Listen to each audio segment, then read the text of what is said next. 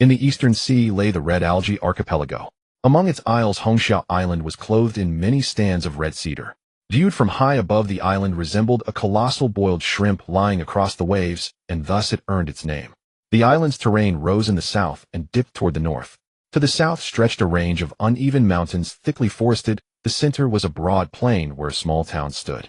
Over 10,000 people dwelled there, living by farming and fishing, self-sufficient and content. In the southeast stood a small pier. Few people were present. Only a dozen or so men with the look of fishermen resting idly on the little boats moored beside the dock. Deep within the mountain range at the foot of a lofty peak veiled in drifting clouds and mist, several dozen mortals had gathered. They had laid out offerings, and under the lead of the town headman Han Dong kowtowed devoutly toward the mountain above. This old man Han Dong leads the town's residents in bowing to the Immortal Master, praying that the Immortal Master will bless us with favorable winds and timely rains in the coming year. When the rite was concluded, they departed one after another, leaving even the offerings behind. "Grandfather, you always say there are immortals on the mountain, so why have I never seen them?" a 4-year-old boy asked. Han Dong smiled faintly, his expression kind as he replied, "Immortals and mortals walk different paths. Without grave matters, we must not disturb the Immortal Masters in their cultivation. Next year you will be able to see the Immortal Masters. If you possess a spiritual root, you will be granted a generational name and be sent to Hulu Island to study immortal arts, soaring through the skies and traversing the earth, capable of all things." By the end, Han Dong's expression had grown somewhat excited. "Spiritual root. Generational name," the boy murmured, puzzled. "All of us come from the Han family of Hulu Island. Our ancestors were all immortals. Unfortunately, I have no spiritual root and cannot cultivate immortal arts. No matter. Next year you will understand. At that time it will be the Onsi Verifavir's spirit testing assembly. Mortals who possess spiritual roots will be granted a generational name and sent to Hulu Island to cultivate immortal arts, to churn rivers and overturn seas, to seek undying longevity." Hearing this, a look of yearning lit the boy's tender face. Atop the lofty peak, shrouded in clouds and mists, there stood an estate occupying several acres. Within the estate stood a 3-story bamboo building of verdant hue. On either side of it stretched golden rice fields, and behind the bamboo building lay a spiritual well beside which grew more than 20 clumps of azure spirit bamboo. A light breeze stirred, and the bamboo leaves rustled with a soothing murmur. A small path paved with smooth river stones led from the pavilion all the way to the gate. A young man in his early 20s, clad in yellow robes, stood before the rice field, summoning rain to nourish the spirit grain. The paddy was filled with half-hang-tall golden rice stalks. Each stalk bore dozens of grains the size of soybeans, their husks shining with dazzling gold, as though cast from pure metal. A tempting, refreshing fragrance permeated the air. The young man was tall and well-built, with fine brows and clear eyes. His gaze was bright and spirited. His surname was Han, and his given name Changming. He hailed from the Han family of Hulu Island, a cultivation clan with more than 200 cultivators within the family, among whom 3 had reached the foundation establishment realm. Over 600 years ago, the Han clan migrated with their entire lineage to the Red Algae Archipelago. At that time, there had been fewer than 50 cultivators and tens of thousands of mortals. After more than 6 centuries of growth and propagation, the Han family now had over 200 cultivators, controlled 22 small islands, and governed more than 400,000 mortals. According to the clan genealogy, the Han lineage had reached 40 generations, ordered by the generational poem Zheng Da Guang Ming Yuan, Wen Zhang Dao De Chong, Ben Duan Zhong Yong Mao, Ozi Li Shi Yen Fong, Yilong Ren Sheng Xian, Was Xing Zhen Jia Bang, Guang Xin, Zhao Hong De, Si, Su Qi Yuan Chong. At present, the highest generation within the clan was the Zhang generation. The most advanced in cultivation was Han Zhangxiang, in the late stage of foundation establishment. As recorded in the ancestral manuals of the Han clan, the path of cultivation was divided into 5 great realms: Qi refining, foundation, establishment, core formation, nascent soul, and spirit transformation. The Qi refining stage was split into 9 levels. Beyond foundation establishment, each major realm was subdivided into early, middle, late, and great perfection stages. Before Qi refining, there was also the body tempering stage. In the body tempering stage, one trained in martial arts and refined the vital blood. Upon reaching the 9th layer of body tempering, one had the chance to transform all one's vital blood into yuanqi and step into the ranks of cultivators. Because there was not a trace of mana during body tempering, it was not counted within the formal cultivation realms. Han Changming was 20 years old. His spiritual roots were a combination of water, earth, and fire, and his cultivation had reached the 4th level of Qi refining. His parents were mortals. When he was 5, he was found to possess spiritual roots and was sent back to Hulu Island, where he studied letters and martial arts and began to cultivate immortal techniques. He entered the first level of body tempering at the age of 7 and broke through to the ninth level at 11, stepping into the chi refining stage. This rate of cultivation was considered middling within the Han clan. Crossing from body tempering into chi refining could be called easy yet also difficult. Some fortunate souls progressed as naturally as water flowing into a channel, entering chi refining without hindrance. Others were less lucky, failing to reach chi refining even by 30. The most ill-fated might never step into chi refining in their entire lives. By clan rules, those of the body tempering stage received 1 gene of first-grade low-tier spirit grain each month. If they still had not entered chi refining by the age of 20, the clan would cease issuing spirit grain, leaving their kin to provide it instead, an arrangement meant to spur the clan members onward in cultivation. At present, Han Changming received 2 spirit stones and 20 gene of first-grade low-tier spirit grain each month. He cultivated a soil attribute technique called the thick earth art. This method was simple to practice, merely requiring steady methodical effort, and reaching the 9th level of chi refining was only a matter of time. Its drawback was that progress was relatively slow. He was stationed on Hongxiao Island alongside his clan uncle Han Diyun, protecting the island's common folk from the depredations of sea monsters. The spirit field was planted with golden sprout spirit rice, a first-grade low-tier spirit grain that yielded 1 harvest per year. Chi refining cultivators had yet to achieve the ability to forego food, and they usually relied on spirit grain to sustain themselves. Spirit grain contained spiritual energy, and frequent consumption aided their cultivation. After finishing the rainfall over the paddy, Han Changming lifted his feet and walked toward the bamboo building. At the foot of the building lay an open patch of ground where dozens of stalks of black cloud grass had been planted. 10-year-old black cloud grass was one of the main ingredients for refining chi refining pills. The herb favored shade and could not be exposed to sunlight. The interior of the bamboo building was sparsely furnished. At present, only Han Changming and Han Diyun resided there. Han Diyun belonged to the Da generation, ranked 18th in that line. 35 years old, he had already reached the 6th level of chi refining. The Han clan held to the tradition that elders guided the young. Having recently gained new insights, Han Diyun had gone into seclusion to cultivate, leaving the responsibility of tending the spirit grain and medicinal herbs to Han Changming. Han Changming came to the stove. He poured a tail of golden sprout spirit rice into a porcelain jar, added clear water to wash the grain, drained it, then added fresh water, once more lifting the jar in one hand. With a soft whoosh, a lump of scarlet flame blossomed in his palm, wrapping around the porcelain jar. Before long, a mouth-watering aroma drifted out. The rice grains inside were crystal clear and lustrous, looking exceedingly appetizing. 1 tael of spirit grain could be cooked into a bowl of spirit rice. To this, he added a plate of white jade tofu made from spirit beans and likewise infused with spiritual energy. Breakfast was soon prepared, and Han Changming ate every last morsel, not even a drop of broth remaining. After the meal, he sat cross-legged, circulating his cultivation art to refine the spiritual energy contained within the food. Soon a layer of yellow radiance appeared over his skin, and a haze of yellow mist manifested out of thin air. With his steady breathing and circulation of chi, the yellow mist surged into his body. After about half an hour, Han Changming ended his cultivation. The yellow radiance on his body slowly faded. At my current cultivation pace, in half a year, I should be able to advance to the 5th level of chi refinement, Han Changming murmured to himself. He rose to his feet and walked upstairs with measured steps. His room leaned close against a stand of spirit bamboo. When he opened the window, a light breeze drifted in, clearing his mind and refreshing his spirit. Han Changming took out a blue book upon whose cover were written the 3 characters Yun Fu Jing. He flipped open the book and began to read it carefully. His grandfather Han De possessed 3 spiritual roots, his aptitude only average, yet he had already reached the 9th level of chi refinement.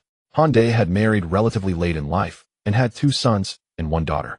The elder son died at the claws of a demonic beast. The younger son Han Shan had no spiritual roots and was sent away to live on a small island. Clansmen without spiritual roots could not remain by their kin. Mortals and cultivators were strictly divided. This was clan law, and no member of the clan was allowed to disobey it. Han Shan had 5 sons and 2 daughters. Han Changming was the youngest of his sons.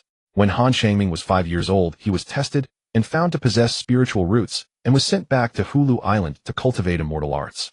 When Han De first saw Han Changming, he was so overwhelmed that he could not speak for a long time, clutching the child to his chest and weeping bitterly. Han Changming's aunt had married into another family and rarely returned from an early age. Han Changming and Han De had relied on one another for support.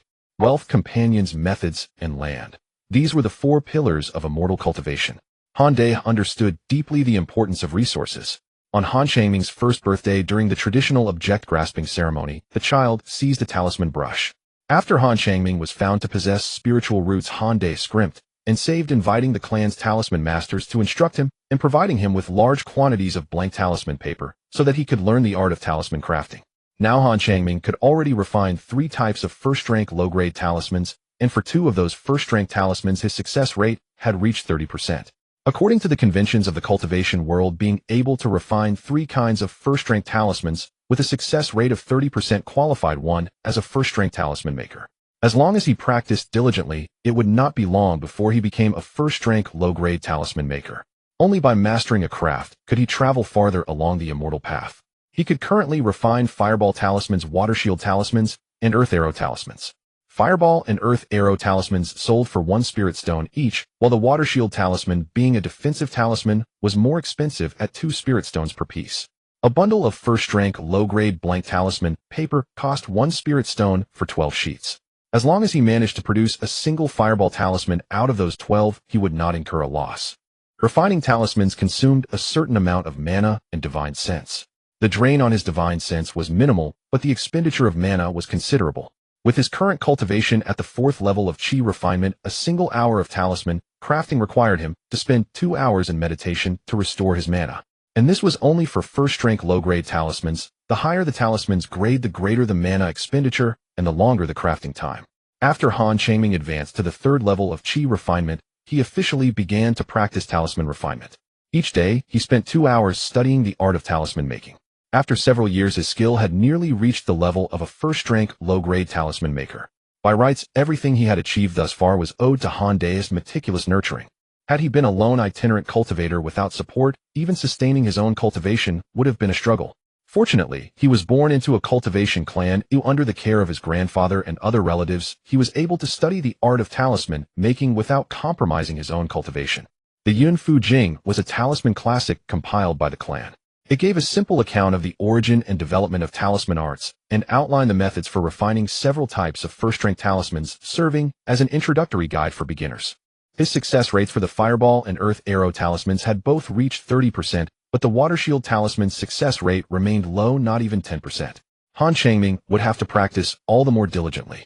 After a short while, Han Changming set down the Yun Fu Jing and took out his talisman tools, preparing to refine a Water Shield talisman.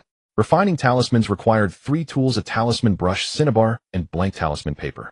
The talisman brush in Han Changming's hand was a first-rank low-grade magical artifact that had cost 30 spirit stones. Han Day had purchased it especially for him to refine talismans. He first sat cross-legged upon the wooden bed to meditate and regulate his breathing.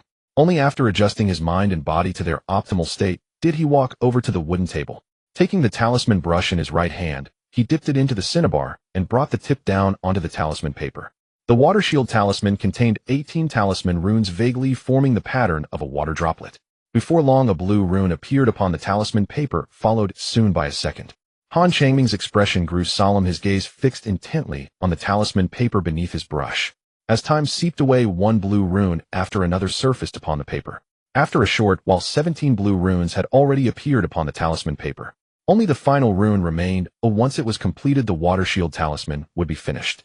Han Changming drew in a deep breath, his face growing even more grave. With a twist of his wrist, the talisman brush once more descended upon the paper. Before long, the 18th rune emerged upon the talisman paper. Just as a trace of a smile surfaced on Han Changming's face, the spiritual energy within the talisman paper suddenly grew erratic. He hastily flung the talisman paper out the window. It erupted in a blinding blue light, then transformed into a burst of flame and vanished without a trace. Failed again, alas. Han Changming furrowed his brows and let out a soft sigh. He had already failed more than 300 times, yet his successful attempts numbered fewer than 10. Han Changming set down the talisman brush and mentally retraced the entire process, pondering at which step he had gone astray. After a while, he took out another sheet of blank talisman paper and continued refining the Water Shield talisman. An hour later, Han Changming laid down the talisman brush and gazed at a pale blue talisman on the wooden table, a hint of a smile lighting his pallid face.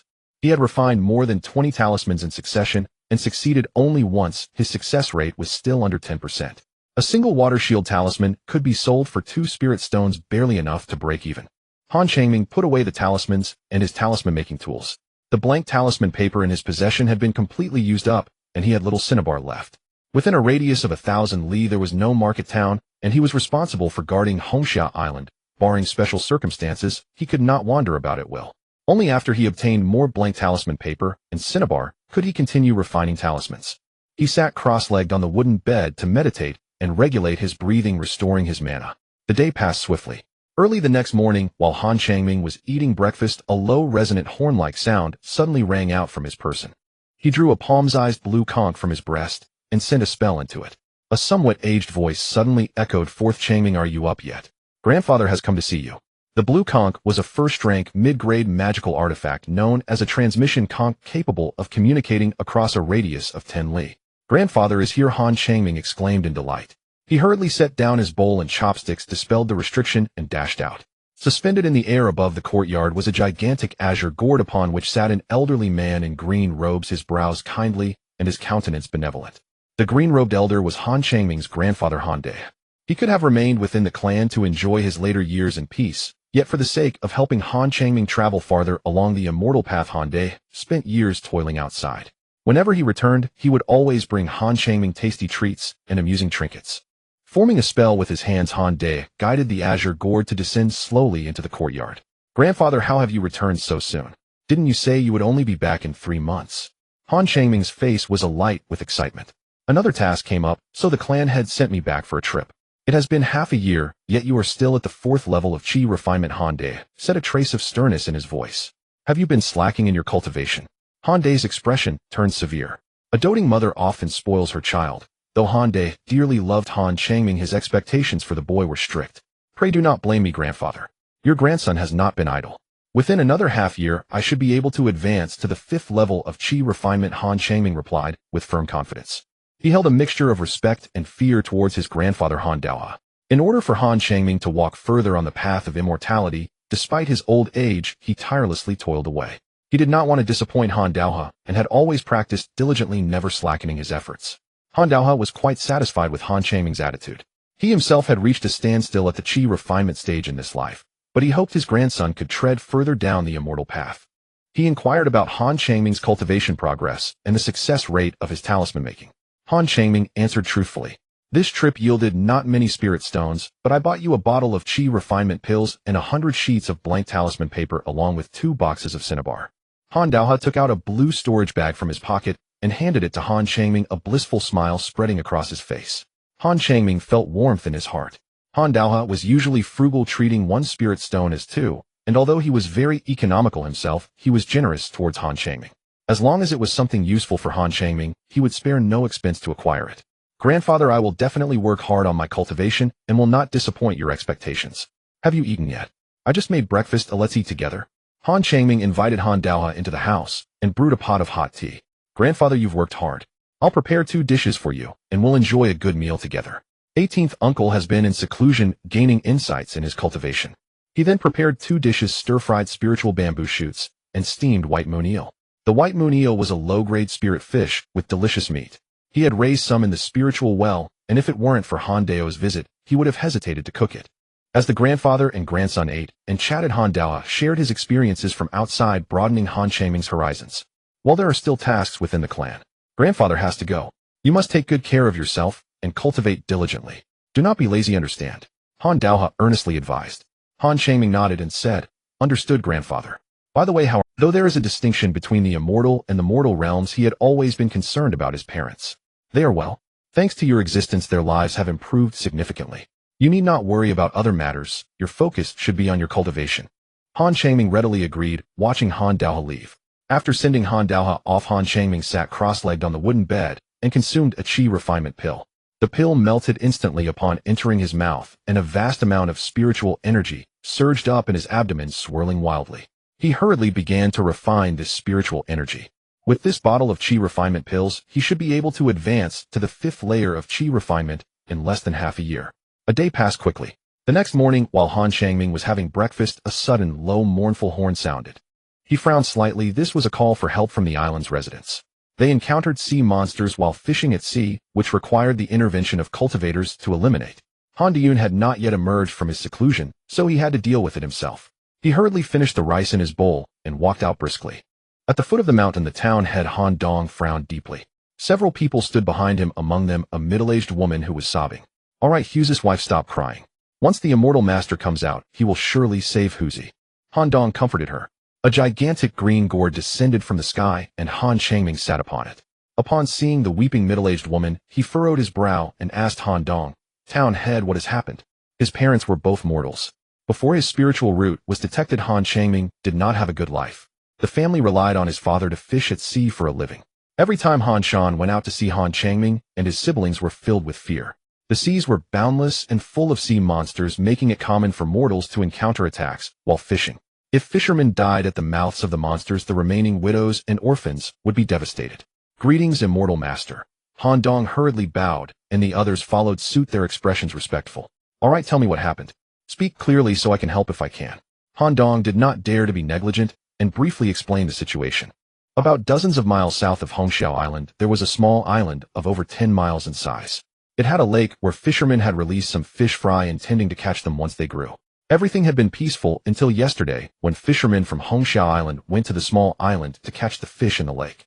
Suddenly, a monstrous python appeared, killing several fishermen. One fisherman managed to escape and rowed back to deliver the message. While he was fleeing, several fishermen were still being pursued by the python, their fates uncertain. "Immortal Master, please save my husband. If he is lost, how will our family survive?" The middle-aged woman knelt before Han Changming, pleading desperately, her face stained with tears. Generally speaking, mortals lived on islands with spiritual veins for easier protection by cultivators through formations. Hongxiao Island was not very large, and relying solely on farming could not sustain many mortals. They occasionally went out to sea to fish, but faced the danger of sea monsters.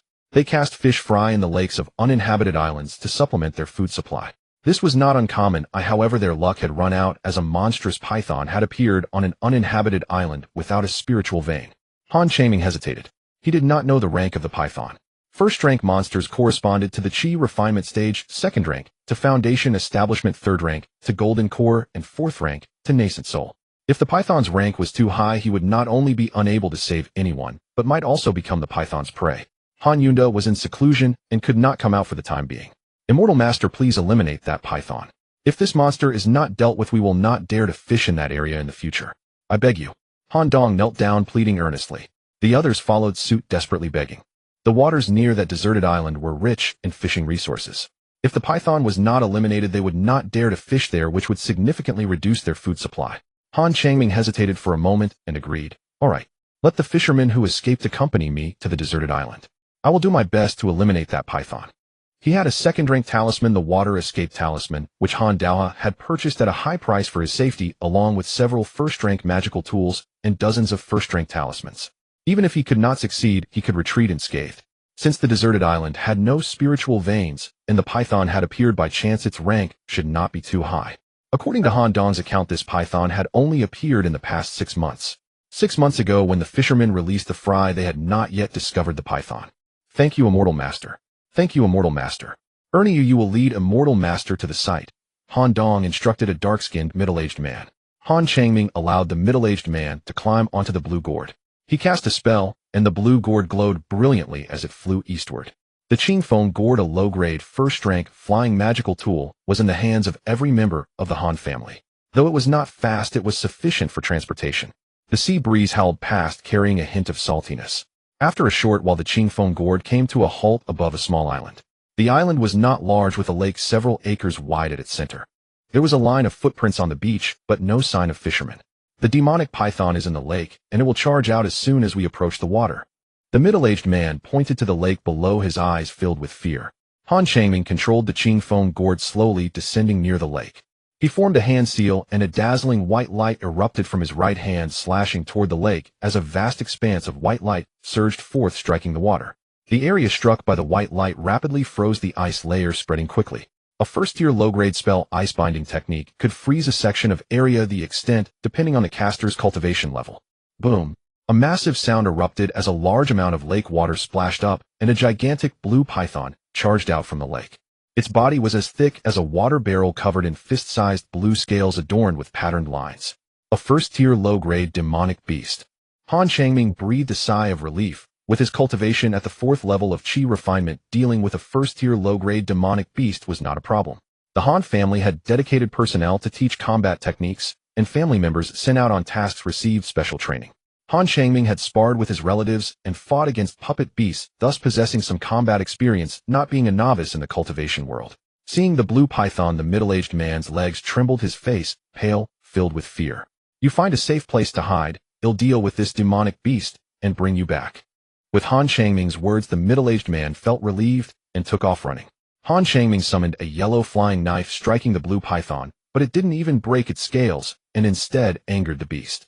The blue python opened its massive jaws and spat out several transparent water arrows toward Han Changming. Han Changming was already prepared. With a light tap of his toes against the ground, he floated away like a gentle breeze, evading the blue python's attack. He raised a hand. With a pop, a red fireball the size of a chicken egg suddenly appeared in his palm and rapidly grew larger. Once the red fireball grew to the size of a watermelon, it shot forth and struck the blue python. One fireball alone would not be enough to kill the blue python, but Han Changming threw a dozen red fireballs in quick succession, provoking the beast. It let out a strange roar and charged out of the lake. Its body was 2 zhang long with a swollen belly. It appeared somewhat clumsy, yet its movements were agile. "I was afraid you wouldn't come out," Han Changming said with a slight smirk. He practiced earth attribute techniques, while the blue python was a water attribute beast, and earth counters water.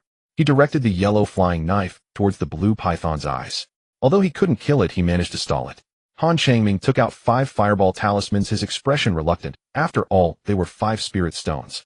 He could cast the fireball technique, but his casting speed was not fast enough to inflict significant damage on the spells are easy to learn, but hard to master. Generally, spells are classified into 4 stages: beginner, minor perfection, major perfection, and consummation. A first-tier spell can be learned in just a few days, but achieving minor perfection takes at least a month, major perfection several months, and consummation over half a year. This is for first-tier spells. Second-tier, or even third-tier spells take longer to cast and require more time to cultivate, but their power increases. The power difference between a spell mastered at the beginner stage and at consummation is vast. It is said that there are cultivators who specialize in spell cultivation, known as spell cultivators. Han Changming spent 2 months mastering the lightness technique to consummation, while other spells reached only minor perfection. Precisely because spells are easy to learn but hard to master, cultivators often use talismans or magical tools in combat. Talismans are the most common item, but they are mostly one-time consumables. With a flick of his wrist, Han Changming sent out 5 fireball talismans, transforming into 5 red fireballs the size of human heads that struck the blue python. Boom! 3 massive explosions echoed, with half of the blue python's body engulfed in red flames, letting out a wretched howl. Han Changming summoned a palm-sized yellow seal, which quickly enlarged to the size of a house. The seal, known as the mountain shaking seal, is a mid-tier first-grade magical tool with significant attack power, but its drawback is its slow movement. The blue python, eager to extinguish the flames on its body, failed to notice the enormous yellow seal hovering above its head. Fall! With a cry of anguish, the blue python's head was smashed into a pulp, dead beyond recovery. Han Changming's expression was somewhat excited, though he had combat experience. This was his first time hunting a demonic beast. He stowed away the 2 magical tools and summoned a palm-sized blue gourd, which instantly grew large and flew above the lake. The Han family cultivated numerous gourd vines, and gourd magical tools were the most common items in the family. A powerful suction force appeared out of nowhere, drawing a large amount of lake water toward the blue gourd. In no time, the blue gourd drained the lake, leaving not a single fish or shrimp behind. Han Changming stepped forward, summoned the yellow flying knife, and began to slash at the mud at the lake's bottom, but found no second demonic beast. This desolate island was not far from Hongxiao Island. The Han family had long since sent people to scout it, and there were no spirit veins or any resources for cultivation. Logically speaking, without spirit veins, demonic beasts should not appear on the island. Could there be some spiritual object present? Or did the demonic beast come ashore from the ocean floor? If there were any spiritual objects or spirit veins on the island, reporting them to the family would be an achievement, allowing for the exchange of resources for cultivation. Han Changming suddenly remembered something and hurried back to the demonic python's side. The demonic python was too large. The space in his storage bag was only 5 feet wide and could not accommodate the body of the demonic python. Demonic beasts are treasures. The python's skin and scales can be used for refining tools, its blood for making pill ingredients, and its meat for consumption.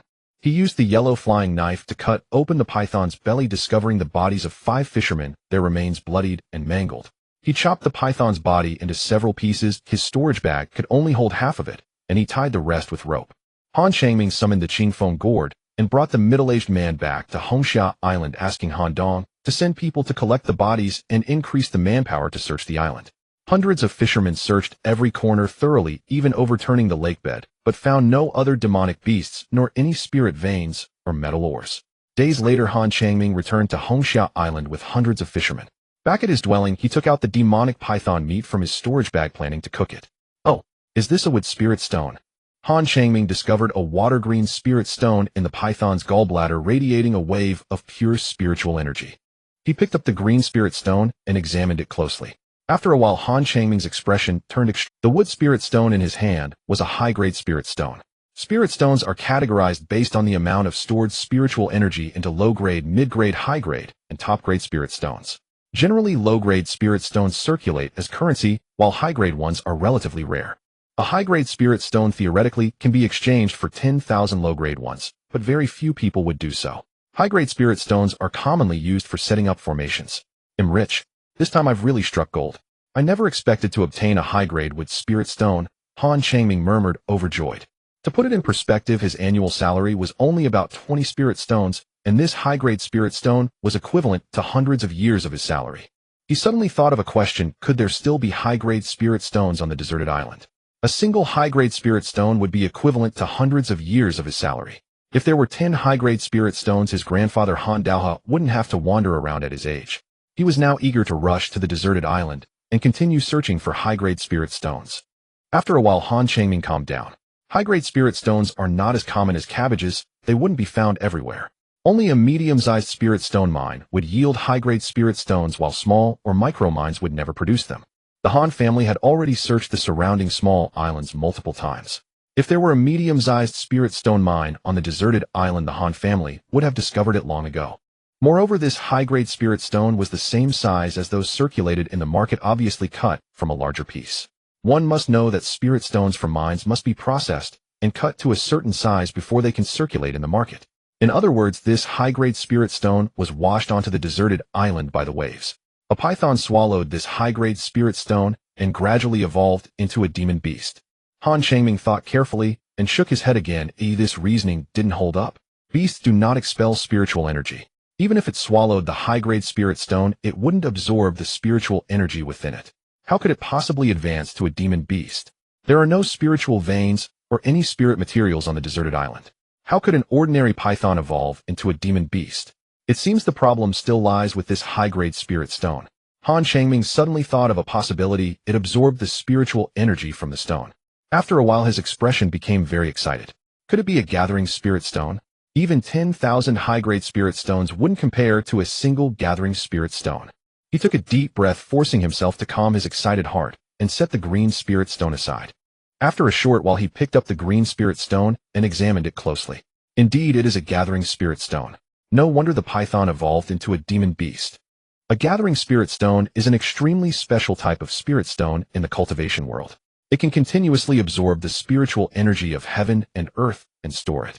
The stored energy is equivalent to a high-grade spirit stone and can be used to replenish magical power. Once the energy in a gathering spirit stone is exhausted, it will continue to absorb more energy to store, allowing for repeated use, unlike ordinary spirit stones, which become useless once their energy is depleted.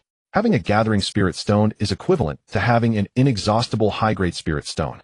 Although the absorption speed of spiritual energy is slow, it is still a treasure coveted by cultivators. However, the greatest use of a gathering spirit stone is in setting up formations. Han Changming speculated that this gathering spirit stone had exhausted its energy and was discarded into the sea.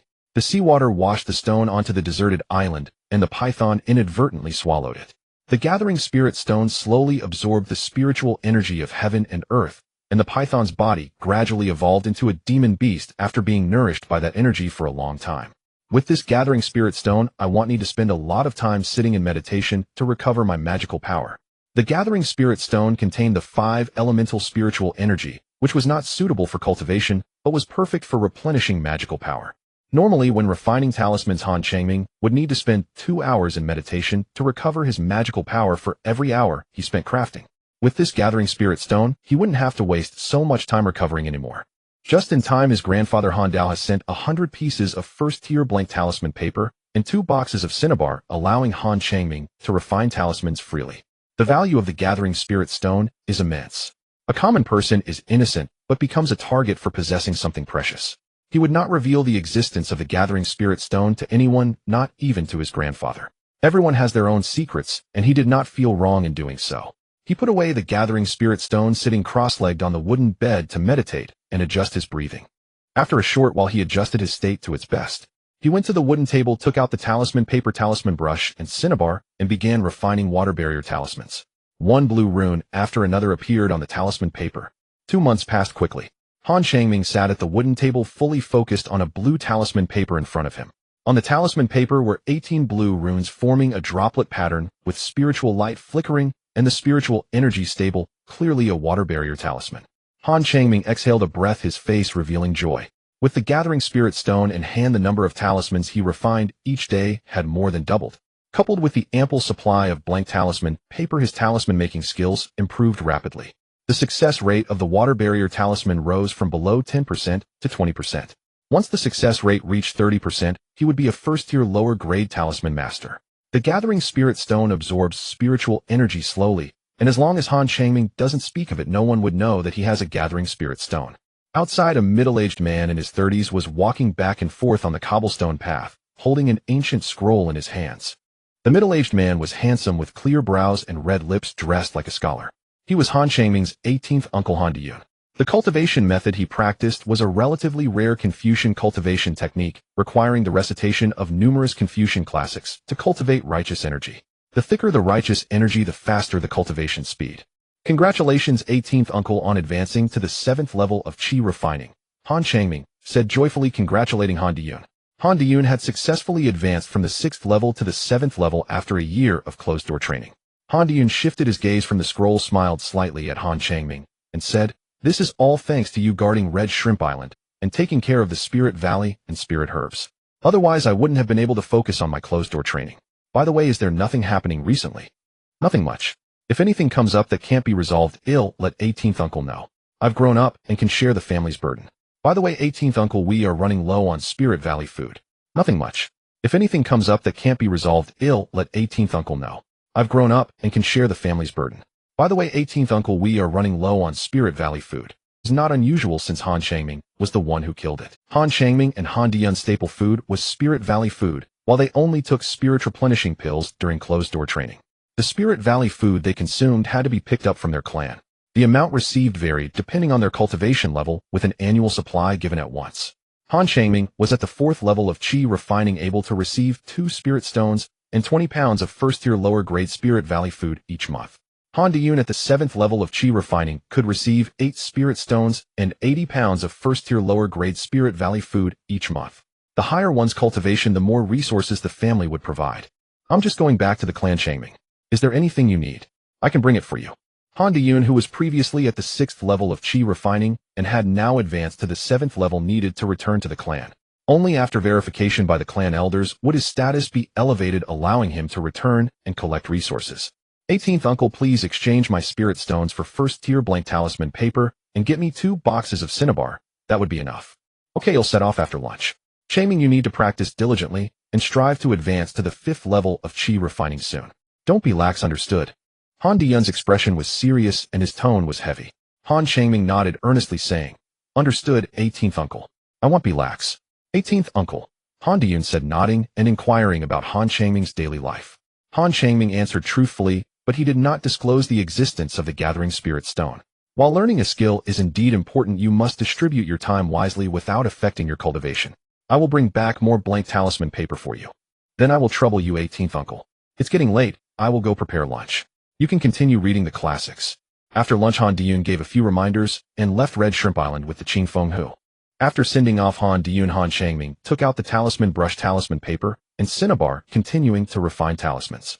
3 days quickly passed. On this day, Han Changming was refining talismans. After extensive practice, the success rate of the water shield talisman had approached 30%. His gaze was fixed on the talisman paper, which already bore 17 blue symbols. He took a deep breath, preparing to draw the 18th symbol, when suddenly a sharp, piercing sound rang from his. Han Changming was startled. His talisman brush veered off course, causing the spiritual energy of the talisman paper to become chaotic.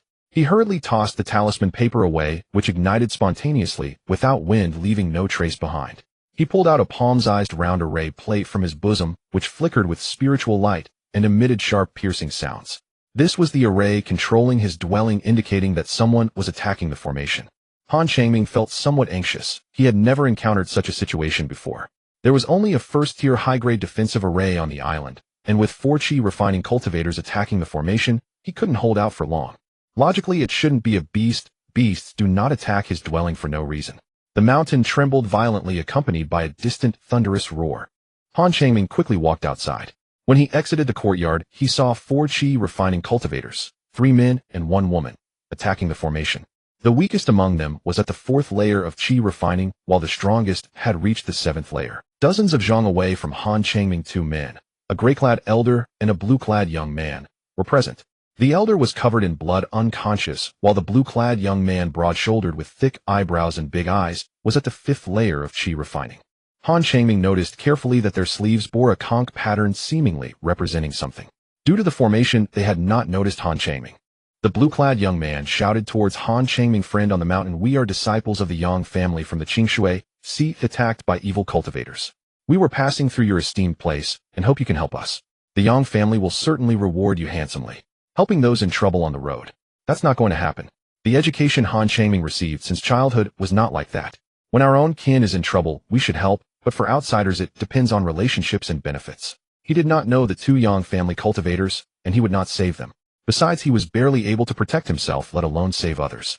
Han Changming did not think he could withstand 4 qi refining cultivators, so he hurriedly took out a light silver talisman.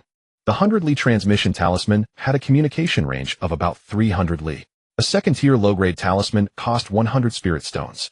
The value of spiritual valleys and spiritual herbs exceeded 100 spirit stones. Unless absolutely necessary, Han Changming would not abandon the island. This 100 li transmission talisman was left to him by Han Diyun to be used to seek help from the family if he encountered insurmountable trouble. 300 li northeast of Hongxiao Island, there was a slightly larger island where 5 cultivators from the Han family were stationed. 11th uncle, it's bad. 4 evil qi refining cultivators are attacking the formation, and 18th uncle has returned to the clan to collect his salary. After saying this, Han Changming threw the 100 li transmission talisman towards the northeast. The talisman transformed into a silver light and shot into the sky at an incredible speed. Not good. They have asked for help from others. This is the territory of our Han family on Hulu Island. If you know what's good for you, leave quickly. Han Changming shouted loudly. We mean no offense to the Han family, but the 2 individuals who entered the formation are wanted criminals. They killed our friend. We hope fellow Taoist Han can understand and hand them over. We will leave immediately. A middle-aged man with a horrifying scar on his face said loudly, his tone earnest. Do not listen to their nonsense, fellow Taoist Han. They are here to kill and rob. I, Yang Yue, am willing to swear on my inner demon that if you save us, our Yang family will certainly reward you, and I will also personally repay you. I hope fellow Taoist Han can assist us. The blue-clad youth spoke urgently, his face full of anxiety. Han Changming had no ability to drive them away, otherwise he would have acted already. He did not know who was telling the truth and who was lying. It had happened before where evil cultivators acted in a play to deceive the station cultivators into helping them, then colluded to eliminate the station cultivators. When Han Diyun left, he had repeatedly instructed him not to engage with those who were not members of the Han family, let alone open the formation. I don't care what grievances you have between you, in any case you are not allowed to attack the formation again. Otherwise, do not blame me for being rude. This is the territory of our Han family, and it cannot be infringed upon. Han Changming's tone was stern, carrying a hint of threat. He hoped to scare away the 4 evil cultivators with the name of his family. I don't care what grievances you have between you, in any case you are not allowed to attack the formation again. Otherwise, do not blame me for being rude. This is the territory of our Han. Do not hold back. Quickly break the formation. If we delay any longer, it will become troublesome. The middle-aged man drew a half circle in the air with both hands. Sparks appeared out of thin air, forming a giant fireball the size of a water vat, radiating intense heat. Go! The giant fireball, accompanied by a rolling heat wave, smashed into the white mist. Boom! The white mist dissipated significantly, and the other 3 qi refining cultivators intensified their attacks on the formation. The array plate in Han Changming's hand emitted sharp, piercing sounds continuously. As time passed, several fine cracks appeared on the surface of the array plate. A deafening boom echoed, shaking the earth and mountains. The array plate in Han Changming's hand shattered into pieces, and the white mist completely vanished. No wonder he set off the 100 li transmission talisman. It turns out there was only 1 qi refining cultivator, and he was at the 4th layer. You deal with them, I will take care of this. Brett, the middle-aged man, looked coldly at Han Changming. This island clearly did not have many cultivators, otherwise they would have rushed out long ago. There must be cultivation resources on the island, or otherwise the stationed cultivators would have fled. Not good, this is troublesome. Han Changming's face changed drastically when he saw the middle-aged man target him. The difference between the 7th layer and the 4th layer of Qi refining was 3 small realms. He did not believe he could be the opponent's match. The blue-clad young man crushed a light blue talisman, transforming into a light blue barrier that enveloped him and the gray-clad elder. You little brat, you seek death. The middle-aged man revealed a fierce expression as he took out a red flag that instantly enlarged. With a gentle shake, the flag's surface brightened, and several red fireballs flew out, smashing towards Han Changming. Han Changming's expression changed. He hurriedly slapped a water shield talisman onto himself, and a layer of blue water shield appeared around him. In terms of magical power, he was definitely not a match for the opponent. Fortunately, he had recently refined many first-tier talismans, which should hold for a while. Several red fireballs smashed against the blue water shield, transforming into a sea of flames that engulfed the blue water shield. Water extinguishes fire, and soon the flames disappeared without a trace. A massive fireball the size of a water tank descended from the sky, crashing onto Han Changming's blue water shield. Boom! The firelight soared into the sky and raging flames engulfed Han Changming's body. A middle-aged man raised his hand, and a shimmering red flying dagger shot out, slashing towards the sea of fire. With a deafening sound, the sea of fire was shattered by the red flying dagger, and Han Changming vanished without a trace. Deep underground, wrapped in a sphere of yellow light, Han Changming moved swiftly. Clearly he was no match for the opponent, only someone with a problem in their mind would stay back to fight. As for whether those 2 men could survive at all depended on their luck. Han Changming would never risk his life for 2 strangers.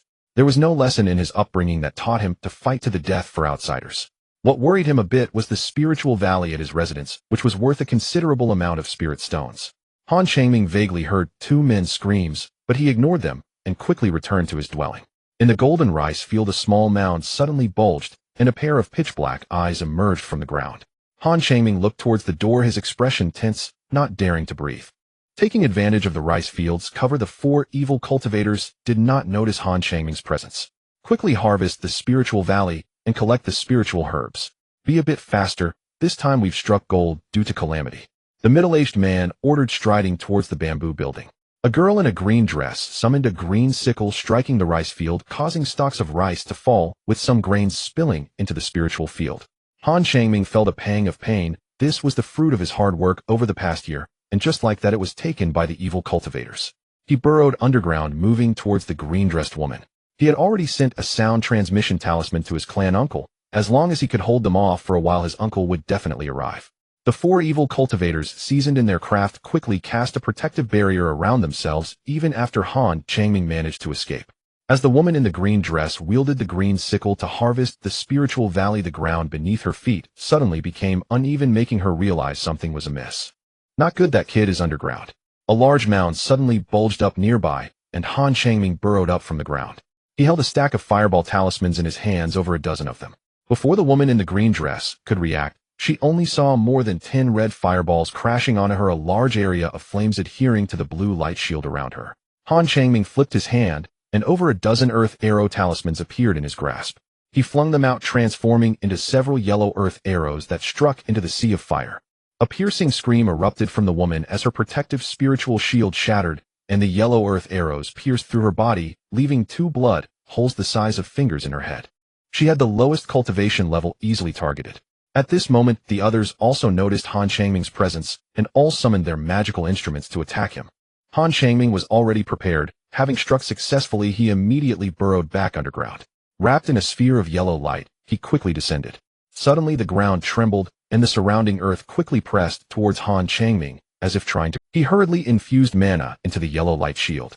The shield twisted and distorted, struggling for a while, but finally managed to avoid being crushed by the earth. He held a gathering spirit stone in his left hand, absorbing the spiritual energy inside to restore his mana. During a battle, having a gathering spirit stone in hand was like having an endless supply of healing elixirs. On the ground, 3 men collected their companion's corpse and continued to plunder for treasures. However, remembering the example of the woman in the green dress, they did not dare to be careless and cast 2 protective barriers around themselves. In the corner of the courtyard, a mound suddenly bulged and Han Changming's head emerged from underground. A man in a yellow robe was catching spirit fish in the spirit well, holding a 3-foot-long white spirit fish in both hands. Damn it, harvesting my spiritual valley, and now trying to catch the spirit fish I've worked so hard to raise. Han Changming's anger surged, and he waved his hand, sending out 5 fireball talismans that transformed into 5 red fireballs crashing towards the man in yellow. Boom. A vast area of red flames engulfed the middle-aged man's body. However, with 2 defensive shields, he was not seriously harmed. Having failed his strike, Han Changming immediately burrowed back underground. He hadn't gone far down when a green flying sword suddenly descended from the sky, striking the yellow light shield, causing it to sink in. Han Changming was startled and hurriedly infused mana into the yellow light shield, while quickly absorbing mana from the gathering spirit stone, rapidly descending. After this experience, Han Changming did not dare to emerge easily from the ground. With the gathering spirit stone in hand, his mana recovered quickly. He used the earth escape technique to traverse swiftly underground. The 3 men were frightened by Han Changming, fearing he would suddenly emerge from below and strike them, causing their movements to slow down. They did not possess talismans to counter the earth escape technique and could only proceed cautiously. After all, most of them were engaged in battles on the ground or at sea, and they had never thought to purchase talismans to counter the earth escape technique. This was their first encounter with such a shameless opponent as Han Changming. If they had time, they would use the earth escape technique to chase Han Changming. However, upon seeing Han Changming summon a long-distance sound transmission talisman, they did not dare to delay too long. The Han family was a cultivation clan, and they were well aware of this. Once the Han family's reinforcements arrived, the trouble would fall upon them. Forget the loot, let's go quickly. The Han family's reinforcements are probably on their way. The middle-aged man summoned a leaf magical artifact and jumped onto it, followed by the other 2. Before they could ascend much higher, over 20 red fireballs came crashing down. Han Changming had most of his body buried in the soil. The evil cultivators had taken his spiritual valley, spiritual herbs, and spirit fish, and he certainly was not willing to let them leave so easily. That was clan property. If taken by the enemy, he would be punished. Of course, the clan did not require him to fight to the death with the enemy, but Han Changming was unwilling. He had worked hard for a year only to have his fruits taken by the evil cultivators. He was anxious, constantly praying for his clan uncle to arrive quickly. Not good. Fireball talismans quickly dodge. The middle-aged man frowned, summoning a yellow shield that instantly expanded, revolving around them. Over 20 red fireballs struck the yellow shield one after another as a vast area of flames enveloped the shield. After a while, the flames dissipated and the yellow shield remained intact, with the 3 chi refinement cultivators not harmed in the slightest. Hiss hiss. The sound of piercing air rang out as over 20 yellow earth arrows flew towards the yellow shield, striking it in succession with a series of dull thuds, leaving marks on the surface of the shield. Brat, you're asking for death. The middle-aged man was enraged by Han Changming, and with a wave of his hand, a red talisman flew out, transforming into 10 watermelon-sized red fireballs that formed a cluster, crashing towards Han Changming. A barrage of fireball talismans. Seeing 10 crimson fireballs descending upon him, Han Changming silently cursed and quickly burrowed back underground. Boom! Thunderous roars echoed as a vast expanse of red flames spread across the ground. The ground bulged into a small mound which swiftly moved, suggesting that something was hidden beneath the surface. After moving several dozen meters, the mound suddenly stopped. Han Changming emerged from the ground enveloped in 5 layers of blue water shields. 3 shimmering magical artifacts descended from above, striking his blue water shields and shattering 3 of them in succession. Even so, Han Changming was quite startled and burrowed back underground again. Damn it, how does this kid have so many defensive talismans? Could he be a talisman master? The middle-aged man cursed as he summoned a palm-sized red gourd which instantly enlarged and spewed forth a torrent of crimson flames towards the ground. Boom! Soon a vast expanse of red flames spread across the ground, generating an astonishing heat wave. Several meters underground, Han Changming was swiftly moving within a sphere of yellow light, clutching a spirit stone. The earth escape technique consumed a large amount of mana. Without the spirit stone, his mana would have been depleted long ago. Having moved several dozen meters, Han Changming emerged once more, just as the 3 middle-aged men were about to fly away from Hongxiao Island. Leave none alive. Han Changming frowned and shouted, producing his last 10 fireball talismans and throwing them at the 3 middle-aged men. A flash of red light appeared as 10 crimson fireballs lined up and crashed towards the 3 evil cultivators. With a series of dull thuds, the fireballs struck the yellow shield, causing no harm to the 3 evil cultivators, but hindering their escape. Damn it, how stubborn can this brat be? The middle-aged man growled, full of murderous intent. Having stolen our Han family's possessions, does he think he can just walk away? There's no such thing as a free lunch, Han Changming replied coldly. The 3 middle-aged men exchanged glances, nodding at one another, their faces filled with malice. They understood that unless they killed Han Changming, they could not leave in peace. They once again summoned their magical artifacts to attack Han Changming. Anticipating this, Han Changming burrowed into the ground once more. Boom. Several deep grooves appeared near the ground where Han Changming emerged, and the booming sounds startled him greatly. Dare to attack the descendants of the Han family. Are you seeking death? A chilling female voice suddenly rang out. A white escaping light appeared in the distant sky, followed by several streaks of varying colored escape lights. Not good. Reinforcements from the Han family have arrived. Run. The middle-aged man's face changed drastically as he formed a hand seal, urging his flying magical artifact to flee into the distance. Thieves don't even think about escaping. Take this heavenly thunderball. Han Changming's voice suddenly echoed. Upon hearing the words heavenly thunderball, the middle-aged man turned to look just in time to see a black orb the size of an egg flying towards them, resembling the legendary heavenly thunderball. It was said that the heavenly thunderball could even annihilate Foundation establishment cultivators, let alone several chi refinement cultivators. They either summoned defensive artifacts or activated defensive talismans. As a result, their flight speed slowed. At that moment, the black orb was less than 10 meters away from them. A dazzling burst of black light erupted, releasing a cloud of black mist from the orb. Damn it, it's a trap. The middle-aged man cursed. A yellow flying knife shot out from the black mist, striking the yellow shield and leaving a white mark. Why has it suddenly become dark? A man in a green robe exclaimed. He looked up to find a massive white cloud over 100 meters wide had appeared overhead. The white cloud roiled and churned as a multitude of white ice needles radiating a bone-chilling coldness fell from it, crashing towards the three evil cultivators. Not good. It's the second-tier spell Ice Rain technique. They hurriedly summoned their magical artifacts for defense, but it seemed futile as the densely packed white ice needles continuously struck their protective shields. The shields of the two lower-ranked men were pierced by the incessant ice needles, and several needles impaled their heads. Realizing the seriousness of the situation, the middle-aged man pulled out a shimmering golden talisman, slapped it against himself, and transformed into a beam of golden light that shot away. A crisp bird cry rang out as a massive cyan eagle about a meter in size swooped in, blocking his path. Not good. It's a second-tier golden beak eagle. The middle-aged man was terrified beyond measure. The cyan eagle flapped its wings, unleashing a barrage of cyan blades that struck the middle-aged man's defensive shield, warping it with each hit. Before the middle-aged man could catch his breath, the cyan eagle descended, its enormous claws striking the crack. The claws of the cyan eagle tore through the middle-aged man's shield, crushing his skull. With a scream, the man lost consciousness. Seeing the evil cultivator fall, Han Changming breathed a sigh of relief. Fortunately, his clan uncle arrived in time, though the voice sounded somewhat familiar. Suddenly, he thought of something and hurriedly put away the yellow flying knife and spirit stone. Not long after, 6 escape lights landed before him. 4 men and 2 women, with the leader being a 30-something woman in a white dress. Seventh Aunt, why have you come? No wonder the voice sounded so familiar. It turns out to be 7th Aunt. Han Changming grinned. The woman in white was Han Changming's 7th Aunt, Han Daling, a Foundation establishment cultivator in the early stage. The other 5 were Han Changming's relatives, with the highest rank being a dark-skinned, muscular, middle-aged man, Han Dolii, Han Changming's 9th uncle, who was at the 8th level of chi refinement. I came to discuss something with your 9th uncle. I didn't expect to receive your 100-mile sound talisman. Fortunately, we arrived in time. If you had been in trouble, we wouldn't have been able to explain it to 11th uncle. Han Daling said with a wry smile. She looked at the corpse on the ground, frowned, and asked, Changming, where is your 18th uncle? What happened to him? 7th, and don't worry. 18th uncle is fine. He returned to the clan to collect his salary. Han Changming recounted the events as they unfolded, naturally omitting the part where he used the spirit stone to restore his mana. You did well to kill an evil man, but your method of using the earth escape technique to entangle them, while clever, is actually quite dangerous. If they had second-tier ground-shaking talismans or heavy magical artifacts, you would have been in peril.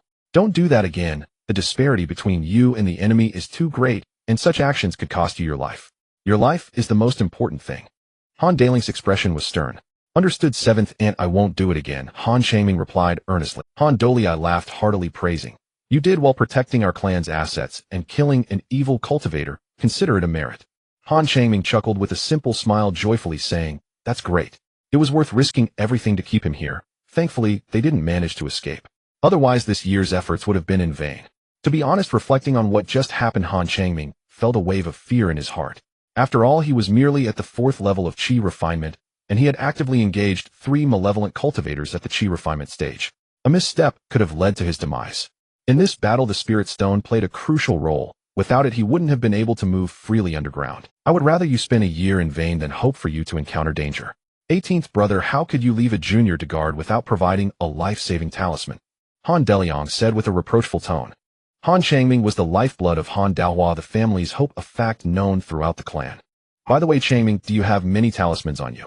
Have you already become a first-tier low-grade talisman maker?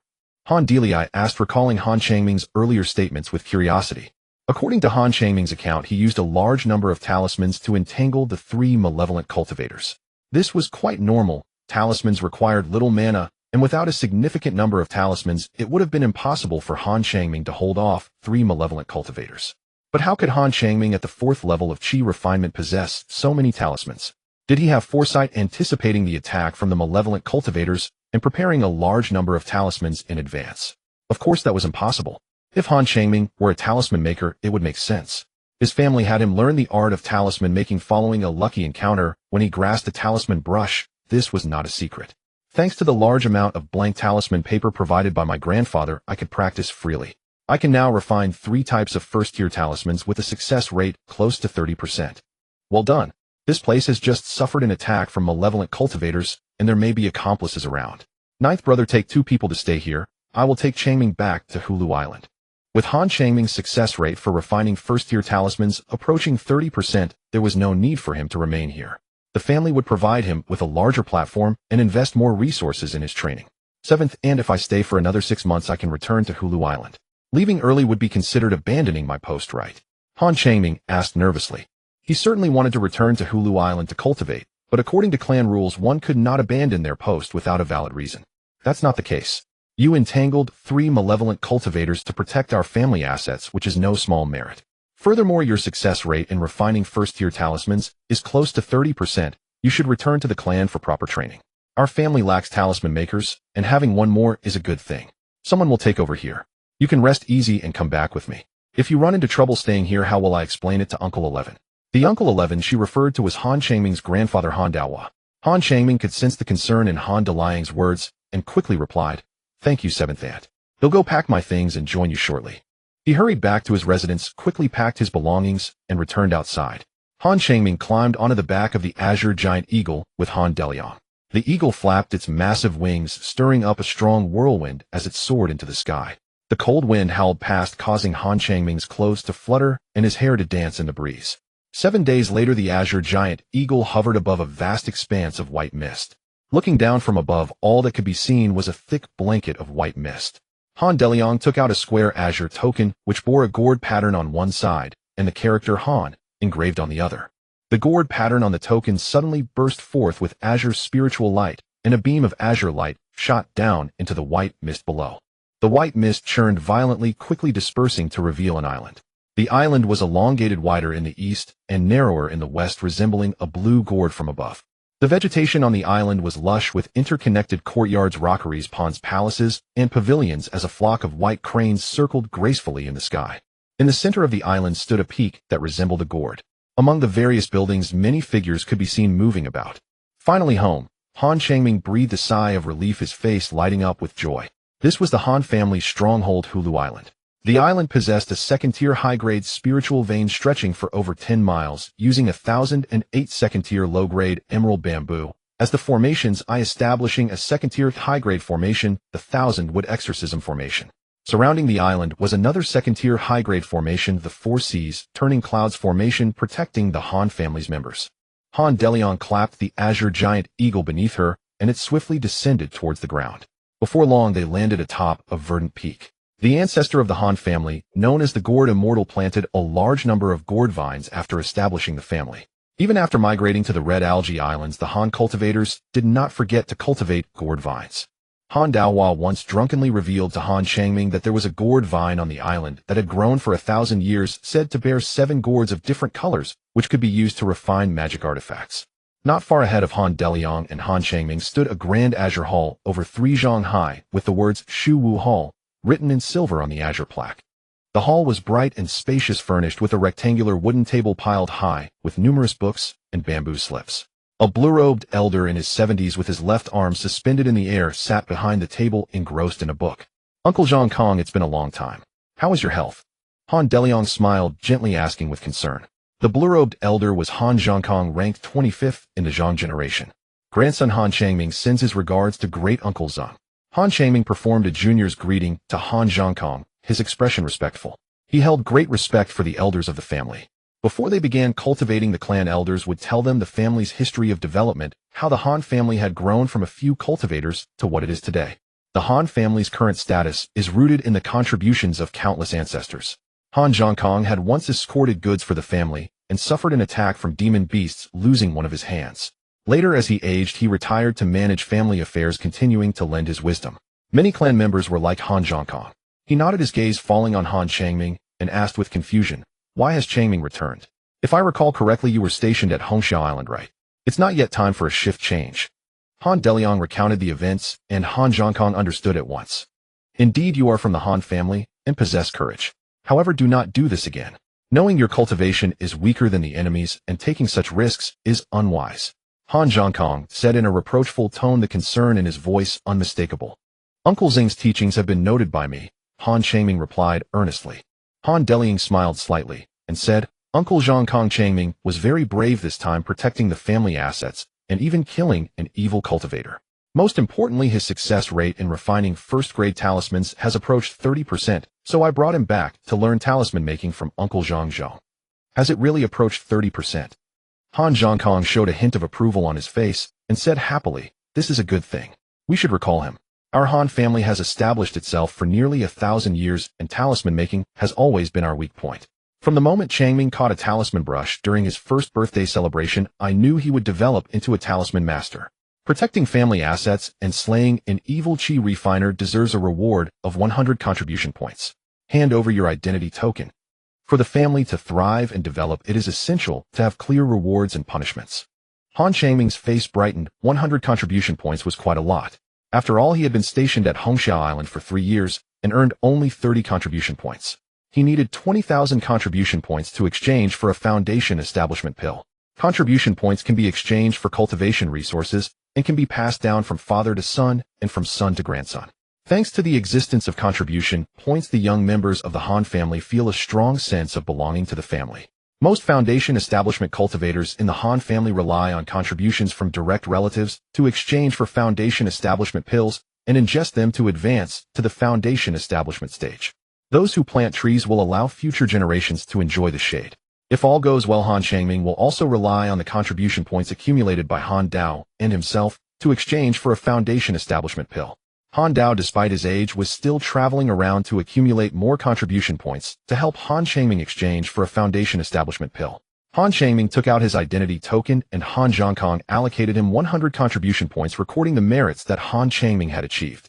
"Changming, you should go back and rest for now. Tomorrow, go find Uncle Zhongzhou. If you can pass the Talisman Master assessment, you won't need to be assigned to guard the island anymore." Han Changming agreed repeatedly and turned to leave. He summoned the Qingfeng gourd and flew towards his residence. After a short while, he landed outside a narrow valley. On both sides of the valley were steep cliffs, and within the valley was a courtyard covering 5 acres. The layout of the courtyard was quite simple, with a 3-story green bamboo building on the left side, next to which was a spiritual well. The rest was spiritual farmland, where a large patch of green spiritual grass was planted, with each stalk having 7 leaves. The green spiritual grass is known as chia grass, and 5-year-old chia grass is the raw material for refining first-grade inferior talisman paper. This was the residence of Han Dao and his grandson. Their ability to live here was largely due to Han Changming's uncle Han Diu. At 30 years old, Han Diu remained unmarried, wholly devoted to the pursuit of the immortal path. While transporting goods, he died at the hands of a beast while protecting family assets, and the family granted this residence to Han Dao to live in. Later, when Han Changming discovered his spiritual root, he moved in as well. When the Han family first migrated to Hulu Island, the newly cultivated spiritual farmland was considered family property and was cared for by designated individuals, but the yield was not particularly high, and the family members were also not very enthusiastic. Later, the clan leader issued a series of measures designating most of the spiritual farmland as family property, while a small portion was leased to meritorious family members for cultivation, greatly stimulating the work enthusiasm of the family members and enhancing the cohesion of the family. Of course, this was not permanent, but lasted only 20 years. Within those 20 years, if either Han Dao or Han Changming did not establish new merits, the family would reclaim the residence and award it to other meritorious family members, encouraging them to contribute to the family. Han Dao ran around with the family merchant convoy, while Han Changming guarded the island with Han Changming's cousin Han Changxin, helping to take care of the nearly 5 acres of chia grass. Han Changming used his identity token to unlock the restrictions and entered. He strolled along the pebble-paved path, wandering through the spiritual farmland. The chia grass was growing quite well, and it was evident that Han Changxin put in a lot of effort. Han Changming was not surprised. Han Changxin was a first-grade, mid-grade spiritual planter, so taking care of a few acres of chia grass was a piece of cake. After confirming that there were no issues with the chia grass, Han Changming walked towards the bamboo building. After eating a little something, he took out a spirit-gathering stone and placed it beside him, allowing it to slowly absorb spiritual energy. Han Changming took out a white porcelain bottle and poured out a blue pill, swallowing it down. This was a first-grade qi refining pill suitable for cultivators below the 6th layer of qi refining. The pill melted upon entering the mouth, transforming into a surge of massive spiritual energy.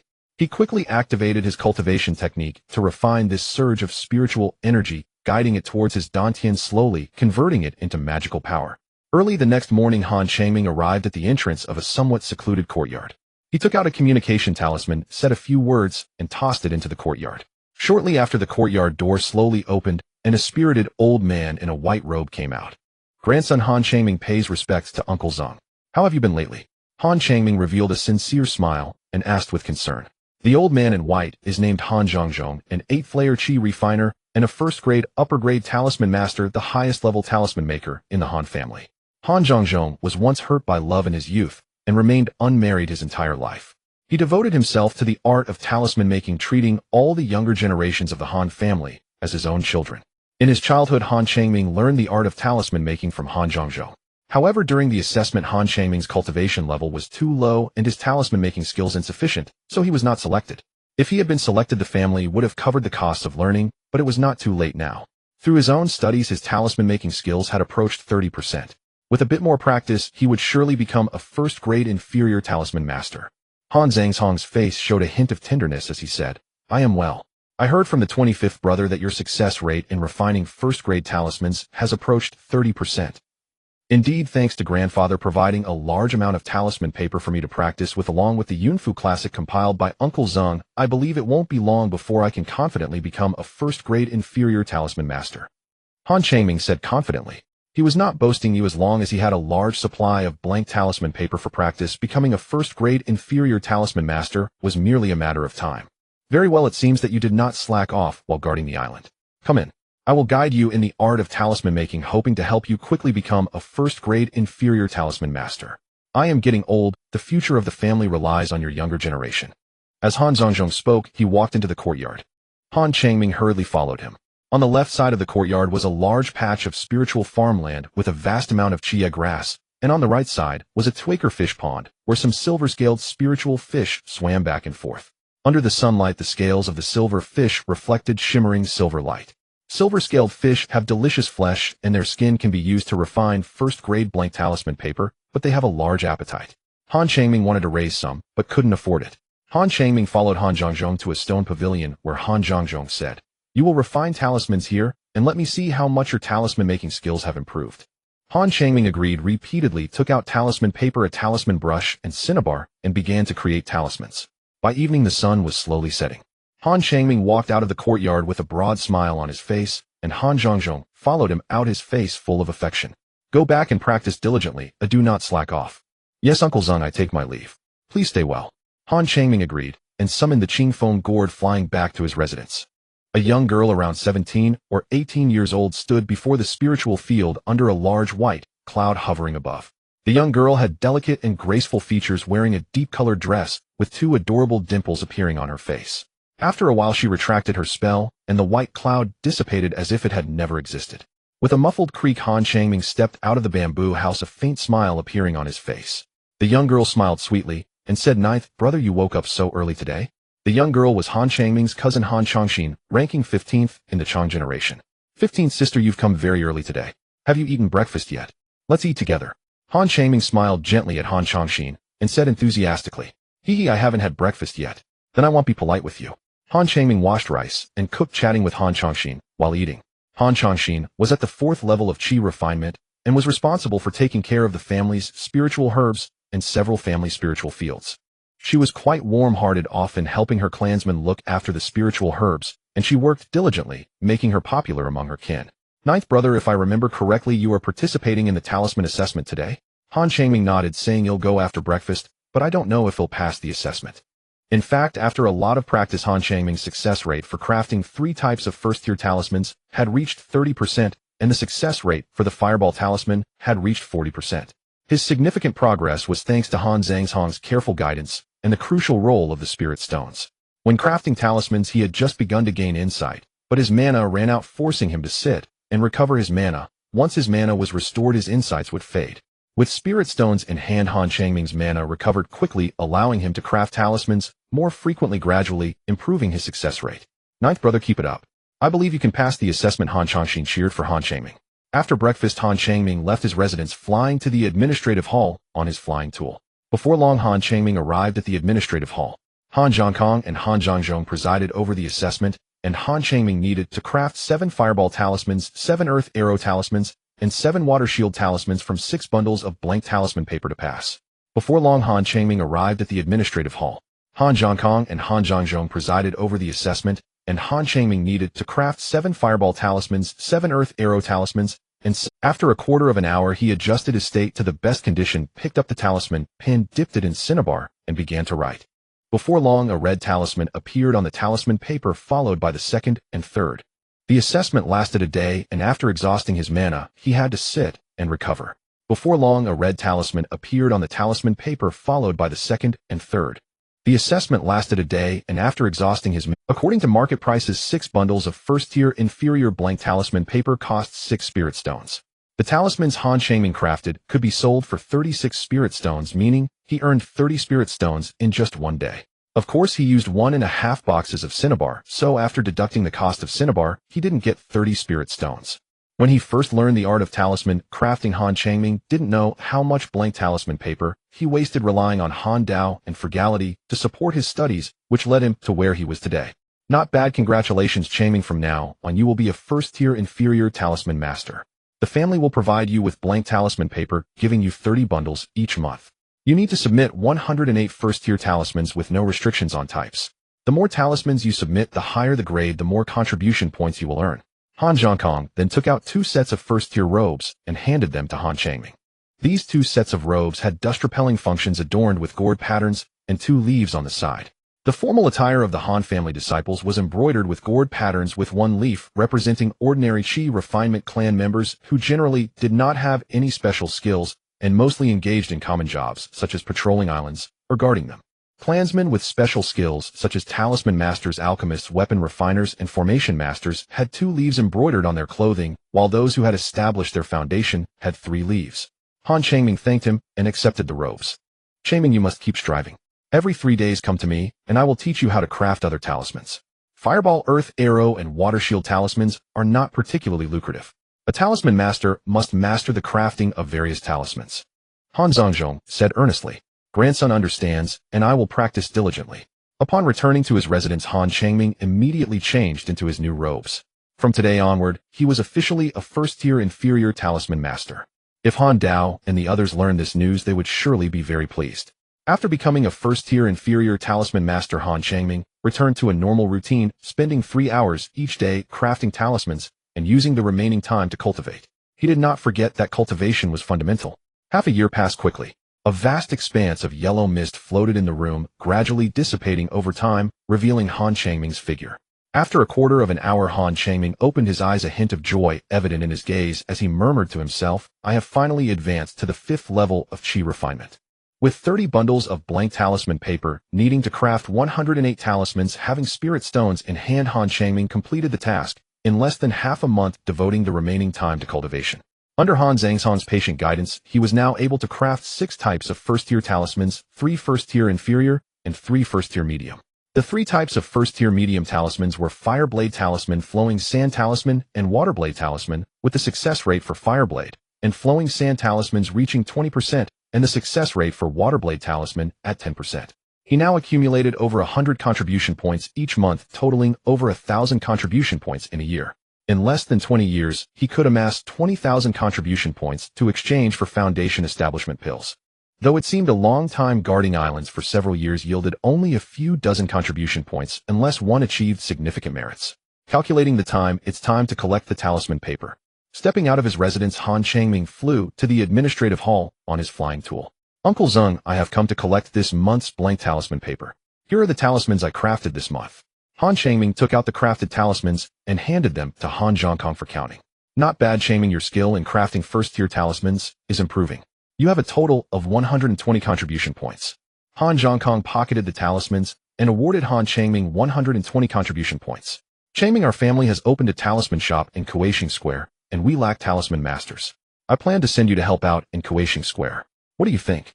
Han Changming was slightly taken aback and asked, my talisman crafting skills are not high, how can I be of help? It's just a small shop. With your talisman crafting skills it's sufficient. Take a few days off, and then set off with the Ling as she is about to escort a batch of goods to Kuaishing Square. Yes, Uncle Zeng, it's my duty to help the family. I take my leave. Returning to his residence, Han Changming tidied up briefly. There wasn't much to take, just a change of clothes. The talisman making tools were essential, and a few spirit stones. After a quick tidy up, Han Changming took to the skies, heading towards Han Changson's residence. 15 Sister, I am off to Kuaishing Square Market. While I'm away, I would appreciate your help in taking care of the 7-leaf herb. Once it matures, please pick it for me and deliver it to the family in exchange for blank talisman paper. After that, sow the seeds and continue planting the 7-leaf herb. This 100 spirit stones is your advance payment. I don't know when I'll be back. Han Changming took out 100 spirit stones and handed them to Han Changshin. Han Changshin helped Han Changming look after several acres of 7-leaf herb, earning 2 spirit stones a month, totaling 24 over the year. Thus 100 spirit stones would cover 4 years of expenses. Ninth brother, traveling requires quite a few spirit stones. I'm not in a hurry for them. Just keep the spirit stones for now. You can give them to me when you return. Han Changshin said understandingly. Han Changming shook his head and replied seriously, no, it's not easy for you to take care of several acres of 7-leaf herb. You have to come to water them every few days, which affects your cultivation. 15 Sister, please don't be polite with me. I am now a first-tier low-rank talisman master, and I have quite a few spirit stones. I earn more than just 2 spirit stones a month. If you don't take them, I wouldn't dare ask you to take care of the 7-leaf herb. Unable to refuse, Han Changming, Han Changshin accepted the spirit stones. Ninth brother, I made some pastries with spirit grain for you to eat on the way. I heard that Kuaishing Square Market is very prosperous. Please buy some seeds for spirit plants and spirit medicines for me. The price is not an issue. Han Changshin, obsessed with the art of planting, was not surprising to Han Changming, who patted his chest and promised. 3 days later, Han Changming arrived early at the Bureau of Affairs, where Han Zhongkong introduced the situation of Kuaishing Square Market to him.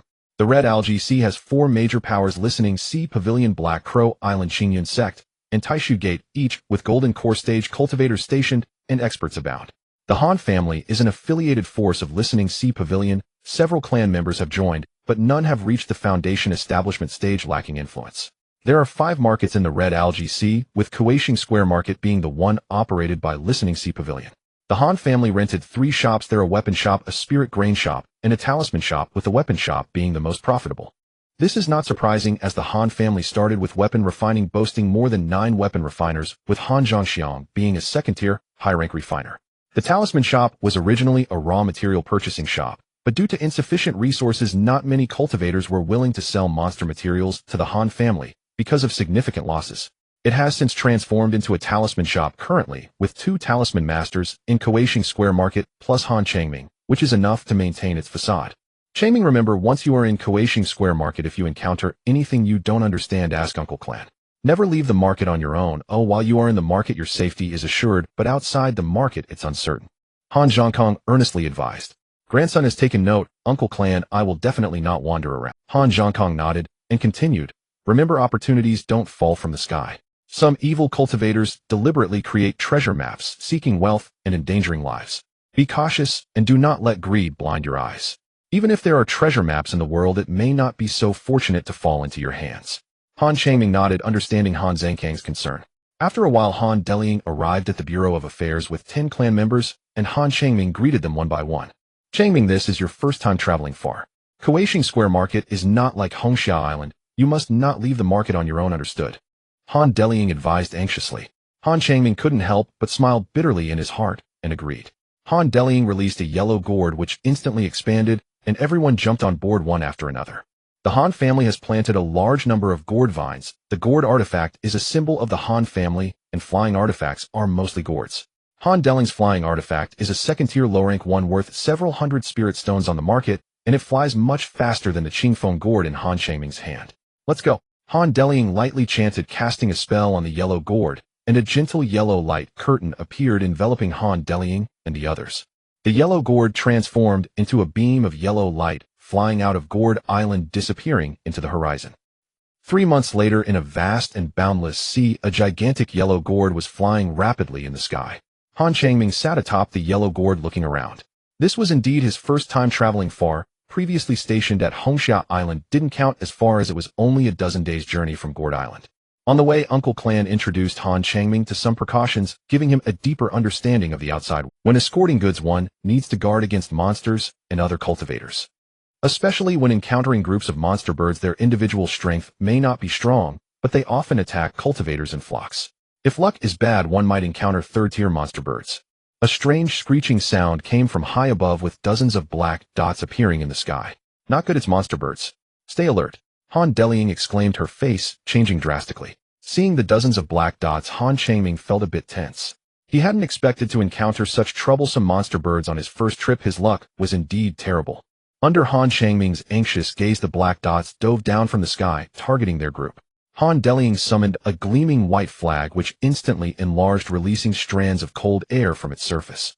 She patted her spirit beast bag at her waist, and a massive green giant eagle flew out.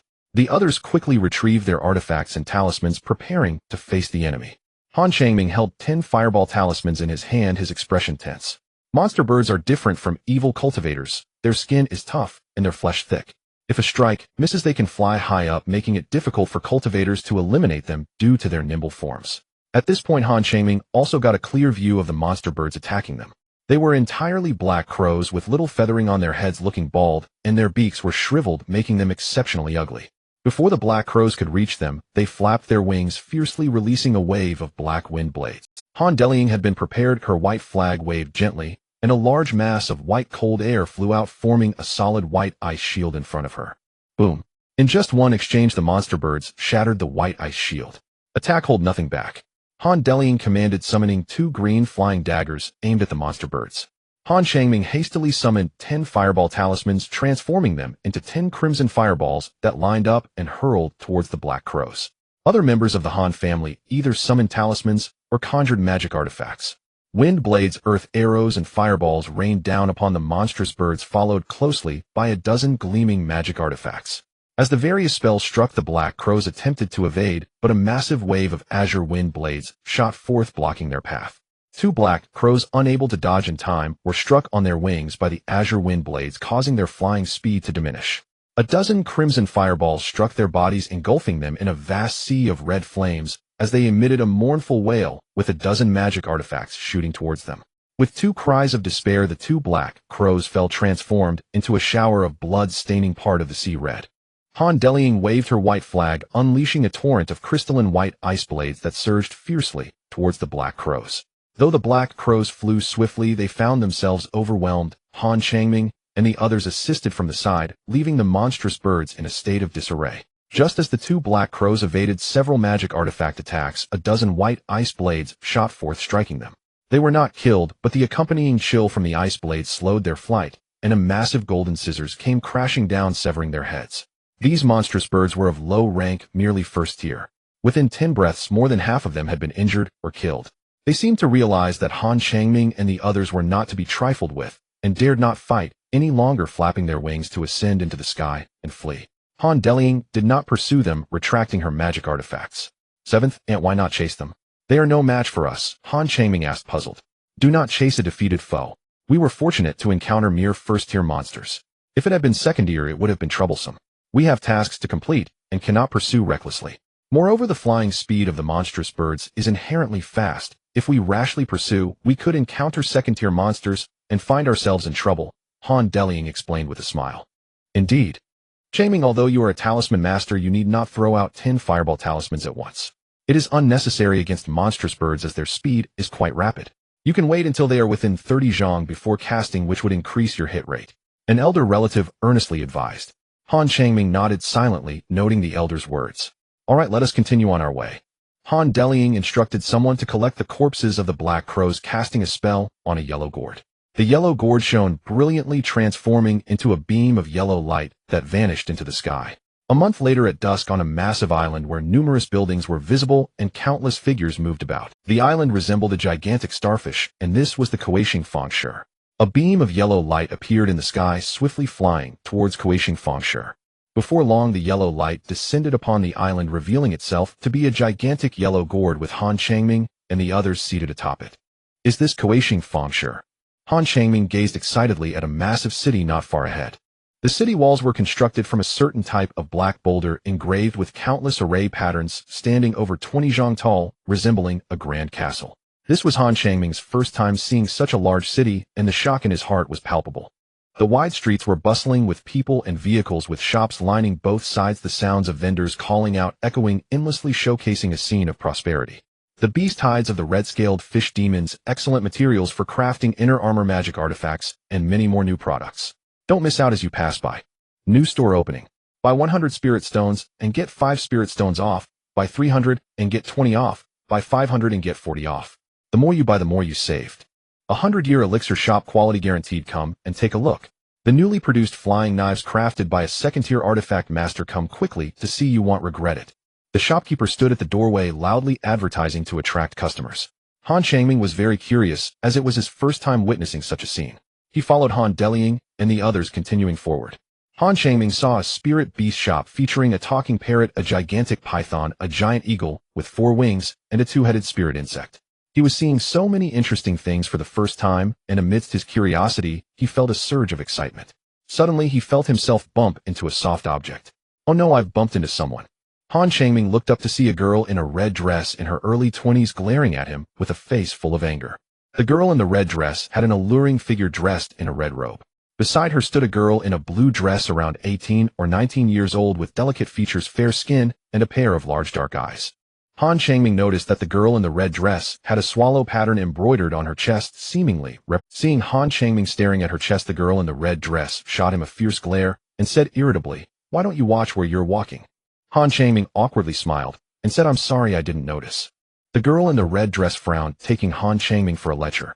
Just as she was about to teach him a lesson, the girl in the blue dress pulled her back. "Sister, let it go. He didn't mean it." At that moment, Han Delying turned around and looked at Han Changming. "What happened? Changming, is there a problem?" "Seventh, and I accidentally bumped into this fairy, and I've already apologized to her," Han Changming said honestly. "Let's just let it go this time, but do watch where you're walking." The girl in the red dress glanced at Han Delying, but did not hold it against Han Changming, and left with the girl in blue. "Changming, be careful. Oh, don't cause trouble. There are many people in the market, and you never know who might be the descendant of a powerful figure," an elder relative earnestly advised. Han Changming repeatedly agreed, not having realized he had almost caused a problem. A quarter of an hour later, they entered a 2-story blue pavilion with a sign that read Spirit Talisman Pavilion in large blue characters. Several finding cultivators were selecting talismans in the hall. The number of customers was few, and the pavilion had a small courtyard. "Changming, come with me." Han Delying led Han Changming to the second floor. The second floor was slightly smaller than the hall, elegantly arranged with several landscape paintings hanging on the walls. There were 5 guest rooms, 2 of which had soft white light covering their doors. "Our timing is unfortunate. Your 13th uncle and 7th brother are refining talismans. Sit here and wait a moment while I handle some matters. Don't wander around," Han Delying admonished before turning to leave. Han Changming sat in a chair idly, taking out the Yun Talisman Classic to study. After an unknown amount of time, a somewhat surprised voice rang in Han Changming's ears. "Ninth brother, what brings—" Han Changming looked up and saw a simple-faced young man standing before him. The young man wore a loose green Taoist robe, his waist as thick as a barrel, with an oily sheen on his face, layers of fat encircling his waist, and his eyes squeezed into narrow slits by the flesh on his cheeks, making them hard to notice unless observed closely. Han Changjian, 7th in the generation, was at the 6th level of Qi refinement. Han Changming smiled slightly and said, "7th brother, long time no see. I have become a low-grade talisman master and have been assigned to Kuaishing Market." Han Changjian's talisman crafting skills were quite high. 5 years ago, he was already a low-grade talisman master, and his current skills should be even better. "So that's how it is. I heard Uncle Shursen mention that a first-grade talisman master would be transferred to the clan. I thought it was 4th sister Yu. I didn't expect it to be you. Good lad, I knew you would become a first-grade talisman master. Hee, I am now a high-grade talisman master myself." At this point, Han Changjian appeared somewhat proud. Claiming to be a high-grade talisman master just because you can craft 2 types of low-grade talismans. Aren't you afraid of being laughed at? A somewhat mocking voice suddenly echoed. The door of a room opened, and a man in his 40s dressed in blue stepped out. Han Dehai, 13th in the generation, was at the 8th level of Qi refinement. Seeing Han Changming, he smiled and said, "Changming has become a talisman master. That's good. But don't be like your seventh brother boasting about every little skill you learn. Uncle Shirsan, I haven't been boasting around. Ninth brother isn't an outsider. Besides, the success rate for the Earth Wall Talisman and the Flying Talisman has already approached 30%. Once I improve the success rate of the Continuous Fireball Talisman to 30%, it'll be a high-grade Talisman Master. Han Dihai shot Han Changjian a glare and reprimanded him bluntly. How could you? At the last Talisman Master Exchange meeting, how did you? Han Dihai shot Han Changjian a glare and reprimanded him bluntly. How could you? At the last Talisman Master Exchange meeting, how did you lose to that girl from the Yi family? I hadn't learned to craft the Earthwall Talisman and the Flying Talisman at that time. At the next Talisman Master Exchange meeting, I definitely won't lose to her, Han Changjian said confidently. You take Changming to familiarize him with the specific processes, show him around the market, and don't let him wander off alone. I'm going to find seventh sister to discuss some matters. Ninth brother, since it's your first time at Kuaishing Market, come on, it'll take you out for a good meal. Han Changjian waved his hand generously and headed downstairs with Han Changming hurriedly following behind. While leading the way, Han Changjian introduced Han Changming to the situation in Kuaishing Market. Kuaishing Market is divided into 5 areas: east, south, west, north, and central. The east area sells raw materials such as talisman paper, refining materials, spiritual herbs, and monster pills, while the south is mostly inns, restaurants, and pawn shops. The shops in the west area are more diverse, selling texts, elixirs, magical artifacts, and talismans, while the north area has fewer shops specifically allocated for casual cultivators to set up stalls. The central area is the most prosperous part of the market, featuring 4 large shops, and it is said that if one can afford the price, even magical treasures can be purchased. The 4 large shops are Luiyue Tower, Divine Weapon Pavilion, Listening Sea Tower, and 100 Beast Palace. Luiyue Tower primarily deals in the sale and purchase of raw materials.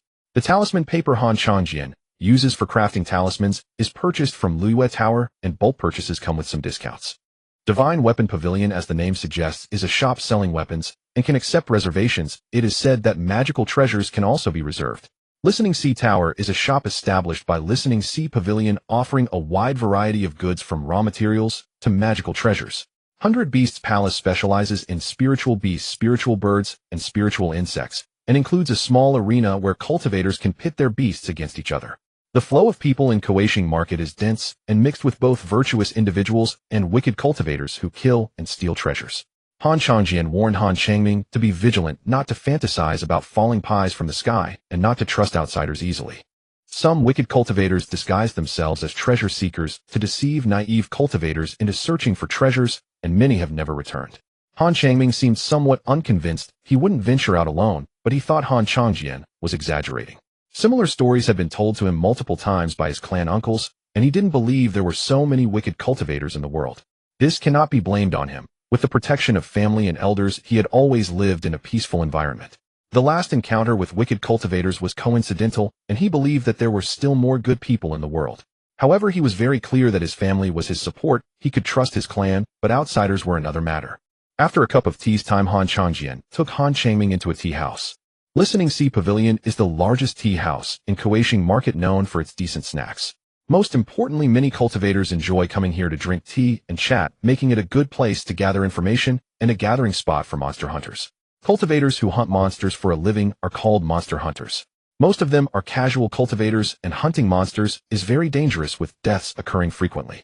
If monster hunters want to replenish their ranks, they often recruit at tea houses.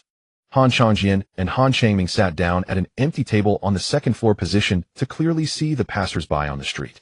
As soon as they sat down, a young servant in a blue robe approached, cheerfully asking, "Taoist friend Han, what would you like to order?" The young servant was also a cultivator with a cultivation level of Qi refinement level 1. From the tone of the young servant, it seemed that Han Changjian was a regular here. Han Changjian waved his hand and said, "The usual will do, serve the dishes quickly." As soon as they sat down, a young servant in a blue robe approached, cheerfully asking, "Taoist friend Han, what would you like to order?" The young servant was also a cultivator with a cultivation level of Qi. As Han Changjian spoke, he gazed at the pedestrians on the street. Han Changming paused slightly and said, "Nice scenery." Han Changjian's eyes suddenly brightened, and he gulped, displaying a lecherous expression.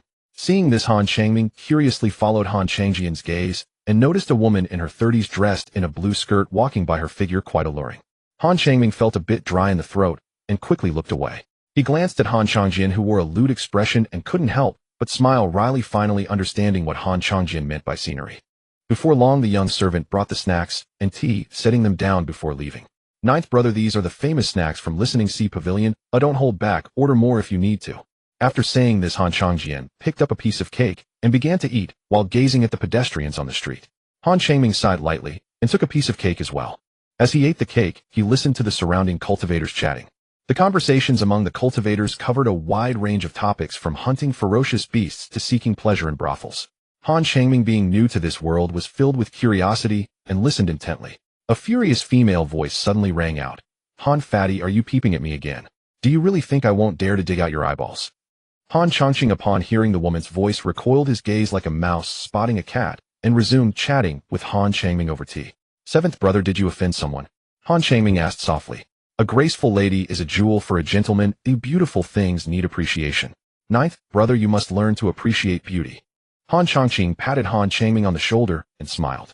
Han Changming found it a bit amusing staring at young female cultivators with a lecherous gaze. It was no wonder he got into trouble. Han Changqing patted Han Changming on the shoulder and smiled.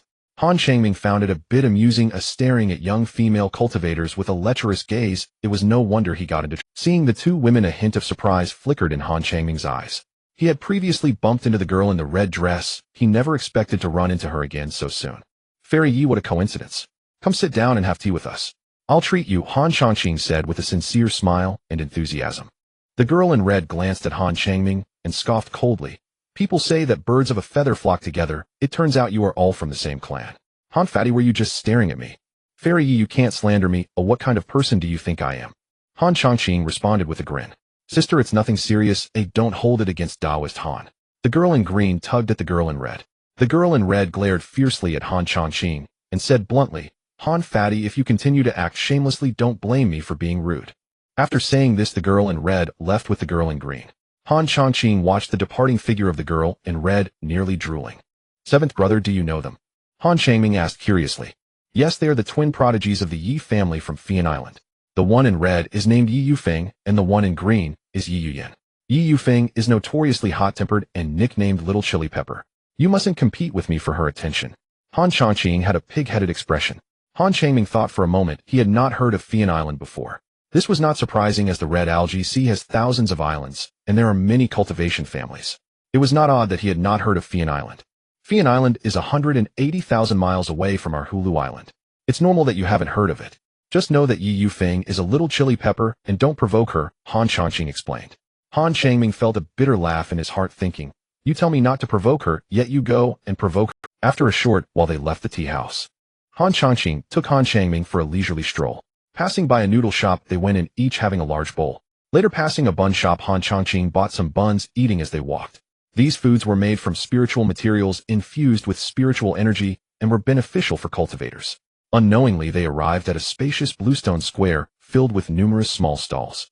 Most of the vendors were loose cultivators, and the items on display were varied, including common cultivation items like magical tools, talismans, pills, and formation plates, as well as many oddities such as spiritual flowers that emitted foul odors, flying spiritual fish, and shells that could replay sounds dazzling the eyes. Han Changqing held 2 paper bags filled with buns, walking forward while stuffing buns into his mouth, chewing incessantly. Han Changming followed behind Han Changqing, curiously examining the items at the stalls. He saw many oddities but did not buy anything. Good steel should be used on the blade, and making spirit stones was not easy. Suddenly Han Changming quickened his pace, pulling Han Changqing and excitedly transmitting his voice. Seventh brother, look at that stall to my left. There are a few 5-year-old Qingyang grass being sold as Qingwei grass. They differ by only one character, but Qingyang grass is far more valuable than Qingwei grass.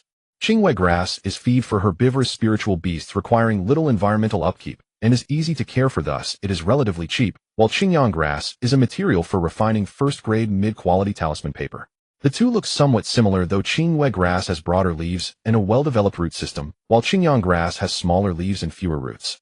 Han Changming was a talisman maker familiar with the materials needed for refining first-grade blank talisman paper. Han Changqing followed Han Changming's gaze to the stall, noticing several low-grade spiritual herbs on display. Each type had a sign indicating its name and price, and the vendor was a kindly old man in a green robe. Take a close look at those Qingyang grasses. Check the smell, especially examine the leaves and roots for any signs of tampering. It's not that easy to find a bargain. Han Changqing transmitted his voice. Han Changming squatted down, casually picking up 2 spiritual herbs to inspect, then nonchalantly took a small green grass, sniffing it lightly at his nose. and found no abnormalities. He carefully observed the leaves and roots. He frowned and put down the green grass. The roots were particularly sparse, appearing to be Qingyang grass, yet the leaves bore signs of pruning. Evidently, it was a counterfeit. Does this young friend have an interest in these Qingwei grasses? The price is negotiable, the old man in a green robe said warmly. Just as Han Changming was about to expose the old man's deception, Han Changqing preemptively said, "No need, we'd like to continue browsing, and we'll come back to buy later." Seventh brother, how did you know the Qingyang grass was fake? After walking away, Han Changming asked curiously. Had it not been for Han Changqing's reminder, he wouldn't have realized it was counterfeit. He has lived for decades and can't even tell Qingyang grass from Qingwei grass. He could only deceive you inexperienced novices. Finding a bargain is not that easy. If spiritual herbs are counterfeit, careful observation can reveal issues. There are also those who specifically manufacture so-called magical tool fragments to deceive people, costing only a few dozen spirit stones, yet selling for over 100. Half a year ago, a young disciple from a small family was deceived out of over 100 spirit stones, and by the time he realized he had been tricked, the scammer had already vanished. Don't hold too high hopes for finding bargains. Approach it with a calm mind. If you had bought those Qingwei grasses just now, you would have lost at least several dozen spirit stones, enough to buy many bonds. You still have much to learn, so think twice before acting. Han Changqing said earnestly, stuffing a bun into his mouth. Han Changming nodded in agreement. After what had just happened, he realized he was indeed young and had much to learn from Han Changqing. Han Changming followed Han Changjiong as they strolled around. Whenever he encountered something he didn't understand, he would ask Han Changjiong, who answered his questions one by one, greatly expanding Han Changming's knowledge.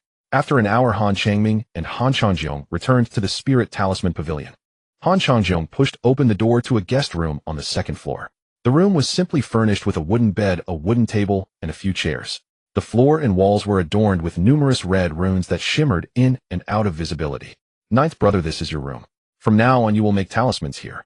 Remember to activate the soundproof array while crafting talismans to avoid disturbances. The walls and floors are inscribed with fire prevention runes, so you can boldly refine your talismans. Han Changjiong pushed open the door to a guest room on the second floor. The room was simply furnished with a wooden bed, a wooden table, and a few chairs. The floor and walls were adorned with numerous red runes, reflecting on the sights and sounds of the day. Han Changming sighed. The Kuaishing market is indeed as bustling as grandfather described. I wonder how grandfather is doing now. The next morning after breakfast, Han Dihai assigned tasks to Han Changjiong and Han Changming. Every month, they would need 40 bundles of blank talisman paper. Han Changjiong was to refine 100 first-grade middle-quality talismans each month, while Han Changming was to refine 150 first-grade low-quality talismans. Han Dihai was to refine 70 first-grade high-quality talismans each month. The higher the grade of the talisman, the more mana it consumed, and the more difficult it was to refine. The Spirit Talisman Pavilion is a newly opened shop, so it must be managed well. You need to diligently refine talismans, but do not let it affect your cultivation. My suggestion is to complete your tasks first, and then cultivate, as this will maximize your time. If you have any questions, feel free to ask me. Han Dihai said earnestly. Yes, 13th uncle. Han Changjiong and Han Changming replied in unison. After giving a few more reminders, Han Dihai let them return to their rooms to refine talismans. The more talismans refined, and the higher the grade, the more contribution points Han Changming would earn. If he completed his tasks, he would receive 100 contribution points each month, along with a stipend of 20 spirit stones. This was something Han Changming could hardly have imagined before. As life improved, Han Changming felt the need to work even harder to make life even better. Han Dihai gave him 40 bundles of blank talisman paper and 5 boxes of cinnabar. Generally, 10 bundles of blank talisman paper would consume 1 box of cinnabar. Cinnabar is relatively expensive, with 1 box of first-grade cinnabar costing 10 spirit stones. It is made from various materials, with the primary ingredient being the blood essence of magical beasts. With spirit stones in hand, if Han Changming didn't take breaks, he could use up 5 bundles of blank talisman paper in a day. Of course, this was for refining first-grade low-quality talismans. If the talisman grade was higher, the refining time would be longer. Han Changming activated the soundproof array in the room, meditated for a quarter of an hour to adjust his state to the best condition, and began to refine talismans. He placed a piece of blank talisman paper on the wooden table, dipped the talisman brush in cinnabar, and brought it down onto the paper. Before long, a blue rune appeared on the talisman paper, followed by a second, then a third. A whole day quickly slipped by. Han Changming looked at the stack of water shield talismans on the table, and a faint smile of satisfaction appeared on his pale cheeks. He had used 5.5 bundles of blank talisman paper today, and refined 20 water shield talismans, consuming more than half a box of cinnabar. At this rate, he would complete his tasks in less than 10 days, leaving 20 days for cultivation. Han Changming stored away the refined talismans, took out the spirit stones, and sat cross-legged on the bed, slowly recovering his mana. A night quickly passed. The next morning during breakfast, Han Dihai inquired about the progress of Han Changjiong and Han Changming. Han Changjiong had refined 6 earth wall talismans, while Han Changming lied, claiming to have refined 11 water shield talismans. Without the aid of spirit stones, he could only refine 11 water shield talismans a day, as meditating to recover mana took too much time. Changming, you refined 11 water shield talismans. Take care of your health and don't overdo it, Han Dihai said with concern. Understood, 13th uncle. Han Changjiong stuffed a steamed bun into his mouth and mumbled, 13th uncle, I think we should reduce 9th brother's tasks a bit. 120 talismans would be sufficient. I can help him refine the remaining 30.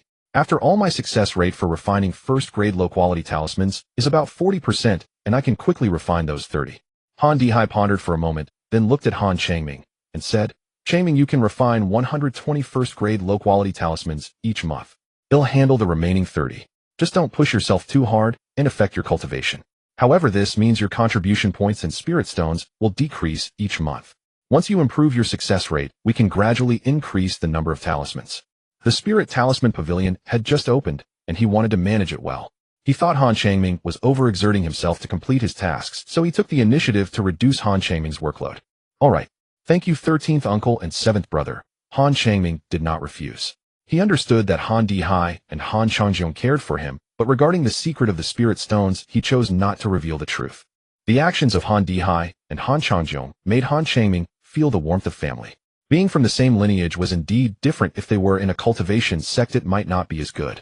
After finishing breakfast, Han Changming and Han Changjiong returned to their rooms to refine talismans. Han Changming took out his talisman brush, talisman paper, and cinnabar and began refining talismans. Before long, a red rune appeared on the talisman paper, followed by a second, then a third. 3 months quick. Han Changming sat cross-legged on the wooden bed, his eyes slightly closed with a rhythmic breathing pattern. A layer of yellow radiance enveloped his body, growing ever brighter with his inhalations and exhalations. After a while, the yellow radiance around Han Changming faded away, and he opened his eyes. He felt that his aura had strengthened significantly. Using the heavenly eye technique to observe his dantian, he could see a yellow cyclone. Han Changming got off the bed, stretched, opened the door, and walked outside. Han Dihai and Han Changjiong were having breakfast, with Han Changjiong holding a large white steamed bun in each hand, quickly swallowing them. 13th uncle, 7th brother, good morning, Han Changming greeted as he sat down to eat breakfast. Changming, this is your salary for this month. 13th uncle was not mistaken about you. The number of first-grade low-quality talismans you submit each month is increasing, and your success rate for first-grade middle-quality talismans is nearing 30% now. Han Dihai praised as he took out a cloth bag and handed it to Han Changming. It's all thanks to the patient guidance of 13th uncle and 7th brother, otherwise I wouldn't have improved so quickly, Han Changming said humbly. Han Changjiong grinned and said, 9th brother, I love to hear that. Today there's a beast fight at the Beast Palace. Would you like to go and see the excitement? Staying indoors all day, either making talismans or cultivating, is truly dull. Let's go watch the beast fight and have a good meal, as we've been having porridge and steamed buns all day, which has become tiresome. Han Changming looked at Han Dihai and asked, Uncle Shirsan, do you want to go together? I'm not interested, you can go by yourselves. Changjiong, keep an eye on Changming, he doesn't understand many things. As they approached the 100 Beasts Palace, they heard a roar from a large spiritual beast. The main hall of the 100 Beasts Palace was very spacious, with stone corridors on either side, and the left corridor was intermittently filled with the roars of spiritual beasts. The stone walls on both sides were carved with numerous patterns of spiritual beasts looking lifelike. In the center of the hall stood a stone counter where over a dozen cultivators crowded, shouting to place their bets. Han Changming was confused, following Han Changjiong forward. Han Changjiong held a paper bag full of buns in his left hand and grabbed a bun with his right, stuffing it into his mouth. He was quite plump and kept pushing forward, forcing his way to the front of the counter. Make way, I want to place. Which 2 types of spiritual beasts are fighting today? What are the odds? Han Changjiong swallowed the bun in his mouth and asked.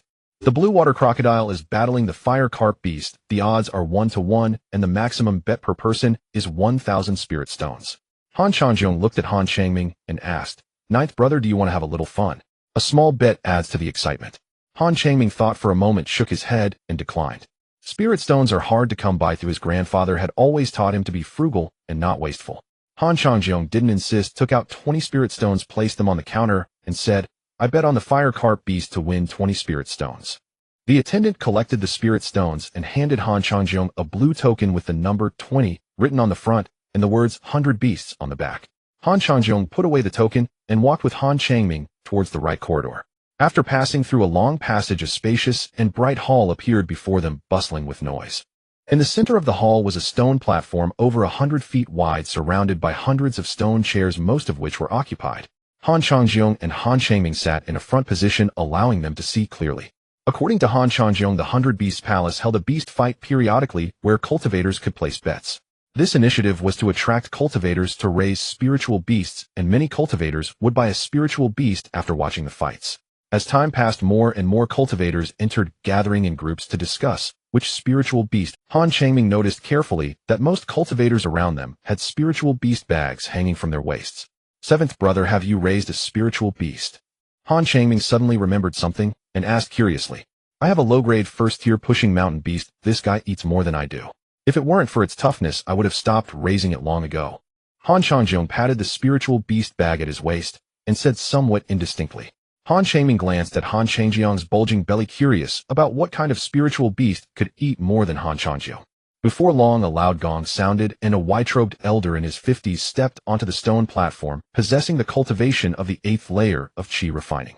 The white-robed elder cupped his fists towards the crowd of cultivators, smiling as he said, I am Su Yuan, responsible for presiding over this beast fight.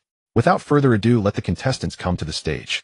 A girl in a red dress in her 20s and a burly man in a yellow robe stepped onto the stone arena. The girl had delicate featured skin like snow, bright eyes, and an aura of rare bravery for a woman with a peach blossom pattern on her clothing. Oh, it's a disciple of the Mu family from Peach Blossom Island. This is going to be exciting, Han Changjong said, excitedly stuffing a bun into his mouth. Mu family from Peach Blossom Island. Han Changming was a bit surprised and looked at the girl in the red dress. There are many cultivator families in the Red Algae Sea region, and the Mu family from Peach Blossom Island is quite famous. A female member of the Mu family is the wife of the leader of the Qingyun sect, and the relationship between the Mu family and the Qingyun sect is very good. It is said that there are as many as 8 foundation establishment cultivators in the Mu family. I wondered who it was. Turns out it's Mu Yunyao, one of the 3 beauties of the Mu family. This will be quite a show, someone exclaimed, revealing the name of the girl in red. Mu Yunyao, one of the 3 beauties of the Mu family. Han Changming silently noted this name. Oh, every cultivator family has outstanding disciples. To encourage their own disciples to diligently cultivate, cultivator families often give them nicknames. For example, the Han family has a saying of the 3 heroes. The 3 heroes of the Han family are key cultivation targets with good aptitude and fast cultivation speed, not needing to go out to work. They can stay in Gourd Island to cultivate with the necessary cultivation resources fully provided by the family. Mu Yunyao and the burly man in the yellow robe released their spiritual beasts. Mu Yunyao's spiritual beast resembled a carp with 4 limbs beneath its belly, completely crimson, and its body covered with palm-sized red scales. The burly man's spiritual beast was a green crocodile about 10 feet long with bright green eyes that kept staring at the opposing fire carp beast. The beast fight begins. A light blue barrier appeared out of nowhere, enveloping the arena as the 2 spiritual beasts began to engage in combat. The blue water crocodile's tail was full of power. It opened its massive mouth and shot out dozens of blue water arrows, striking the fire carp beast without leaving a single mark. The fire carp beast let out a strange roar, spewing forth a thick stream of red flames that engulfed the blue water crocodile. Normally, water extinguishes fire, but a strong enough fire can also overcome water. Both the blue water crocodile and the fire carp beast were mid-tier first-class spiritual beasts, initially fighting evenly. However, as time passed, the fire carp beast gradually gained the upper hand. The red flames enveloping the blue water crocodile and the accompanying high temperature caused the blue water crocodile great pain. The fire carp beast opened its massive mouth, revealing a row of sharp teeth with strands of viscous liquid connecting between the 2 rows of teeth. It let out a strange roar and lunged at the blue water crocodile. The blue water crocodile was clearly no match for the fire carp beast. Before long, its body was covered in wounds. Stop. I concede, Miss Mo. The yellow-robed man quickly admitted defeat. Losing the match would only cost him dozens of spirit stones, but if the spiritual beast died, it would be a loss of hundreds of spirit stones. Upon hearing this, Mu Yunyao's lips slightly curled up, revealing a smile. The fire carp beast immediately released its grip and retreated to the side. The fire carp beast wins. Han Changjong shook his head and said, I don't know, but I've seen the power of the fire carp beast before, and I feel that the fire carp beast will win. 9th brother, would you like to buy a spirit beast? Han Changjong shook his head and said, I don't know, but I've seen the power of the fire carp beast before, and I feel that the fire carp beast will win. 9th brother, would you like to buy a spirit beast? You can play with it when you're bored to relieve your fatigue. Han Changming was somewhat tempted. He had over 300 spirit stones in his storage bag, so buying a spirit beast was not a problem. Watching others fight beasts truly piqued his interest in spirit beasts. Alright, let's go have a look. Let's buy a suitable spirit beast. Han Changjiong and Han Changming stood up to leave. Han Changjiong returned the token to the attendant and received 40 spirit stones. They arrived at a spacious and bright hall where numerous large iron cages were placed on the ground containing various large spirit beasts. There was a blue giant dog with 2 heads, a golden giant eagle with 2 pairs of wings, a giant tiger with 3 eyes, and a scorpion with 2 tails. These were all first-tier spirit beasts. Behind the long blue stone counter there were more than a dozen large iron cages containing second-tier spirit beasts. Han Changjiong walked to the counter and said to a blue-clad attendant, "I would like to buy a first-tier spirit beast. Please show me the catalog." The blue-clad attendant took out a thick volume and handed it to Han Changjiong, who then passed it to Han Changming. Han Changming began to carefully browse through it, noting the numerous spirit beasts recorded within. Giant-Tooth Rabbit, a low-grade first-tier spirit beast known for its fast-running speed and ability to release fire-based spells, priced at 100 spirit stones. Wind-Chasing Leopard, a low-grade first-tier spirit beast extremely fast, capable of releasing phoenix-based spells, priced at 130 spirit stones. Earth-Shaking Rhinoceros, a low-grade first-tier spirit beast with tough skin and thick flesh, understands stone skin technique, priced at 150 spirit stones. Han Changming browsed for half an hour, still not satisfied. To be honest, he was interested in several types of spirit beasts, but their prices were too high. The cheapest ones were still 100 spirit stones, which Han Changming found unappealing. Suddenly a hint of joy appeared in Han Changming's eyes. Crocodile Turtle Beast, skilled in earth-based spells with tough skin and thick flesh. High-tier crocodile turtle beasts can easily crush the defenses of their enemies, priced at 180 spirit stones. If I had an earth attribute spirit beast to help me during my encounter with the evil cultivator last time, I wouldn't have ended up in such a predicament. Can this crocodile turtle beast be a bit cheaper? Han Changming pointed at the volume. The illustrated image depicted a huge yellow turtle biting a massive blue tiger, looking somewhat bloody. We have spirit beast eggs available for 30 spirit stones each. It takes at least a year and a half to hatch a spirit beast egg, which is quite time-consuming. Furthermore, the hatching process requires placing the egg on a spiritual vein or building a small nest with spirit stones to incubate the egg. The more abundant the spiritual energy, the shorter the hatching time. Han Changming nodded with a smile. It'll take 2 crocodile turtle beast spirit eggs. 2 spirit eggs cost only 60 spirit stones, much cheaper than hatching a crocodile turtle beast. The blue-clad attendant brought out 2 oval white spirit eggs, which emitted a faint wave of spiritual. After confirming everything was in order, Han Changming promptly paid 60 spirit stones and spent another 50 spirit stones to buy a 3-foot-sized spirit beast bag. Back at the Spirit Talisman Pavilion, Han Changming took out 30 spirit stones and piled them up, placing the 2 spirit beast eggs on top. He bit his finger and used his blood to draw 2 intricate blood-red runes on the spirit beast eggs. The 2 spirit beast eggs emitted a weak glow and the blood-red runes vanished.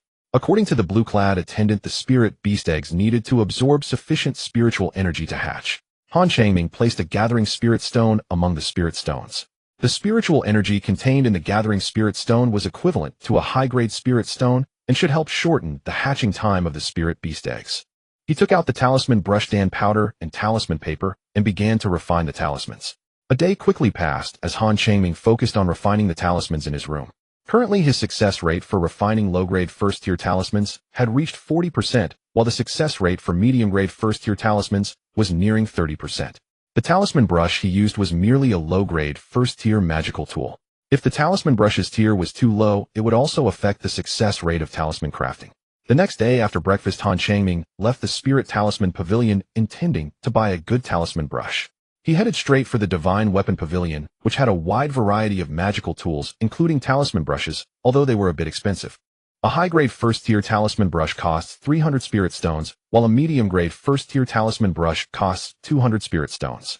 Han Changming had just spent over 100 spirit stones yesterday, leaving him with less than 200 spirit stones. After careful consideration, he decided to check out the plaza where scattered cultivators set up stalls to see if he could find a talisman brush there. If he couldn't find one, he would borrow a few spirit stones from Han Changjiong. Before long, he arrived at the plaza where scattered cultivators were setting up stalls and began to browse. The items for sale at the stalls were diverse, but mostly ordinary, and Han Changming walked around without finding any talisman brushes. After a cup of tea's time, he stopped in front of a small stall. The small stall displayed some materials from demon beasts. Next to a wooden box filled with clam pearls, there was a light blue talisman brush enveloped in a faint blue glow, which was a high-grade first-tier magical tool. The stall owner was a middle-aged man in his 30s with a cultivation level of the 4th layer of chi refinement. Han Changming squatted down, picked up a clam pearl, and casually asked, "How much for the clam pearls?" The clam pearls come from clam-type demon beasts and can be used for weapon refining or alchemy. However, the box contained only first-tier clam pearls, which are not considered rare, and their irregular shapes significantly reduce their value for alchemy or weapon refining. 5 spirit stones each by 10, and get 1 free by 50, and get 10 free. Han Changming casually picked up a few clam pearls, inspected them, then put them down, and picked up the talisman brush, continuing, "How much for this talisman brush?" "Good eye, my friend. This talisman brush was used by a second-tier talisman master, and was originally priced at 300 spirit stones. If you like it, you can take it for 280 spirit stones." 280. You don't even know how many times this talisman brush has changed hands. "I'll give you 100 spirit stones flat." Han Changming began to bargain. This was advice given to him by Han Changjiong. When buying from scattered cultivators, try to lower the price as much as possible. Scattered cultivators do not have much patience for selling goods and are eager to sell to obtain spirit stones. After some back and forth, the middle-aged man stubbornly held firm at 200 spirit stones. "Fine, 200 it is. I'll pay with several water barrier talismans, and I want 5 clam pearls thrown in as well." The middle-aged man hesitated for a moment before agreeing. After Han Changming checked the talisman brush and confirmed it was in good condition, he paid the spirit stones and the 5 water barrier talismans, leaving with the talisman brush and 5 clam pearls. Back at his residence, Han Changming quickly began to refine the talisman brush. This talisman brush, called the Xinqing brush, was made from 50-year-old Xinqing bamboo, combined with the whiskers of 3-tailed spirit cats and other materials. Once the talisman brush was refined, Han Changming eagerly took out his talisman-making tools and began to craft talismans. Soon a light yellow rune appeared on the talisman paper, followed by a second and a third. On the morning of the second day after breakfast, Han Changming left the Spirit Talisman Pavilion, bought a jar of spiritual wine and some snacks, and arrived at a 3-story blue pavilion. The 100 Refinements Pavilion is a weapon shop established by the Han family. The shop is clean and bright, with a dozen cultivators selecting weapons, various types of weapons displayed on the shelves, including swords, spears, and staffs. This weapon shop has been in operation for over 500 years. 8th Uncle, 10th Uncle. Han Changming greeted his relatives with a broad smile on his face. "Changming, you've been in the market for so long, and only now do you think of visiting us." Han Changming smiled sheepishly and explained, "Nephew is not familiar with the market yet. I was also busy refining talismans. Now that I have some free time, I came to pay my respects to my uncles. By the way, is 5th Uncle here?" "5th brother is on the 3rd floor, you can go find him." Upon reaching the 3rd floor, a burly man with a dark face was lounging in an armchair, a red gourd tied to his waist reeking of alcohol, with a small table beside him holding 2 dishes. The dark-faced man had his eyes closed, snoring, seemingly asleep. Han Changming smiled slightly, took out a jar of wine, and opened the lid, releasing an enticing aroma. The dark-faced man suddenly opened his eyes, turned to look at Han Changming, and teased, "Changming, it's you. Just yesterday, I was talking about you with 8th brother and 10th brother. We thought you had forgotten us. You've been in the market for so long and didn't come to see us." "How could that be? 5th Uncle, we are family. I wasn't familiar with the market before, and I was busy refining talismans. Now that I have time, I quickly bought a jar of good wine to visit you, knowing you like to eat beef jerky. I bought 2 pounds.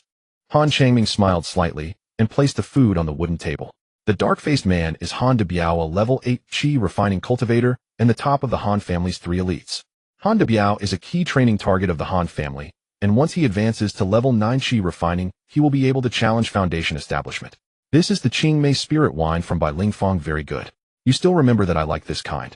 Han Changming chuckled and poured a glass of spirit wine for Han De Biao, saying, "Nephew can forget anyone but 5th Uncle. It was you who brought me back to Gourd Island back then." Han De Biao went to the island where mortals lived to test whether children over 5 years old had spiritual roots. Han Changming was lucky enough to be tested positive for spiritual roots and was brought back to Gourd Island by Han De Biao to cultivate, becoming a cultivator. You were only 5 years old back then, and in the blink of an eye you have advanced to level 5 Qi refining. Time flies so fast. Sit down and have a few drinks with 5th Uncle. Han Changming sat down next to Han De Biao, drinking and chatting with him. After a few rounds of drinks, Han De Biao brought up serious matters. "The situation on Hongxia Island, 7th sister told me about it. You did well, but don't do it like this next time. Bravery without strategy is unwise. One must understand the situation. Do you understand?" "Nephew understands. I will pay attention in the future," Han Changming honestly replied. Every elder who learned about the situation on Hongxia Island praised Han Changming for protecting the family property but felt he lacked situational awareness. There are loose cultivators selling information to us about a Qingli fruit tree discovered on a deserted island, but there are two first-tier superior-grade demon apes guarding it. The loose cultivators couldn't handle them, so they sold the information to us. I plan to take people to eliminate them. If you have nothing else, come along. Experience some trials and increase your combat experience. The Han family has always emphasized the older generation guiding the younger, whether it be in combat, business exploration, or other matters. The elder members will take the younger ones along to broaden their horizons. 2 demon apes. When do we set off? Han Changming immediately became interested.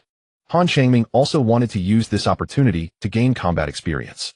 His previous victory over the demon python was merely by chance. If the demon python had been of a higher level, he might not have been its match. The day after tomorrow at dawn. We need to eliminate them early and return early to avoid prolonged dangers. Prepare yourself when you get back. Yes, fifth uncle. Han de Biao inquired about Han Changming's cultivation matters, and Han Changming answered honestly.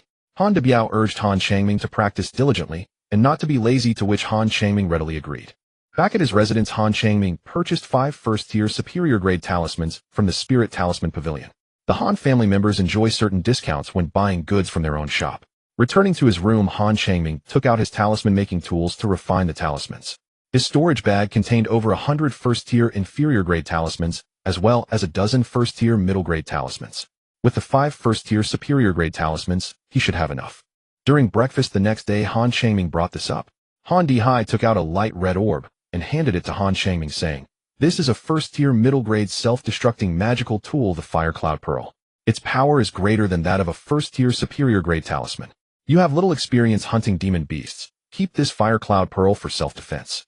Ninth brother, this Flying Sky Talisman is for your defense. You have little combat experience, so listen and learn. Do not act recklessly and follow fifth uncle's commands." Han Changjing earnestly advised, handing a Flying Sky Talisman to Han Changming. Han Changming thanked him and accepted the Fire Cloud Pearl and the Flying Sky Talisman silently, noting the kindness of his relatives. This is what family is about. If one were a lone loose cultivator, all preparations for hunting demon beasts would need to be done alone. Han Dihai explained the techniques and precautions for dealing with demon beasts. All family members who worked in the market had hunted demon beasts. The cultivation world is a survival of the fittest, and all Han family members have hunted demon beasts. After finishing breakfast, Han Changming returned to his room to refine talismans. A day passed quickly. The next day after breakfast, Han Changming arrived at the 100 Refinements Pavilion.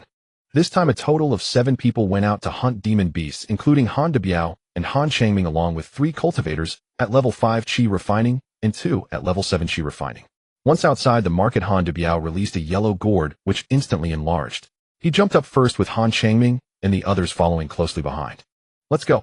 Han de Biao cast a spell on the yellow gourd, and a light yellow barrier suddenly appeared, enveloping the 7 of them.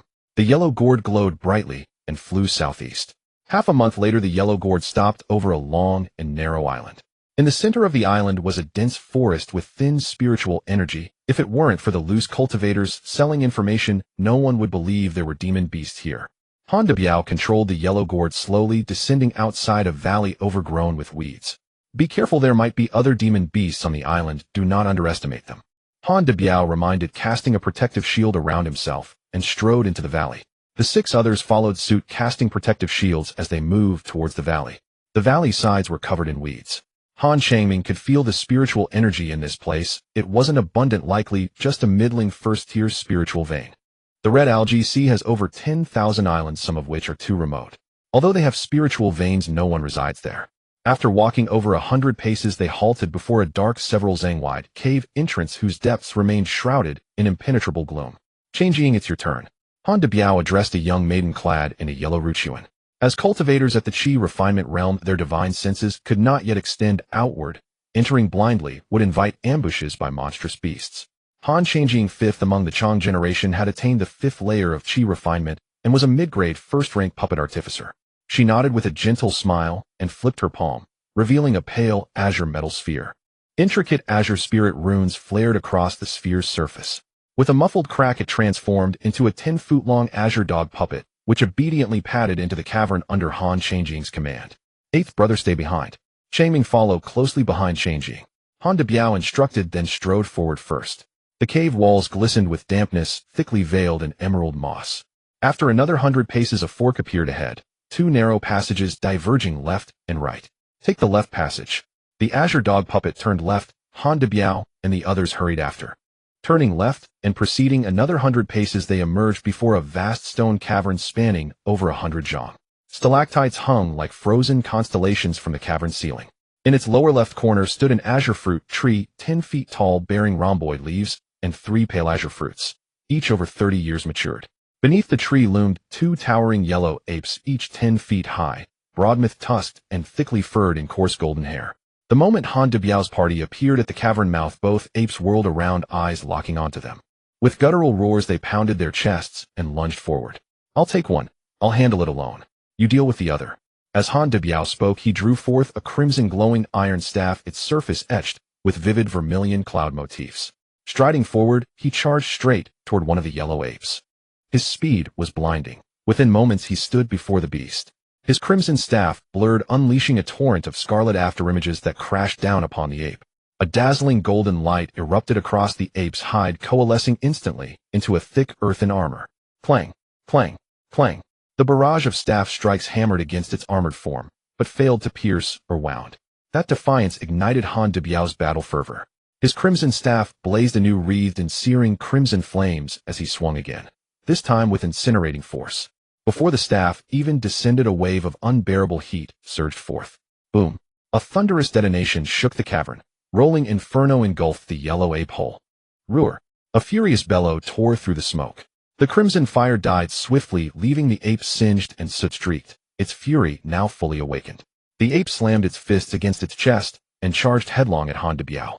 "Excellent. Let me test." Han de Biao grinned, not in anger but in exhilaration, as his crimson staff descended once more. Meanwhile, Han Changming and the other 5 engaged the second yellow ape in fierce combat. Han Changming deployed 2 dog puppets.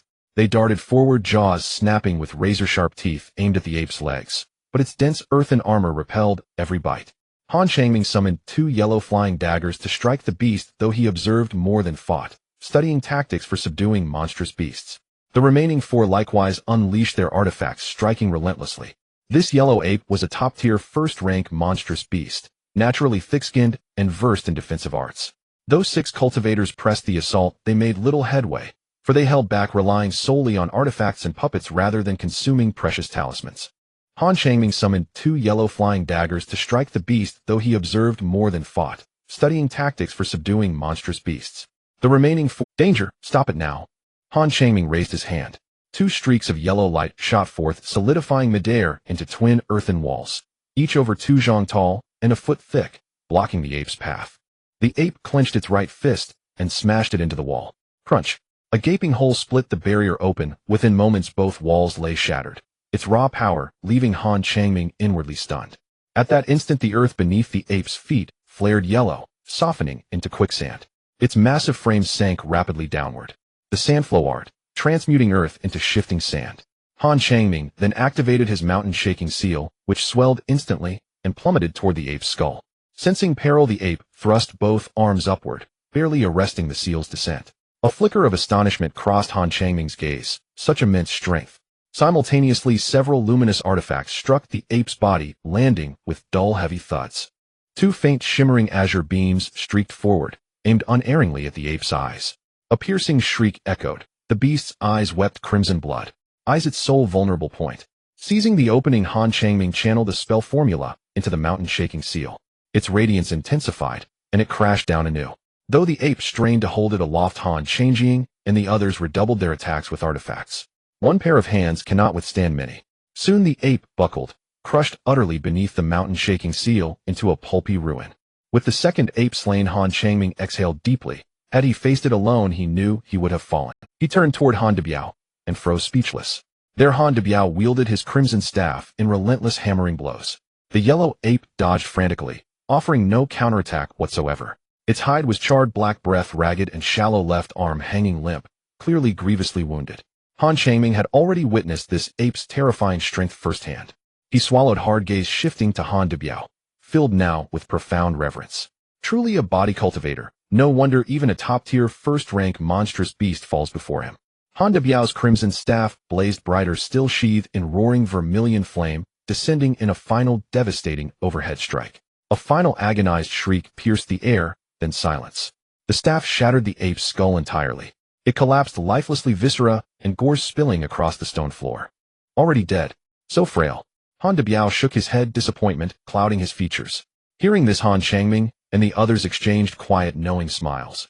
Only Han Debiao dared speak so boldly, none else would dare close quarters combat with such a beast. Changing, uproot the fruit tree carefully. Preserve its roots intact for transplantation back to Gourd Island. Han Debiao sheathed his crimson staff and commanded. Yes, fifth uncle. A quarter of an hour later, Han Debiao led Han Changming and others out of the cave, releasing a yellow gourd that carried them high into the sky. This time the harvest was considerable, with the most valuable being the spiritual fruit tree, which could be transplanted back to Gourd Island. It was Han Changming's first time witnessing Han Debiao in action. Oh, no wonder he was the top among the three elites of the Han family, able to single-handedly contend against a first-tier superior demon ape, leaving it unable to fight back. 2 days later they appeared above a sea area, the yellow gourd swiftly flying through the air.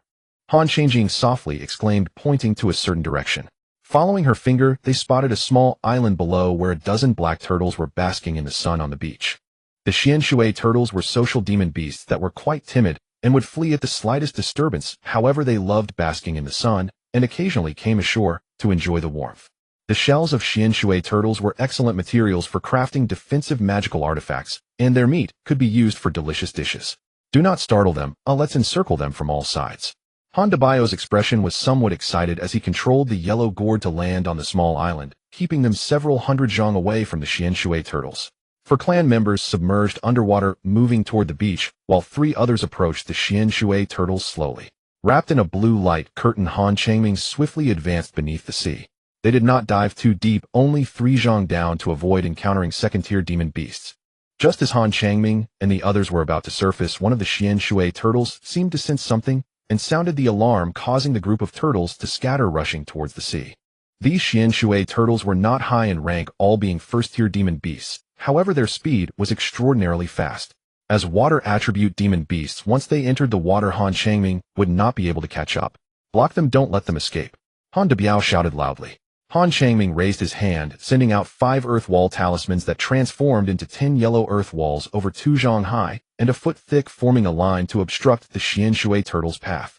The dozen Xianshui turtles opened their mouths and shot water arrows at the earth walls. Soon numerous finger-sized pits appeared on the walls. A barrage of crimson fireballs came crashing down, transforming into a vast expanse of red flames that engulfed the bodies of the Xianshui turtles. Despite their tough skin and thick flesh, they could not endure the high temperatures, letting out a pitiful wail. A flurry of glimmering magical artifacts flew in, and several Xianshui turtles had their heads severed in one strike, while the remaining turtles withdrew their heads and limbs into their shells.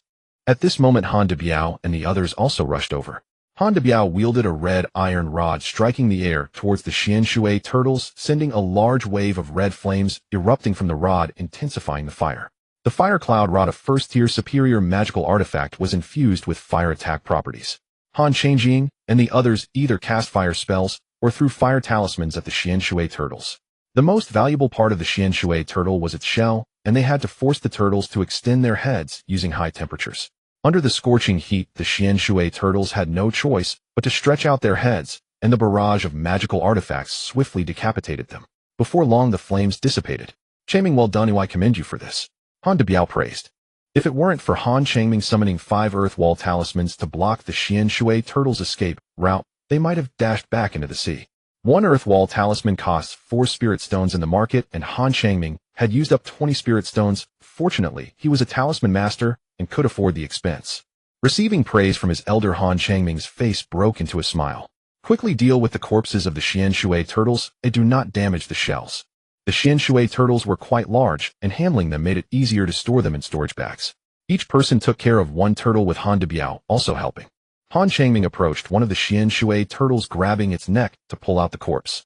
He used a dagger to cut open its belly, checking for spiritual beast eggs.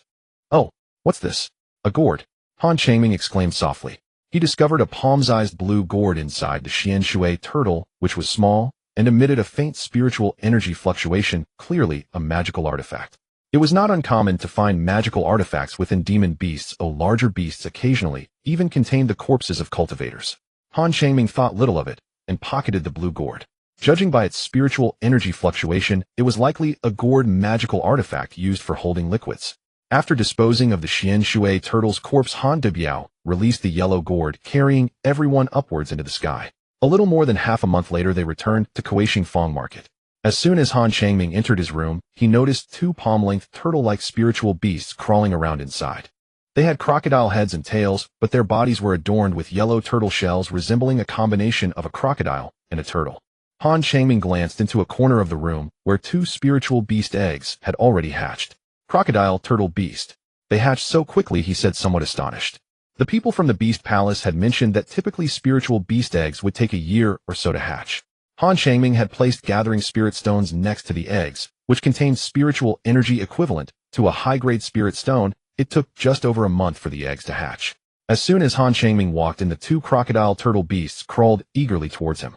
They moved incredibly fast, reaching his side and making sounds seemingly hungry. It should be noted that raising spiritual beasts and hatching them costs about the same. The difference is that the ones that hatched are naturally close to their master, while already hatched spiritual beasts are only compelled to obey due to restraints. If the rank of a spiritual beast exceeds that of its master, the chances of a beast raised from a young age devouring its master are relatively low. However, for beasts who recognize their master later on, if their strength surpasses that of their master, the likelihood of devouring them is much higher. If this were not the case, high-tier spiritual beasts would be everywhere. A golden core cultivator could capture a first-tier superior demon beast, plant a restraint on it, and after nurturing it for decades, or even hundreds of years, wouldn't they be able to obtain a third-tier spiritual beast? The protective spiritual beast of the Han family was a second-tier superior tiger eagle, which took hundreds of years to cultivate to the second-tier superior, helping the Han family through several crises. Spiritual beasts have longer lifespans than cultivators, and both cultivating families and sects often keep spiritual beasts for guarding homes. The crocodile turtle beasts are carnivorous spiritual beasts with strong attack power. Han Changming had previously hunted a group of Xian Shui turtles and obtained some beast meat. He took out the meat, cut it into small pieces, and fed it to the two crocodile turtle beasts. Though they were small in size, their appetite was considerable. Fortunately, Han Changming had plenty of beast meat on hand, enough to feed them. After eating their fill, they began to scurry around the room, playing joyfully. Han Changming played with them for a while before returning them to the spirit beast pouch. He walked to the corner of the room. Aside from the gathering spirit stone, the spiritual energy of the other spirit stones had been completely drained and were rendered useless. Suddenly, Han Changming remembered something and took out a small blue gourd. The Han family had planted quite a few gourd vines, and every disciple of the Han family possessed a gourd magical tool. Han Changming was thoroughly familiar with gourd magical tools. This was the first time Han Changming had seen such a small gourd magical tool. Judging by the spiritual energy fluctuations emanating from it, it should be a low-grade, first-tier magical tool capable of holding around 500 pounds of liquid. The surface of the blue gourd was adorned with several blue clouds, delicate and exquisite. Han Changming pulled out the gourd stopper, curious to see what was inside, and a pure stream of spiritual energy wafted out from the gourd. Han Changming inhaled lightly, feeling invigorated. "Is this filled with some kind of spiritual liquid?" he said excitedly to himself. The spiritual liquid was concocted from spiritual herbs and had the effect of assisting in cultivation. He took out a porcelain bowl and poured the liquid from the gourd into it. Inside the gourd was a transparent liquid emanating pure spiritual energy. Han Changming hesitated for a moment, took a small sip, and a strange expression appeared on his face. It seems like the water from a spiritual well, but no. The spiritual energy contained is so abundant, it must come from a second-tier spiritual well. Spiritual well water is usually found above spiritual veins, and it is generally used to irrigate spiritual herbs, promoting their growth. It can also be used in talisman crafting and alchemy. The cinnabar used for talismans often requires spiritual well water. Additionally, regularly consuming spiritual well water has certain benefits for cultivation. Spiritual well water is quite precious, typically reserved for irrigating spiritual herbs or for talisman crafting and alchemy, and few people use it for drinking since a small amount is hardly effective. There was not much spiritual well water in the blue gourd, only a small bowl, making it somewhat extravagant for cultivation. Han Changming poured the spiritual well water back into the blue gourd, saving it for crafting cinnabar.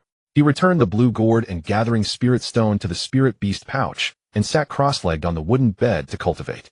Before long, a vast expanse of yellow mist appeared out of nowhere in the room, as if guided by some unseen force, rushing towards Han Changming and entering his body through the pores of his skin.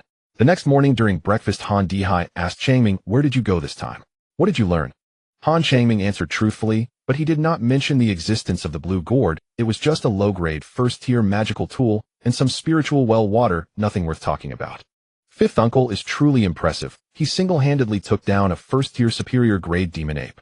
13th Uncle 7th Brother, you didn't see it, but I used the mountain-shaking seal to strike another demon ape, and it actually supported it with both hands. Its strength was terrifying. Had it not been for 8th Uncle and the others joining in, I wouldn't have been able to kill it alone. Han Changming spoke with a tone of envy. Han Changjian nodded, stuffing a bun into his mouth, as he said, of course 5th Uncle is the best among our 3 heroes in the Han family. By the way, 9th Brother, there's a talisman crafting exchange meeting today, do you want to go? You can communicate with other talisman crafters. Han Changming felt a bit tempted, and looked at Han Dihai, asking 13th Uncle, are you going too? I have a few matters to attend to, you can go. Just make sure to listen, watch, and learn, as stagnation is not advisable, Han Dihai instructed earnestly. Understood, 13th Uncle. Han Changming replied obediently. After breakfast, Han Changjian and Han Changming left the Spirit Talisman Pavilion. Han Changjian was not full, so he bought 3 more baskets of buns on the way. He held a paper bag with buns in his left hand and a steaming bun in his right hand, stuffing it into his mouth. As he walked, the fat on his body jiggled, resembling a mountain of meat. Walking alongside Han Changjian, Han Changming looked like a bamboo pole. As they walked, Han Changjian suddenly stopped, his eyes shining with excitement, wearing a lecherous expression. Han Changming followed Han Changjian's gaze and saw a voluptuous young woman, very curvy and fair, making one's mouth dry. He withdrew his gaze and saw Han Changjian's lecherous expression, feeling both amused and exasperated. 7th Brother, I think you should consider proposing to someone.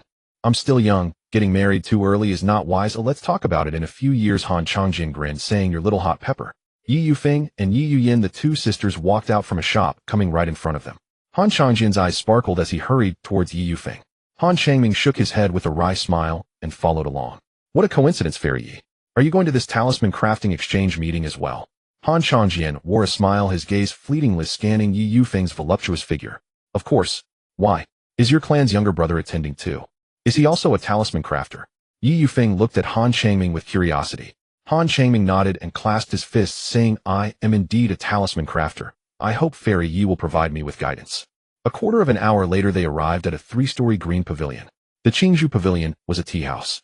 A dozen kyre-finding cultivators were seated in small groups. Han Changjian hurriedly followed her, while Han Changming shook his head.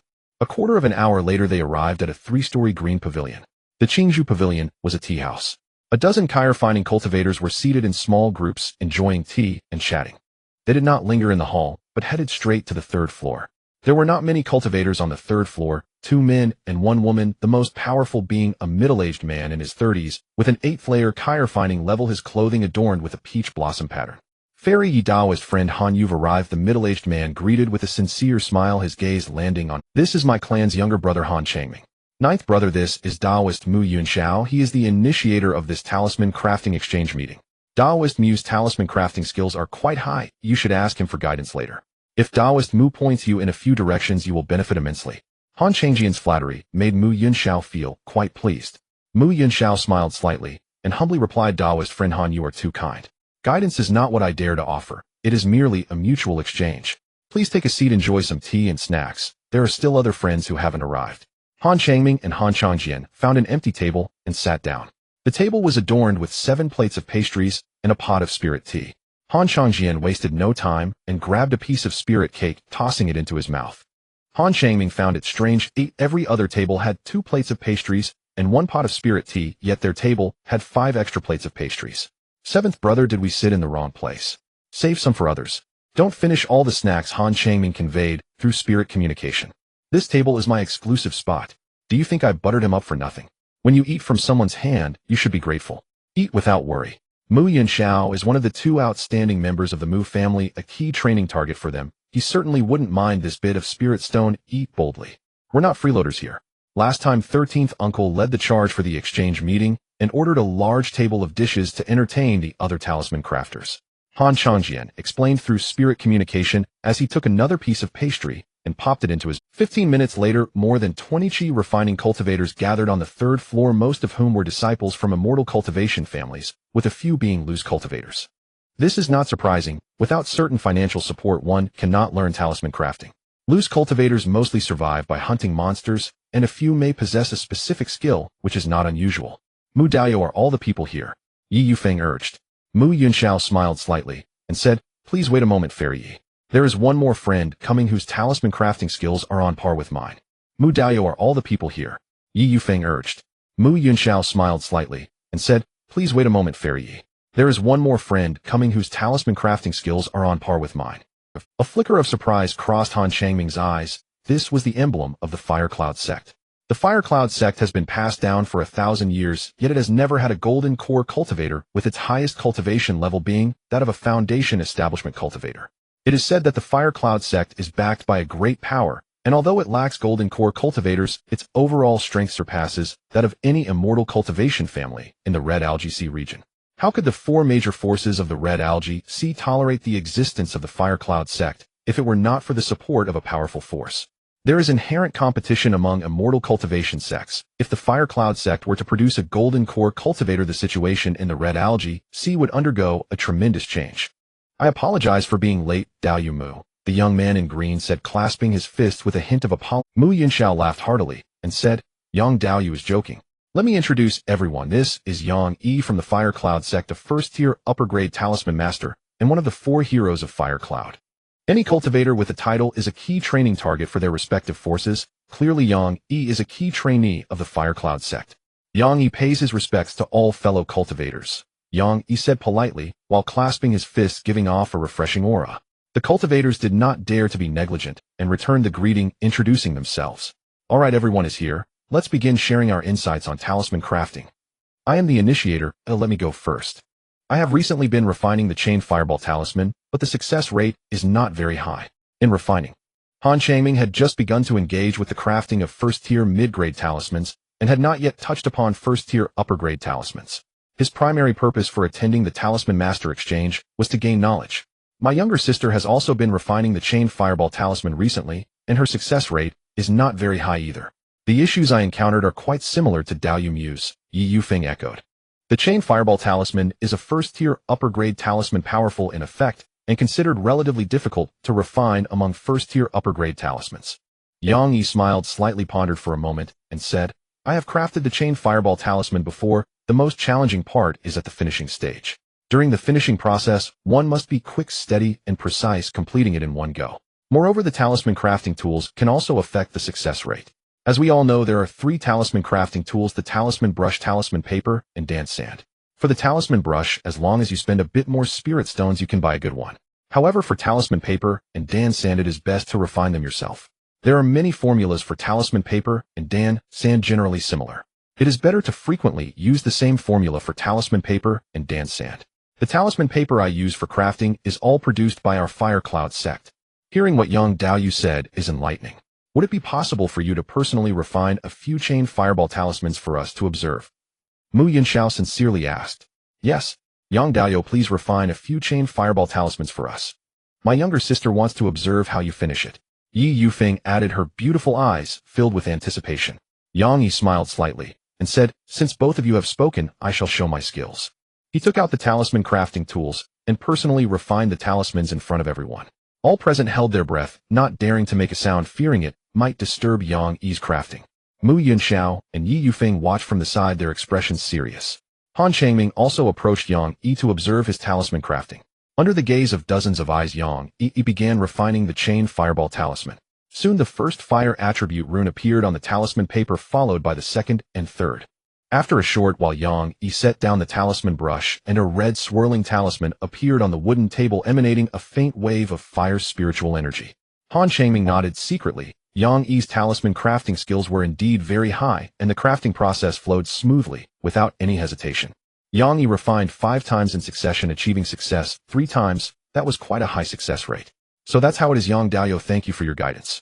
Mu Yunxiao suddenly slapped his head, an expression of realization crossing his face as he thanked. Yang Daoyu, you truly are a distinguished disciple of the Fire Cloud sect. My younger sister admires you. Han Changming's eyes twinkled as he pointed at the talisman paper and dance sand, and asked Yang Daoyu, did you refine the dance sand yourself? It seems to be of better quality than what is available in the market. Yes, the dance sand is personally refined, and I added water from a second-tier spiritual well, which can increase the success rate of talisman crafting. Yang Yi acknowledged, a hint of pride evident in his eyes. Water from a second-tier spiritual well is usually used to nourish spiritual herbs. As one of the 4 heroes of Fire Cloud, obtaining some second-tier spiritual well water is not a problem. Han Changming's face displayed an envious expression. The Han family has 2 second-tier spiritual wells. The well water is used for nourishing spiritual herbs and refining pills. and would never be used for talisman crafting.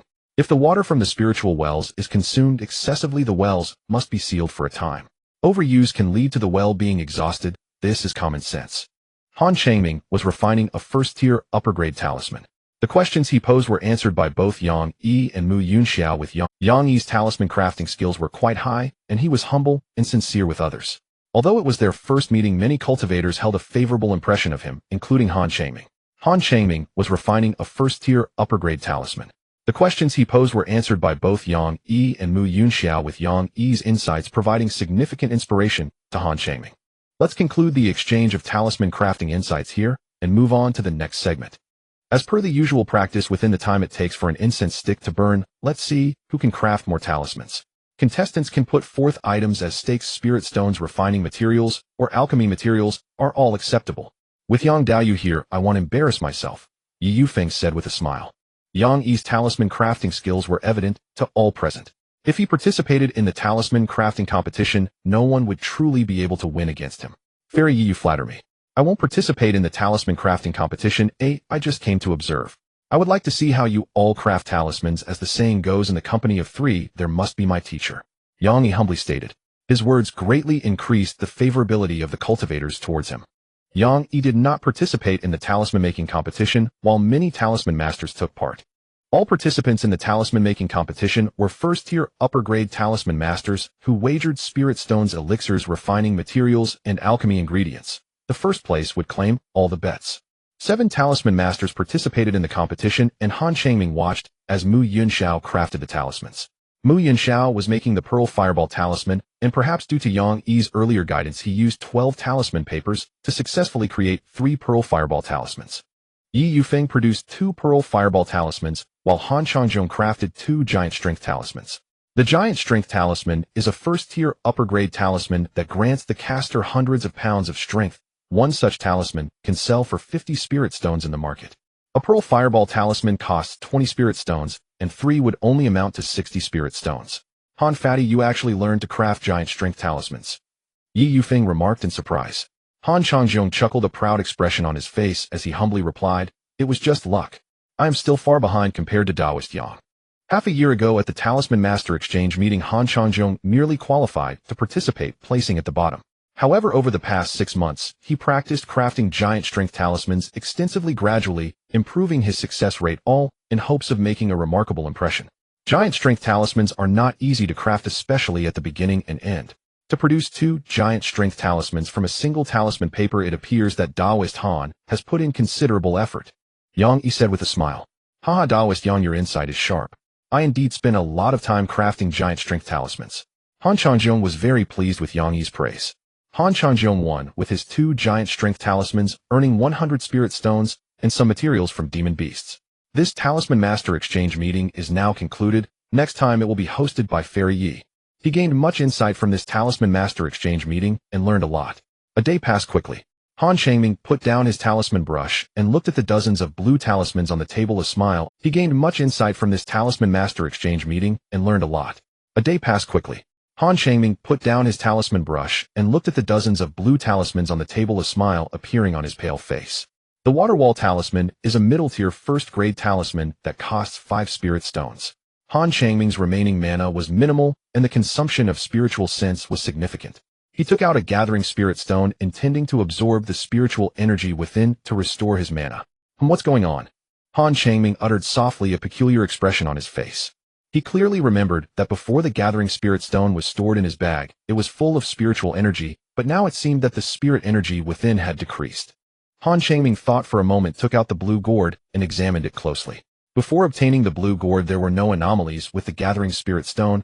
Could it be that the spiritual energy reduced from the gathering spirit stone was absorbed by the blue gourd? He carefully inspected the blue gourd, but found no abnormalities. Han Changming placed the gathering spirit stone nearby, allowing it to slowly absorb spiritual energy. Once the gathering spirit stone was filled, he would place the blue gourd next to it.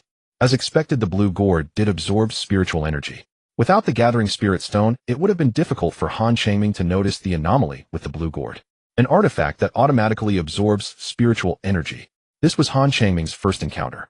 In his knowledge, no such artifact existed. Where did the spiritual energy that the blue gourd absorbed from the gathering spirit stone go? Han Changming conducted an experiment by pouring some clean water into the blue gourd. The next day, the clean water contained spiritual energy, and this discovery thrilled Han Changming. After repeated experiments, he discovered the blue gourd's functions. The blue gourd could slowly absorb spiritual energy, and clean water poured into it would gradually transform into spirit well water containing spiritual energy. Under normal circumstances, it took about half a month for clean water to transform into spirit well water, but if it absorbed the spiritual energy from the gathering spirit stone, it only took a day for the clean water to convert. The spirit well water transformed by the blue gourd could be consumed, providing certain benefits for cultivation. Regardless of how long the clean water was stored in the blue gourd, it would always remain spirit well water and would not transform into anything else with a limited amount of spiritual energy contained within. Since the blue gourd could turn clean water into spirit well water, could it also recharge useless spirit stones with spiritual energy? If that were the case, Han Changming would effectively possess multiple gathering spirit stones. He intended to refine the blue gourd, but was surprised to find that he could not refine it. When he attempted to infuse mana into the blue gourd, it was like mud sinking into the ocean. He infused all his mana, yet the blue gourd showed no response. For the next month, Han Changming continued exploring the functions of the blue gourd. Firstly, the blue gourd was a treasure likely of a very high grade.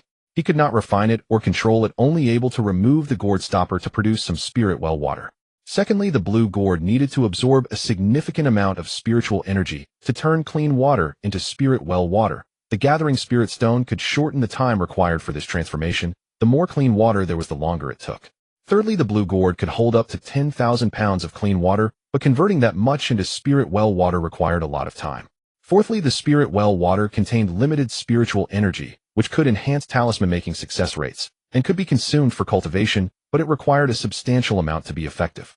In one day's time, the blue gourd could transform a bowl of clean water into spirit well water. For 2 bowls of clean water, it would take 3 to 4 days to achieve the same transformation. The greater the quantity of clean water, the longer the time required for it to transform into spirit well water. A bowl of spirit well water contained as much spiritual energy as Han Changming's 3 to 4 days of hard cultivation. As the spiritual energy contained within the spirit well water was limited, the higher Han Changming's cultivation level, the less effective the spirit well water became. In other words, as Han Changming's cultivation level increased, the effects of consuming spirit well water for cultivation would diminish. Of course, there might be other functions of the blue gourd that Han Changming had not yet discovered. Han Changming was extremely excited. He initially thought he had obtained a low-grade first-tier artifact, only to realize it was an auxiliary treasure. The surface of the blue gourd had several blue cloud patterns. Han Changming gave the blue gourd a powerful name, Tai Transformation Gourd. With the Tai Transformation Gourd in hand, it could accelerate Han Changming's cultivation speed in the short term and improve his success rate in talisman making. Of course, without the gathering spirit stone, the Tai Transformation Gourd would take about half a month to turn a bowl of clean water into spirit well water. Had it not been for the gathering spirit stone, Han Changming might have discarded the Tai Transformation Gourd as a low-grade first-tier artifact, for holding liquid is not valuable, and the Han family had plenty of gourd artifacts. He would not inform anyone of the existence of the Tai Transformation Gourd. He understood the principle that a commoner is innocent, yet possessing a treasure can lead to misfortune. This time, coming to Kaohsiung Market was a stroke of luck. He had obtained the Tai Transformation Gourd.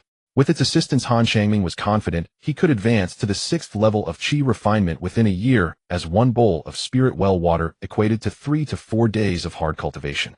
3 months passed quickly. Han Changming sat at the table, fully focused on crafting talismans. A stack of light blue talismans lay on the table, while some discarded talisman papers were scattered on the floor. After a moment, Han Changming set down the talisman brush in his hand and looked at the water wall talisman before him, a faint smile appearing on his pale face.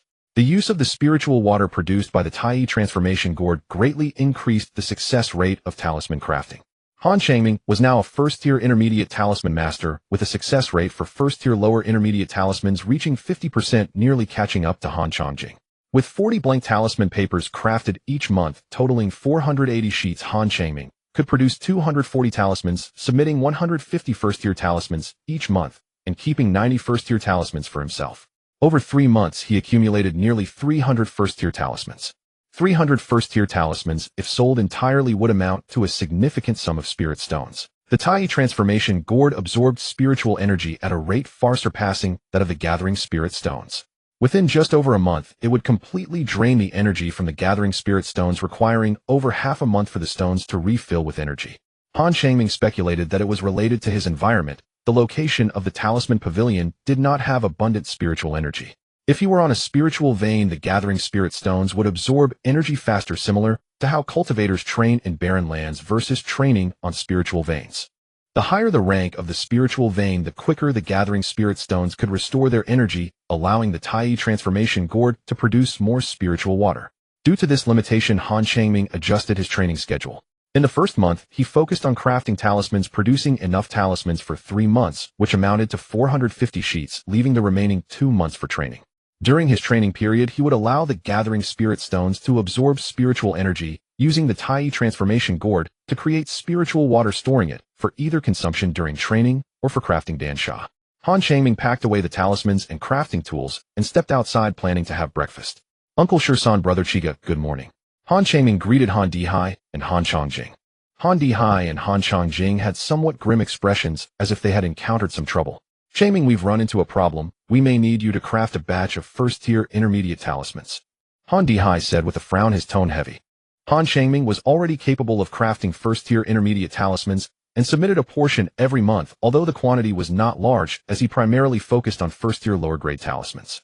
He did not disclose his true crafting level to Han Dihai and Han Changjing. In the eyes of Han Dihai and Han Changjing, Han Changming's success rate for crafting first-tier intermediate talismans was only around 30%, while he had actually reached 50%. It should be noted that he had only been transferred to the Coaching marketplace for less than a year. If his talisman crafting skill improved too rapidly, it would easily expose the existence of the Tai transformation gourd.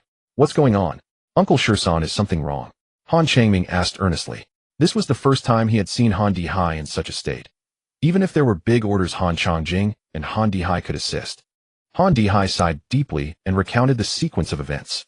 The manager of the Talisman Pavilion, Han Daoan, ranked 19th in the Dao generation, had been managing the family business. The raw materials procurement store had closed, and they replaced it with the Talisman Pavilion. The family still let Han Daoan manage it, placing significant pressure on him as he aimed to achieve results. The Talisman Pavilion had been open for over half a year and business had been lukewarm, but it had built up a loyal customer base. A demon hunting team frequently purchased first-tier talismans at the Talisman Pavilion, ordering large quantities. To retain this returning customer, Han Daoan offered some discounts. Last night, the team leader Chen Feng invited Han Daoan to a tea house for a chat. As an old customer, Han Daoan naturally agreed. Chen Feng intended to pre-order a batch of 300 first-tier upper-grade talismans with a transaction amount exceeding 4,000 spirit stones. This was certainly a significant business deal, but he wanted a discount and insisted on delivery within a month. To be honest, a month's time was a bit tight, but as it was Han Daoan's first big business deal, he naturally wanted to secure it. After much hesitation, he agreed, offering a discount of 15% compared to the market price. The Talisman Pavilion had a stock of first-tier upper-grade talismans, and both Han Dihai and Han Changjing were capable of crafting them. They would devote all their efforts to crafting first-tier upper-grade talismans, and even if the task could not be completed, the Han family could purchase from other talisman shops. Both parties signed a contract, and Chen Feng paid a sum of spirit stones as a deposit. When Han Daoan returned to the Talisman Pavilion, he learned astonishing news. While he was away, a customer had pre-ordered 500 first-tier intermediate talismans to be delivered within a month at a price 20% lower than the market rate. During Han Daoan's absence, Han Difu was responsible for managing the Talisman Pavilion. Han Difu, ranked 17th in the Da generation, had 5 spiritual roots and had begun working early on. He was overwhelmed by the transaction amount of several thousand spirit stones, readily agreeing, writing a contract, and accepting a deposit. It was clear that this was a trap. The Han family had stored a batch of first-tier talismans, but the quantity was limited. Han Dihai and Han Changjing would be busy crafting first-tier upper-grade talismans, while Han Changming would be responsible for crafting first-tier intermediate talismans. As Han Dihai and Han Changjing were tied up, the more first-tier intermediate talismans Han Changming crafted, the smaller the Han family's losses would be. After hearing Han Dihai's words, Han Changming furrowed his brow. Uncle Shirsan, brother Chiga, I will try my best to craft more first-tier intermediate talismans. I definitely cannot craft 500 within a month, but I will do my utmost. Han Dihai patted Han Changming's shoulder, encouraging him. Just do your best. There's no need to overexert yourself. Uncle Jishir and brother Chishir are feeling very guilty right now. Uncle Shirsan, can we provide the talismans? Can that Chen Feng come up with so many spirit stones? Can a casual cultivator produce that many spirit stones? Han Changming asked curiously, as the total transaction amounts for both orders added up to 7 or 8,000 spirit stones, which was certainly a large sum.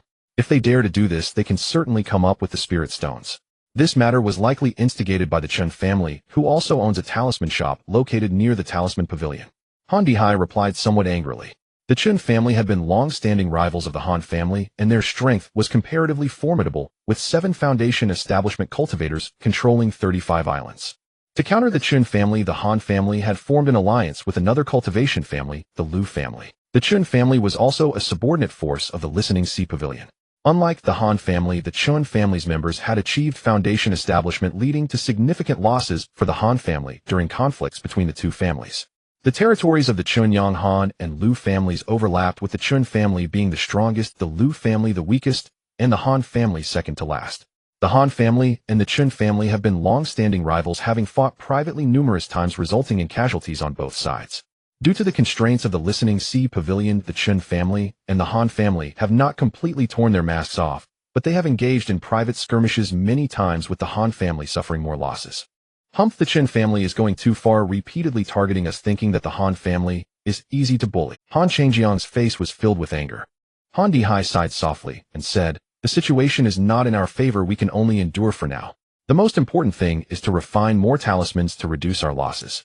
Learning from our mistakes, let's treat this as a lesson." After breakfast, Han Changming and the others returned to their rooms to refine talismans. By refining more talismans, the family's losses will be reduced. Han Changming will strive to refine talismans, but he will not submit too many to avoid exposing the existence of the Tai transforming spirit gourd. Han Changming held his breath, focusing intently on the talisman paper as blue symbols began to appear under his brush. In less than a quarter of an hour, a water wall talisman was successfully refined. Han Changming set the completed water wall talisman aside, took out a blank talisman paper, and continued. Soon a blue symbol appeared on the talisman paper, followed by a second and a third. In a green pavilion, 2 men and a woman were discussing something. "Sixth brother, as I expected, the Han family has indeed fallen into the trap. They do not have many talisman masters and surely cannot complete the task. Even if they manage to deliver on time, they will suffer significant losses in spirit stones." A middle-aged man in his 30s said with some pride, his eyes shining with intelligence. His grandfather was killed by a cultivator from the Han family, and he harbored deep hatred for them. The Han family opened a talisman shop near us, clearly trying to compete with us. They have offered several discounts to lure away some of our customers. This is their own doing.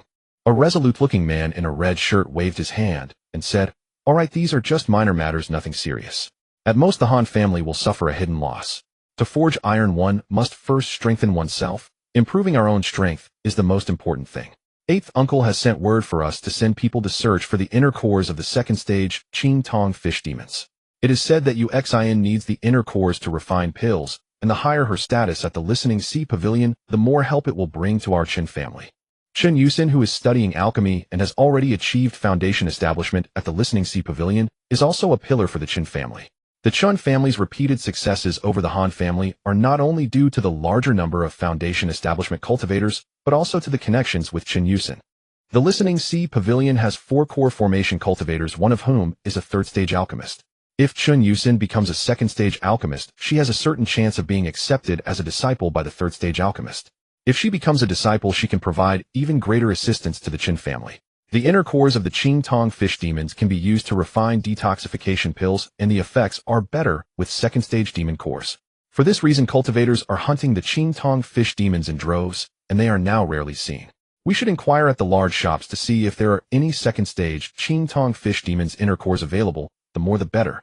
In the 100 Refinements Pavilion, Han Debiao was talking to Han Deliang about something. "What? Why would third uncle want us to search for the inner cores of 2nd-stage Qing Tong fish demons?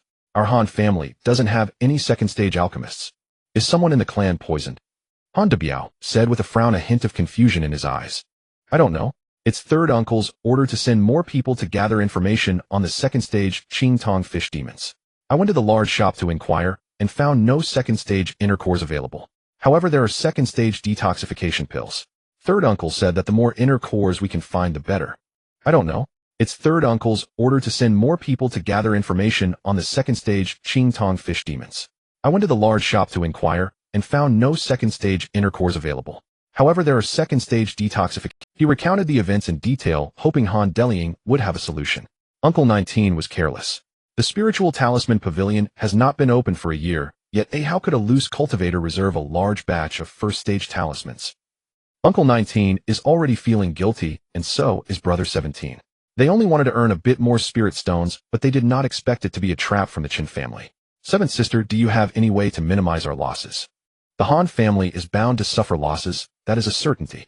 Han Daoan offered some discounts to retain major business, selling at a thin profit with high volume.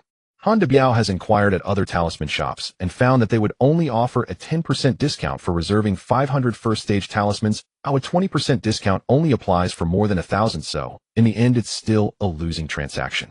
I know a second-stage talisman master from the Tianfu building. I will ask him if they can sell us a batch of talismans at a low price, but don't hold out too much hope.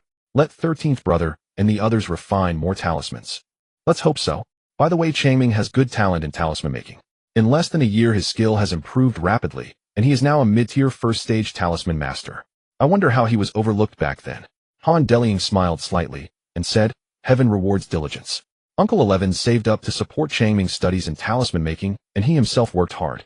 I'm not surprised that he became a mid-tier first-stage talisman master. When he was young he chose a talisman brush, and it seems he was born for this profession. Chang Jiong is also doing well. He can refine high-quality first-stage talismans now, but it's a pity our family lacks alchemists. After all these years we still don't have a second-stage alchemist. The Han family started with weapon refining and has invested considerable resources in cultivation over the years hoping to train a second-stage alchemist. However, without a mentor and guidance the Han family currently has only 3 first-stage high-quality alchemists and no second-stage alchemists. Chang Shua has excellent qualifications. He has already cultivated to the 7th layer of qi refinement and is also a first-stage high-quality alchemist. In a year the Listening Sea Pavilion will open its doors to accept disciples. Third uncle plans to have him join the Listening Sea Pavilion. With his qualifications he has a good chance of advancing to foundation establishment. Once he becomes a second-stage alchemist he will definitely bring more benefits to the family. I hope so. By the way, how is third uncle? Is he doing well? Han Deliang shook her head and said, according to 16th brother who came to convey third uncle's orders he is still the same.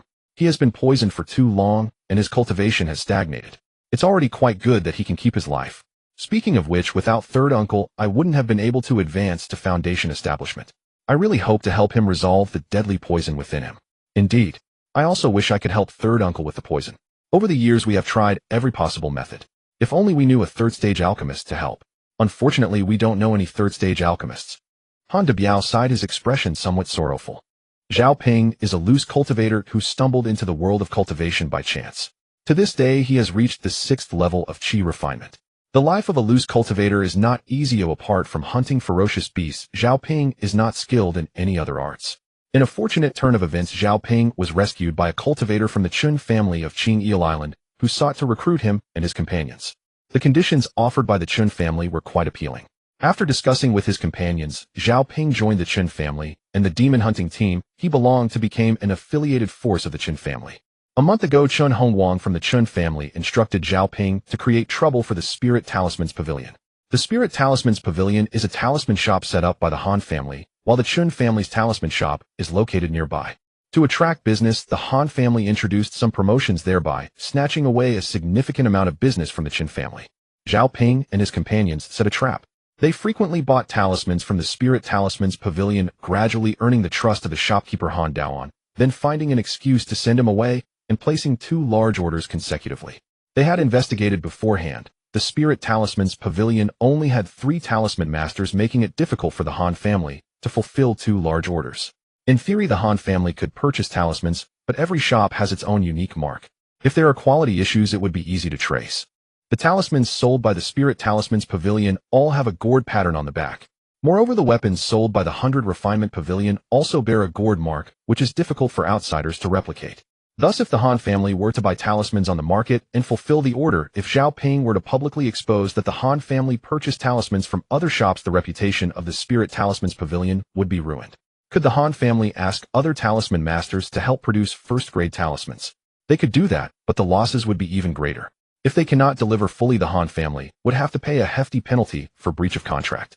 If they deliver fully, but not all talismans are produced by the Spirit Talismans Pavilion, the reputation of the pavilion would also be tarnished.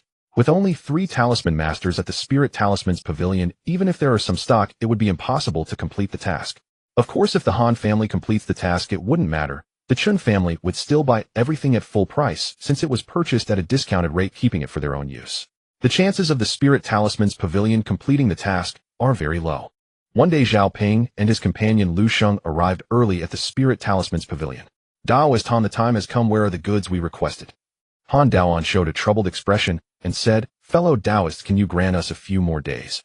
A month is really tight. Zhao Ping and Lu Sheng exchanged glances, a conspiratorial smile appearing on their faces. No black and white in writing states that goods must be delivered on time. If you can't deliver today, you will owe spirit stones. Don't think you can go back on your word, otherwise we will report you to the market management office. Zhao Ping shook the receipt in his hand, sneering coldly. The market management office specifically handles disputes between merchants and customers. If all the shops in the market sell counterfeit goods, their reputation will be ruined. Stalls set up by loose cultivators, however, are not under the jurisdiction of the market management office. Han Daoan let out a cold laugh, took out 2 storage bags, and handed them to Zhao Ping and Lu Sheng. Here are the goods you requested. Please check them. Zhao Ping and Lu Sheng exchanged a glance, their faces showing disbelief. They emptied the talismans from the storage bags and began to count them carefully. The size markings and texture of the talismans were exactly the same, clearly indicating that this batch of talismans came from the Spirit Talisman's pavilion. Impossible! How could you possibly produce these in a month?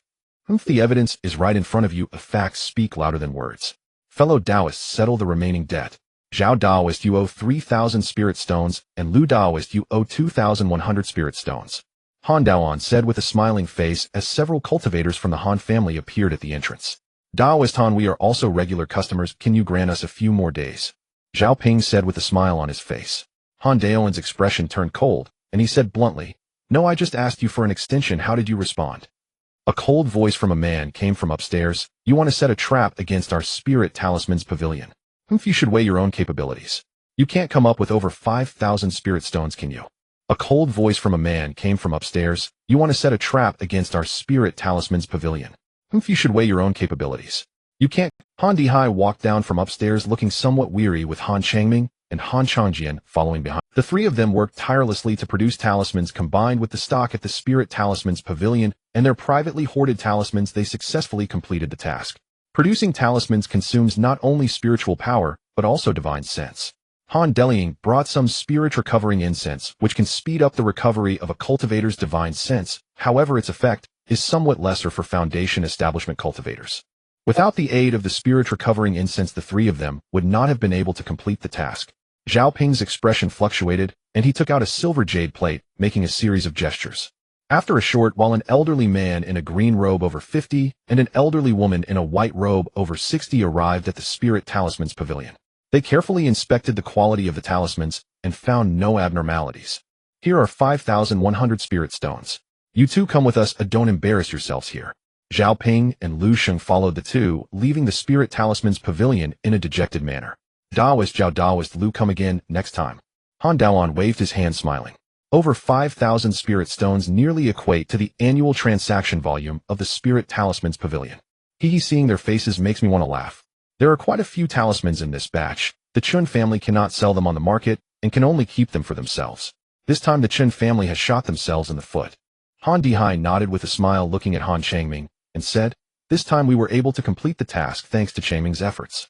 He submitted 400 first-grade medium-quality talismans at once. Combined with the stock in the shop, we were able to complete the task successfully. Han Dihai nodded with a smile, looking at Han Changming, and said, this time we were able to complete the task thanks to Changming's efforts. He submitted 400 first-grade medium-quality talismans at once. Combined with the stock in the shop, we were able to complete the task successfully. Uncle Shan is too modest. The reason I could complete the task is mainly due to the substantial stock I had saved up beforehand, along with the help of the spirit recovering incense. This time we managed to get through this hurdle thanks to everyone's efforts, not just my own. Han Changming said humbly.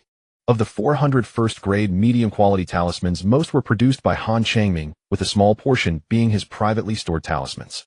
He submits 150 talismans to the family each month, allowing him to keep several talismans for himself over time. Han Dihai and Han Changjian also kept some talismans privately. Everyone has their own selfishness. As long as it does not affect the development of the family will not. Changming is right. This time we were lucky. If the orders were larger, we might not have been able to complete the task. Uncle Gio, this time we could complete the task only because the 3 of us put aside our cultivation and worked tirelessly to produce the talismans. If it happens again, we might not be able to complete it. Han Daoan nodded and said, I understand. Such things will not happen in the future. During this period you 3 have worked hard. Take a few days to rest. This matter will be recorded as your merit. Upon hearing this, Han Dihai, Han Changjian, and Han Changming all displayed expressions of joy simultaneously. After chatting for a bit, the three of them went upstairs to rest. Closing the door, Han Changming let out a long breath, lay down on the bed, and closed his eyes. Despite the help of the spirit recovering incense, he had been exhausted during this period. Early the next morning, Han Changming awoke, feeling refreshingly clear-headed and invigorated. His recent frantic talisman making had exhausted him utterly. Though his cultivated energy could recover swiftly with spirit stones, his divine sense remained depleted. Even with soul recovery incense, he could not sustain prolonged talisman crafting. He resolved to purchase several bottles of qi cultivation pills to accelerate his cultivation. Then, emptying the contents of his storage pouch, he prepared to dispose of items he no longer needed. What is this? Han Changming held an azure spherical bead in his palm, his expression shifting to one of quiet bewilderment. He recalled clearly during his previous visit to the cultivator's plaza to buy a talisman brush, he had haggled with a vendor and received several clam pearls as a bonus. Yet this was no ordinary clam pearl, it was a legacy pearl. Legacy pearls were rare artifacts unique to the Taoist sects of the Eastern Sea. Before passing into final stillness, cultivators would inscribe the coordinates of their final abode within such a pearl and cast it into the ocean, destined for a fated inheritor who upon retrieving it would gain access to their ancestral legacy. Hence the name Legacy Pearl. Visually indistinguishable from common clam pearls, legacy pearls emitted no spiritual resonance under ordinary conditions. Only after absorbing sufficient spiritual energy would their latent inscriptions manifest. Moreover, their material density far exceeded that of ordinary pearls. Any attempt to refine them into artifacts would instantly reveal their anomalous nature. Once a first-rank artifact forger chanced upon such a legacy pearl, inherited the legacy of an ancient cultivator, and soared meteorically in cultivation, eventually becoming a renowned elder whose name echoed across the region. This particular legacy pearl had lain dormant in his storage pouch for some time, perhaps absorbing ambient qi from nearby spirit stones, until Han Changming effortlessly perceived its hidden legacy. According to the inscribed record, the deceased master had been a Foundation establishment latest-stage cultivator who, while hunting monstrous beasts, suffered grievous wounds at the hands of a formidable foe. In his final moments, he forged this legacy pearl, hoping a worthy successor would inherit his arts and fulfill his unavenged vow. Han Changming's heart surged with exhilaration. A Foundation establishment latest-stage cultivator's final abode surely brimmed with priceless treasures. He longed to sprout wings and race there without delay, to claim those riches before fate intervened. Yet after that fleeting surge of excitement, he stilled his breath and regained composure. His acquisition of the legacy pearl had unfolded without incident. Only its absorption of sufficient spiritual energy had unveiled its true nature. Otherwise, he would have mistaken it for nothing more than an ordinary clam pearl. From childhood, Han Daoha had warned him, fortune never rains from the sky, and even if it did, it rarely falls precisely where you stand. Should you ever acquire a legacy pearl or discover an ancient cultivator's abode, do not rush headlong into treasure hunting. Always seek kinfolk first. Some deviant cultivators lay cunning traps to ensnare low-tier practitioners. Both the spirit stones and the Tai spirit refining gourd had come to him by sheer chance, fostering a sliver of hope within him. Perhaps he truly was a child of celestial fortune. Elders had long admonished him never to trust tales of ancient abodes too readily, for such places were exceedingly rare in this world. Torn by indecision, Han Changming lay sleepless for days, unable to focus on talisman refinement. After prolonged inner deliberation, he made his choice. He confided the matter to Han Dihai. Han Dihai weighed the legacy pearl in his palm, his expression grave. Changming, you've done well. I'll inform 7th and immediately. You'll accompany us on the expedition.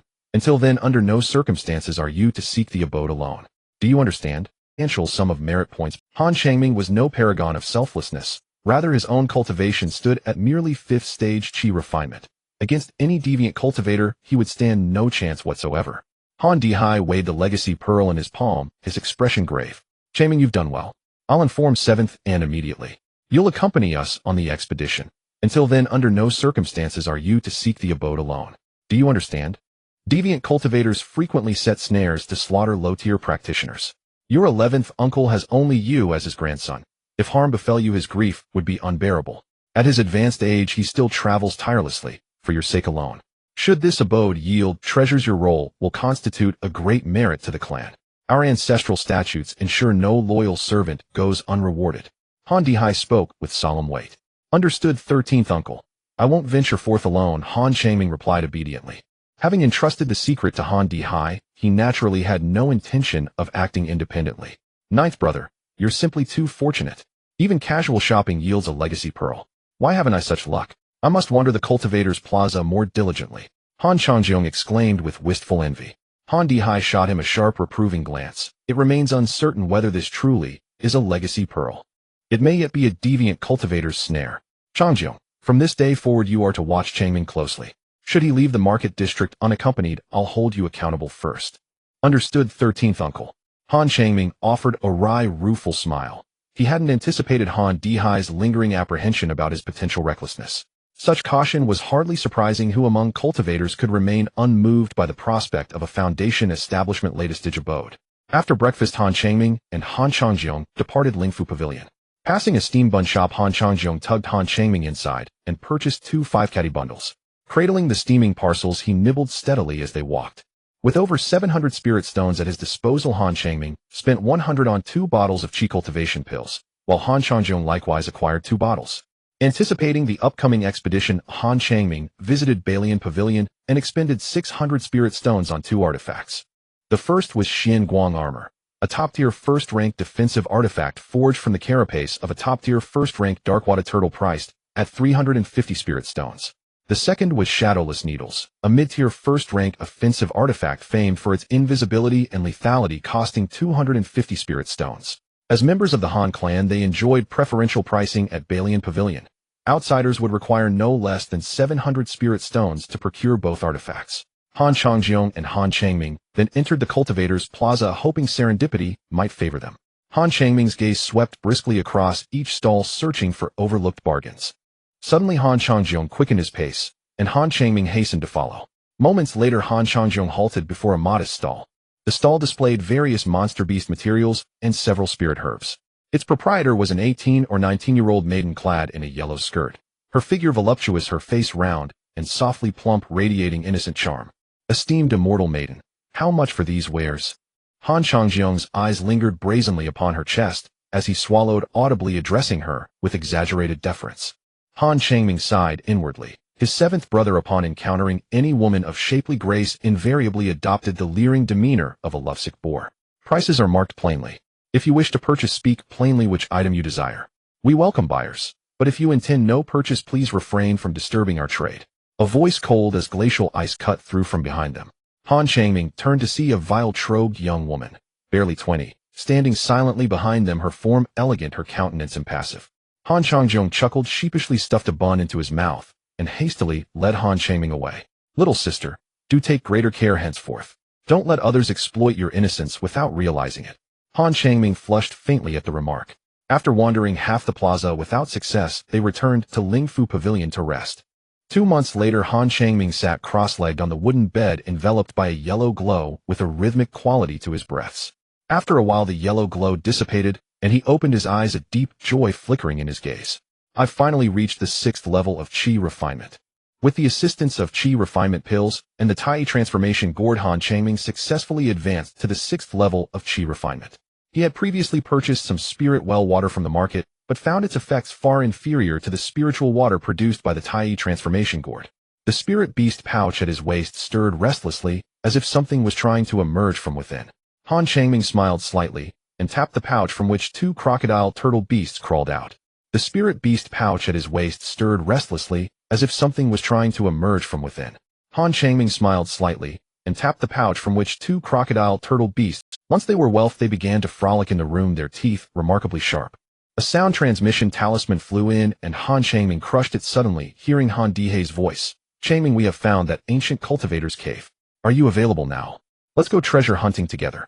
Han Changming's face lit up with joy, and he hurriedly recalled the 2 crocodile turtle beasts back into the spirit beast pouch, opening the door and stepping out. Han Deliang was talking to Han Dihai, and Han Debiao was also present. Uncle Wu, Aunt Chi, Uncle Shursan. Han Changming greeted them. Changming, you did very well this time. If it truly is the ancient cultivator's cave, I will definitely commend you. The location of the cave is extremely hidden. We dispatched many people to search for it, and that's how we found it. We're preparing to go treasure hunting. Han Deliang said with a smile. Han Changming nodded with a smile and asked, is Aunt Chi going too? Yes, I'm worried it's a trap. 2 years ago, your Uncle Urshi disappeared mysteriously. Before his disappearance, he purchased several powerful magical tools from the 100 Refinements Pavilion, and I'm concerned about a scheme from evil cultivators. Han Changming was somewhat surprised upon hearing this, hoping it was not a trap set by evil cultivators. Sister Chi, if it is indeed a scheme by loose cultivators, isn't it too risky for you, the only Foundation establishment cultivator? Han Dihai frowned and said, Don't worry, I have 2 second-tier low-grade puppet beasts with me along with several powerful second-tier magical tools. Uncle Wu and the others are all carrying 1 second-tier low-grade puppet beast. Changming, take this Fireglass Pearl. It's a one-time use second-tier magical tool with power comparable to a full-force strike from a Foundation establishment cultivator. It's a bit troublesome to refine, so if you encounter a strong enemy, just use the Fireglass Pearl to kill, or don't hold back. Han Delying took out a shiny red pearl and handed it to Han Changming. Han Changming accepted it with a promise. Leading a team of 7, Han Delying set off for treasure hunting. Besides Han Changming and Han Delying, the other 5 members all had cultivation levels above the 6th level of Qi refinement, making them quite powerful. Exiting the market, Han Delying summoned a yellow gourd, and they soared high into the sky. After more than a month, they arrived at their destination, a small island spanning over 10 miles. This micro-island was extremely desolate, with thin spiritual energy and no spiritual veins. Even if a cultivator passed by, they would not stop here. Han Delying controlled the yellow gourd and slowly descended in front of a low earthen slope. This is the spot. The cave is right here. Han Delying pointed at the slope and said, Quickly break the restrictions, take what we need and leave. If any cultivators pass by here, we will be easily discovered. Han Debiao suggested. Han Delying summoned 2 blue flying knives slashing at the slope, while Han Debiao and the others summoned magical tools to attack the slope. After a tremendous rumble, the ground shook violently, and a hole several meters wide appeared before them. Han Debiao walked in front while Han Changming was second to last. The cave entrance was somewhat narrow, with uneven stone walls showing obvious signs of being artificially excavated. After walking over 100 steps, they turned left and continued for another 100 steps, where a faint yellow barrier appeared before them. Through the barrier, they could see a simple stone chamber several dozen feet wide, with a white skeleton in the center and a yellow storage pouch at its waist. Upon seeing the white skeleton, Han Changming's face lit up with joy. It seemed that this truly was the ancient cultivator's cave.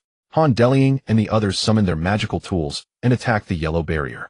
Colors of spiritual light clashed, and the yellow barrier could not hold for long before shattering. Han Delying released her divine sense, carefully examining the stone chamber, finding nothing unusual.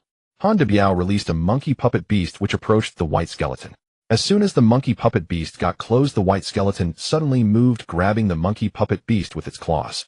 At the same time, a cacophony of ghostly wails erupted, and several white bone corpses emerged from the ground of the stone chamber. Not good, this is a trap. Retreat quickly.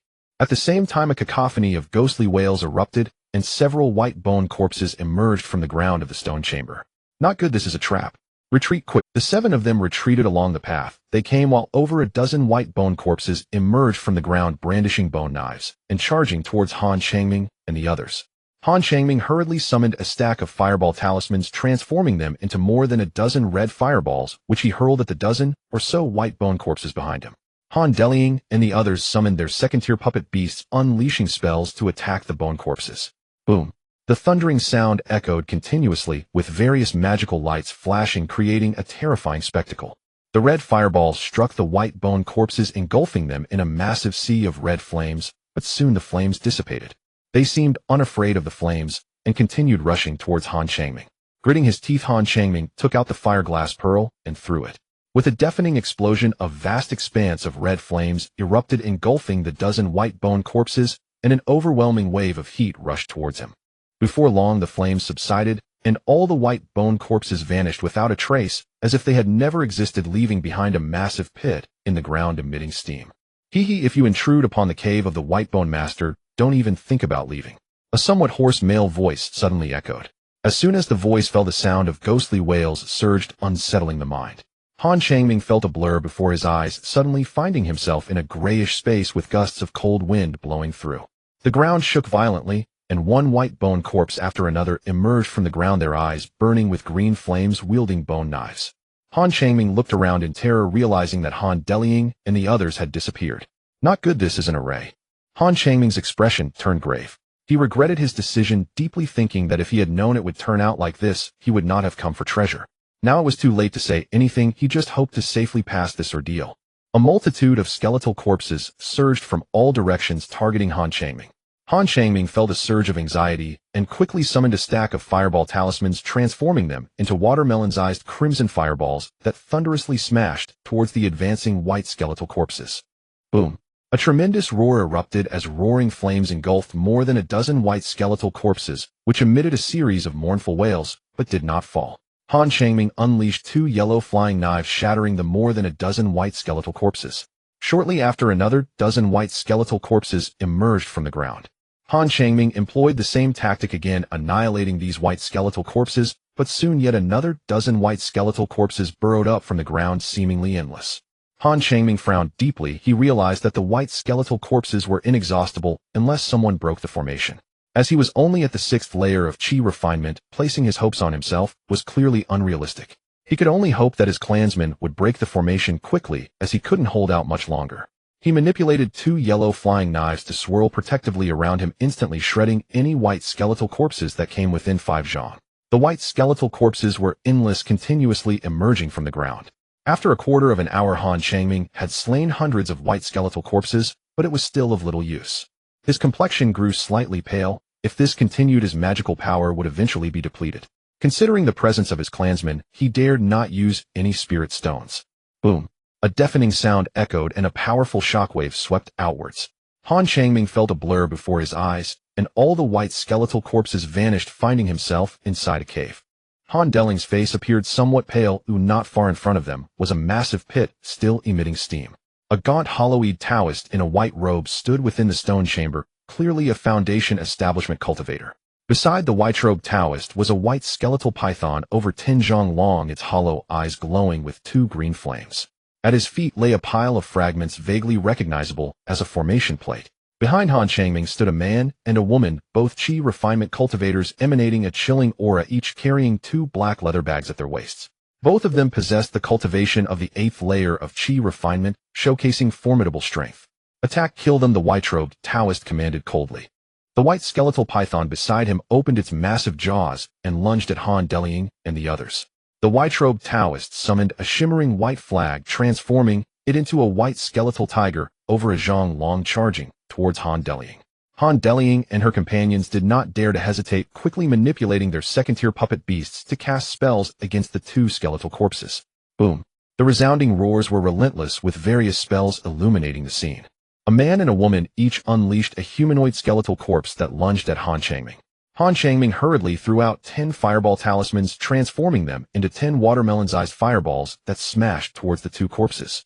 The 10 crimson fireballs struck the 2 skeletal corpses, engulfing them in roaring flames, and the 2 yellow flying knives chopped down upon the corpses.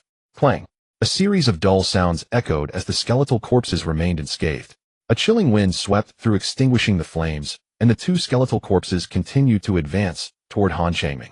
A large wave of crimson fireblades shot forth, slashing against the 2 skeletal corpses, transforming into a vast expanse of crimson flames that enveloped them. Han Changming summoned the mountain-shaking seal, rapidly enlarging it and smashing it towards the 2 skeletal corpses. The cave was somewhat cramped, and the 2 skeletal corpses could not evade being crushed by the mountain-shaking seal. 10 white bone knives, each about a foot long, shot towards Han Changming with fierce momentum. A complete set of magical tools. Han Changming's expression turned grave. The power of a complete set of magical tools far surpassed that of a single magical tool. He hurriedly slapped a water shield talisman onto himself, conjuring a blue water curtain around him. "Quickly finish them off, do not delay too long," Han Delling urged loudly. The 2 clansmen each summoned a glimmering red talisman, transforming into 2 over 10 zhang long crimson fire. "Quickly finish them off, do not delay too long," Han Delling urged loudly. The 2 clansmen each summoned a glimmering red talisman, transforming into 2 over 10 zhang long crimson fire pythons that lunged at the 2 malevolent chi refinement cultivators. Han Changming took out talismans from his storage bag and frantically hurled them at the opponents as if they were worthless. Boom! The deafening roars were unceasing. Faced with the attacks of 3 chi refinement cultivators and 2 second-tier puppet beasts, the 2 malevolent cultivators struggled greatly, barely managing to maintain a white light curtain that shielded them from Han Changming and the others' assaults. 2 red flames as thick as an adult's arm struck the white light curtain, swiftly spreading outwards. A massive yellow seal slammed against the white light curtain, which crumbled like paper under the impact of the yellow seal. The 2 malevolent cultivators hurriedly cast defensive spells on themselves, as dozens of red fireballs bombarded their protective spirit shields, engulfing their figures in roaring flames. Bang! With a sound, one malevolent cultivator's defensive shield shattered, a faint needle piercing through his skull, causing him to fall to the ground helplessly. At the same time, several glimmering magical tools struck, piercing through the other malevolent cultivator's defenses, slaying her. Han Changming's group was well prepared, carrying a large number of talismans and second-tier puppet beasts. On the other side, after defeating the two malevolent Qi refinement cultivators, Han Changming and the three others freed their hands to assist Han Delying. A deafening explosion rang out, followed by a scream. Han Changming turned to see his two clan uncles lying on the ground, engulfed in a layer of white flames that reduced them to ashes. In his sorrow, he also felt a tinge of relief. Had he come alone to seek treasure, it would have been a great trouble. You seek death. Han Delying's gaze turned cold, and the white flag in her hands surged with light, transforming into a white giant python, over 10 zhang long, exhaling cold air as it lunged at the white-robed Taoist. Simultaneously, the red long staff in Han Debio's hand ignited with a layer of crimson flames, crashing towards the white-robed Taoist amidst a torrent of powerful beams aimed swiftly at him. Boom! The white-robed Taoist's protective spirit shield was quickly shattered, with over a dozen magical tools piercing through his body. Against so many foes, he couldn't withstand the onslaught, and ultimately the demonic fire he unleashed killed 2 of Han's clan members. After slaying the white-robed Taoist, Han Delying and the others collectively sighed in relief. With 2 clan members lost to the malevolent cultivators, their hearts were heavy with grief. Han Delying rummaged through the white-robed Taoist's corpse, retrieving a white storage bag and emptying its contents. This is the Inferno blade of our 21st brother. He truly has encountered an accident.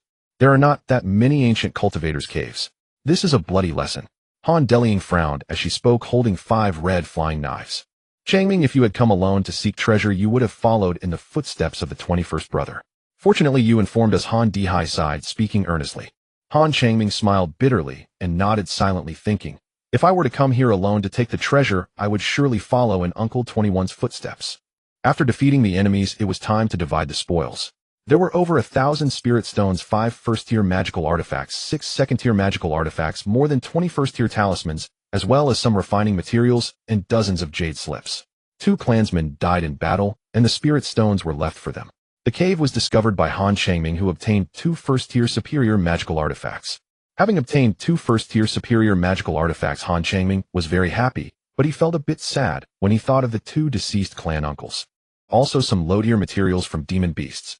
Having obtained 2 first-tier superior magical artifacts, Han Changming was very happy, but he felt a bit sad when he thought of the 2 deceased clan uncles. Dozens of jade slips contained a variety of content, among which was a transformation technique. After practicing it, one could change their appearance, and Han Changming made a copy. A quarter of an hour later, Han Delying and the others walked out of the cave. Han Delying released the flying magical artifact, carrying everyone back along the way they came. More than a month later, they returned to Kuaishing Market. This treasure hunting expedition brought Han Changming many gains. He understood completely why his grandfather said the cultivation world was very cruel and that one must band together for warmth. Han Changming realized the serious inadequacy of his own strength. He needed to plan for the future. The Tai transformation gourd could produce spiritual water, which could improve the success rate of talisman crafting. Besides that, it should have other uses such as alchemy. The Han family began with refining tools, and there were many refiners within the clan, but the number of alchemists was particularly small. As far as Han Changming knew, the family had only 3 first-tier alchemists, while the number of talisman masters far exceeded that of alchemists. However, the treatment for alchemists was far superior to that of talisman masters. Talismans can be used to fight, while pills can be consumed to enhance cultivation. If Han Changming could refine pills, the family would invest more resources into training him. Han Changming had just broken through to the 6th layer of Qi refinement, and he could not break through again in a short time, otherwise it would definitely raise the suspicion of the elders. If Han Changming had such a rapid cultivation speed, the family would not send him out to do tasks. He planned to work hard at crafting talismans. His current ability to earn spirit stones was not strong. Once he became a first-tier superior talisman master, the situation would improve a bit. Without an alchemist to guide him, he would definitely fail many times while trying to explore on his own. Among the 4 great skills of cultivation, talisman crafting, weapon refining, alchemy, and formations, the simplest is talisman crafting and the most difficult is formations. The difficulty of alchemy is only slightly below that of formations, and Han Changming was well aware of this. Learning alchemy on his own would require a large amount of spirit stones. From now on, he would begin to crazily craft talismans to accumulate spirit stones and prepare for the future. Learning alchemy on his own would require a large amount of spirit stones. From now on, he would begin to crazily craft talismans to accumulate spirit stones and prepare. A quarter of an hour later, Han Changming walked into a tea house, requested a private room, and ordered a pot of spiritual tea along with a plate of pastries. After sitting for an hour, several groups of customers had come and gone. A quarter of an hour later, Han Changming walked into a tea house, requested a private room, and ordered a pot of spiritual tea along with a plate of pastries. After sitting for an hour, it was indeed the transformation technique, a method to change one's appearance. He planned to sell the talismans in his possession to exchange for spirit stones to buy blank talisman paper. The talismans sold in the shop were priced similarly, but there were certain discounts for bulk purchases. For example, at the Talisman Pavilion, if you bought 10 first-tier middle-grade talismans, you would receive 1 first-tier low-grade talisman for free. Han Changming did not plan to sell the talismans to the family. Firstly, it was easy to get exposed. Secondly, talisman shops rarely buy back talismans, and the buyback price is not high. Selling to loose cultivators was the best choice, but it had to be done in batches, and the prices must be lower than those of the shops to sell well. After a cup of tea, Han Changming appeared in the loose cultivator square. He found an empty spot, took out the prepared coarse cloth, and set up a small stall.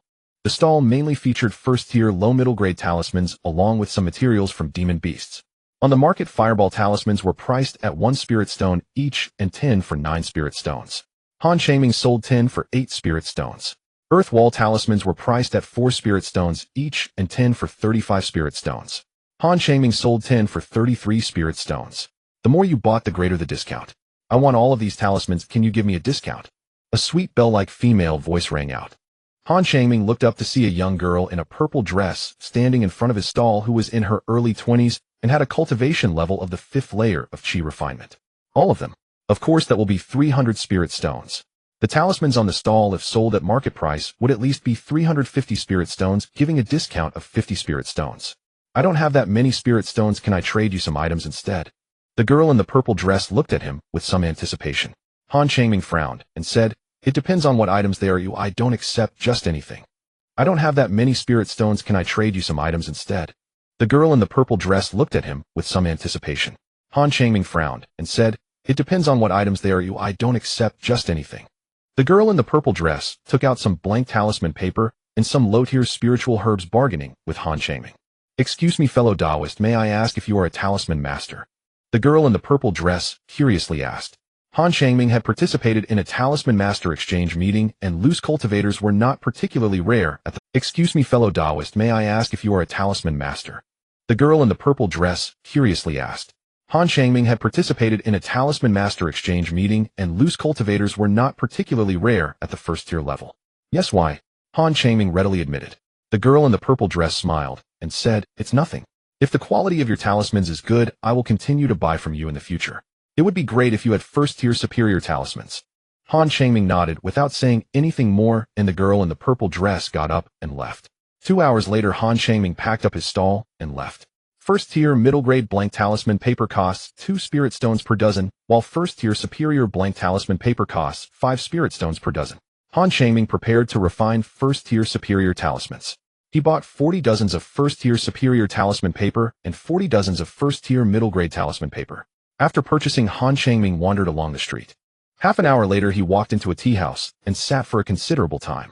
When he left the tea house, he had already returned to his true appearance. The next day, during breakfast, Han Changming said to Han Dihai, Uncle 13, I plan to learn how to refine first-tier superior talismans. Could you teach me? With someone teaching, I can avoid many detours. I need to hurry and craft a batch of first-tier superior talismans. There's not much time. Changjian, you can teach Changming. Your talisman crafting skill is not much different from mine. Leave this to me, but let me eat my fill first, Han Changjian promised, patting his chest. Han Changming went to buy 2 bags of meat buns for Han Changjian. After Han Changjian was full, he began to teach Han Changming how to refine first-tier superior talismans. Half a year quickly passed. In the Lingfu Pavilion, Han Changming's gaze was fixed on the talisman paper before him, which was covered with numerous red runes, while several empty spirit stone boxes scattered on the ground. A thick stack of red talismans lay piled on the table, all of which were fireball talismans. After a moment, Han Changming set down his brush, a hint of a smile appearing on his face.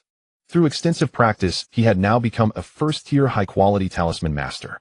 With the aid of the Tai transforming spirit, Gourd, his success rate for crafting first-tier high-quality talismans reached 50%. Of course, the variety was not particularly large, limited to first-tier talismans of the 5 elemental attributes. Of course, he kept this a secret from Han Dihai and Han Changjiong, who were unaware that Han Changming had already become a first-tier high-quality talisman master. In just half a year, he had advanced from a first-tier medium-quality talisman master to a first-tier high-quality talisman master, achieving a shocking 50% success rate. Han Changjiong took over a year to accomplish this. During these past 6 months, Han Changming had not practiced cultivation, but had been fervently crafting talismans. He now possessed over 2,000 spirit stones, a sum he had never dared to dream of before. Han Changming collected the talismans and the empty spirit stone boxes, then walked out. The sky had darkened, and the streets were brightly lit. A quarter of an hour later, Han Changming entered a 5-story green building. Qingdan Pavilion, the best medicine shop in Kuaishing Square. The hall was spacious and bright, with dozens of cultivators gathered around the counter purchasing pills. Give me a bottle of qi refining pills. I want a bottle of nourishing qi pills. I want 3 bottles. Han Changming did not linger in the hall and headed straight for the second floor. The cultivators entering and exiting the second floor were mostly at the foundation establishment stage, with a few being qi refining cultivators. Han Changming approached the counter and said to the attendant behind it, I want 2 bottles of spirit nourishing pills. Spirit nourishing pills are low-grade second-tier pills costing 300 spirit stones per bottle. They can enhance a cultivator's divine sense, but they must be consumed in large quantities for effectiveness. They work better for qi refining cultivators, while foundation establishment cultivators experience somewhat diminished effects. Crafting talismans consumes divine sense, and Han Changming's divine sense now rivaled that of a 9th-layer qi refining cultivator. Otherwise, he would not be able to craft talismans so fervently. He consumed a bottle of spirit nourishing pills each month, continuously enhancing his divine sense. The benefits of a powerful divine sense were numerous. Not only could it aid in crafting talismans, but it also allowed for the manipulation of multiple magical artifacts in combat. Once he reached the 9th layer of qi refining, his divine sense might be comparable to that of foundation establishment cultivators. After purchasing the spirit nourishing pills, Han Changming returned to the Lingfu Pavilion without lingering outside. It was conspicuous for qi refining cultivators to spend 600 spirit stones on spirit nourishing pills. Every time Han Changming bought the pills, he would return to the Lingfu Pavilion, and any cultivators with ulterior motives who followed him would not continue tracking. Just as Han Changming ascended the stairs, he saw Han Changshua conversing with a young man in red who appeared to be in his 20s. The young man was tall, handsome, and wore a broad smile on his face. Han Changshua II in the Chang generation ranking was at the 8th layer of qi refining and one of the 3 prodigies of the Han family. Second brother, what brings you here? Han Changming asked, his face lighting up with joy upon seeing Han Changshua. Han Changshua II in the Chang generation ranking was at the 8th layer of qi refining and one of the 3 prodigies of the Han family. Second brother, what brings you here? Han Changming asked, his face lighting up with joy upon seeing Han Changshua. The Listening Sea Pavilion was opening its doors to accept disciples, and Han Zhongxiang planned for Han Changshua to join the Listening Sea Pavilion, as it would increase the chances of the sect obtaining foundation establishment pills. The Han family had clashed with the Chun family multiple times, primarily due to the lack of foundation establishment cultivators in the Listening Sea Pavilion, which had caused the Han family to suffer significant losses. Han Changming did not expect that Han Zhongxiang would actually allow Han Changshua to join the Listening Sea Pavilion, considering that Han Changshua was one of the few first-tier alchemists in the Han family. With Han Changshua's talent, joining the Listening Sea Pavilion would increase his chances of foundation establishment. If he could reach the foundation establishment stage, he could provide even more assistance to the Han family. So it was the clan leader's order. His decisions are certainly wise.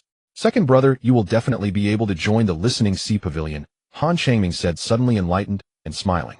Han Zhongxiang III in the Zhang generation ranking was the stabilizing force of the Han family, and also I hope so. I heard from 7th Aunt that the requirements for joining the Listening Sea Pavilion have become increasingly stringent. It seems the quality of the last few disciples admitted was too poor, so I don't have full confidence in being accepted into the Listening Sea Pavilion.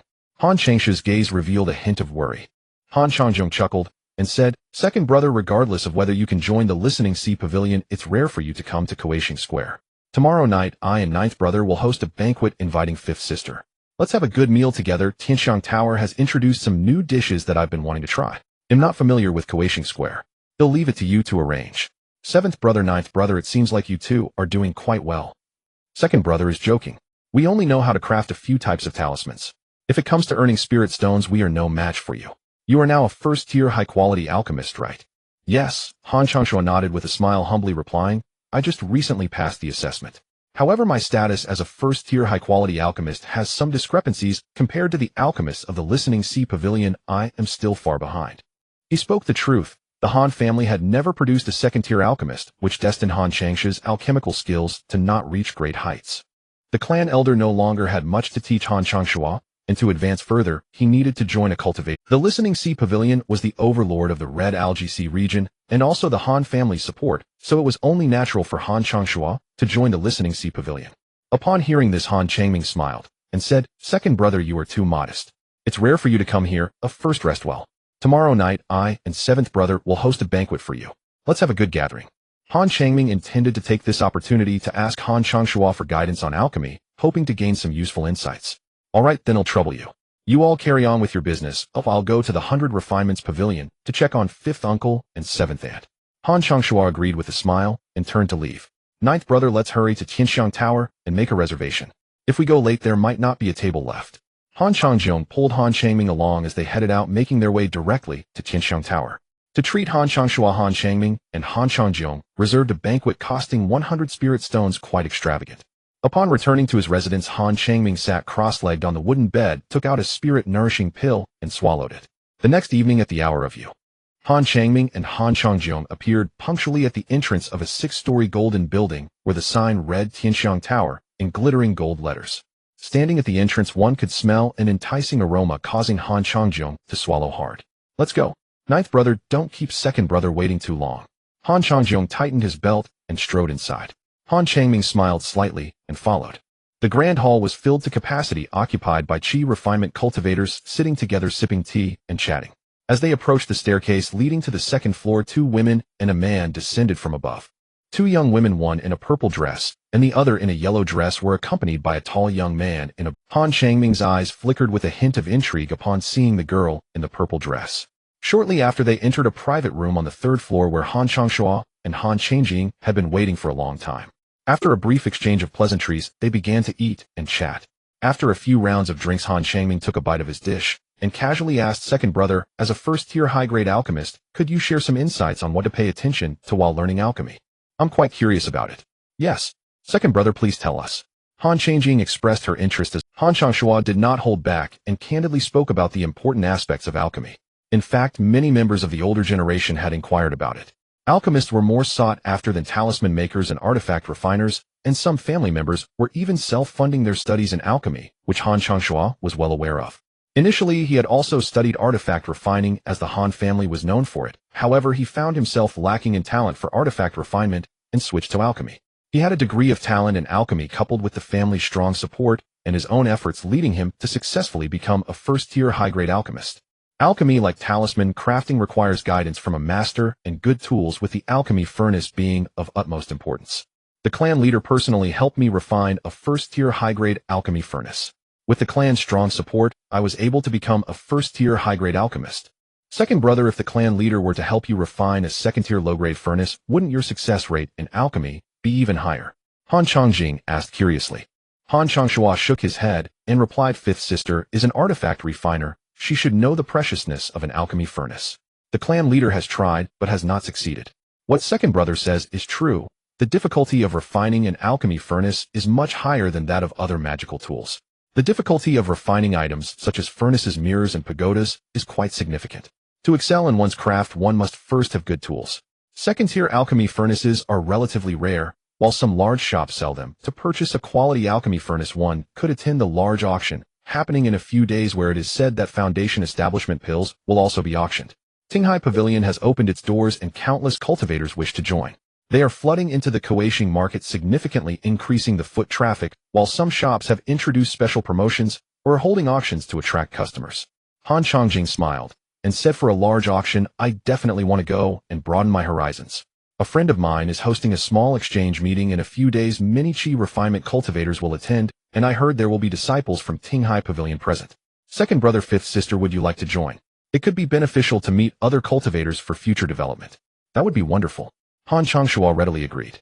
Building connections with disciples from Tinghai Pavilion could be helpful for his future, and he might even glean some insider information from them. An hour later, the 4 of them exited the Tianxiang building. It was Han Changsha's first visit to Kuaishing market, and he was filled with curiosity about many things. Han Changming and the others accompanied him as they strolled around, introducing him to the market. Han Changshua was particularly interested in the spirit herb and pill shops, which was quite normal for an alchemist. He purchased some commonly used spirit herbs that had been aged for several decades to keep for alchemy. 2 hours later, the four of them returned to their respective homes. Han Changming sat cross-legged on his wooden bed and took out a nourishing spirit pill to consume. The night passed quickly. Early the next morning, Han Changming left the Spirit Talisman Pavilion. He wandered around the streets as Tinghai Pavilion was set to open its doors to accept disciples, causing a surge in foot traffic within the market, with the streets bustling and voices calling out.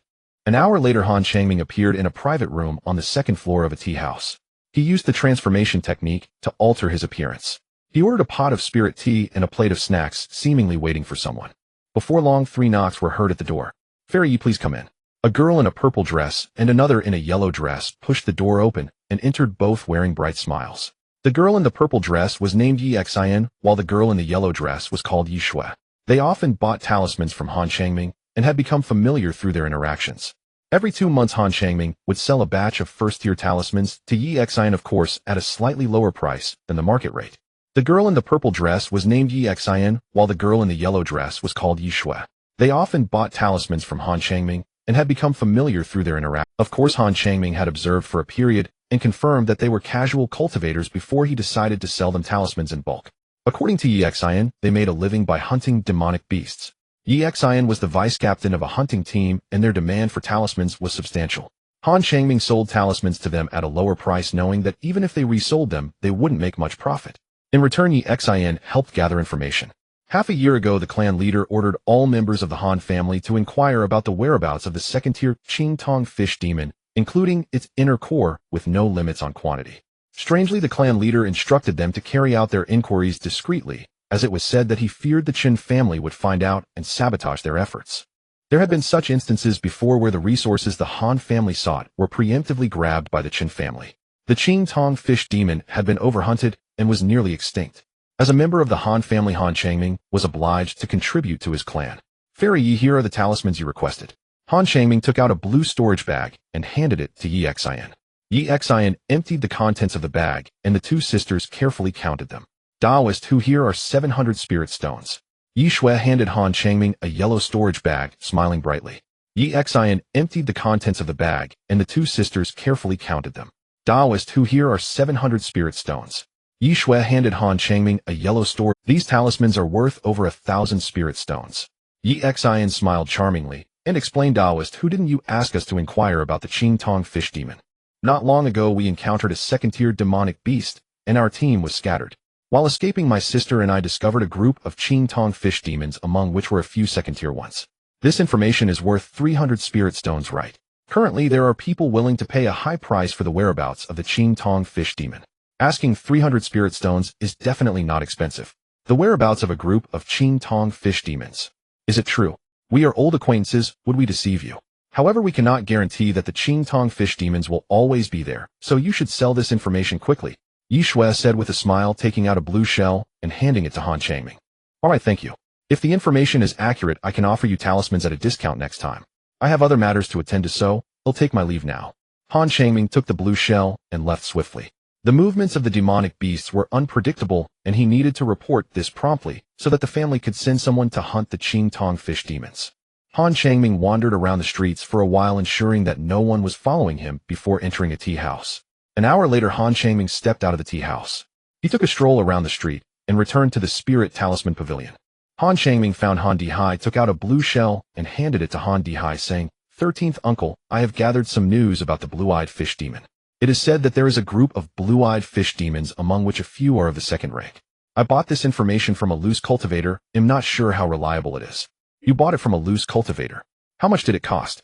300 spirit stones, it should be reliable." Han Dihai nodded, his expression serious as he cautioned, "I know about this matter, do not speak of it to anyone else, understood? If the news is true, the family will reward you." "Understood, 13th uncle."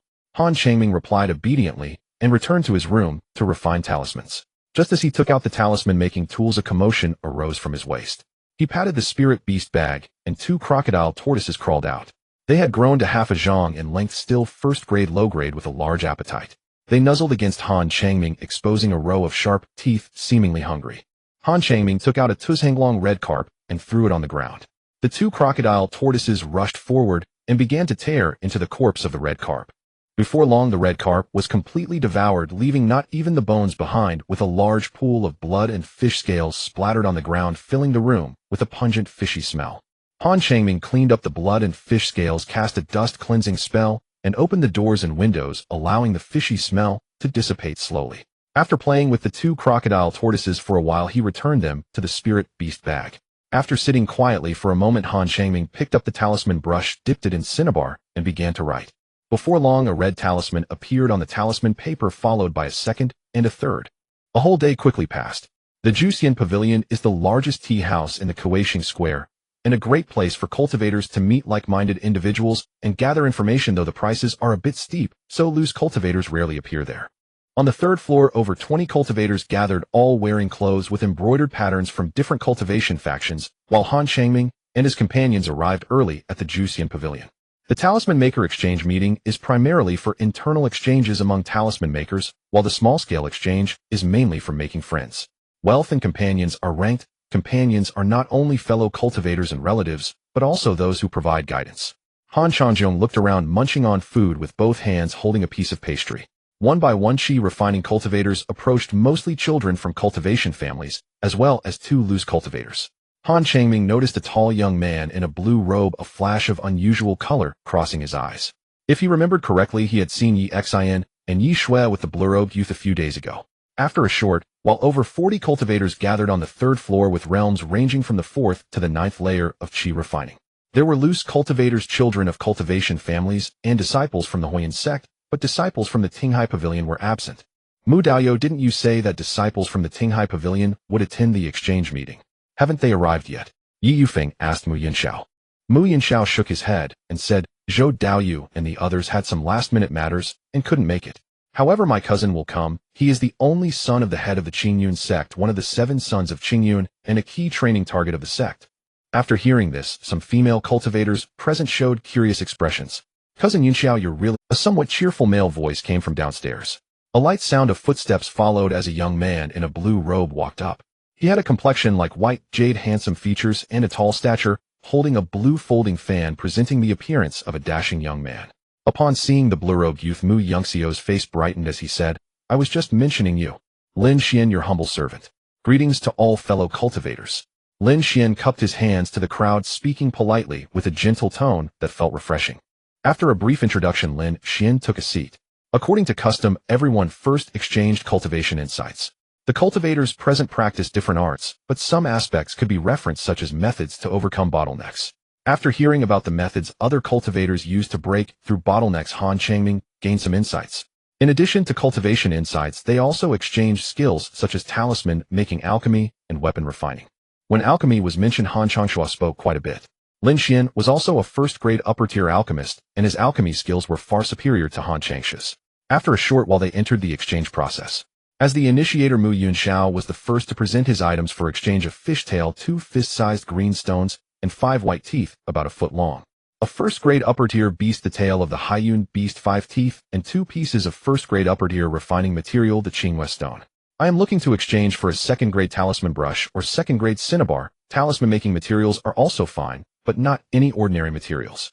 Han Changming was not interested in these items, but others were. Han Changjing used a Tuzhanglong piece of first-grade upper-tier beast skin to trade for those 5 teeth and the 2 Qinghua stones. After Mu Yongxiu's exchange, Lin Xian stepped forward and took out 3 items: a pale blue talisman brush, 2 pieces of red beast skin about a zhang long, and a piece of red stone. A second-grade lower-tier talisman brush, which has a certain enhancement effect for talisman, making 2 pieces of first-grade upper-tier beast skin from the Hongli beast, and a piece of first-grade upper-tier refining material, the Hongli stone. I am looking to exchange for 100-year-old Luyun grass, or chia flower, or water-type second-grade demon pills. If not, items of equal value will do. Yi Yufeng used 3 second-grade stones to exchange for that second-grade lower-tier talisman brush. One cultivator after another stepped forward to exchange items. Han Changming had nothing of value to trade, so he did not plan to step forward. After a cup of tea's time, a tall young man in a blue robe stepped forward, taking out 3 items. A piece of blue tortoise shell, a pair of black feathered wings, and a blue wooden box. 1 piece of first-grade upper-tier Qingxian tortoise shell, 1 pair of wings from a first-grade middle-tier demon bird, the Heiyun crow, and the eggs of the ghost-faced scorpion. Upon hearing the words ghost-faced scorpion, Lin Xian's expression changed as he curiously asked, Ghost-faced scorpion. Are you sure you're not mistaken? This is a spirit insect that ranks 112th on the heavenly marvelous insect list, spitting poisonous mist impervious to blades and fire. Of course, I obtained the ghost-faced scorpion's eggs from an ancient cultivator's cave, but they have been stored for too long. I have been trying to hatch them for several months without success, yet there is still a trace of life. They should be able to hatch. The blue-robed youth said this while opening the blue wooden box, revealing 5 pale golden eggs. Lin Xian stepped forward and said, "Let me take a look." A young man in a blue shirt cautiously took out a golden insect egg about the size of a fist with some purple patterns on it. "Are these insect eggs for trade or sale?" Han Changming asked, somewhat tempted. Some idle cultivators have compiled various rankings in the cultivation world for spiritual treasures, spiritual medicines, spiritual insects, and spiritual beasts. The spiritual insects on the list of extraordinary insects possess formidable abilities, with higher-ranked ones being more powerful. The Han family has a spiritual beast hall dedicated to training spiritual beasts, insects, and birds. The hall master Han Deguang has several purple-patterned fire centipedes that have been cultivated for 2 generations, reaching the 2nd-tier mid-grade. The purple-patterned fire centipede ranks 135th on the extraordinary insects list, while this ghost-faced scorpion is ranked even higher, indicating its greater powers. I wish to trade. I am stuck at a bottleneck, and ordinary 1st-tier pills cannot help me break through.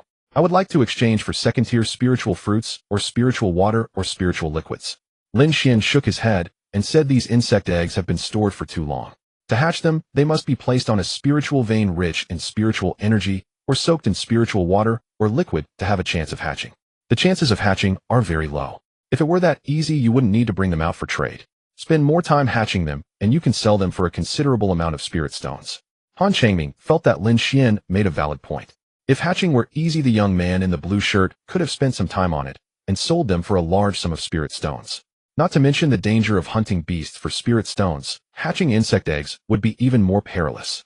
Lin Xian carefully examined the 5 golden insect eggs and found that each one had a very weak life force, making them difficult to hatch. Someone immediately took out a jade slip and reference book to check the information on the ghost-faced scorpion.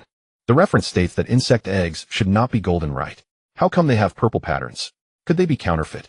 Yi Yufeng questioned, as some loose cultivators are known for their deceitfulness and are not well received by other cultivators. Absolutely not. I Chen Bin am not that kind of person. Everyone can inspect them closely. As for the purple patterns, they must have been stained by some liquid or are a result of mutation. Lin Xian shook his head and said, "Mutation. It is understandable for one insect egg to be mutated, but if all 5 insect eggs are mutated, it doesn't add up. They must have been stained by some liquid. If Chun Dao, you were a deceitful person, brother Yun Xiao would not have invited him to the exchange meeting. Mu Yun Xiao, the initiator of the exchange meeting, would not want to lose face if Chen Bin were to be found deceived. Chun Dao, you has known me for many years. I believe he is not that kind of person. However, the life force of these 5 spiritual insect eggs is so weak that they may not be able to hatch. Those wishing to trade should be mentally prepared." Naturally, Mu Yun Xiao could not admit that Chen Bin was deceiving, as that would be a slap in his face, and there was no evidence. "I don't have any 2nd-tier spiritual fruits, but I do have half a bottle of diluted Qing Sang spiritual liquid, which is beneficial for breaking through bottlenecks. How about trading for these 5 insect eggs?" Lin Xian took out a light silver porcelain bottle, uncorked it, and a pure wave of spiritual energy wafted out. "5 is too many. I will give you 2 at most. These are the eggs of the ghost-faced scorpion, not just any ordinary insect eggs. 2 is too few, make it 3. The Qing Sang spiritual liquid is a unique elixir of our Qingyun sect." Chen Bin hesitated for a moment before agreeing. "I have a bottle of 1st-tier spiritual water, which should be beneficial for cultivation. How about trading for 2 of your insect eggs?" Han Changming took out a blue porcelain bottle and handed it to Chen Bin. The bottle contained diluted spiritual water, diluted at a ratio of 1 to 3. Han Changming had brought it to feed the crocodile turtle beasts, as the dilution allows for multiple feedings, making it easier for the small creatures to absorb. If it weren't for Chen Bin bringing out the ghost-faced scorpion's insect eggs, he wouldn't have offered the diluted spiritual water. Upon inspection, Chen Bin shook his head, only willing to exchange for 1, and Han Changming agreed. Others also brought items to exchange, but Chen Bin was not satisfied with any of them. Lin Xian took out a 1st-tier superior-grade ice cloud talisman, trading it for the last insect egg. After Chen Bin completed his exchanges, he returned to his seat, and others began to approach for exchanges. And as long as Lin Xian found something appealing, he could present items for exchange. Being wealthy and influential, he could easily make trades, largely due to being the only son of the Qingyun sect's leader, making others eager to build a good relationship with him. After more than an hour, the exchange meeting concluded, and the cultivators gradually left, each returning home. Ninth brother, where did you get the spiritual water? Han Changshua asked curiously. There are first-tier spiritual waters for sale on the market, but their effects are average. Since Qin Bin is willing to trade the spiritual water Han Changming has must be better than what is available on the market. Han Changshua asked curiously. There are first-tier spiritual waters for sale on the market, but their effects are average. Since Qin Bin is willing to trade the spiritual water Han Changming has must be better than what is. Back at his residence, Han Changming carefully observed the ghost-faced scorpion's insect egg. Lin Xian, being the son of the Qingyun sect's leader and well-versed, surely had a reliable method. Han Changming first placed a restriction on the insect egg, then stored the insect egg and spirit stones in the cabinet waiting for the ghost-faced scorpion to hatch. He had a large quantity of elixir powder on hand, and had stored a batch of spiritual water which was enough for his use. The crocodile turtle beast's egg hatched after more than a month, so the ghost-faced scorpion's insect egg should not take too long. He had a large quantity of elixir powder on hand, and had stored a batch of spiritual water which was enough for his use. The crocodile turtle beast's egg hatched after more than a month, so the ghost-faced scorpion's he had collected a batch of first-tier spiritual medicines and reference books on spiritual medicines, also for future planning. In the Bai Lian Pavilion, Han Dihai was discussing something with Han Deliang. Seventh sister, this is the news that Changming bought from a loose cultivator. They discovered a group of blue-eyed fish demons. Han Dihai handed a blue spiritual shell to Han Deliang. Leave this to me, you don't need to worry about the rest. Let Changming keep it a secret and not tell anyone. Han Deliang took the blue shell and cautioned somewhat uneasily. Leave this to me, you don't need to worry about the rest. Let Changming keep it a secret and not tell anyone. Han Deliang took out a communication plate and gestured for a while. After a while she left the Bai Lian Pavilion and began to wander the streets. A quarter of an hour later she entered a tea house and requested a private room. The room was simply arranged with a landscape painting hanging on the wall. Han Deliang closed the door, took out the blue shell, and stuck it under the tea table. Uninformed individuals entering would not discover the blue shell's presence. An hour later Han Deliang left the tea house. Guests began to enter the private room, but did not notice the blue shell's existence, who would check under the table for hidden items. The next morning, a middle-aged man of medium build entered. After closing the door, he hurriedly retrieved the blue shell from under the table. He examined the content of the blue shell, displaying a look of delight. After a considerable amount of time, the middle-aged man exited the tea house. "Qindao, you, long time no see." Someone greeted the middle-aged man. He smiled and nodded, acknowledging the greeting. A month passed swiftly. The Tinghai Pavilion officially posted a recruitment notice for disciples and opened. Refiners with special skills such as talisman masters, weaponsmiths, and alchemists can enter through assessments, though not everyone can pass these tests. Han Changshua, skilled in a particular art, registered for the alchemy assessment. As dozens of refiners queued up, he felt a bit nervous, for it was his first time seeing so many alchemists. He originally felt confident, but seeing the large number of participants diminished his assurance. This was his first trip away from home, and he understood well that being accepted into the Tinghai Pavilion would be beneficial for both himself and his family. Han Changming and Han Changjong chatted nearby, distracting Han Changshua to help ease his nerves. With so many people taking the alchemy assessment, I wonder if I can pass. Han Changshua gazed at the long line, sighed deeply, and spoke somewhat anxiously. "Second brother, I spent a considerable amount of money to procure 2 bottles of spiritual water said to be from the Liu family of Black Crow Island, which enhances alchemy. Take them." Han Changming transmitted his voice, taking out 2 blue porcelain bottles and handing them to Han Changshua. "They might come in handy.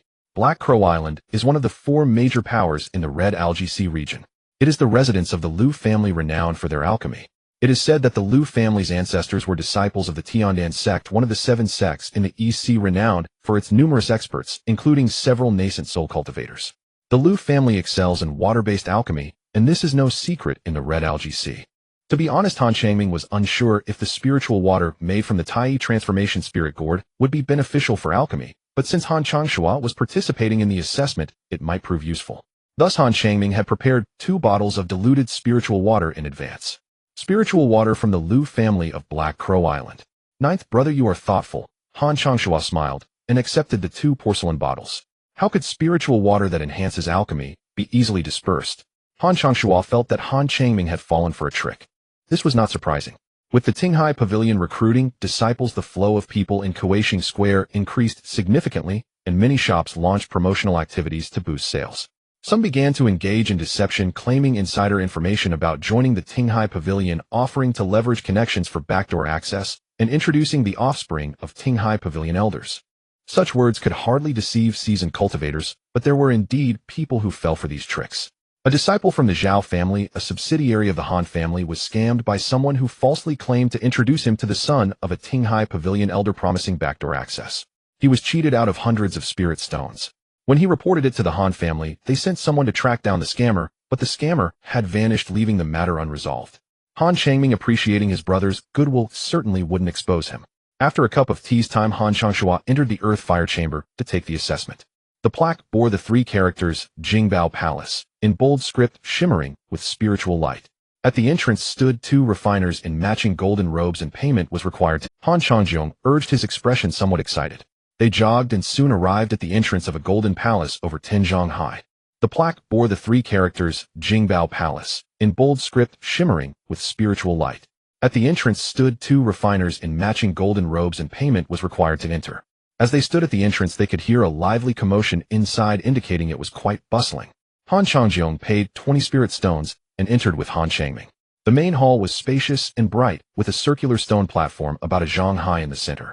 A man in golden robes in his 30s stood on the platform. In front of him was a square azure wooden table holding a golden brocade box, which contained 3 gleaming flying swords along with a golden wooden hammer. Surrounding the circular stone platform were layers of steps arranged in a fan shape, each step filled with seats, providing a clear view of the happenings on the platform. This friend bids 900 spirit stones. Is there anyone offering a higher bid? 900 for the first time, 900 for the second time, 900 for the third time sold. This set of flying swords belongs to this friend. The man in golden robes struck the wooden table with the golden hammer and announced loudly. 9th brother, quickly find a seat. They had arrived late and could not sit at the front, so they found a seat further back. At this moment, the man in golden robes took out 5 shimmering blue talismans. 5 second-tier mid-grade water escape talismans capable of allowing one to escape 10 li at once. They will be auctioned separately with a starting price of 200 spirit stones, and each increment must be no less than 50 spirit stones. When battling others or hunting demon beasts, possessing a second-tier water escape talisman might save one's life. Water escape talismans are also available for purchase on the market, but they need to be custom-made and are not cheap. With fierce competition, Han Changming spent 600 spirit stones to win 1 water escape talisman. Without Han Daohua, Han Changming would not be where he is today.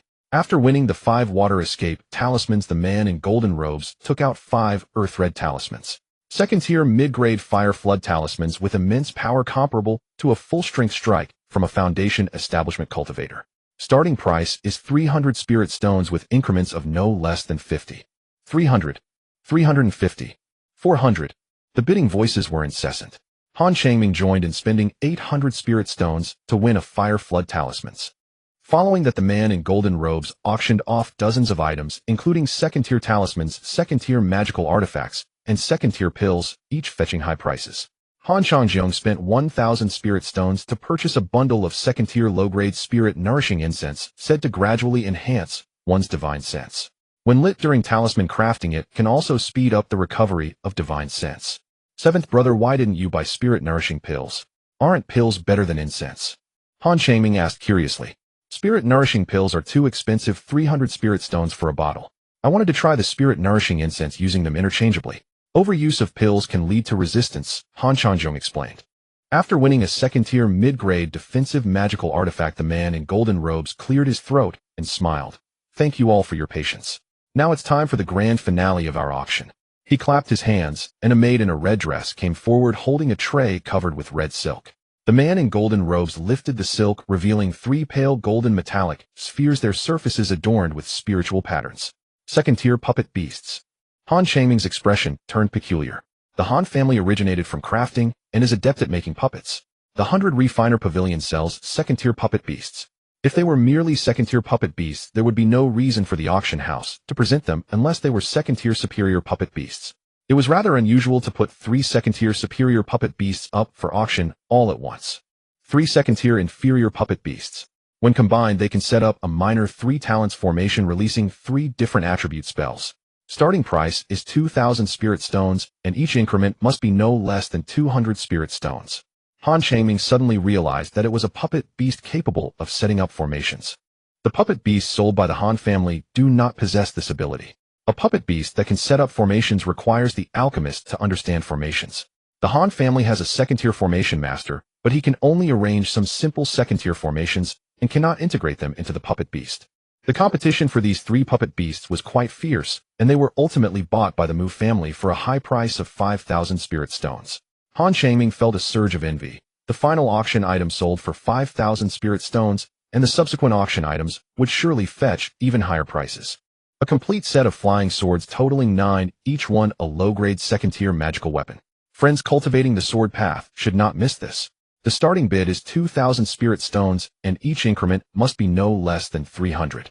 The golden-robed man took out a half-jong long green brocade box containing 9 greenish flying swords. 2,000, 2003, 2006. The sounds of bidding echoed continuously. The power of a complete set of magical weapons far exceeds that of a single magical weapon. Sword cultivators are said to be invincible among their peers. Having a good set of flying swords can significantly enhance a sword cultivator's strength. Of course, even those who are not sword cultivators can bid on this set of flying swords. The Han family possesses a sword technique called Qingli sword technique, which can be cultivated from the Qi refinement stage to the foundation establishment stage. Several family members practice this technique. When selecting techniques, initially Han Changming was also somewhat tempted. However, the cultivation speed of Qingli sword technique is slow. The Han family has possessed this technique for over 400 years, and none of the practitioners have reached the foundation establishment stage. The power of a technique is significant, but it must align with the practitioner's aptitude. The Han family has a transmission elder Han Daoyang ranked 12th in the Dao generation, who guides younger generations in their cultivation to help them avoid detours. Before Han Changming chose his technique, Han Daoyang had suggested that he cultivate an earth attribute technique. Every cultivation family or sect has transmission elders to prevent younger generations from going astray, unlike scattered cultivators, who must find a suitable technique for themselves to cultivate. This often leads to slow progress and difficulties in advancement. Scattered cultivators strive to join a cultivation sect, hoping for guidance. This set of flying swords was eventually auctioned off for 6,500 spirit stones to the Qin family. Han Changming was not surprised, if he remembered correctly. The patriarch of the Qin family, Qin Hongming, was a sword cultivator with formidable strength, and many members of the Qin family practiced swordsmanship. A second-tier upper-grade alchemy furnace, the purple flame furnace crafted by Master Lu, providing a certain enhancement for alchemy. Alchemists should not miss it. The starting bid is 2,000 spirit stones, with each increment no less than 500. The golden-robed man pointed to a purple alchemy furnace and said loudly, "The alchemy furnace crafted by Master Lu is surely exceptional." 2,000, 2005, 3,000. The competition for this second-tier upper-grade alchemy furnace was intense. A good tool is essential for a skilled craftsman, and having a quality alchemy furnace is crucial for an alchemist. Han Changming was not surprised. Master Lu is one of the few third-tier artifact masters in the Red Algae Sea, and the quality of an alchemy furnace produced by a third-tier master is unquestionable. Master Lu's full name is Lu Zhonghao. He is a scattered cultivator in the Golden Core stage, but has a solitary disposition, immersed in the art of crafting. The 4 major powers all wish to recruit Lu Zhonghao. The alchemy furnace crafted by Master Lu is a fine item. I bid 5,000. A somewhat cheerful voice rang out. Han Changming looked in the direction of the voice and saw a handsome young man in a red shirt, whose clothing bore the image of a black crow. The Lu family of Black Crow Island is a cultivation family with a golden core cultivator presiding over it, famous for their alchemy in the Red Algae Sea. 5,000 spirit stones to secure Master Lu's alchemy furnace. Ridiculous, I bid 6,000. A woman's voice filled with sarcasm suddenly echoed. The young man in red's expression turned cold as he turned to look in a certain direction, where he saw a beautiful woman in her 30s wearing a blue dress, whose attire bore a mountain pattern. This was the symbol of the Taishu sect, which stands alongside Black Crow Island as one of the 4 major powers in the Red Algae Sea. The Taishu sect and Black Crow Island have been long-standing adversaries, having clashed privately multiple times, resulting in numerous casualties on both sides. It is said that the sect master of the Taishu sect died at the hands of the Lu family, while the patriarch of the Lu family also perished at the hands of the Taishu sect, establishing a bitter enmity between them. With both sides wary of other powers, they have shown restraint. If disciples from the Taishu sect and Lu family meet outside the market, they will engage in fierce battles, which many cultivators have witnessed. The young man in red's eyes grew cold as he shouted 7,000. 8,000. The blue-dressed bowtie's tone was calm, showing no signs of retreat. 9,000. 9,000 spirit stones far exceeded the price of a second-tier upper-grade alchemy furnace. The blue-dressed beauty sneered, not bidding further. The young man in red secured the second-tier upper-grade alchemy furnace for 9,000 spirit stones. After winning the alchemy furnace, a maid in a red dress approached the round platform, holding a red tray. The golden-robed man lifted the red silk cloth, revealing a blue flying shuttle, about a foot long, shimmering with spiritual light. A second-tier upper-grade flying magical tool, the Wind Chaser shuttle, with extremely fast flight speed. The starting bid is 3,000 spirit stones, and each increment must be no less than 500. The boundless sea is rich in resources, and numerous are the cultivators. Conflicts over treasures occur frequently. If one possesses a quality flying magical tool, escaping from strong enemies becomes significantly easier. The bidding was quite intense. Interestingly, disciples from the Taishu sect and Lu family were again undermining each other to drive up the price. This Wind Chaser shuttle was ultimately won by a disciple of the Taishu sect for 8,500 spirit stones. Under normal circumstances, such a bidding would not require this many spirit stones.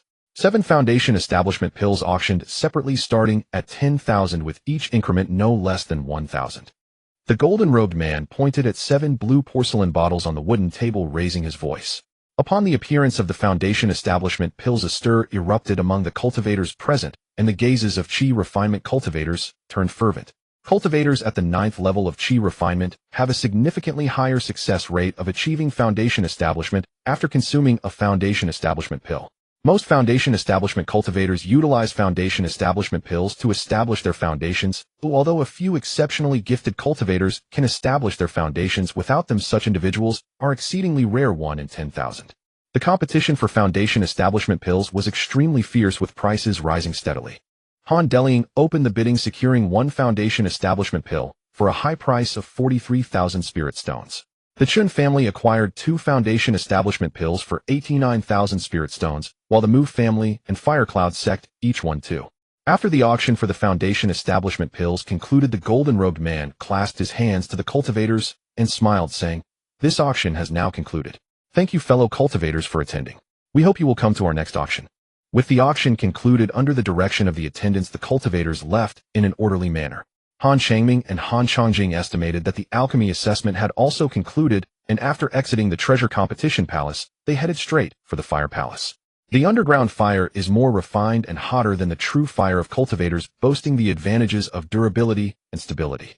Beneath the Kuaishing market lies a vein of underground fire, and a foundation establishment cultivator from the Tinghai Pavilion has hired a 3rd-tier formation master to set up a formation to gather the underground fire in one place, leasing it to cultivators for alchemy and artifact crafting.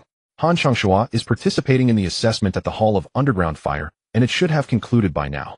They arrived at the Hall of Underground Fire, where disciples of the Tinghai Pavilion blocked their way.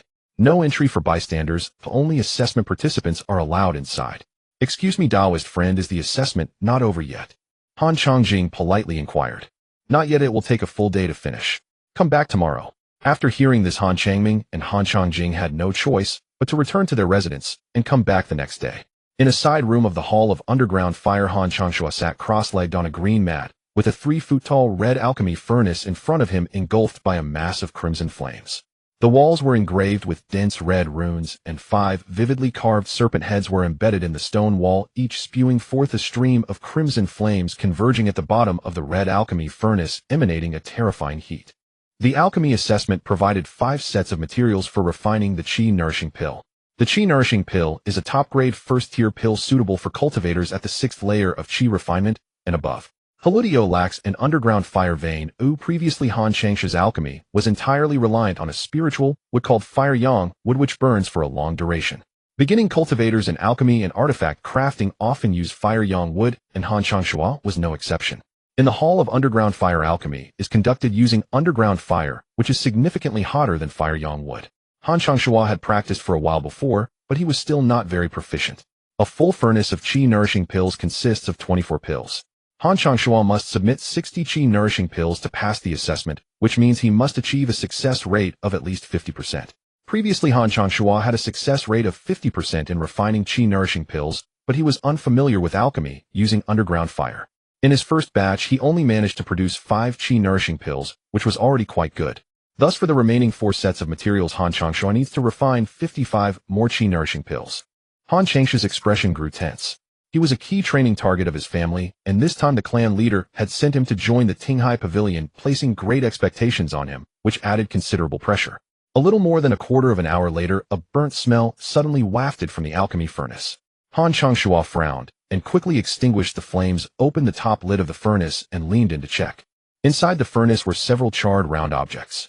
Clearly Han Changshua had underestimated the heat of the underground fire and had failed in his alchemy. Taking a deep breath, Han Changshua sat down and recalled the refining process. His refining technique was not at fault. The failure this time was primarily due to his nervousness and distraction. He sat cross-legged, meditating to calm himself down. After more than half an hour, Han Changshua felt his body had adjusted to its optimal state, cleaned the alchemy furnace, and continued refining the pills. This time he produced 8 qi-nourishing pills. With 2 sets of materials remaining, he needed to refine 47 qi-nourishing pills to pass the assessment, which meant he had to produce a full furnace, an obviously impossible feat. He had never refined a full furnace before, with the highest being only 20 qi-nourishing pills. He thought of the expectations his family had for him and his parents' hopes.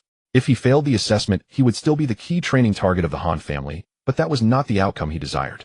The family's foundation was too shallow. Even if he could establish a foundation, he would not go far. The Tinghai Pavilion, on the other hand, had a legacy that spanned over 1,000 years, with a profound foundation and a gathering of experts. Han Changshua wanted to walk further on the path of immortality. He was unwilling to tread the same path as the older generation. His heart was filled with turmoil, and with only 2 sets of materials left, he knew he could not refine 47 qi-nourishing pills. Suddenly Han Changshua thought of something and took out 2 blue porcelain bottles, a determined expression appearing on his face.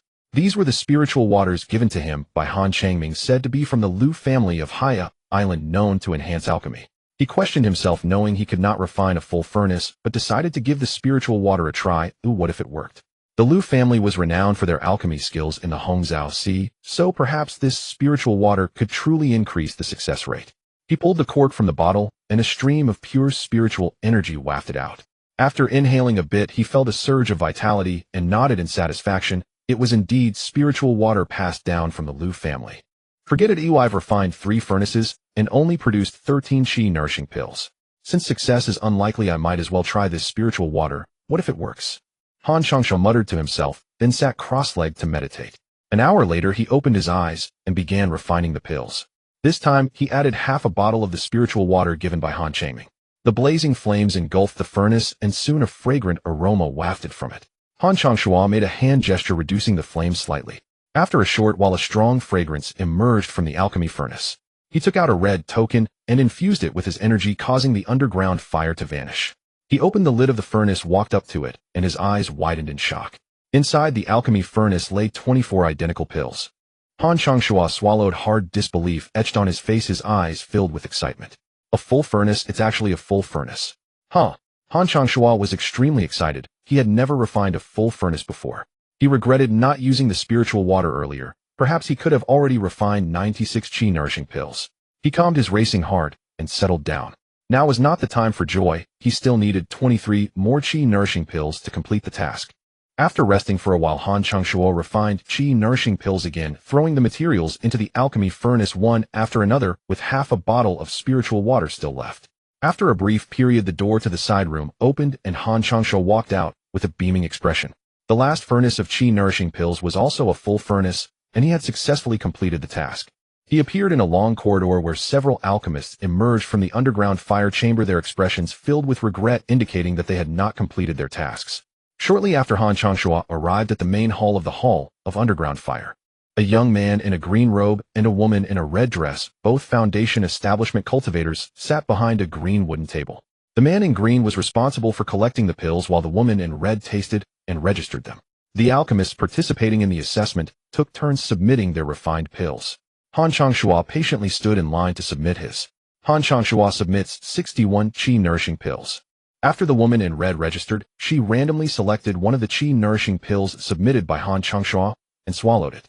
Soon surprise appeared in her eyes. Chen Shixiang, try one. The qi-nourishing pills he submitted are of excellent quality. Hearing this, the man in green picked a qi-nourishing pill and swallowed it, surprise flashing in his eyes. Did you refine these qi-nourishing pills? The man in green asked sternly, his tone somewhat harsh, but he quickly realized his question was redundant. During the alchemy assessment, disciples from the Tinghai Pavilion would search the participants to prevent anyone from smuggling qi-nourishing pills. Spiritual water known to enhance alchemy could be brought into the underground fire chamber. Yes, I refined them. Is there a problem, senior? Han Changshu's expression grew tense. He already knew that the Foundation establishment cultivators of the Tinghai Pavilion would ask this. The pills you submitted have 2 different qualities. Oh, what is going on? The woman in red scrutinized the pills submitted by Han Changshua, her face darkening as she questioned. At first I was unfamiliar with refining using underground fire. Later I added some spiritual water. Is that a problem? The man in green frowned and said, "What spiritual water? Show it to me. Even if you added spiritual water, the quality shouldn't be this good." Han Changshua was well prepared. He knew the foundation establishment cultivators of the Tinghai Pavilion would definitely investigate. He diluted the remaining bottle of spiritual water in a 1-to-1 ratio. Han Changshua took out a blue porcelain bottle and handed it over. The man in green examined it closely and suddenly understood, saying, "This spiritual water has a more abundant spiritual energy than what's available on the market. No wonder the quality of the refined pills is higher." "Senior, have I passed the assessment?" Han Changshua asked nervously. "You have passed. Using spiritual water for alchemy is allowed. It does enhance the process. However, without sufficient alchemy skills, even with more spiritual water, it won't help. You've passed the assessment. Tomorrow go to the Tinghai Palace for a series of tests. If all goes well, you will become a disciple of our Tinghai Pavilion." "Yes, I take my leave, senior." Han Changshua beamed, quickly leaving. In the Lingfu Pavilion, Han Changming was in the midst of crafting talismans. A stack of completed fireball talismans lay on the table, while some discarded blank talisman papers were scattered around him. Before long, a fireball talisman was successfully crafted. Han Changming set this talisman aside, intending to continue crafting more, when a sound transmission talisman flew in. Han Changming put down his talisman brush, wondering what urgent matter called for a sound transmission talisman to be sent to him. He crushed the sound transmission talisman, and Han Changshu's excited voice suddenly rang out, "Ninth younger brother, I passed the alchemy assessment. Thanks to the 2 bottles of spiritual water you gave me. Are you available now?" Han Changming vaguely guessed Han Changshu's intention. He felt genuinely pleased that Han Changshua had passed the alchemy assessment. He also wanted to know how much the spiritual water enhanced alchemy. He put away his talisman-making tools, opened the door, and stepped outside. Han Changshua was talking to Han Changjian, his face beaming with joy, while Han Changjian showed a look of envy. "Second brother, congratulations." Han Changming congratulated Han Changshua. "Ninth younger brother, I owe this to you, otherwise I wouldn't have been able to pass the alchemy assessment." Han Changshua expressed his gratitude sincerely. He suddenly remembered something, and added, "Ninth younger brother, do you still have any of that spiritual water? Could you sell me a little?" Han Changming shook his head and said, "I don't have any left. I bought it from a rogue cultivator.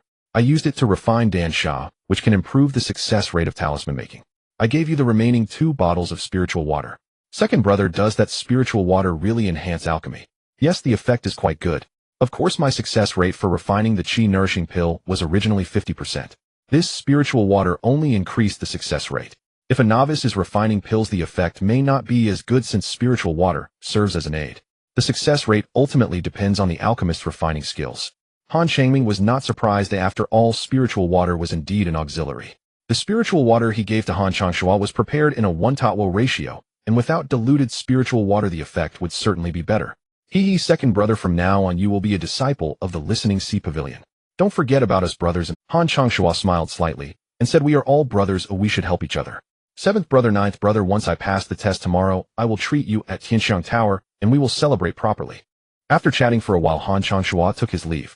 "Ninth brother, this isn't fair. You have spiritual water that improves the success rate of talisman making, but didn't share any with me, giving it all to second brother." Han Changming chuckled softly, took out 2 boxes of Dan Sha, and handed them to Han Changjian, saying, "Seventh brother, how could that be? I just obtained the spiritual water. These 2 boxes of Dan Sha were refined using the spiritual water. Take them. Next time I get spiritual water, I'll be sure to share some with you." "That's more like it, thank you." Han Changjian said, his face lighting up as he accepted the 2 boxes of Dan Sha. After chatting a bit more, Han Changming returned to his room to continue crafting talismans. The next evening, Han Changshua held a grand feast at Tianxiang Tower, hosting the members of the Han family. He successfully passed the assessment and became a disciple of the Listening Sea Pavilion. "Thank you all for your care over the years. In the future, when I am not within the family, I entrust you to look after my father and mother. I will return to the family to visit when I have the chance." Changshua, rest assured. We still have several family members in the Listening Sea Pavilion. Once you arrive, you can contact them. They will offer you some assistance. Unlike them, you have a special talent and can go further. Since you've never been far from home, you must make friends. It's difficult to go far alone. Han Delying earnestly advised. "Understood, seventh aunt." Han Changming took a bite of food and casually asked, "Second brother, are there many Qi refining cultivators joining the Listening Sea Pavilion this time?" "Quite a few. Over 100 participated in the test with me. I don't know how many will pass." A cultivator with ice spiritual root was taken away by a foundation establishment cultivator from the Listening Sea Pavilion on the spot. Han Changshu's tone carried a hint of envy. The cultivation speed of cultivators with ice spiritual roots is relatively fast, considered a good talent. Not to mention cultivators with unusual spiritual roots, even dual spiritual root cultivators have never appeared in the Han family. An ice spiritual root cultivator. Do you know which cultivation family they belong to? Han Deliang inquired. It seems to be a small family surnamed Wu. I have never heard of them. To forge iron, one must be strong oneself. Changshuo, you will be a disciple of the Listening Sea Pavilion from now on. Don't hold grudges against others, or when encountering issues, try to be tolerant and avoid conflicts with fellow disciples. Make more friends, and the family door will always be open for you. If you need help from the family, just send someone to deliver a message back. Han Debiao earnestly instructed. Han Changshuo nodded and replied, understood, fifth uncle, I will. An hour later the feast came to an end. Returning to his residence, Han Changming sat cross-legged on the wooden bed, meditating and cultivating. In a quiet pavilion, a beautiful woman in her 30s wearing a green dress sat in the main seat, her face displaying a faint smile. Before her stood a girl in a white dress around 16 or 17 years old. The girl had delicate features, a round face, and charming dimples, looking like a porcelain doll.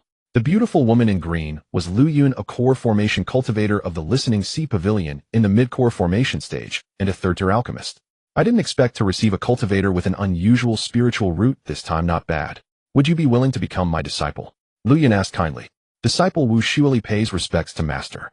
The girl in white kneeled down and bowed 3 times to Lu Yun. Good, from now on you will be my disciple.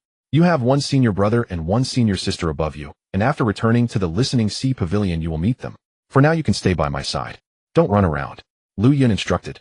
Yes, disciple understands, Wu Shuili obediently replied. A week and a half later, at the exit of the Kuaishing commercial district, hundreds of cultivators gathered to send them off, including Han Changming. Lu Yun released a white giant python over 30 feet long with a golden crown atop its head and its body covered in fist-sized white scales. All disciples of the Listening Sea Pavilion, including Han Changshuo and other newly admitted disciples, climbed onto the back of the white giant python. Let's go. The white giant python emitted a strange hiss and flew off into the distance, disappearing from sight shortly after. The female disciples of the Listening Sea Pavilion are truly beautiful. Second brother is lucky.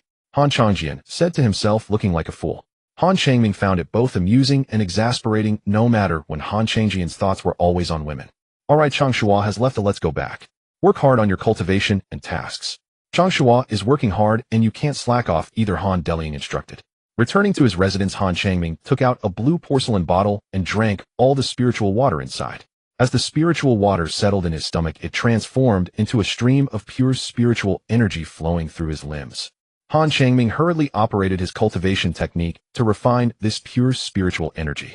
Soon a large expanse of yellow glow appeared around him, enveloping his entire body. Spring passes and autumn arrives. 3 years have swiftly gone by. In the Lingfu Pavilion, Han Changming sat cross-legged on a wooden bed enveloped in a faint yellow radiance. Before long, the yellow glow surrounding him dissipated, and he opened his eyes. Still not enough, it seems I need to go out and move around a bit. Han Changming murmured to himself. A year ago, Han Changming had reached the 7th level of qi refinement, but since then, despite his diligent practice and the consumption of pills, his cultivation had shown no sign of improvement. The spiritual water had initially been quite effective, but its efficacy had diminished over time. Clearly, Han Changming had hit a bottleneck. Cultivators often encounter bottlenecks. Those with superior spiritual roots face them less frequently, and some prodigies experience no such hindrances, progressing as easily as drinking water or eating food. Han Changming, being a triple spiritual root, found it entirely normal to encounter a bottleneck. A year ago, Han Changjing had also ascended to the 7th level of qi refinement. Every cultivator faces bottlenecks, though the timing remains unpredictable. Those fortunate may only encounter them at higher realms, while the unfortunate may face them early on, often finding it difficult to resolve. Han Changming had an uncle in the family who at 50 was still at the 4th level of qi refinement. The time it takes to overcome a bottleneck varies from person to person. There is no fixed duration. When Han Changjing reached the 5th level of qi refinement, he encountered a bottleneck and took 7 years to resolve it.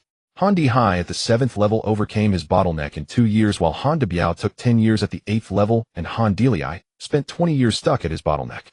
The Han family had a dedicated monster hunting team fully equipped with individuals tasked to scout the movements of beasts and develop hunting plans based on their numbers and abilities. Han Changming could tell Han Deliang to take him along with the monster hunting team. Before that, he needed to purchase some powerful magical tools and second-tier talismans. Over the past 3 years, Han Changming accumulated a substantial amount of spirit stones through selling talismans, with over 4,000 spirit stones in his storage bag. During this time Han Daohe had visited him, and Han Changming gave him 1,000 spirit stones and a second-tier water escape talisman. Despite repeated refusals, Han Daohe eventually accepted the gift. He had consumed a significant amount of spirit-nourishing pills, enhancing his divine sense beyond that of a 9th-level Qi refinement cultivator. Perhaps due to excessive use, he had developed a resistance to them, and now his divine sense showed little growth. As a result, he had switched to using spirit-nourishing incense. Han Changming could control 3 first-tier magical tools simultaneously, though not for long. A peculiar screech emanated from his waist where a spirit beast pouch was stirring. He tapped the pouch, and a beam of purple light shot out. It was a purple scorpion about half a foot long with a pair of purple wings and a golden stinger. From a distance, the purple scorpion resembled a massive amethyst crystal. The purple crystal flying scorpion ranked 52nd on the celestial insect list, feeds on spirit souls and toxic herbs capable of disturbing one's divine sense. 3 years ago at the exchange fair, Han Changming had traded for its egg using spirit water. Initially, Han Changming placed the spirit insect egg beside a gathering spirit stone, allowing it to absorb spiritual energy and hatch. After half a year, there was still no sign of movement. Han Changming then soaked the spirit insect egg in spiritual water, resulting in the golden egg gradually turning purple. After hatching, the ghost-faced scorpion transformed into a purple crystal flying scorpion. The purple crystal flying scorpion ranked higher than the ghost-faced scorpion. Although both were toxic insects, the purple crystal flying scorpion feeds on spirit souls and toxic herbs. Initially, Han Changming fed it spirit water, which proved ineffective. It preferred to devour the spirit souls of beasts and toxic herbs. Toxic herbs are rare, but luckily spirit souls of beasts are relatively common. In the Red Algae Sea region, there may not be much else, but there are plenty of low-tier beasts. Spirit souls can be refined into magical tools, transforming into weapons. The higher the grade of the spirit soul, the more expensive it becomes. The purple crystal flying scorpion is a first-tier spirit insect capable of devouring first-tier spirit souls. While 10 or 8 spirit souls of low-tier beasts may seem insignificant, its appetite is considerable, requiring dozens of first-tier spirit souls each time it feeds, and its appetite keeps increasing. It has grown picky about food, refusing to eat spirit souls of too low a grade. If it weren't for raising 2 crocodile tortoises and a purple crystal flying scorpion, Han Changming could have accumulated even more spirit stones. The purple crystal flying scorpion emitted a strange screech, flying around the room, appearing somewhat irritable. Han Changming took out a palm-sized black gourd, uncorked it, and dozens of egg-sized green orbs flew out. The black gourd is a first-tier, mid-grade magical tool, the 100 Souls gourd, specifically for storing beast spirits. The purple crystal flying scorpion, like a starving ghost reborn, flapped its wings and lunged at the orbs. The green orbs were no match for the purple crystal flying scorpion. It effortlessly devoured all the beast spirits in a flash. The purple crystal flying scorpion seemed unsatisfied, flying around the room, emitting a series of peculiar screeches.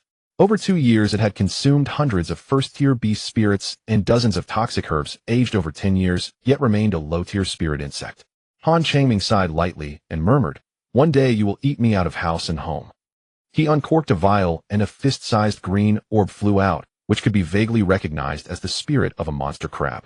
The purple crystal flying scorpion flapped its wings and instantly pounced on the monster crab's spirit, biting it and swiftly devouring it. After consuming the monster crab's spirit, it finally appeared satisfied, landing on the ground and remaining motionless. Han Changming took out a small black herb and tossed it onto the ground. The purple crystal flying scorpion opened its large mouth and swallowed the black herb, letting out an excited screech as it darted around the room. Han Changming played with it for a while before returning it to the spirit beast pouch. Stepping out of the room, Han Changming noticed that the rooms of Han Dihai and Han Changjing were both enveloped in spiritual light, likely indicating they were either cultivating or crafting talismans. Exiting the Lingfu Pavilion, Han Changming headed straight for the Bailian Pavilion. The distance between the Lingfu Pavilion and Bailian Pavilion was not far, and soon he found himself inside Bailian Pavilion. As in the past, Bailian Pavilion was doing reasonably well. After greeting the clan members in the hall, Han Changming went to the second floor, where he found Han Dubiao speaking with Han Deliang, both wearing serious expressions as if discussing a significant matter. "Fifth uncle, seventh aunt." Han Changming greeted them with a sincere smile. "It's Changming. Are you here to see fifth brother?" Han Deliang asked with a smile. "No, my nephew has encountered a bottleneck in cultivation and plans to go out with seventh aunt to hunt monsters." "Seventh aunt, can you take me along?" Han Changming asked with some anticipation. Han Deliang frowned slightly and replied, "A bottleneck? How coincidental. A large number of low-tier beasts have appeared at the junction of the Red Algae Sea and the Qingli Sea. I'm just about to take people to hunt them. You can count as one of them." Upon hearing these words, Han Changming suddenly realized. Every few years, a large number of low-level demon beasts would converge at the junction of the Hongzhou Sea and the Qingli Sea to breed, which is also referred to as the gathering of 10,000 beasts. Usually finding a group of low-level demon beasts would require a lot of time and the dispatch of people to gather intelligence. Sometimes by the time news arrives, the demon beasts would have already fled. Spring passes and autumn arrives. 3 years have swiftly gone by. In the Lingfu Pavilion, Han Changming sat cross-legged on a wood. At this time, various factions organize hunting teams to slay low-level demon beasts. Besides cultivators, high-level demon beasts also come to hunt the low-level ones. Decades ago, during a previous gathering, a third-tier demon beast appeared, resulting in the deaths of dozens of cultivators, and it ultimately took several golden core experts to bring it down. On that occasion, the Han family lost 2 foundation establishment cultivators, suffering significant losses. Despite the risks, every gathering of 10,000 beasts sees the Han family organizing teams to hunt low-level demon beasts, always led by a foundation establishment cultivator. Although the aim is to hunt low-level demon beasts, encountering second-tier demon beasts or foundation establishment cultivators is not uncommon. This time, for the gathering of 10,000 beasts, our family will organize a hunting team of over 30 people. Changming, you can join us, but during this period the Lingfu Pavilion needs to produce more talismans. Han Debiao added. Han Changming nodded and asked Fifth Uncle Seventh Aunt, what preparations should I make for the demon beast hunt? Since you are going with us to hunt demon beasts, you should attend the training at the Balian Pavilion tomorrow. This time is different from before. There are many demon beasts and reckless actions will not suffice. We need to set up formations, and everyone will have specific duties. Experienced clan elders will train you on the habits and abilities of the demon beasts, as well as each person's responsibilities. We are a family, not rogue cultivators. Hunting demon beasts must be systematic to minimize losses. Han Changming suddenly understood. He had thought that hunting demon beasts with Han Debiao would be the same as before, surrounding and attacking them together. The Han family has a long-standing tradition of hunting demon beasts, accumulating rich experience that far surpasses that of rogue cultivators. Rogue cultivators can also team up to hunt demon beasts, but few can afford second-tier formation flags, second-tier talismans, and second-tier artifacts. Han Changming, now at the 7th level of Qi refinement, can wield second-tier artifacts, though not for long. He spent 800 spirit stones to purchase a set of artifacts. The flame blade, consisting of 5 blades, each a first-tier upper-grade artifact capable of unleashing fiery flames to harm enemies. This set of flame blade artifacts operates together, significantly increasing their power compared to second-tier lower-grade artifacts. The crafting of a complete set of artifacts is quite challenging. Han Changming's ability to purchase this set primarily stems from being a member of the Han family. Most powerful artifacts crafted by the Han family are kept for their own use, with only a small portion sold externally. During the gathering of 10,000 beasts, the sales of various cultivation resources surge, with prices for talismans, pills, and artifacts rising. The sales of complete sets of artifacts are particularly good. Balian Pavilion has already sold out and has several orders pending, with 8 refining masters working overtime. After leaving Balian Pavilion, Han Changming strolled along the street. Beast Illustrated, don't miss it as you pass by. It provides detailed introductions to over 100 types of low-level demon beasts and their abilities. The 36 methods of luring beasts. Come and see how to entice demon beasts and reduce losses. Recovery pills for quick mana restoration, detox pills for poison removal, flame healing pills for injuries caused by ice-type demon beasts, and more pills. Come and take a look. The calls of vendors echoed in the street as various shops exerted all their efforts, with shop assistants standing at the doors loudly advertising to attract customers. After a cup of tea's time, Han Changming appeared at a 5-story golden pavilion. Qianfu Pavilion, a shop specializing in talismans that has been in operation for 1,000 years, is run by the Qingyun sect, selling first and second-tier talismans and also accepting reservations. Han Changming stepped inside, and the hall was crowded with cultivators purchasing talismans. I want 12, no 3 dozen of the continuous fireball talismans. I want 12 of the great wind blade talismans and 2 dozen of the continuous fireball talismans. Here are your 3 dozen ice talismans, sir. Han Changming was secretly astonished. During the gathering of 10,000 beasts, talismans really sell well, selling by the dozen. He did not linger on the first floor for long and headed straight to the 3rd floor. The space on the 3rd floor was much smaller and quieter. Behind a long golden counter stood a dozen silver-clad attendants. Several cultivators were at the counter collecting their goods based on receipts. Han Changming approached a counter, took out a receipt, and handed it to one of the silver-clad attendants. Please wait a moment, sir. The silver-clad attendant took the receipt and turned to leave. Han Changming had reserved 5 second-tier talismans, which he originally intended for Han Daohua. Han Daohua had encountered a second-tier demon bird while escorting goods but since Han Changming was going out to hunt demon beasts, he naturally had to take them along. "I am here to pick up the goods." A somewhat familiar female voice reached Han Changming's ears. He turned to see Yi Xian and Yi Shui, the two sisters. Yi Xian was at the 8th level of Qi refinement, while Yi Shui was at the 6th level. They made their living by hunting demon beasts, leading a much harder life than Han Changming. "Here are the talismans you reserved, sir." The silver-clad attendant handed Han Changming a green wooden box. He opened the box to find 3 talismans inside.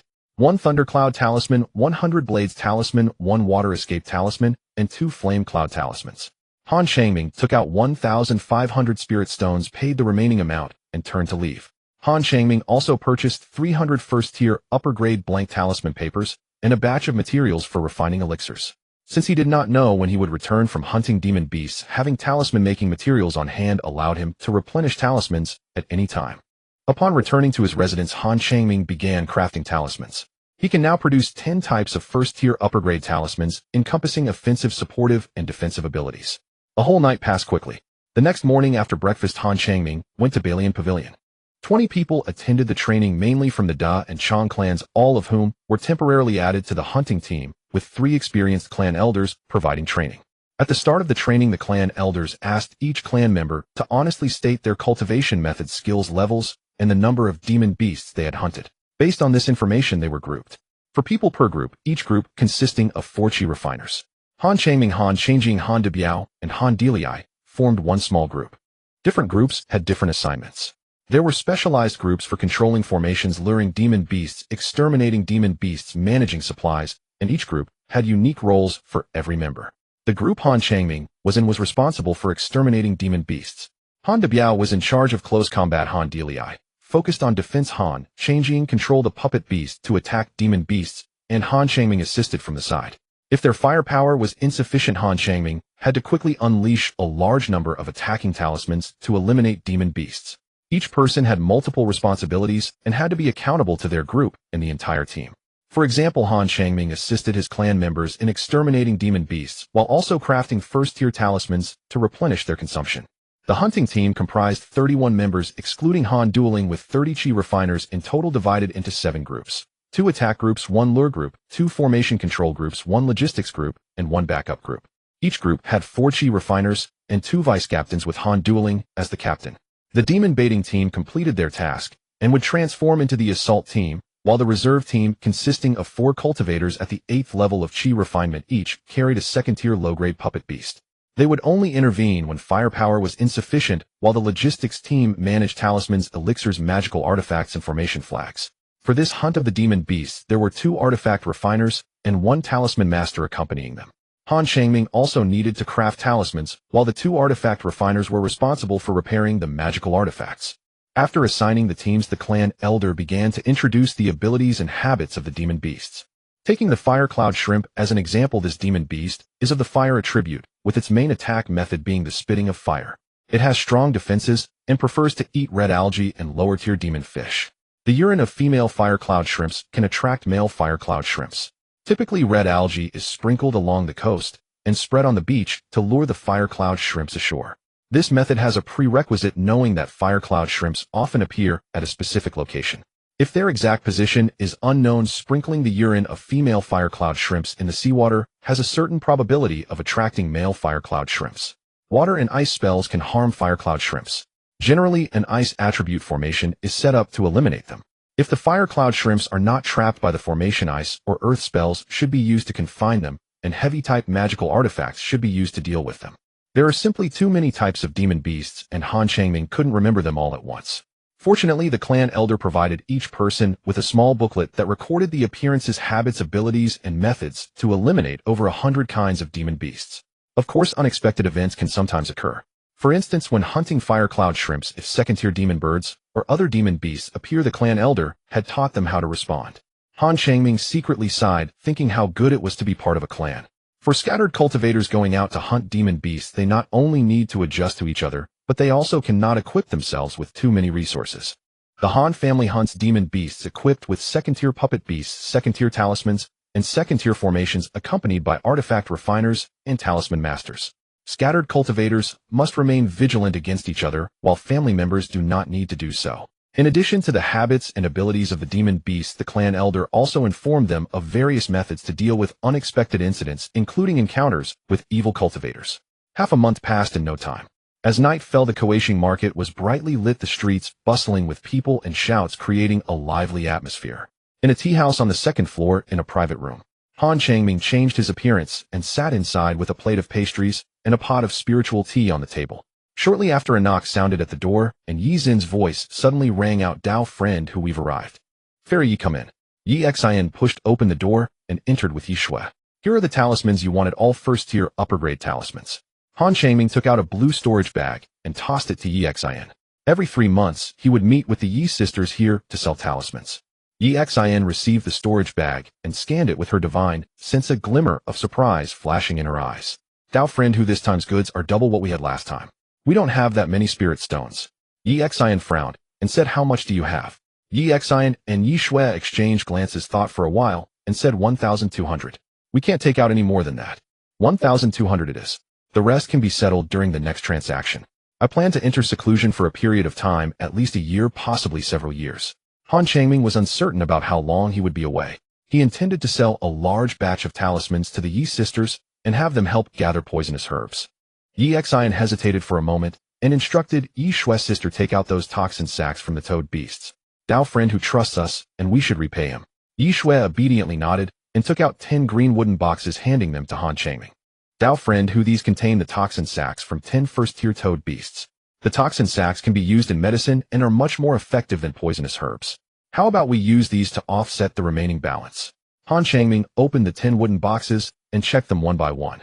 After confirming they were correct, he showed a delighted expression and accepted them. The amethyst flying scorpion enjoys eating poisonous herbs and the essence of demon beasts. The essence of demon beasts is relatively easy to obtain. As long as there are spirit stones, it can be bought. However, poisonous herbs are harder to find, as wild poisonous herbs are already scarce. In the Eastern Seas cultivation realm, elixirs are primarily made with demon cores as the main ingredient and spiritual herbs as the auxiliary. He thought for a moment and took out 10 light blue talismans, handing them to Yi Xin with a smile.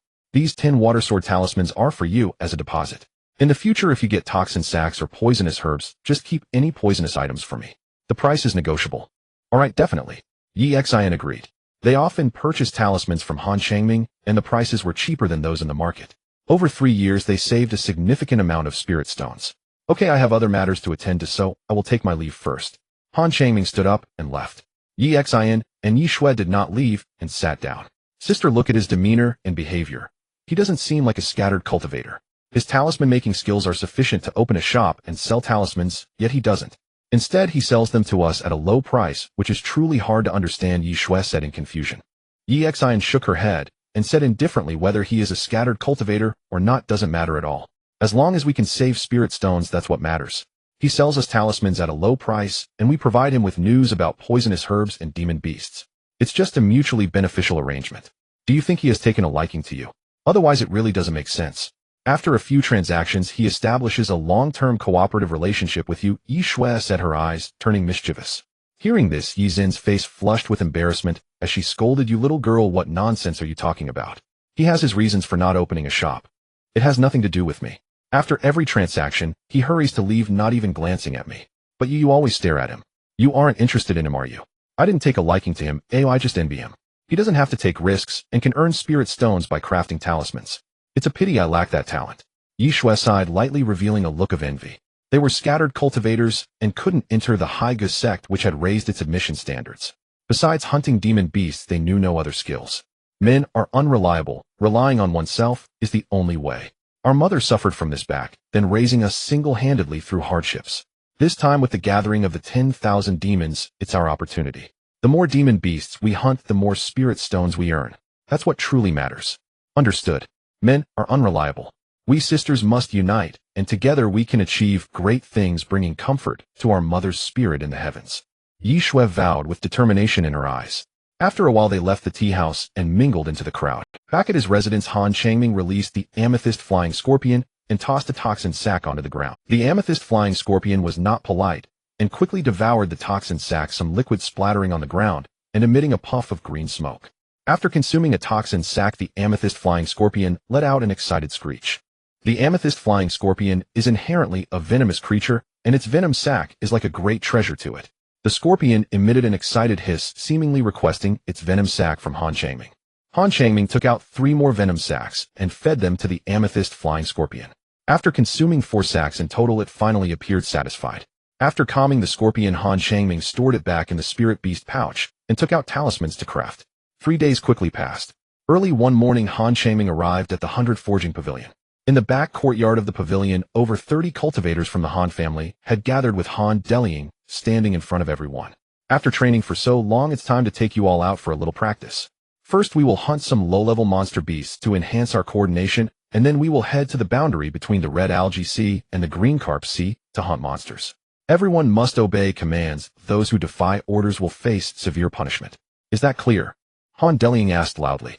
Clear, Han Changming and the others answered in unison.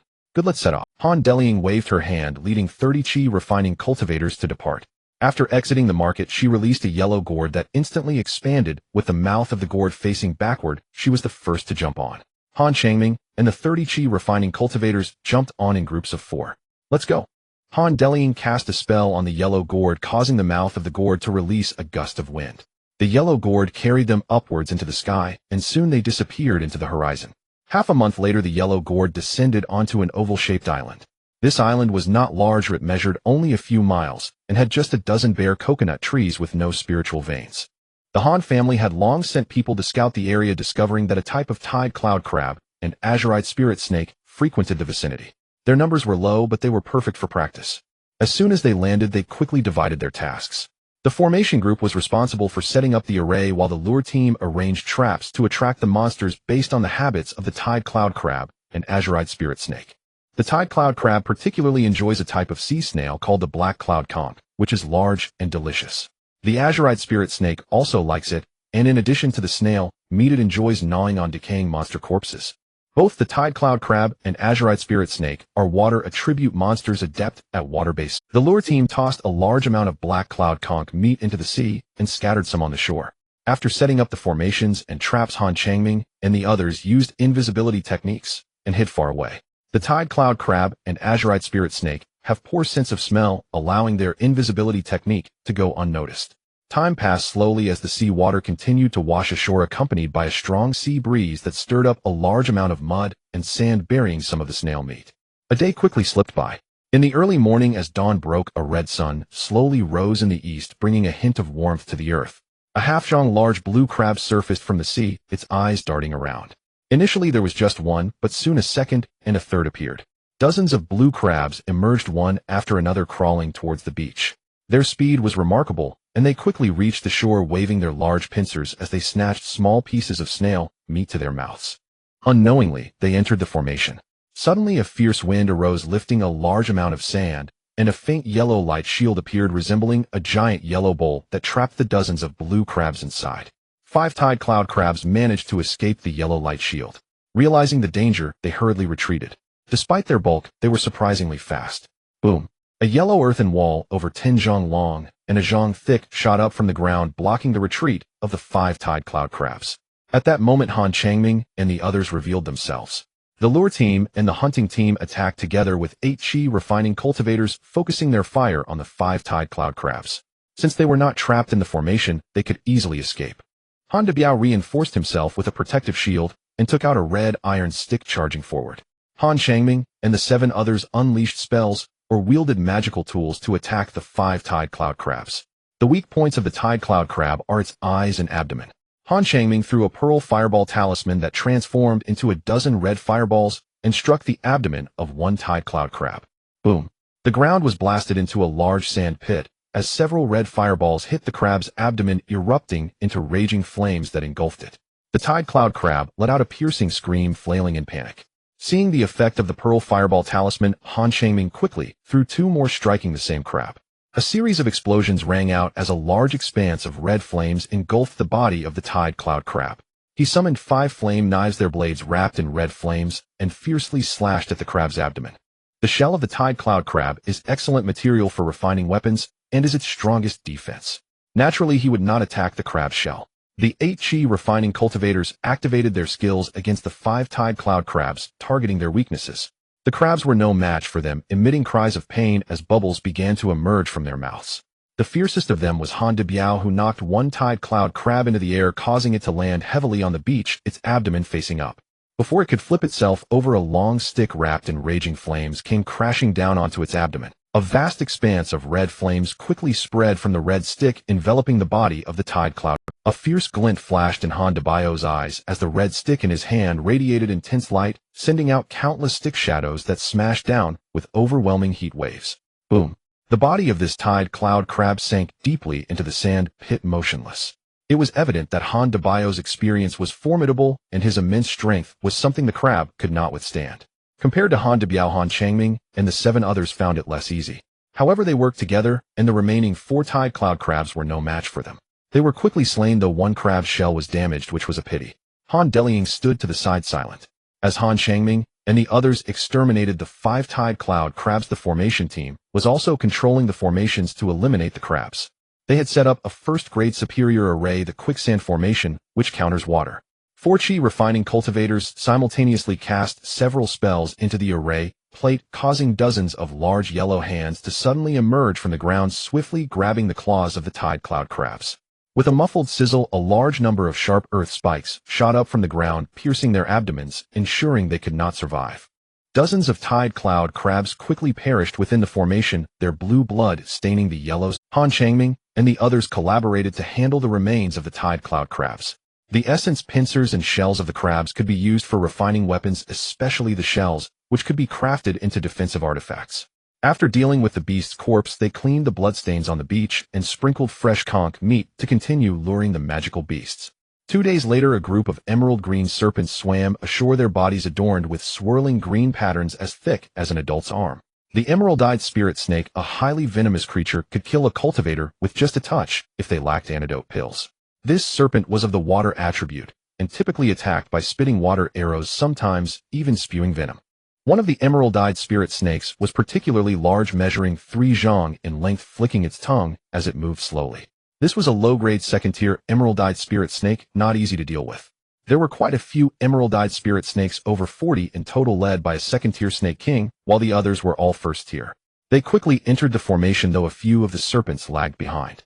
The feeding speed of the emerald-eyed spirit snakes was quite fast, and the conch meat on the beach was insufficient for them. Suddenly, a massive white cold air surged forth, and a pale white light curtain appeared, quickly enveloping most of the emerald-eyed spirit snakes. 7 or 8 emerald-eyed spirit snakes, not caught by the white light curtain, rushed hastily into the sea. Dozens of crimson fireballs came crashing down upon them, striking accurately. A series of explosive sounds erupted, creating several large pits on the beach. A vast expanse of searing flames engulfed 5 emerald water spirit snakes as they writhed incessantly, trying to extinguish the flames on their bodies. The defense of the emerald water spirit snakes was not as strong as that of the tide cloud crabs. They struggled and crawled towards the sea. With a swooshing sound, a barrage of azure wind blades shot forth, accurately slicing through them and easily severing their heads. Meanwhile, the emerald-eyed spirit snakes, trapped by the white light curtain under the leadership of the snake king, began attacking the curtain. They either spat transparent water arrows or spewed venom at the white barrier. The water arrows struck the white light curtain, which remained unmoved, but when the venom splashed onto it, a cloud of green smoke rose, emitting a sizzling sound. The venom spat by the Snake King was the most potent, causing a large plume of green smoke to rise from the white light curtain. Countless white cold airs emerged from the ground. Initially, the emerald-eyed spirit snakes could still move, but with their limited means of attack and being trapped by the second-tier formation, they gradually became frozen and turned into ice sculptures. After freezing all the emerald-eyed spirit snakes, the Han family's cultivators withdrew the formation, and a golden brick the size of a small mountain fell from the sky, smashing down onto the ice sculptures. Boom!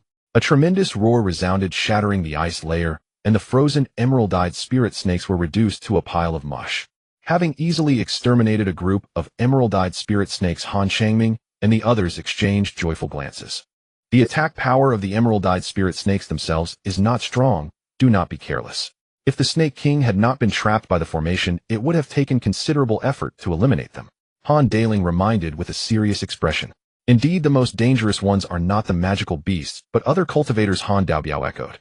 As long as one is well prepared, even powerful magical beasts can be exterminated. Cultivators are a different story, for one can never know what hidden cards they hold. With her rich experience in hunting magical beasts, Han Dailing's words were noted by Han Changming. For the next half-month, they lay in ambush on the island hunting the emerald-eyed spirit snakes and tide cloud crabs. The attack power of the emerald-eyed spirit snakes and tide cloud crabs was not strong. Han Changming and the others had clearly defined roles targeting the weaknesses of the magical beasts, making both the emerald-eyed spirit snakes and tide cloud crabs no match for them. There was one particularly dangerous incident when two second-tier tide cloud crabs appeared attacking the formation frantically. Fortunately, they had two sets of formations preventing the crabs from breaking free. The two second-tier tide cloud crabs were somewhat challenging for them, but with Han Dailing's intervention, they successfully exterminated the two crabs. As they were following the family to hunt magical beasts, everything they obtained would be temporarily kept by the logistics team and distributed later in the market. Over the course of 2 weeks, their coordination improved considerably. Second-tier magical beasts were still relatively rare, while first-tier beasts were plentiful. Alright, there aren't many tide cloud crabs and emerald-eyed spirit snakes left. We need to head to our destination. There are more low-tier magical beasts there, but it will be more dangerous. Wear identifiers for easier identification. Han Dailing instructed, taking out a piece of red cloth and tying it to her left shoulder. The other Han family cultivators followed suit. Every time the myriad beasts gather, the cultivators from the Qingli Sea and Hongzhou Sea rush to the beast congregation areas to hunt. Everyone wants to hunt as many beasts as possible. Conflicts often arise between cultivators from the two seas, so to differentiate themselves, those from the Hongzhou Sea wear a piece of red cloth.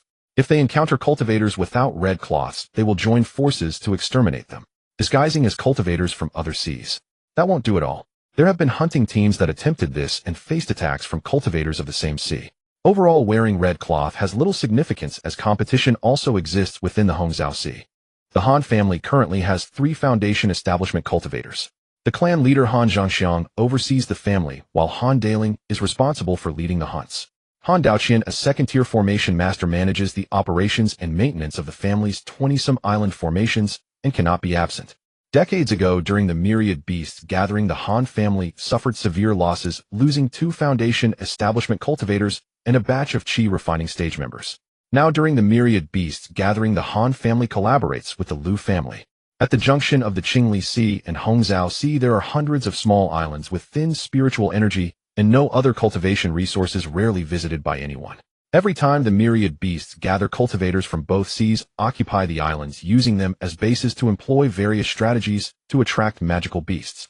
Of course, there are times when cultivators cross borders and enter other forces' territories, leading to conflicts and casualties among cultivators. Even so, many cultivators flock to the junction of the two seas to hunt magical beasts. After a little more than half a month, Han Dailing and her clan members appeared on an island several miles wide, where the spiritual energy was thin and trees were scarce. The foundation establishment cultivator leading the Lu family team was Lu Ryun, early foundation establishment stage, accompanied by 30 Qi refining cultivators with overall strength comparable to that of the Han family. Han Changming's aunt married Lu Ryun's son, making Lu Ryun his grandfather by relation. Lu Ryun had an average build, a somewhat dark complexion, and appeared rather simple-minded. Han Changming did not dare to underestimate him, as Han Dailing had previously informed the clan members about Lu Ryun's background. Lu Ryun was a smiling tiger. Many enemies were deceived by his exterior. Once things escalated, he would turn hostile and act ruthlessly. The 2 demon hunting teams combined consist of 62 cultivators, a formidable lineup indeed. Lu Ryun chuckled foolishly, her gaze landing on Han Changming and the others as she said, "Fairy Han, your younger generation from the Han family is quite impressive. This lineup is much better than the last one. You flatter me, Taoist Lu. Your Lu family's lineup is nothing to scoff at. By the way, Changming, come over to meet Taoist Lu." Han Changming responded, and quickly stepped out from the crowd, bowing respectfully before Lu Ryun. Grandson Han Changming pays his respects to his great-aunt. When Han Changming's aunt married into the Lu family, Lu Ryun had not yet reached foundation establishment. Lu Ryun has 4 sons and 2 daughters, and Han Changming's aunt married Lu Ryun's youngest son. Lu Ryun carefully scrutinized Han Changming and smiled, saying, "You are the only grandson with spiritual roots among our in-laws. Not bad, you've already cultivated to the 7th layer of Qi refinement. When you come and meet your cousin." A girl in a green dress around 20 years old stepped out from the crowd and approached Han Changming. The girl had an oval face, a delicate mouth, and fair skin, possessing the cultivation of the 6th layer of Qi refinement. Lu Wenyu, Han Changming's cousin. Han Changming had seen Lu Wenyu a few times when he was young, but hadn't seen her much as he grew up. Lu Wenyu smiled sweetly and said, "Cousin, long time no see. Wenyu, you should learn from your cousin more. You are older than him, and at the 6th layer of Qi refinement, yet you are still far behind your cousin. Lu Ruoyan spoke in a stern tone. Understood, grandfather, I will strive to cultivate diligently. Lu Wenyu replied obediently. After a brief exchange of pleasantries, Lu Riyun and Han Delying began discussing serious matters. The island they occupied was not large, and was somewhat distant from the area where low-tier demon beasts congregated, but it was safe.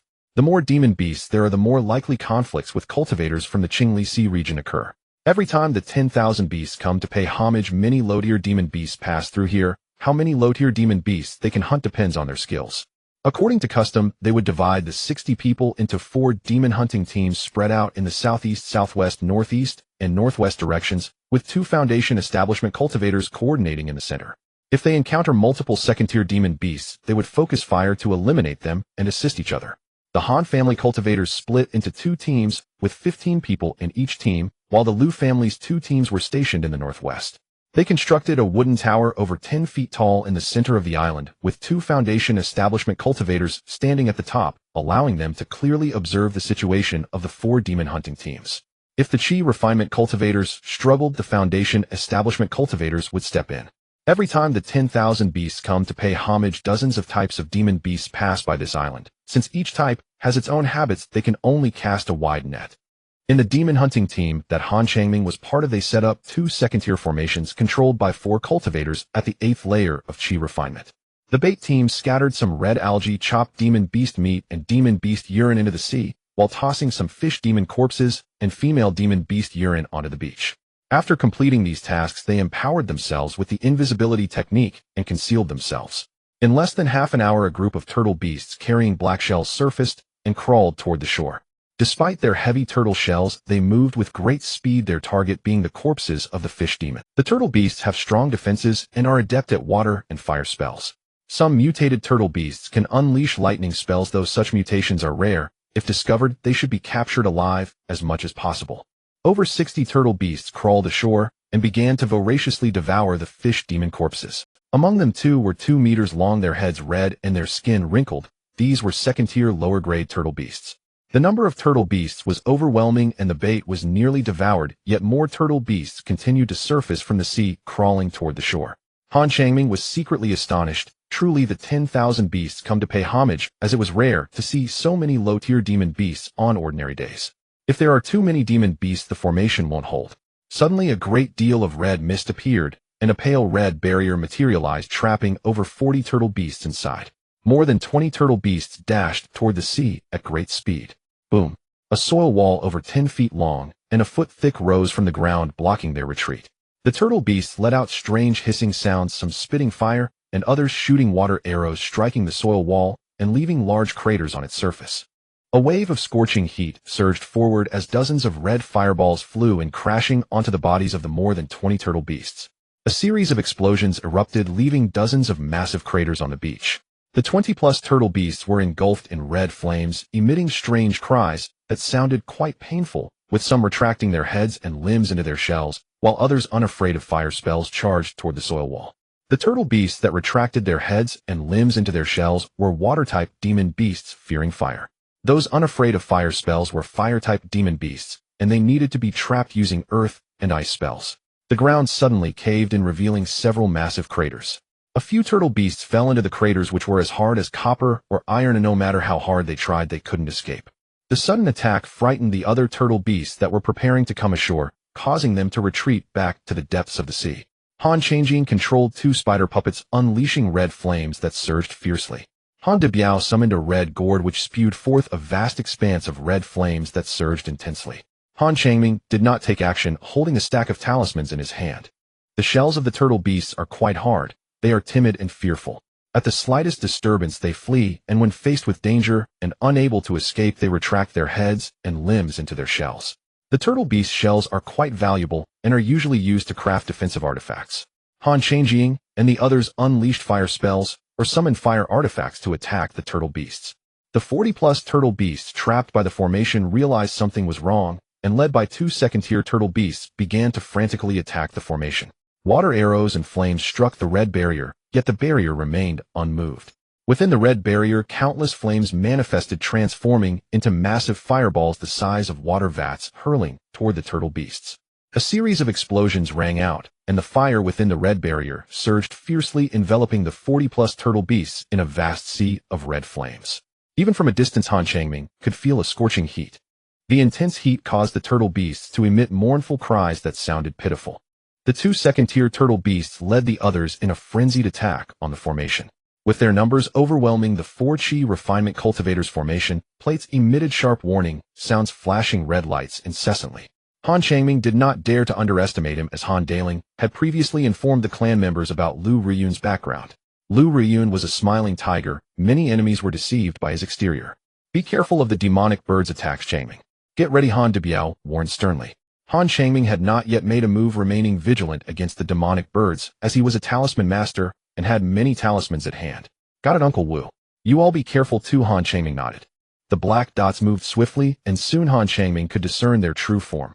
A flock of demonic birds with black feathers, consisting of 2 second-tier demonic birds and over a dozen first-tier ones. The demonic birds were agile far beyond what Foundation establishment cultivators could handle.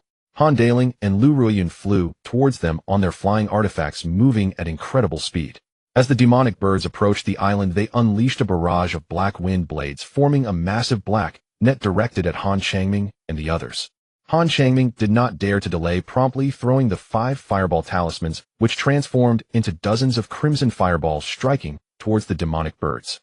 Han Debiao and the others hastily cast defensive spells on themselves. The appearance of the demonic birds threw them into some disarray, but their formation remained intact. Boom! A series of explosive sounds erupted as a vast sea of crimson flames spread through the air, temporarily blocking the demonic birds. Han Delii was well prepared, retrieving a palm-sized purple gourd, channeling a spell into it. The purple gourd instantly expanded, its surface carved with a vividly lifelike purple centipede. With a bang, the cork of the purple gourd flew out, releasing a vast cloud of purple poisonous mist aimed at the demonic birds. 2 of the demonic birds' claws brushed against the purple mist, instantly emitting a plume of green smoke as the flesh on their claws rapidly corroded. Dozens of crimson fireballs struck, engulfing the 2 demonic birds in raging flames, while several thick golden beams shot forth, piercing through their bodies. The 2 demonic birds plummeted from the sky lifeless. With a shrill cry, the 2 second-tier demonic birds dove down, targeting Han Changming. Without panic, Han Changming summoned 3 white talismans. These were high-grade first-tier talismans, the Ice Freeze talisman. As the 3 talismans approached the 2 second-tier demonic birds within 10 zhong, they instantly detonated, releasing a torrent of bone-chilling cold. The claws of the second-tier demonic birds touched the icy mist and quickly froze. They hurriedly distanced themselves, flying upwards, but under the influence of the ice spell their speed was somewhat diminished. 10 fireball talismans flew in, rumbling. A sea of crimson flames dozens of zhong wide erupted in the air, generating an intense heat wave. The sound of wind tearing through the air could be heard as dense black feathers flew out from the sea of flames, striking towards Han Changming.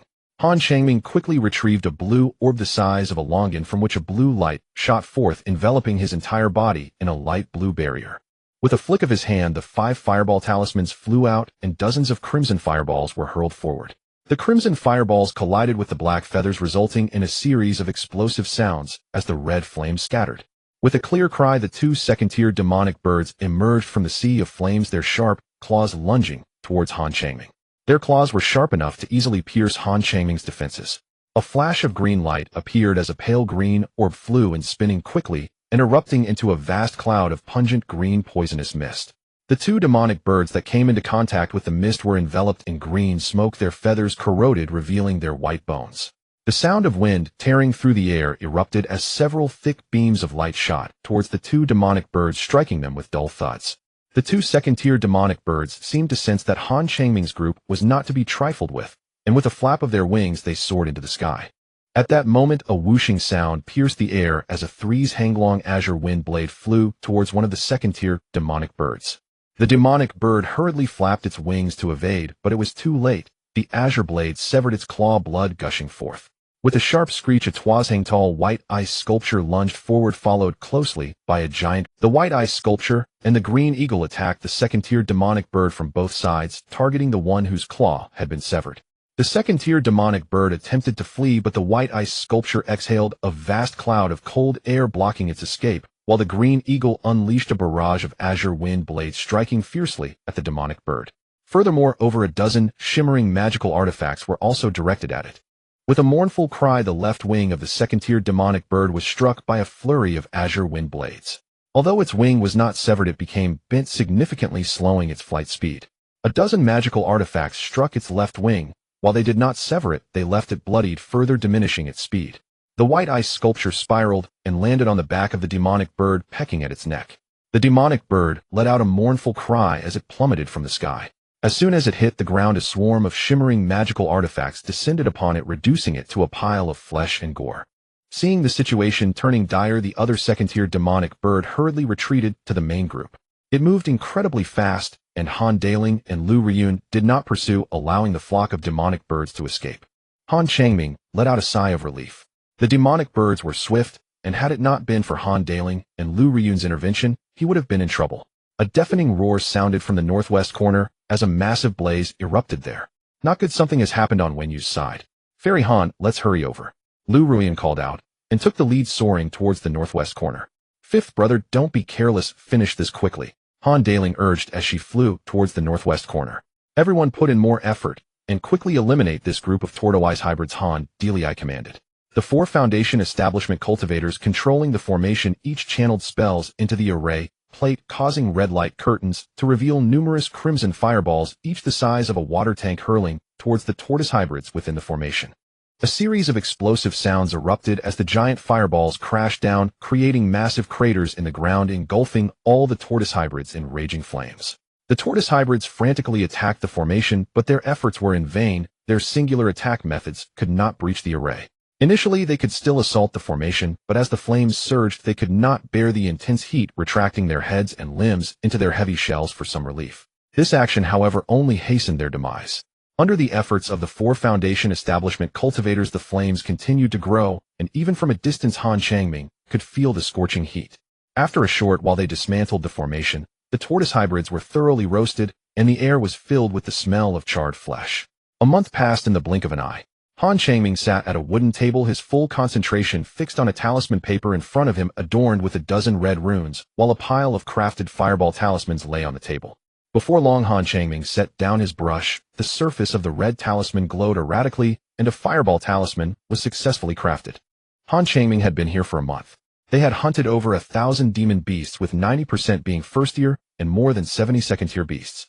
The consumption of puppets, talismans, and medicinal pills was substantial, and the number of cultivators had also decreased. Their preparations were sufficient, but the sheer number of demon beasts was overwhelming. 2 Foundation establishment cultivators could hardly keep up. The Han family suffered 13 casualties, with 8 severely injured and 5 dead, while the Lu family's losses were even greater, with 7 severely injured and 8 dead. The Lu family's 2 demon hunting teams attracted 6 second-tier beasts, while the Han family managed to lure at most 5. During that encounter, Han Changming summoned over 100 first-tier talismans. With personnel, have the 2 families merged their forces to form 3 hunting teams. Han Changming put away the talismans and stepped outside. By this time, night had already fallen. Dozens of cultivators surrounded several bonfires, exchanging insights on cultivation while eating. After this period of cooperation, the fire-finding cultivators from both families had grown familiar with each other. Ninth brother, over here. Han Changjing waved her hand and called out loudly. Han Changming walked towards the bonfire where Han Changjing was joining 10 young cultivators, including Lu Wenyue. As soon as Han Changming sat down, the others greeted him enthusiastically. They knew he was a talisman master and treated him with respect, for capable individuals commanded respect wherever they went. Cousin, do you still have any fireball talismans or ice prison talismans? I can trade you the souls of 50 first-tier demon beasts for them. Lu Wenyue produced a palm-sized black porcelain bottle and handed it to Han Changming. Over the past month, the Lu family's resource consumption had been significant, and talismans were popular due to their convenience and shorter crafting time. Han Changming nodded, retrieving a large stack of talismans. Frequently exchanged demon beast materials for. During this time, Han family and Lu family cultivators frequently exchanged demon beast materials for talismans with Han Changming. He favored the souls of demon beasts, and their skins were also acceptable, as they could be used to craft talisman paper or magical artifacts.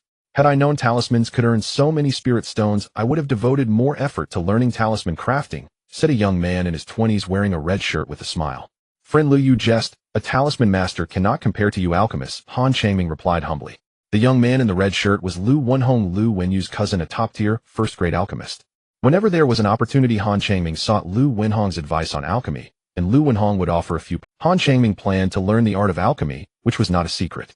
There were few alchemists in the Han family, and many cultivators aspired to become alchemists. No one suspected Han Changming. When Han Deliang learned of this, she simply advised him to focus on his cultivation first, and to study alchemy after establishing his foundation, lest it hinder his training. Han Changming naturally agreed to his elder's advice. After finishing dinner, he returned to his room to rest. He tapped his spirit beast bag, and a peculiar screech echoed as the purple crystal flying scorpion emerged. It circled around Han Changming, emitting screeching sounds. After consuming 10 poison sacs and a large number of demon beast souls, the purple crystal flying scorpion had advanced to the mid-tier of the first grade. Having experienced it firsthand, Han Changming knew the purple crystal flying scorpion could indeed confuse one's spirit, and it would surely be of aid in battles. Han Changming took out the black porcelain bottle, uncorked it, and a dozen green orbs the size of eggs flew out. A wave of dark mist swept over, enveloping the green orbs and drawing them back into the mouth of the purple crystal flying scorpion. The souls of 51st-tier demon beasts all entered the purple crystal flying scorpion's belly. It seemed unsatisfied, letting out a series of screeches. Han Changming retrieved a pink flesh chunk and tossed it on the ground. The bloodwater mother containing potent poison was devoured by the purple crystal flying scorpion, without hesitation conveying its satisfaction to Han Changming. Han Changming put it back into the spirit beast bag, took out his talisman crafting tools, and continued to craft talismans. The night quickly passed. The next morning, just as dawn broke and the red sun rose from the east, warming the entire island, Han Changming and the others split into 3 teams to set up formations to hunt demon beasts. Some blood-red meat chunks were scattered on the beach, and as the sea washed ashore, a large volume of water was swept away. An hour later, a group of fish-headed lizard-bodied demon beasts surfaced, their bodies entirely blue, with 3 pairs of claws underneath, a peculiar sight. Fish-lizard beasts, brutal and bloodthirsty, adept in water arrow techniques. They seemed to have caught the scent of blood and swiftly moved towards the shore. Upon reaching the shore, they rushed towards the blood-red meat chunks, their gaping jaws revealing sharp, glimmering. Countless white, icy mists surged from the ground, forming a faint white barrier that enveloped most of the fish-lizard beasts. The few that were not trapped in the formation hurriedly retreated. Countless grains of yellow sand rose from the ground, forming a thick yellow earth wall, over 10 feet long, blocking their path. Dozens of red fireballs fell from the sky, striking the bodies of the fish-lizard beasts. A series of thunderous booms erupted as fierce flames blazed around the fish-lizard beasts, which emitted strange screeches, rolling over in an attempt to extinguish the flames with the moist mud and sand. Dozens of shimmering magical artifacts struck the abdomen of the fish-lizard beasts. These beasts were merely first tier and posed no threat to Han Changming and the others. In less than 10 breaths, the group of first-tier demon beasts was annihilated by Han Changming and his companion. Within the faint white barrier, countless icy mists surged from the ground, enveloping all the fish-lizard beasts that frantically attacked the formation, but to no avail. For fire-finding cultivators continuously infused the formation with spells, causing white ice spikes to manifest in the air and quickly fall. Unless something unexpected happened, this group of fish-lizard beasts would surely not escape. Suddenly, a piercing shriek erupted from Han Debiao. Han Debiao hurriedly took out a light blue orb from his pocket, which flickered incessantly. Bang! The blue orb shattered, transforming into a vast expanse of blue crystals. Not good enemies. Be cautious. Hunting demon beasts at sea was always fraught with danger, not from the demon beasts themselves, but from other cultivators. Whenever they set up formations to hunt demon beasts, they would deploy warning talismans to guard against attacks from other cultivators. The Han family's cultivators were well prepared for encounters with evil cultivators during their hunts. The sound of slicing through the air rang out, as over 100 blue water arrows shot up from the sea floor, raining down upon Han Changming and his companions. Enemy attack! Enemy attack! Calmly, Han Changming tossed a stack of fireball talismans from his hand. Boom! A tremendous explosion erupted, and a wave of scorching red flames spread through the air. This round of attack did not injure the Han family cultivators. A gigantic blue orb surfaced, within which stood a dozen cultivators. At the forefront was a man in a blue robe in his 30s, bearing a terrifying blood-red scar across his face, possessing the cultivation of early foundation establishment. Not good. The Scarface Tiger. Han Debiao's expression changed in shock. The Scarface Tiger, whose real name was Chun and had killed numerous cultivators and various cultivation families, had offered bounties for his capture, but none had succeeded. A deafening roar echoed from afar as a massive red mushroom cloud rose from the east, with explosions erupting continuously. Clearly there were more than a dozen evil cultivators. 5 disciples from the Han family simultaneously summoned a second-tier talisman, which transformed into a vast expanse of crimson flames hurtling towards Chun-Un and his group. Chun-Un did not dare to delay, he quickly summoned a light blue flag, giving it a gentle shake. A blue glow shimmered on the flag's surface, and a towering blue water curtain suddenly appeared blocking his path. He then summoned a palm-sized blue shield which instantly expanded to block his front. Boom!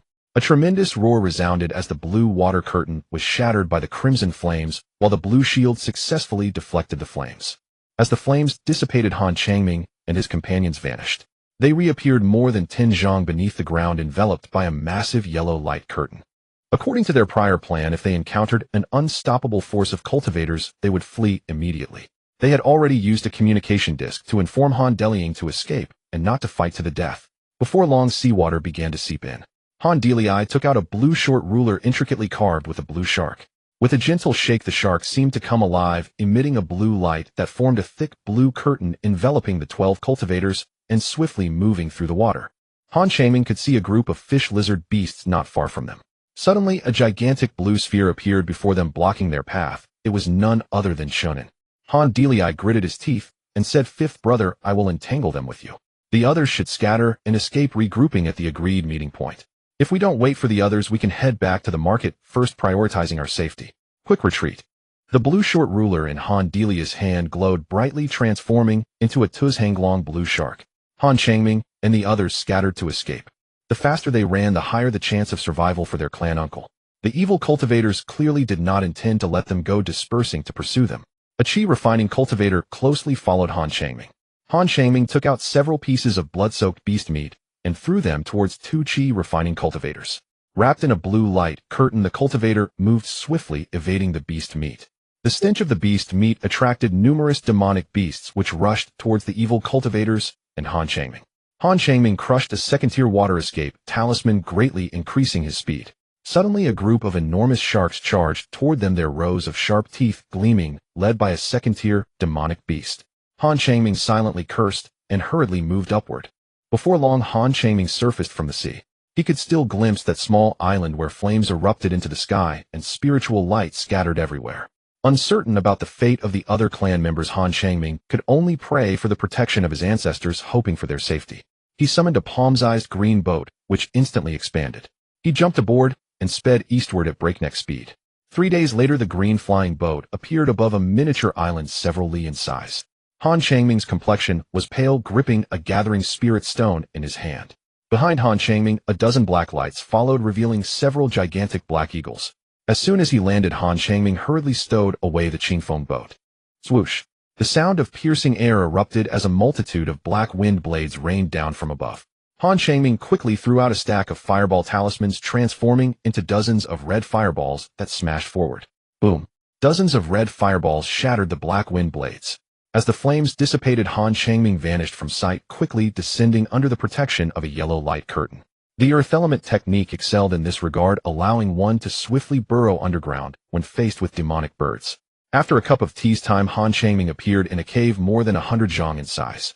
Due to encountering demonic birds, he could not proceed to the island mentioned by his clan uncle. He planned to hide for a while and head directly back to the market instead. Before that, he needed to refine a batch of talismans as he had nearly exhausted the ones in his possession. Han Changming's hands glowed with yellow light as he pressed them to the ground. Boom! A massive yellow stone protruded from the ground, its surface smooth. Han Changming sat in meditation for more than half an hour. Once his mana was fully restored, he took out blank talisman paper to refine talismans.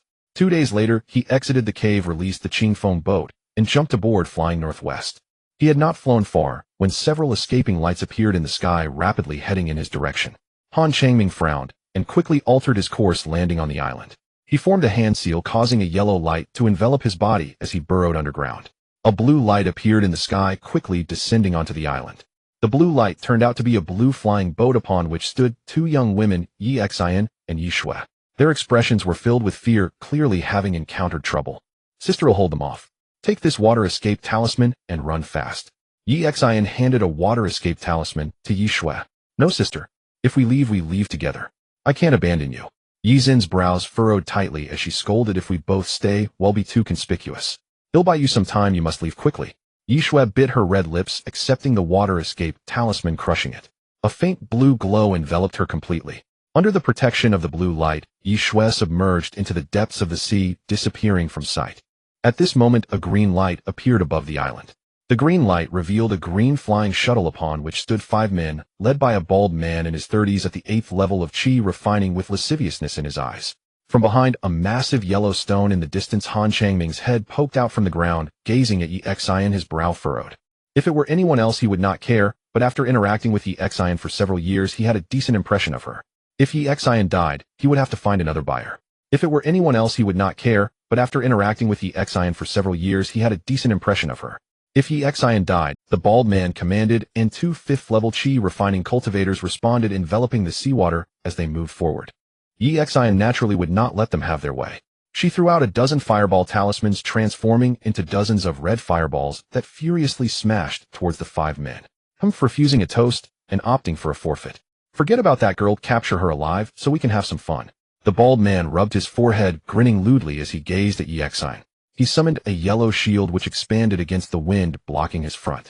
Dozens of red fireballs struck the yellow shield, engulfing it in flames, but soon the fire dissipated. The 5 men each cast a defensive barrier on themselves and summoned their magical artifacts to attack. It was evident that they were experienced and coordinated, not their first time doing such a thing. Yi Xian did not dare to be negligent and quickly summoned a blue shield which instantly expanded and blocked in front of her. 5 gleaming magical artifacts struck the blue shield, producing a series of muffled thuds. They did not wish to kill Yi Xian, but intended to injure her for their ulterior motives. Yi Xian knew their intentions as she summoned a thick stack of fireball talismans, transforming them into hundreds of crimson fireballs that fiercely bombarded the opponents. The bald man made a hand gesture, and the yellow shield radiated a brilliant light. Boom! A series of explosive sounds erupted as blazing flames enveloped the yellow shield, and the red fireballs crashed into the ground, creating a large crater. A piercing sound of wind echoed as a large number of blue wind blades shot forth. With a dull sound, hundreds of blue wind blades struck the yellow shield, leaving it covered in scars and dozens of tiny cracks. 2 red flying swords circled around the blue shield, slashing towards Yi Xian.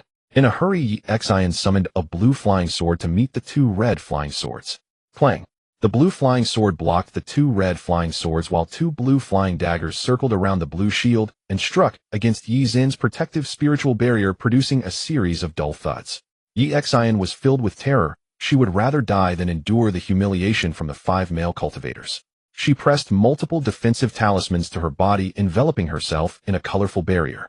What she needed to do now was to act as bait, buying time for Yi Shui to escape as far away as possible. After a quarter of an hour, Yi Xin's talismans were exhausted, and she estimated that Yi Shui had run far away. Her gaze became incredibly resolute as she withdrew her protective barrier, and 2 blue flying daggers slashed towards her. After a quarter of an hour, Yi Xin's talismans were exhausted, and she estimated that Yi Shui had run far away. Her gaze became incredibly resolute as she withdrew her protective barrier. Han Changming observed clearly as the 2 blue flying daggers suddenly transformed into blue ropes, swiftly entangling Yi Xin's body. Damn girl, do you want to die? Not so easy. Play with us first. The bald man grinned lewdly, his eyes roving over Yi Xin's voluptuous figure. 2 qi refining cultivators approached Yi Xian, who was both angry and anxious. Seeing them come closer, she bit her red lips tightly, as she had already decided that she would rather die by biting her tongue than be humiliated by these thieves. Han Changming frowned as he watched the 2 evil cultivators approach Yi Xian. They had not lifted their defensive spells, making it difficult to launch a surprise attack. To capture the leader first, Han Changming's target was the bald man. Boom! A slight rumble echoed as dozens of sharp yellow earth spikes burst from the ground, heading straight for the 2 qi refining cultivators. At the same time, hundreds of transparent water arrows flew out from the sea, heading for the bald man. Yi Xian was initially taken aback, but quickly realized that Yi Shui had not left and had been hiding in the shadows, intending to ambush the evil cultivators. The bald man was already on guard, controlling the yellow shield to block in front of him, while simultaneously pressing 2 first-grade superior defensive talismans onto himself, enveloping him in thick blue and red barriers. The yellow earth spikes and transparent water arrows struck the defensive barrier of the 5 qi refining cultivators, producing a series of muffled thuds. After one attack failed, Yi Shui emerged from the water, gritting her teeth. She summoned over 20 fireball talismans, transforming them into hundreds of crimson fireballs that bombarded the bald man and his companions. Boom! Raging flames engulfed the bald man and his two companions, while the other two chi refining cultivators were not idle, controlling their magical artifacts to attack Yishui. Yishui quickly summoned a blue command flag, releasing a vast blue water curtain in front of her. With a series of muffled sounds, the magical artifacts were blocked by the blue water curtain. Amidst the raging flames, a large white light emerged, and the flames flickered and extinguished. A pale white barrier enveloped the bald man and his companions as he held a snow-white orb in his hand, emanating a bone-chilling aura. Several pieces of yellow wood chips fell to the ground, clearly remnants of the yellow shield from earlier. Damn girl, that was close. Luckily The bald man's words were interrupted as hundreds of sharp yellow earth spikes suddenly shot up from the ground, targeting him and his companions. The bald man's expression changed slightly as he hurriedly took out a talisman, but before he could press it onto himself, a bizarre and extreme shriek suddenly rang out. Upon hearing this sound, he felt as if his sea of consciousness was pierced by needles, a sharp pain coursing through him, causing his movements to slow. Boom, boom, boom. The muffled sounds echoed as hundreds of yellow earth spikes struck the white barrier, making it shimmer and appear as if it would shatter at any moment. With a swoosh, a nearly invisible black light struck the white barrier, piercing through it and breaching the bald man's defense, penetrating his skull. The bald man and his two companions collapsed onto the beach lifeless, with a barely visible blood mark on their heads. The other two evil cultivators felt a sense of dread, attempting to flee as hundreds of crimson fireballs flew towards them. Boom! A tremendous roar erupted as blazing flames enveloped their bodies. A strange and extreme howl resounded as a black light swiftly vanished into the sea of fire. The magical artifacts attacking Yishui and Exine fell one by one, clearly signaling that their controllers were dead. The blue ropes binding Exine transformed back into two flying daggers, falling to the ground. Before long, as the flames dissipated, the two men lay in a pool of blood. Thank you, fellow cultivator, for saving our lives. We are deeply grateful. Exine clasped her hands in the direction of Han Changming, expressing her gratitude. She did not put away her magical artifacts, but instead reinforced her protective barrier, her expression filled with vigilance. Han Changming stepped out from behind a yellow boulder, of course, without revealing his true appearance. Hu Daoyo, it's you. Exine was slightly taken aback upon seeing Han Changming, her guard lowering significantly. I was wondering who was so kind-hearted to intervene. It turns out to be you, Hu Daoyo. Thank you so much. Yishui smiled brightly, expressing her gratitude. It was just a small effort. I didn't expect to encounter two fairies from the Yi family here. Where are your companions? Why are you only the two of you? As Han Changming spoke, he put away the wooing needle. This time I was able to eliminate the 5 chi refining cultivators because Yishui distracted their attention, and the purple crystal flying scorpion disrupted their sea of consciousness, providing me with the opportunity to launch a surprise attack. We encountered evil cultivators, and our companions fled in different directions. Hu Daoyo, thank you. Without you, the two of us sisters would have faced dire consequences. It was just a small effort. If there's nothing else, you should return to the market. Exine nodded. After hesitating for a moment, she said, Friend, do you have any spare talismans? Could you sell us some? Her eyes revealed an expression of anticipation. Talismans are convenient to use, and when deployed in large numbers, their power is formidable. Just now, Han Changming had ambushed 5 evil cultivators using a large number of talismans. Sure, but I don't have many first-tier talismans left. I can sell you 200. Han Changming contemplated for a moment and said, he had over 500 first-tier superior talismans in his storage bag, so selling 200 to Exine and her sister wasn't too much. Exine shot a glance at Yishui, who quickly stepped ashore. She didn't have enough spirit stones on her, so she offered some beast essence as compensation. As for the treasures on the 5 corpses, they didn't even glance at them. The people were killed by Han Changming, so the treasures on the 5 evil cultivators naturally belonged to him. Friend, I will never forget the grace of saving my life. If there is a chance in the future, we will definitely repay you well. Farewell. After saying this, Exine and Yishui flew away on their flying instruments. Han Changming did not leave. He gave the 5 evil cultivators another stab to confirm that they were truly dead before feeling assured enough to search through their belongings.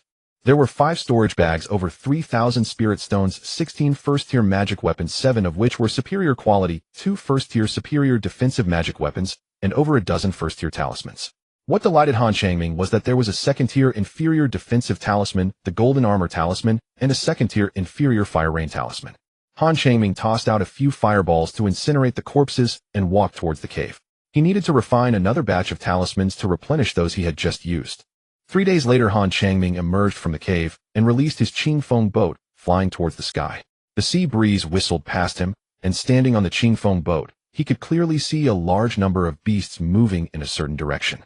2 hours later he appeared over an endless sea where there was not a single island within 10 miles. Suddenly a blue escape light appeared ahead, rapidly flying towards Han Changming. Han Changming frowned, made a gesture, and the Qingfeng boat quickly ascended. He did not intend to engage in conflict with other cultivators. The speed of the blue escape light was incredibly fast, and before long Han Changming could see what it was. The blue escape light was a huge blue leaf, which was a first-tier middle-grade flying magic weapon. 2 men and 1 woman stood on the blue leaf, one of whom was Zhao Ping, a loose cultivator gathered by the Qin family. Seeing Zhao Ping, Han Changming's heart sank. He hurriedly steered the Qingfeng boat and changed direction, flying off into the distance. "You little brat, it's actually you. Chase." Zhao Ping's eyes flashed with a fierce light. The demon hunting team he was with had encountered multiple second-tier demon birds scattering the team. He did not expect to run into Han Changming. Last time they sought trouble with the Han family, they did not expect to be dealt with by the Han family. The two sides were originally antagonistic forces, and seeing Han Changming alone, Zhao Ping naturally would not miss this opportunity. 2 blue lights quickly swept across the sky at high speed. Zhao Ping was at the 7th layer of Qi refinement, the other 2 at the 5th layer, while Han Changming was at the 7th layer of Qi refinement, facing 3 opponents, creating immense pressure. Zhao Ping followed closely, determined to catch Han Changming. A hint of killing intent surged in Han Changming's eyes. He needed to find a place to deal with them. Continuing to drag this out could lead to encounters with other evil cultivators or second-tier demon birds, making it even more troublesome. 2 hours later, a shaped island appeared ahead, and Han Changming quickly landed on a flat area in the sea. As soon as he landed, he immediately summoned a stack of fireball talismans, transforming them into over 100 fist-sized red fireballs, slamming towards Zhao Ping and the others. Zhao Ping was already on guard, hurriedly summoning a blue porcelain bowl. A blue light flew out from the bowl, forming a light blue water curtain that enveloped the 3 of them. Boom! The blazing fire engulfed the 3 of them, but after a short time the flames dissipated, and the blue leaf quickly descended, putting them 100 yards away from Han Changming. As soon as they landed, another 100 red fireballs came crashing down, creating an astonishing momentum. Zhao Ping snorted coldly, took out a blue short ruler, and with a gentle shake, a light blue water curtain suddenly appeared, enveloping the 3 of them. This was a second-tier inferior defensive magic weapon with strong defense. The hundreds of red fireballs struck the blue water curtain one after another, making no sound at all as they extinguished like clay in the sea. "I will handle the defense, you all take care of this brat," Zhao Ping said in a low voice. With his 7th layer Qi refinement cultivation, he could use the second-tier inferior defensive magic weapon, but not for long. With the defensive magic weapon in hand, Han Changming would not be able to break their defense in a short time. Even if it came to attrition, they could wear Han Changming down. The 2 exchanged glances, each summoning a stack of fireball talismans, transforming them into hundreds of red fireballs and hurling them at Han Changming. Han Changming quickly summoned a white pearl. A flash of white light occurred, and a light white barrier suddenly appeared, enveloping him completely, with a bone-chilling cold emanating from the white pearl. Zhao Ping and the others worked together skillfully. Han Changming did not dare to be careless. He took out a golden talisman and slapped it onto himself. This was a second-tier inferior defensive talisman, the Golden Armor Talisman. Boom! The hundreds of red fireballs struck the white barrier, flashing wildly for a moment before extinguishing. At this moment, the 2 summoned 2 gleaming flying daggers and 5 golden flying swords, fiercely slashing towards Han Changming. Boom! The hundreds of red fireballs struck the white barrier, flashing wildly for a moment before extinguishing. At this moment, the 2 summoned 2 gleaming flying daggers and 5 golden flying swords, fiercely slashed. Taking advantage of his strengths and avoiding his weaknesses, Han Changming knew he was no match in a contest of magical power. As a talisman master, he had an abundance of talismans. A series of explosions erupted, and a vast area of red flames burst in the air, causing the temperature nearby to rise sharply, with flames scattering everywhere. Boom! The sky suddenly darkened. Han Changming looked up and saw a massive blue cloud formation appearing overhead, stretching hundreds of feet. A second-tier talisman, the Ice Rain Talisman. Han Changming's expression changed. The blue cloud rolled, and white ice spikes emanating a bone-chilling coldness fell like rain, bombarding Han Changming. A series of booming sounds erupted, and raging flames enveloped Han Changming, causing the temperature nearby to rise sharply. A series of booming sounds erupted, and raging flames enveloped Han Changming, causing the temperature nearby to rise sharply, with the white barrier flickering incessantly. While infusing magical energy into the white pearl, Han Changming absorbed the spiritual energy from the gathering spirit stones to restore his magical power. The dense white ice spikes struck the white barrier, producing a muffled sound before falling to the ground. The white ice spikes quickly melted under the high temperatures, turning into a mass of white mist. Before long, a thick mass of white fog enveloped Han Changming, obscuring what he was doing. White ice spikes seemed to fall endlessly from the blue clouds, crashing down upon Han Changming's position, producing a series of muffled sounds as thick fog rolled in. A strong wind swept through, dispersing the white fog, revealing Han Changming enveloped in a white light shield adorned with a resplendent golden armor. A glint of cold light flashed in Zhao Ping's eyes as he took out a pale silver talisman from his pocket, showing a hint of reluctance in his gaze. The second-tier talisman, Thundercloud Talisman, possessed tremendous power.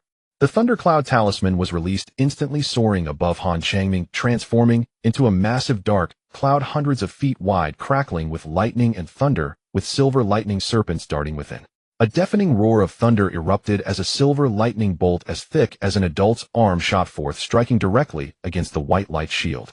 The silver lightning transformed into a vast array of silver arcs enveloping the white light shield. The roars of thunder continued as massive silver bolts shot from the dark clouds, striking Han Changming's position one after another.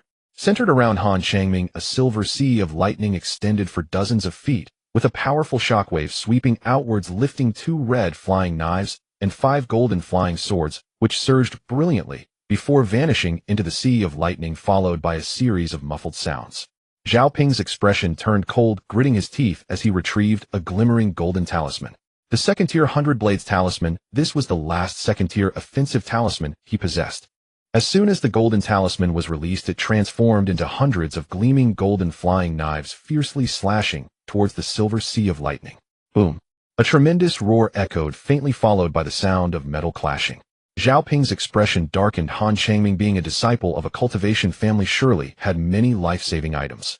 He took out a stack of talismans and threw them out. A massive blaze erupted within the sea of lightning, with over 100 red fireballs shooting out towards Zhao Ping and his companions. Boom!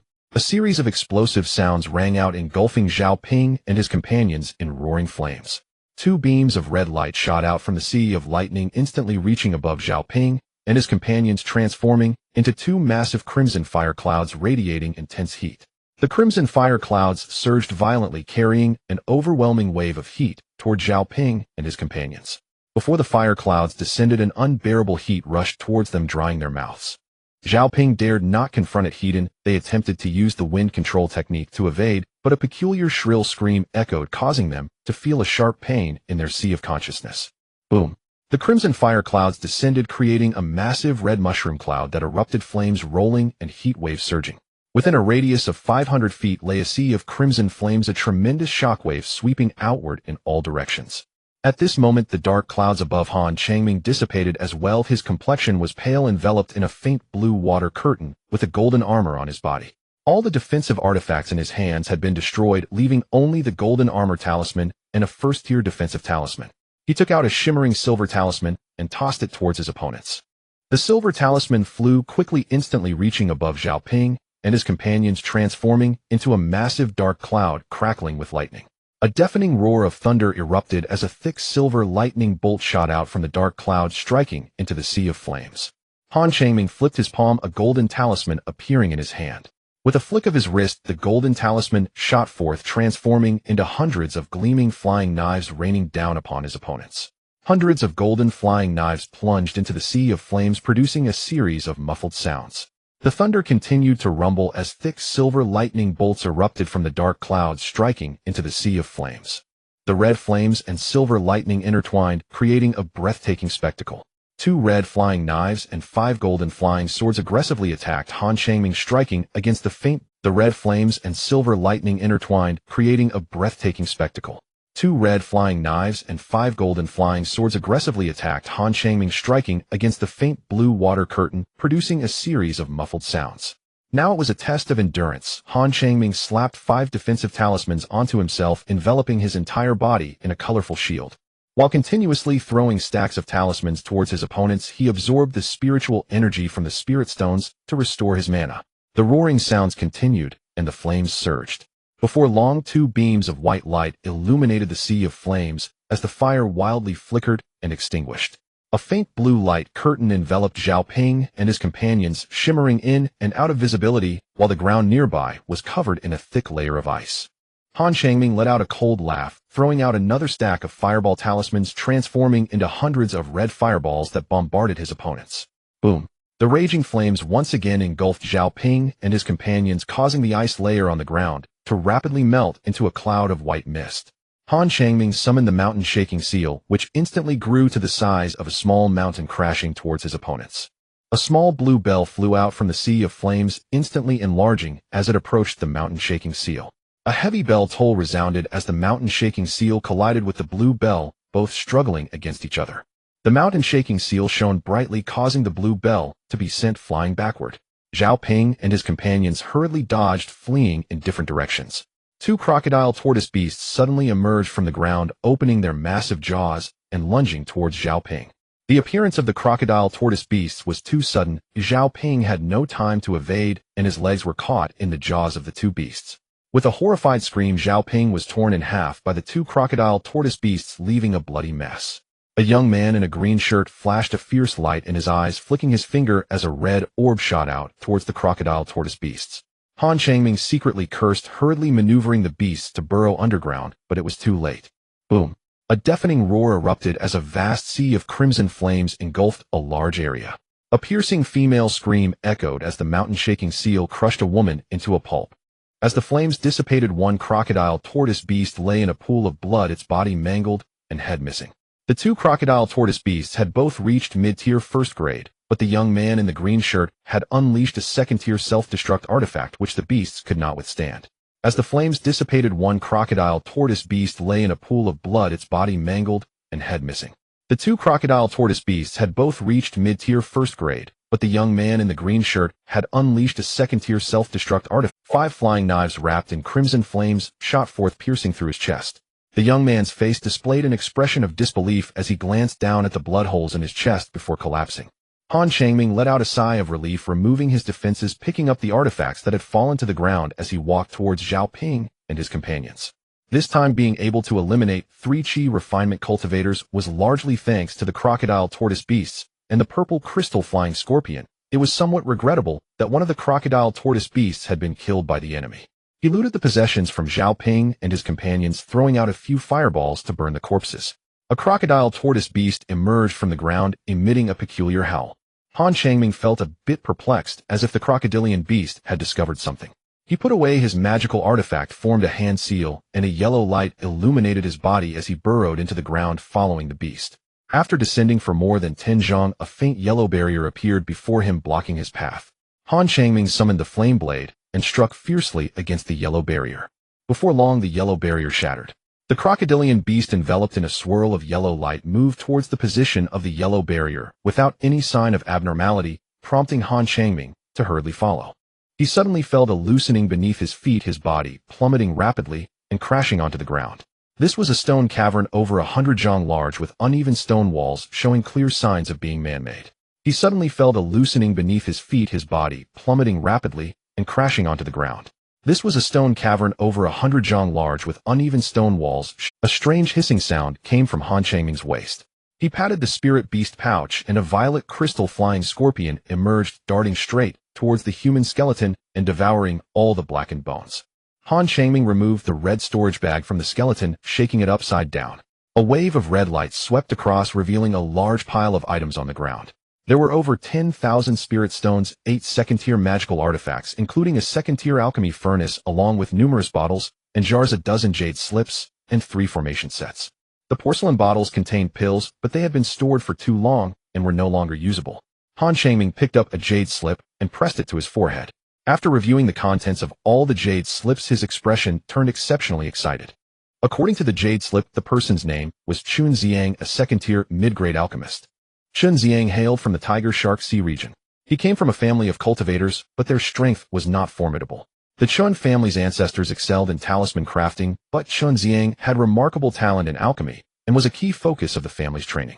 When he was 20, a rival faction attacked, aiming to destroy the Chun family, but the family elders fought desperately to allow Chun Ziang to escape. Chun Ziang changed his name and hid in the Qingli Sea region. With his alchemy skills, he lived quite well. By chance, he went on an adventure with others, obtaining the legacy of ancient cultivators and a foundation establishment, Hill successfully establishing his foundation. He acquired a cultivation method called Qian Tu Jinyang Gong that could take one from the Qi refinement stage to the golden core stage. This was a technique of earth and fire attributes, accompanied by various secret arts of immense power. After taking the foundation establishment pill and modifying his cultivation to Qian Tu Jinyang Gong, he practiced for several decades, advancing to the mid-foundation establishment stage, becoming a second-tier mid-grade alchemist. A Golden Core family attempted to recruit him, but he refused and secretly left only to be ambushed and badly injured, suffering from severe poison. Before his death, he hoped that a destined person would help him take revenge. Han Changming found the cultivation method for Qian Tu Jinyang Gong among the jade slips. The technique could reach up to the god transformation stage, but the jade slip only contained the upper half, sufficient for cultivation up to the golden core stage. On land I alone am supreme. This phrase was inscribed on the front page of the technique, radiating dominance. The Han family possessed cultivation techniques that could reach the golden core stage, but they were not of the earth attribute. Qian Tu Jinyang Gong was suitable for Han Changming, but this technique required a large quantity of pills to assist in cultivation. In addition to the cultivation method, there were Chun Xiang's insights into alchemy. One jade slip recorded dozens of formulas for first and second-tier pills. Moreover, there were also insights into talisman crafting from the Chun family's ancestors, including methods for crafting various first and second-tier talismans. Chun Xiang's belongings seemed tailor-made for Han Changming, as he could utilize them all. Han Changming was extremely excited. A technique that could cultivate up to the golden core stage with insights from a second-tier alchemist and hundreds of years of the Chun family's talisman crafting knowledge. After a while, Han Changming managed to calm his excited heart. What he needed to do now was to safely return to the market city, and then modify his cultivation method and learn alchemy to assist in his training. Han Changming knelt before Chun Xiang's skeleton. Han Changming vows here that when the time allows, I will surely take revenge for my senior. He bowed 3 times to Chun Xiang. With so many items left for him, Han Changming hoped that one day he could help Chun Xiang exact his revenge. Han Changming let out a soft exclamation as a muffled sound emanated from the spot. He cleared the dirt away to reveal a dozen green bricks. Lifting them, he uncovered a pit large enough for a zhang su, revealing a green jade box with a silver talisman affixed to it. Inside the jade box were several jade slips and a dozen blue shells, the blue shells shimmering with spiritual light, evidently a magical artifact. Echo Shell. The Echo Shell is a magical artifact that plays back sounds commonly used to record the cultivation insights of ancestors. Han Changming picked up the topmost Echo Shell and fused it with spiritual power, and a weak male voice echoed, "The fact that you can discover what is inside the jade box indicates that you still possess a bit of conscience. The formulas and techniques recorded in the storage bag are all incorrect. The truth lies within the jade box. If you have the chance, take revenge for me, but do not force it." Hearing this, Han Changming broke out in a cold sweat. Thankfully, he had bowed to Chun Xiang. Had he not discovered the contents of the jade box and practiced the false techniques, he would surely have encountered problems. The belongings of predecessors are not so easily obtained. He needed to be more cautious in the future. He tossed Chun Xiang's skeleton into the pit, buried it with dirt, and bowed 3 more times. Among the 8 second-tier magical artifacts, aside from a second-tier alchemy furnace, there were also 2 second-tier low-grade defensive artifacts, 1 second-tier low-grade flying artifact, and the one that excited Han Changming the most was a palm-sized red gourd intricately carved with a flame pattern. The second-tier low-grade magical artifact Qian Tu Gourd contained a vast amount of crimson sand known as Qian Tu Jinyang Sha, which was unpredictable, balancing between rigidity and flexibility. When cultivated to the highest level of Qian Tu Jinyang Gong, one could transform a large island into mud and sand. Sand-based artifacts and techniques can significantly enhance the power of the cultivator. Han Changming was already at the 7th level of Qi refinement, capable of wielding second-tier, low-grade magical artifacts. With the artifacts left by Chun Xiang, he should be able to return safely to the market city. 7 days later, Han Changming returned to the surface with a faint smile on his face. He released the Qingfeng boat, jumped on, and flew towards the sky. More than 2 months later, Han Changming returned to the market city. As soon as he arrived at the 100 Refinements Pavilion, he saw Han Delying walking towards him. "Changming, you're finally back? We were so worried. Where have you been? Why did it take you so long to return?" Upon seeing Han Changming, Han Delying let out a sigh of relief. "We encountered some evil cultivators on the way which delayed us for a while, but I'm finally back. Where are 7th aunt and 5th uncle? Are they all right?" Han Delying sighed softly, saying, "Come inside." This time the monster hunt incurred significant losses. The Han family dispatched 30 cultivators, suffering heavy casualties as they hunted demons and encountered evil cultivators. A total of 15 had died and 8 were severely injured. This loss was tremendous. Fortunately, all the monster materials were with Han Delying, who remained unharmed and transported the wealth back. Han Delying inquired about Han Changming's experiences. Han Changming told the truth, omitting the part where he saved the Yi sisters, only stating that he encountered Zhao Ping and after much effort killed them unexpectedly, discovering an ancient cultivator's cave. Han Changming left behind 6 second-tier magical artifacts, formations, and spirit stones, surrendering everything else, including the cultivation methods. He obtained 2 cultivation methods, both of which could be refined to the golden core stage.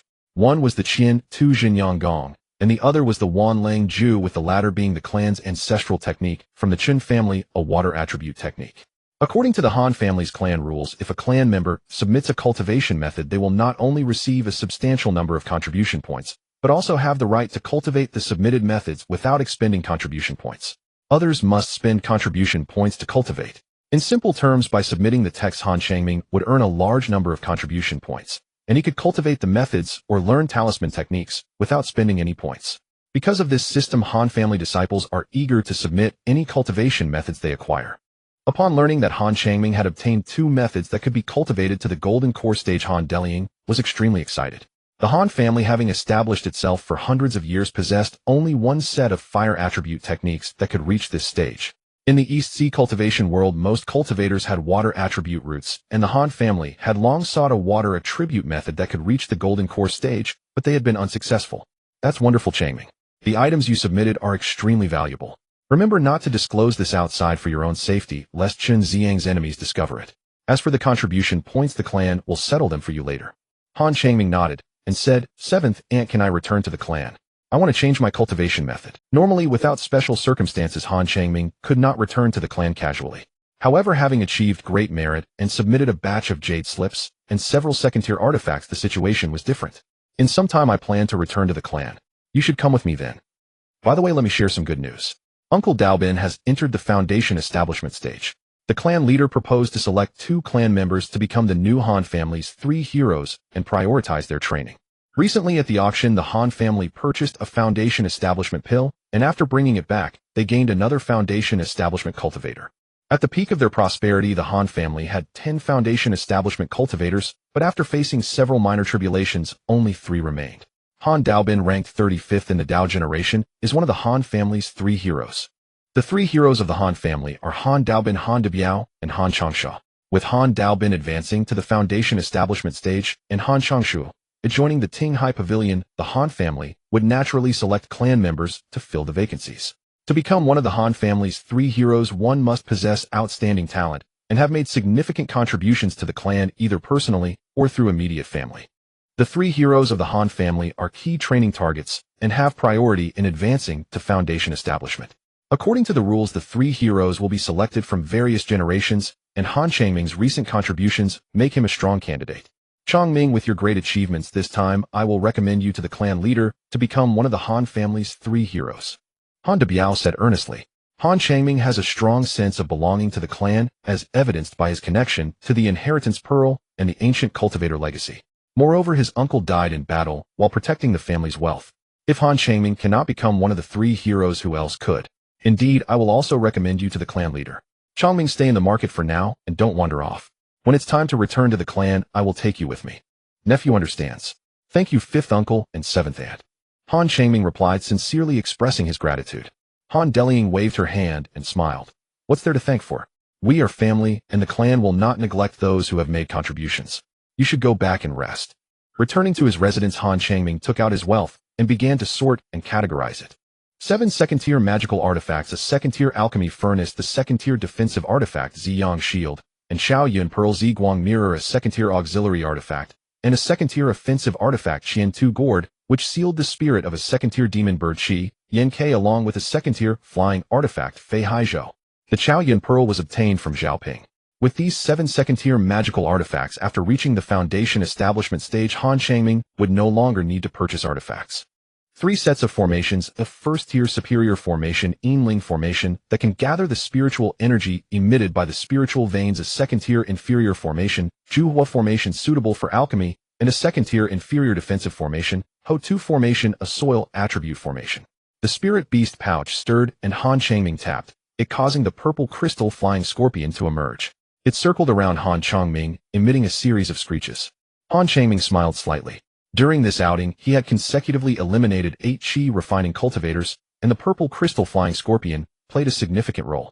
The higher its level, the more assistance it could provide to Han Changming. Han Changming took out a black gourd, uncorked it, and dozens of green light orbs flew out in succession. As soon as the green orbs appeared, the purple crystal flying scorpion flapped its wings excitedly and darted towards them. In no time it devoured dozens of first-tier demon beast spirits, among which were some superior first-tier spirits. Once satisfied, the purple crystal flying scorpion flew back to the spirit beast pouch. Han Changming sat cross-legged on the bed and closed his eyes. The next day he left the talisman pavilion and began to stroll along the street. With the influx of demons, various cultivation factions have hunted a large number of demon beasts, causing a significant amount of demon beast materials to appear on the market, indirectly lowering their prices. An hour later, Han Changming changed his appearance and appeared in a private room on the second floor of a tea house. He took out a communication plate, infused it with a spell, and made some gestures. After a while, the communication plate shone brightly, and Yi Xin's voice suddenly rang out, "Friend, who we are on." Han Changming prepared to leave Kuishing Market. Not knowing when he would return, he naturally needed to explain things to Yi Xin to prevent her from waiting there indefinitely. Before long, Yi Xin and Yi Shui entered. "Friend, who we sisters are hosting a banquet at Tianxiang Tower to express our gratitude for your life-saving help. We wonder if you are available." Before long, Yi Xin and Yi Shui entered. "Friend, who we sisters are hosting a banquet at Tianxiang Tower to express our gratitude for your life-saving help." Han Changming pondered for a moment and asked, "Just the three of us? No one else?" "No, just the three of us." After thinking for a moment, Han Changming agreed. After a cup of tea, they appeared in a private room on the third floor of Tianxiang Tower, where Yi Xin ordered a large spread of dishes. "Friend, who we sisters toast to you, thanking you for your timely rescue." Yi Xin and Yi Shui raised their cups and drank in one go. Han Changming did not lag behind and smilingly returned the toast. After 3 rounds of drinks, Han Changming brought up the main topic. "Fairy Yi, I have urgent matters to attend to and cannot sell you talismans in the short term. The purpose of this meeting is to sell you a batch of first-tier talismans. What do you think?" Learning alchemy requires a significant amount of spirit stones. Han Changming plans to sell a batch of talismans to the Yi sisters in exchange for spirit stones. Yi Xin and Yi Shui exchanged glances and nodded at each other. They had hunted numerous magical beasts and obtained a wealth of materials, earning quite a few spirit stones. The talismans sold by Han Changming were cheaper than those on the market, and the more they bought, the lower the price. "No problem, Taoist. Who may I ask how many talismans you have?" Han Changming took out a blue storage bag and handed it to Yi Xin. After counting, Yi Xin paid Han Changming 2,500 spirit stones. "Taoist, who with your high level of talisman crafting, why don't you join a cultivation sect?" Yi Shui blinked her eyes, asking curiously. "I prefer not to be constrained. Well, I have other matters, so I won't linger any longer. Farewell."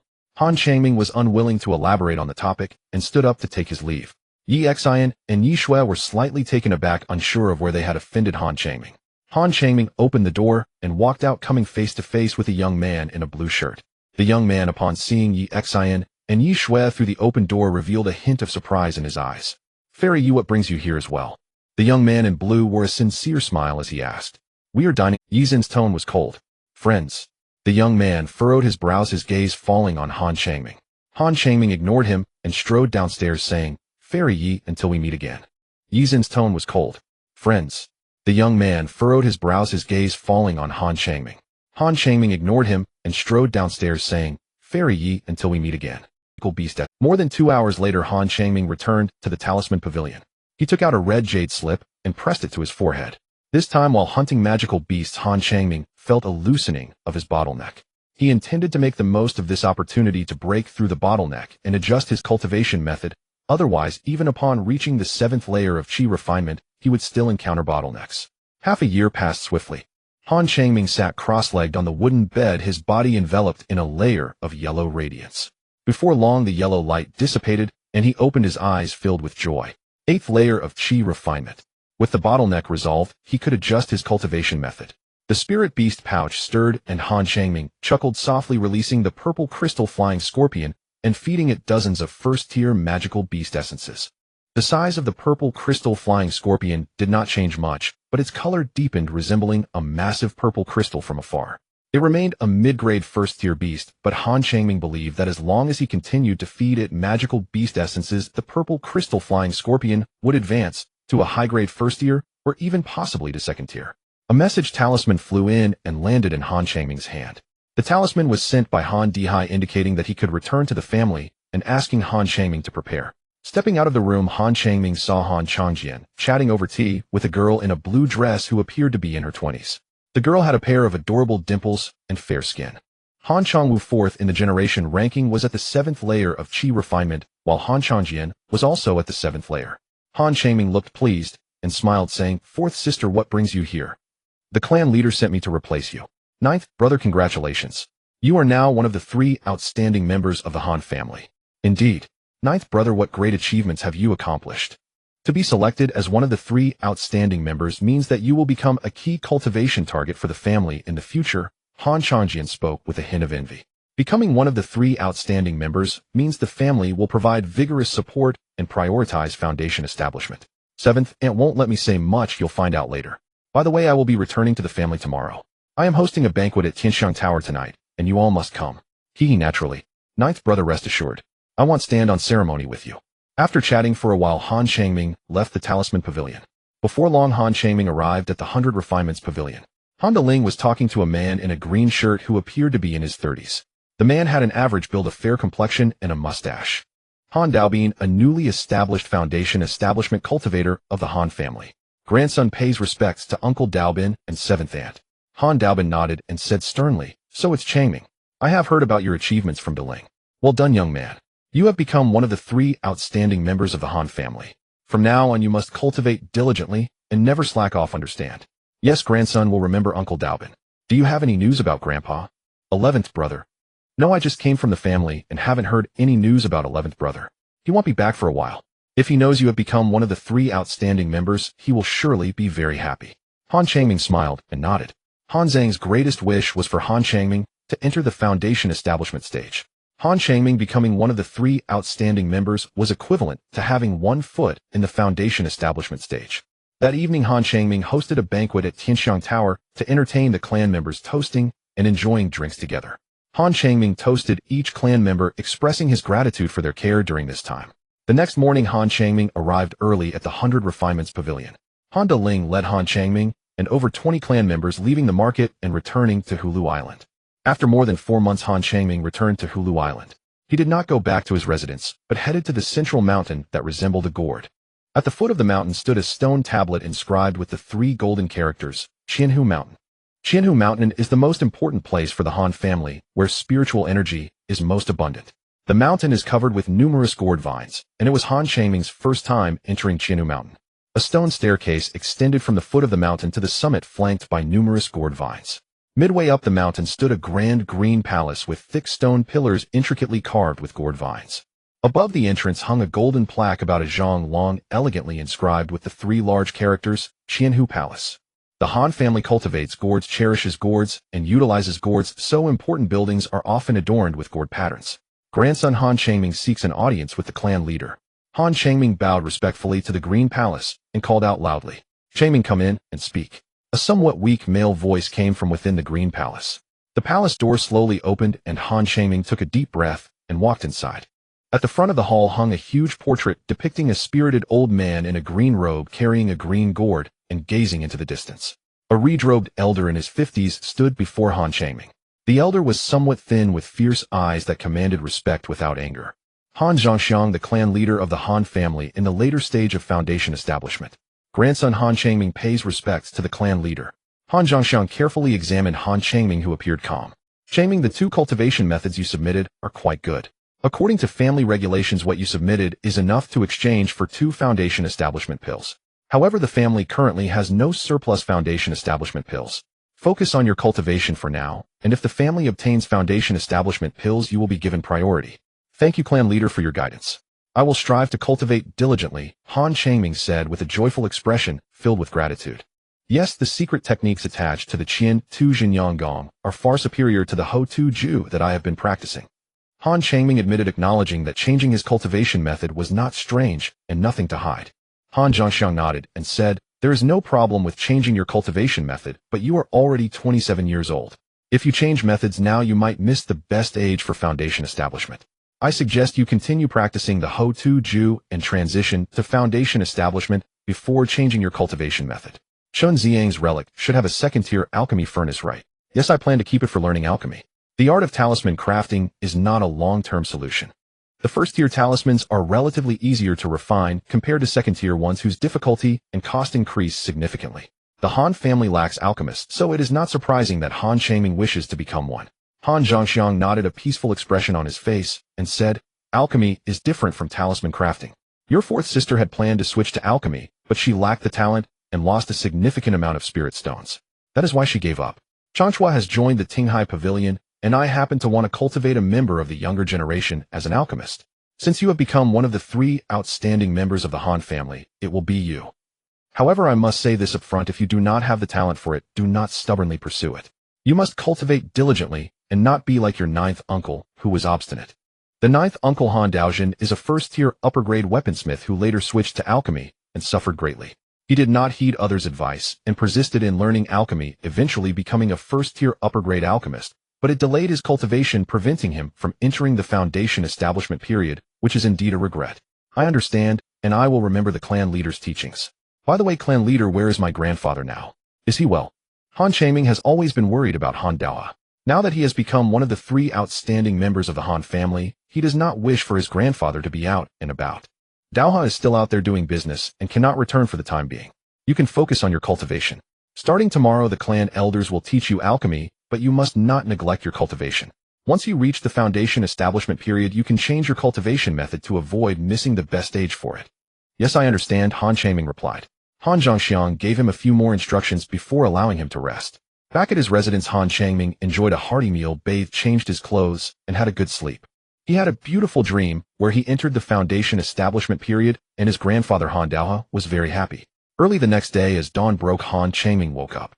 After having breakfast, he arrived at a mountain peak several hundred zhang high. At the foot of the mountain stood a green stone tablet over 2 zhang tall, inscribed with the 3 silver characters, Bai Ling Feng. Bai Ling Feng is the Han family's spiritual herb garden, filled with restrictions. Only the clan members working at Bai Ling Feng can enter and exit freely. Other clan members who trespass will face severe punishment. He took out a square green token with the words, Bai Ling Feng, inscribed on its front. He infused the token with spiritual energy, and a streak of green light shot out, disappearing into the white mist. Soon the white mist began to churn, and a white cloud ladder extended from within it, landing at Han Changming's feet. He stepped onto the white cloud ladder, which began to rise slowly, taking him into the mist. The mountain was dotted with buildings, each courtyard varying in size, but they all shared a common feature. Each courtyard was covered by a white light curtain. These courtyards were part of the spiritual herb garden, either cultivating spiritual herbs, spiritual grains, or spiritual fruit trees. Before long, Han Changming found himself in front of a 10 zhang high blue palace. The stone pillars of the palace were intricately carved with numerous floral patterns, and the grand palace door was adorned with gourd vines. The gilded plaque bore the 3 silver characters, Bai Ling Dian, with gourd vines carved along the edges. As the palace door swung open, a young man in a blue robe in his 30s stepped out. He was tall and had a somewhat gaunt face. Han Changlu, the 18th of the younger generation, is at the 4th level of qi refining. He is the direct grandson of Han Daojin and currently studying alchemy under him. Of course, his talent in alchemy is average, and the costs of his alchemical studies are covered by Han Daojin.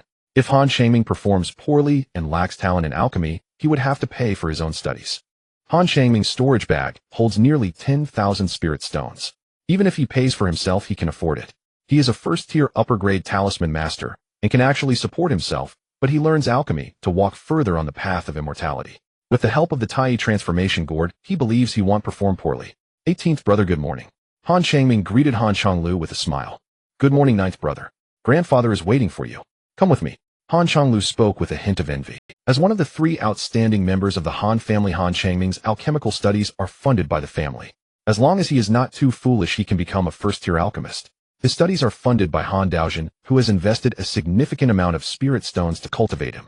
Han Changming's alchemical skills are already approaching those of a first-tier lower-grade alchemist. Han Changming has just started learning alchemy, so he cannot compare to Han Changlu.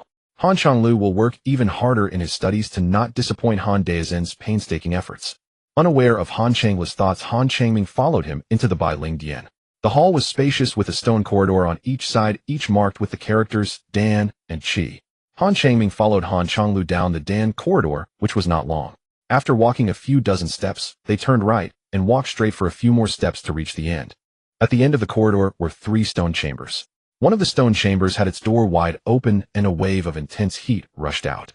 An elderly man in a red robe over 70 sat on a cushion, his face glowing red and his expression imposing. Han Daojin, at the 9th level of qi refining, is a first-tier upper-grade alchemist.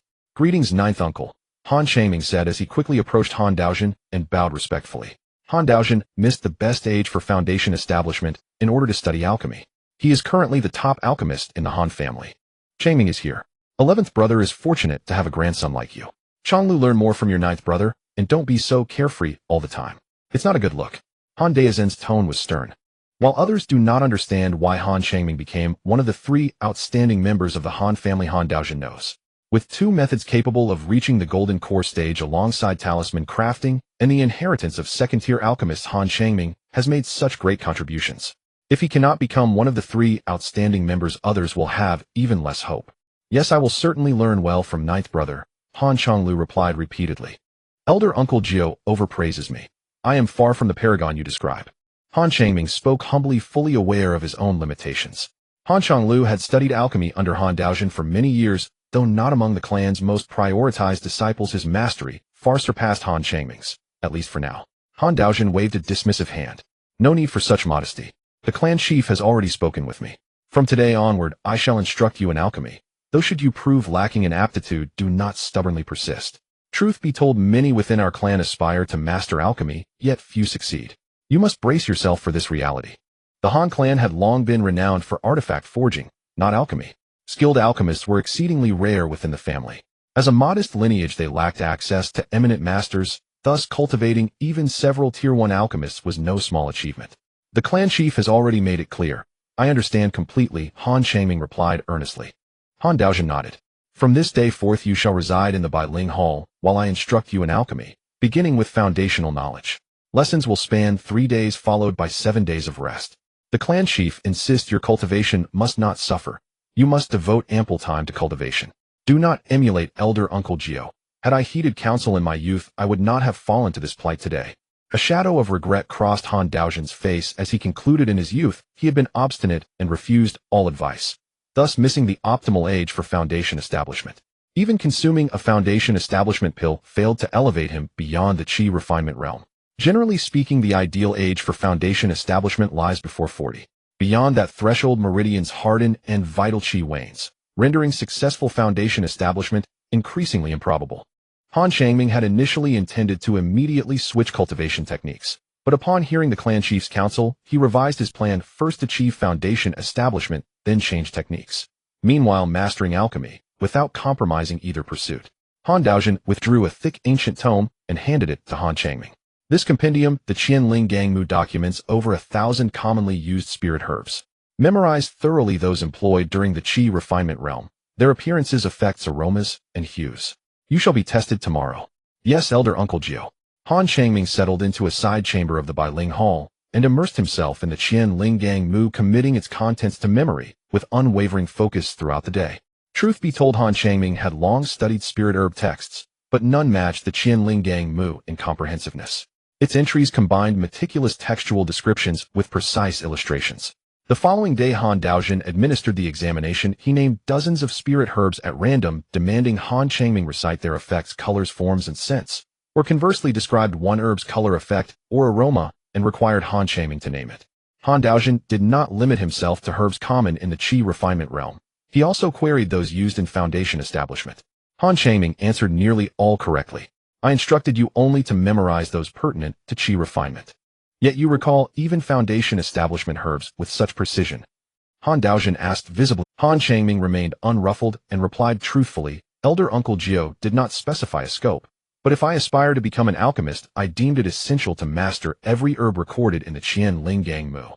Upon hearing this, Han Changlu flushed crimson. Han Daozhen had once issued identical instructions to him, yet he had merely memorized chi refinement herbs before resuming meditation, only to be sharply rebuked later.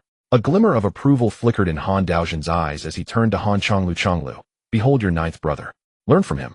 In this single regard alone he surpasses you profoundly. Grandfather's admonition is just. I shall remember it well. Han Changlu murmured, cheeks still burning. Han Daozhen fixed Han Changming with a stern gaze. You have 3 days to commit the entire Qianling Gangmu to memory. Not a single character may be mistaken. Only when you can recite it flawlessly backward and forward shall I begin teaching you alchemical theory. Becoming an alchemist is no facile endeavor. Yes, grandfather. I shall master the Qianling Gangmu until every word flows effortlessly from memory. Han Changming accepted the challenge with unshakable confidence. A strict master forged exceptional disciples, and the stricter Han Daojian became the more elated Han Changming felt. Returning to his quarters, Han Changming retrieved the Qian Linggang Mu and studied it meticulously, dividing the tome into 3 equal sections, mastering one per day with absolute fidelity to every character. 3 days later, Han Changming underwent Han Daojian's re-examination and recited the entire text flawlessly backward and forward. Deeply satisfied, Han Daojian commenced imparting foundational alchemical knowledge. Alchemy in essence entailed refining diverse spirit herbs within a spirit furnace to produce pills, a concept deceptively simple in theory, yet formidable in practice. 3 months passed swiftly. One morning, Han Changming arrived promptly at Han Daojian's stone chamber. Its walls bore intricate fire attribute formation arrays constructed entirely from crimson-hued Huiyang stone, a mineral prized for forging spirit furnace chambers and artifact forge halls. You have grasped the theoretical foundations of alchemy. From today, I shall guide you through practical refinement. Attend with utmost diligence. Do not falter. Understood? Han Daojian's gaze was piercing. Yes, grandfather. I shall apply myself with unwavering devotion, Han Changming replied, heart quickening. After 3 months of theory, the moment to refine pills had finally arrived. With a flick of his sleeve, Han Daojian summoned a pale azure spirit furnace, its size swelling instantly to over 10 feet tall before settling before them. Delicate carvings adorned its surface, a gourd motif flanked by the characters Qing Hu. This Qing Hu Ding is a mid-tier, tier 1 spirit furnace, once my own. We shall begin with the simplest pill of sustenance. I provide 2 sets of ingredients, and I shall supervise closely. Han Daojian produced an azure storage pouch and handed it to Han Changming, containing 2 complete sets of pill of sustenance ingredients plus a palm-sized slab of scarlet wood radiating gentle warmth to the touch. Qiyang wood, a fire attribute spirit timber. Specimens aged 10 years or more burned with extraordinary endurance, making them ideal for novice qi refinement cultivators learning alchemy or artifact forging. Qi refinement cultivators relied on external flames for alchemy and forging, the most common being earth fire. Yet Hulu Island possessed no natural earth fire. Instead, the Han clan acquired vast quantities of Huiyang stone to construct fire attribute formation arrays. For Han Changming's first attempt, Qiyang would prove the optimal choice.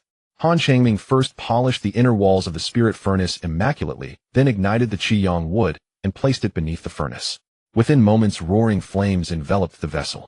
After a brief preheating interval, he introduced the ingredients. Sequentially, 4 components comprised the pill of sustenance: essence, blood, and core of a tier 1 demon clam, 5-year-old Jinxing fruit, and a vial of spirit water. Indeed, the Eastern Sea teemed with abundant demonic beast resources. Coastal cultivators drew sustenance from the sea, and Eastern Sea alchemists routinely incorporated demonic cores and spirit water into their refinements. Spirit water facilitated the harmonious fusion of ingredients. Most alchemists sourced it from spirit wells, or for superior quality from spirit springs. Of course, some alchemists do not prefer to add spiritual water, but Han Daojian enjoys incorporating it into his pill concoctions, as spiritual water can enhance the success rate of pill formation. Han Changming felt somewhat anxious. It was his first time refining pills, and he repeatedly recalled the key techniques for crafting the pill of abstinence. After a short while, an unusual fragrance wafted from the alchemical furnace. Han Changming was jolted. This scent perfectly matched that of the pill of abstinence. Han Daojian had personally refined this pill before, and according to the recipe, the alchemical materials were only turning into liquid at this moment. The timing for solidifying the pill had to be precise. If done too early, the pill wouldn't form, resulting in a significant reduction in efficacy. If done too late, it would easily turn into a worthless pill. The solidification process was the most crucial step. Han Changming took a deep breath to calm his nervous heart. After a moment, a pungent, burnt smell wafted from the alchemical furnace. Han Changming let out a wry smile, knowing that his first attempt at alchemy had failed. He carefully recalled the entire refining process, summarized his experience, cleaned the alchemical furnace, and continued his attempt. The second batch of the pill of abstinence also ended in failure. Han Changming sighed softly. Only by personally refining pills did he realize how difficult it was. He finally understood how overly optimistic he had been. Alchemy was not an easy task at all. Despite Han Daojian's guidance, he still hadn't succeeded, and this was merely the pill of abstinence. If he used the spiritual water produced by the Tai transformation gourd, he wondered if the success rate would be higher. Changming, do you know where you went wrong? Han Daojian asked in a deep voice. I didn't control the heat properly. If I refine it a few more times, I'm confident I can succeed, Han Changming replied with determination. Having just started learning alchemy, failure was a normal occurrence. If given a few more materials, he believed he could succeed. Here are 20 sets of materials for refining the pill of abstinence. You must at least produce 50 pills. They'll come back in 5 days to collect them. I have other matters to attend to, so you can use this earth fire chamber. Practice diligently. Han Daozhen handed Han Changming a green storage bag. Yes, Uncle Zhubagong. Han Changming accepted the storage bag, feeling a surge of joy in his heart. With no one watching him, he could use the spiritual water produced by the Tai transformation gourd to refine his pills.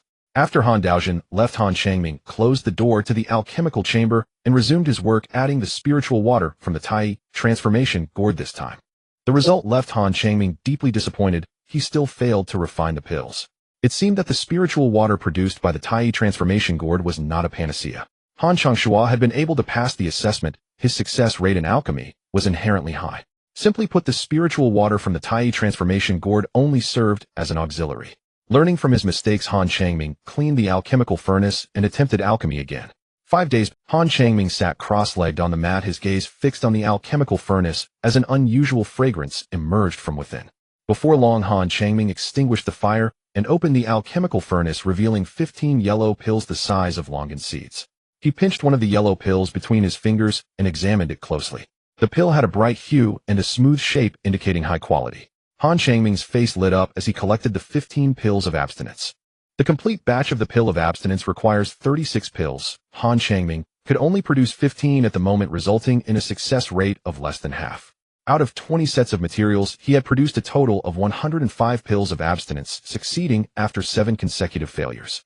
After using 10 sets of materials, Han Changming's success rate was about 10%. With the addition of the spiritual water from the Tai transformation gourd, the rate increased to 40%. He wondered if this was due to the low grade of the pill of abstinence. Without using the spiritual water from the Tai transformation gourd, Han Changming could produce at most 4 pills of abstinence per batch. With the spiritual water, he could refine as many as 15 pills. Furthermore, using the spiritual water improved the quality and efficacy of the pills. A sharp, clear sound rang out as Han Changming retrieved the communication plate and infused it with a spell. Han Daozhen's voice suddenly echoed. Changming, have you finished refining the pills of abstinence? Han Changming quickly opened the door to the alchemical chamber and invited Han Daozhen inside. He presented 65 pills of abstinence, fearing that handing over too many might raise suspicions. Han Daozhen picked up 1 pill of abstinence and inspected it closely, a trace of surprise flickering in his eyes. He asked with curiosity, Changming, did you refine all these pills of abstinence? Yes. Uncle Zhubagong, is there a problem? Han Changming feigned anxiety, although he knew there was nothing wrong with the pills. To avoid arousing Han Daozhen's suspicion, he had diluted the spiritual water, which resulted in good quality pills, but not excessively so. Han Daozhen held the pill of abstinence to his nose and sniffed a few times before tasting it. Soon a feeling of fullness rose in his stomach. His face displayed a look of approval as he said, not bad. From 20 sets of materials you managed to refine 65 pills of abstinence, and the quality is quite good, exceeding my expectations. It seems you have a talent for alchemy. However, your success rate is still too low. You need to practice diligently and raise your success rate to 30% before we can discuss further. Achieving a 30% success rate for 3 types of first-tier pills qualifies you as a first-tier alchemist. Do not become complacent or practice diligently. Yes, I will remember your teachings, Uncle Zhubagong, Han Changming replied, earnestly, a smile on his face. Han Daozhen inquired about Han Changming's process of refining the pills of abstinence. Han Changming concealed the use of spiritual water, truthfully answering other questions and raising a few minor issues which Han Daozhen patiently addressed. By the way, Uncle Zhubagong, haven't you received any news about my grandfather? Why hasn't he returned yet? Han Changming felt a bit puzzled. It had been so long without any news from Han Daozhen. He wondered if something had happened. I'm not sure. Internal personnel changes are not managed by me. Rest assured, the 11th brother is with the family caravan and should be fine. Focus on your cultivation, and when he returns you can give him a great surprise. Han Changming thought for a moment and felt that what Han Daozhen said made a lot of sense.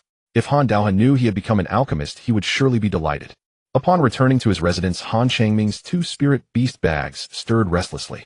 He released the crocodile turtle beast and the purple crystal sky scorpion. The crocodile turtle beast needed to eat demon beast meat, while the purple crystal sky scorpion preferred poisonous herbs or the essence of demon beasts. Han Changming satisfied their needs by taking out a large piece of blue clam meat and feeding it to the crocodile turtle beast, which devoured it in no time. Han Changming satisfied their needs by taking out a large piece of blue clam meat and feeding it to the crocodile turtle beast. After playing with them for a while, Han Changming took out a blue ceramic bottle, drank the spiritual water inside, and began to cultivate using the techniques of the thick earth formula. Before long, a vast expanse of yellow radiance appeared out of nowhere, enveloping Han Changming's body. Spring departs and autumn arrives, 3 years have passed in the blink of an eye. In the alchemy room, Han Changming sat cross-legged on a mat with a cyan alchemy furnace engulfed in roaring flames before him. Numerous bottles and jars were scattered around while Han Zhongxiang, Han Daojin, and Han Chonglu sat silently nearby. Han Zhangxiang's expression was serious while Han Daojin showed a look of approval and Han Chonglu wore a face full of envy. Soon Han Changming extinguished the flames and lifted the lid of the alchemy furnace. Han Zhongxiang took a swift step to the furnace where 13 pale green pills lay inside. He picked up one of the green pills, tossed it into his mouth, and his eyes shone brightly. Not bad, Daojin, you did not lie. Heaven bless our Han family. Oh Changming, you truly are the prodigy of our clan, Han Zhongxiang exclaimed excitedly. In just 3 years, Han Changming had transformed from a novice into a first-tier middle-grade alchemist, a growth rate unprecedented in the history of the Han family. Producing a first-tier middle-grade alchemist in just 3 years is something only those immortal sects could accomplish. The Han family started with artifact forging, having produced numerous second-tier artifact masters, yet they had never had a second-tier alchemist. Every patriarch aimed to cultivate one, but failed. Han Zhongxiang saw hope in Han Changming. Patriarch, you flatter me. Thanks to the meticulous guidance of my great-uncle and the family's nurturing, I have achieved today, Han Changming said humbly. Each time he crafted pills, he would mix the materials together and pour in the spiritual water from the Tai transformation gourd during the alchemy process. Each time he crafted pills, he would mix the materials together and pour in the spiritual water from the Tai transformation gourd during the Each time he crafted pills, he would mix the materials together and pour in the spiritual water from the Tai transformation gourd during the alchemy process, and Han Daojin did not notice. Han Daojin watched Han Changming's alchemy techniques from the side, focusing on his methods, while he paid no attention to the spiritual water. The spiritual water from the Tai transformation gourd aids in alchemy. The higher the grade of the pill, the lesser the effect of the water. For the creation of the valley-breaking pill, the spiritual water can triple the success rate, while, for the chi refining pill, it can more than double the success rate. The effect of the spiritual water would likely be even lower for second-tier pills, but it is still much better than ordinary spiritual spring water. Congratulations. 9 brother, Han Chonglu congratulated Han Changming. Changming indeed has a talent for alchemy. The patriarch is wise to select him as one of the 3 elites of the Han family. Han Daojin stroked his beard lightly and smiled. If I had known this earlier, I would have nurtured Changming well from a young age, but he was quite ordinary when he was younger. Talent is inherently unpredictable. It's not too late to focus on cultivating Changming now. Han Changming hesitated slightly and asked, Patriarch Great-uncle, has grandfather encountered any trouble? Why hasn't he returned yet? The Han family's activities mainly took place in the Hongzhou Sea region, with only 4 foundation establishment cultivators in the clan. The family trade convoy could not venture too far. Han Changming had asked several elders, but they all spoke vaguely. He wasn't foolish, his instincts told him something had happened to his grandfather. Han Zhangxiang's smile faded, and he sighed softly, instructing, Daojin Chonglu, you two go ahead, I have something to discuss with Changming. Yes, Patriarch. Han Daojin and Han Chonglu replied in unison before turning to leave. Changming, your grandfather was escorting goods with the trade convoy when they encountered cultivators from the Qin family. The Qin family has been long-standing enemies of our Han family, and a fight broke out immediately. Our Han cultivators are no match for theirs, and during the chaos your grandfather went missing. However, I believe he is safe. Hearing this, Han Changming's face was filled with sorrow. If Han Daoha had been alive, he would have returned long ago. He knew Han Zhongxiang was just trying to comfort him. Han Daoha lived frugally to support Han Changming's studies in the art of talisman making, and each time he returned, he would bring Han Changming a gift. Without Han Daoha, Han Changming would not be where he was today. The Han family and the Qin family have been long-standing foes. The Qin family's strength surpasses that of the Han family, making an all-out war unwise, though private conflicts between them were constant. Changming, I understand your grief, but you must not seek revenge on the Qin family alone. You are no match for them. Over the centuries, hundreds of our clan members have perished at their hands. Patriarch, do you know which Qin cultivators participated in this conflict? I want to know the names of the culprits. Blood debts must be repaid in blood. Han Changming gritted his teeth, his eyes filled with murderous intent. He was filled with rage. He must avenge Han Daoha by eliminating the culprits. Chen Yuanhua is the one who killed many of our clan members, and his crimes are unforgivable. However, he has already reached the foundation establishment stage, and you are no match for him. Until you have sufficient strength, do not seek revenge, understand? Han Zhongxiang cautioned earnestly. Chen Yuanhua, I understand, grandfather. Once my strength is sufficient, I will make him pay for the blood he has spilled, Han Changming vowed. Han Changming nodded, remembering the name. If given the opportunity, he would definitely kill him to avenge Han Dao. Han Zhongxiang nodded and said, the Listening Sea Pavilion has announced the appearance of the 5th Golden Core cultivator and is holding a Golden Core ceremony, inviting our Han family to celebrate. You should go with the Ling. It will be a good distraction. Life and death are fated, so try to relax a bit. Yes, Patriarch, Han Changming replied. Han Zhongxiang offered a few words of comfort before turning to leave. Upon returning to his residence, Han Changming personally carved a spiritual tablet and set up a spiritual altar, lighting incense to pay his respects. Grandfather, I assure you that if given the chance in the future, I will kill Qin Yuanhua and avenge you. Han Changming raised his right hand and spoke solemnly, kneeling down and bowing 3 times deeply to the spiritual tablet. After learning of Han Dao's death, Han Changming felt immense sorrow that overshadowed his joy at becoming a first-tier middle-grade alchemist. He found it hard to muster the energy for anything. At 30 years old, he had reached the 9th layer of qi refining, and if he had a foundation establishment pill, he could attempt to break through to the foundation establishment stage. The 3 elites of the Han family are Han Debiao, Han Changming, and Han Changjing. According to clan rules, if the family acquires foundation establishment pills, priority would be given to Han Debiao, then Han Changming, due to Han Debiao being older. Now a first-tier middle-grade alchemist, Han Changming, could earn spirit stones through alchemy, and the profits from alchemy were more than double those from talisman making. Of course, the costs of alchemy were also high. The price of foundation establishment pills is quite high, starting at 40,000. Han Changming needed to work hard to accumulate spirit stones. A commotion arose from the spirit beast pouch, and Han Changming slapped the pouch, causing the crocodile tortoise beast to fly out. It had grown significantly larger than 3 years ago, circling around Han Changming while emitting a strange scream. Han Changming periodically fed it the spiritual water produced by the Tai transformation gourd and monster meat. It had already become a first-tier upper-grade spirit beast, while the purple crystal flying scorpion remained a first-tier middle-grade. Han Changming took out several pieces of monster meat and tossed them onto the ground, which were quickly devoured by the crocodile turtle beast. However, it was still not satisfied and emitted a strange roar. Han Changming fed it another 10 or so pieces of monster meat before the crocodile turtle beast finally felt content. He calmed his turbulent emotions and began to meditate. Only by becoming powerful enough could he avenge his grandfather. 3 days later, Han Changming left Hulu Island with Han Deliang. Tinghai Pavilion is the support of the Han family. With the appearance of the 5th Golden Core cultivator at Tinghai Pavilion, a grand Golden Core ceremony was held, inviting numerous forces to participate, with the Han family being one of them. In addition to Han Deliang, there were 20 qi refining cultivators, most of whom were members of the Chang generation, including Han Chonglu. This time, the Golden Core ceremony at Tinghai Pavilion attracted many forces, presenting a great opportunity for broadening their horizons. Along the way, Han Chonglu chatted with other clan members, and most of them appeared very excited. Many of them were traveling far for the first time and visiting Tinghai Pavilion for the first time. If it weren't for the Golden Core celebration, they might not have had the chance to visit Tinghai Pavilion. Han Changming remained silent, feeling distressed at the thought of his grandfather's unknown whereabouts and uncertain fate, leaving him little room to engage in conversation. The main station of Tinghai Pavilion is located in the northwest of the Hongzhou Sea, situated on Spirit Turtle Island. Spirit Turtle Island resembles a gigantic sea turtle stretching 1,500 miles long and 1,200 miles wide, with a higher elevation in the south and lower in the north. 500 miles away from Spirit Turtle Island are 4 small islands surrounding it like stars encircling the moon. Tinghai Pavilion held a Golden Core ceremony, inviting many guests, and sent numerous disciples to accommodate them, ensuring that no guest was neglected. A shimmering blue flying boat swiftly soared through the sky.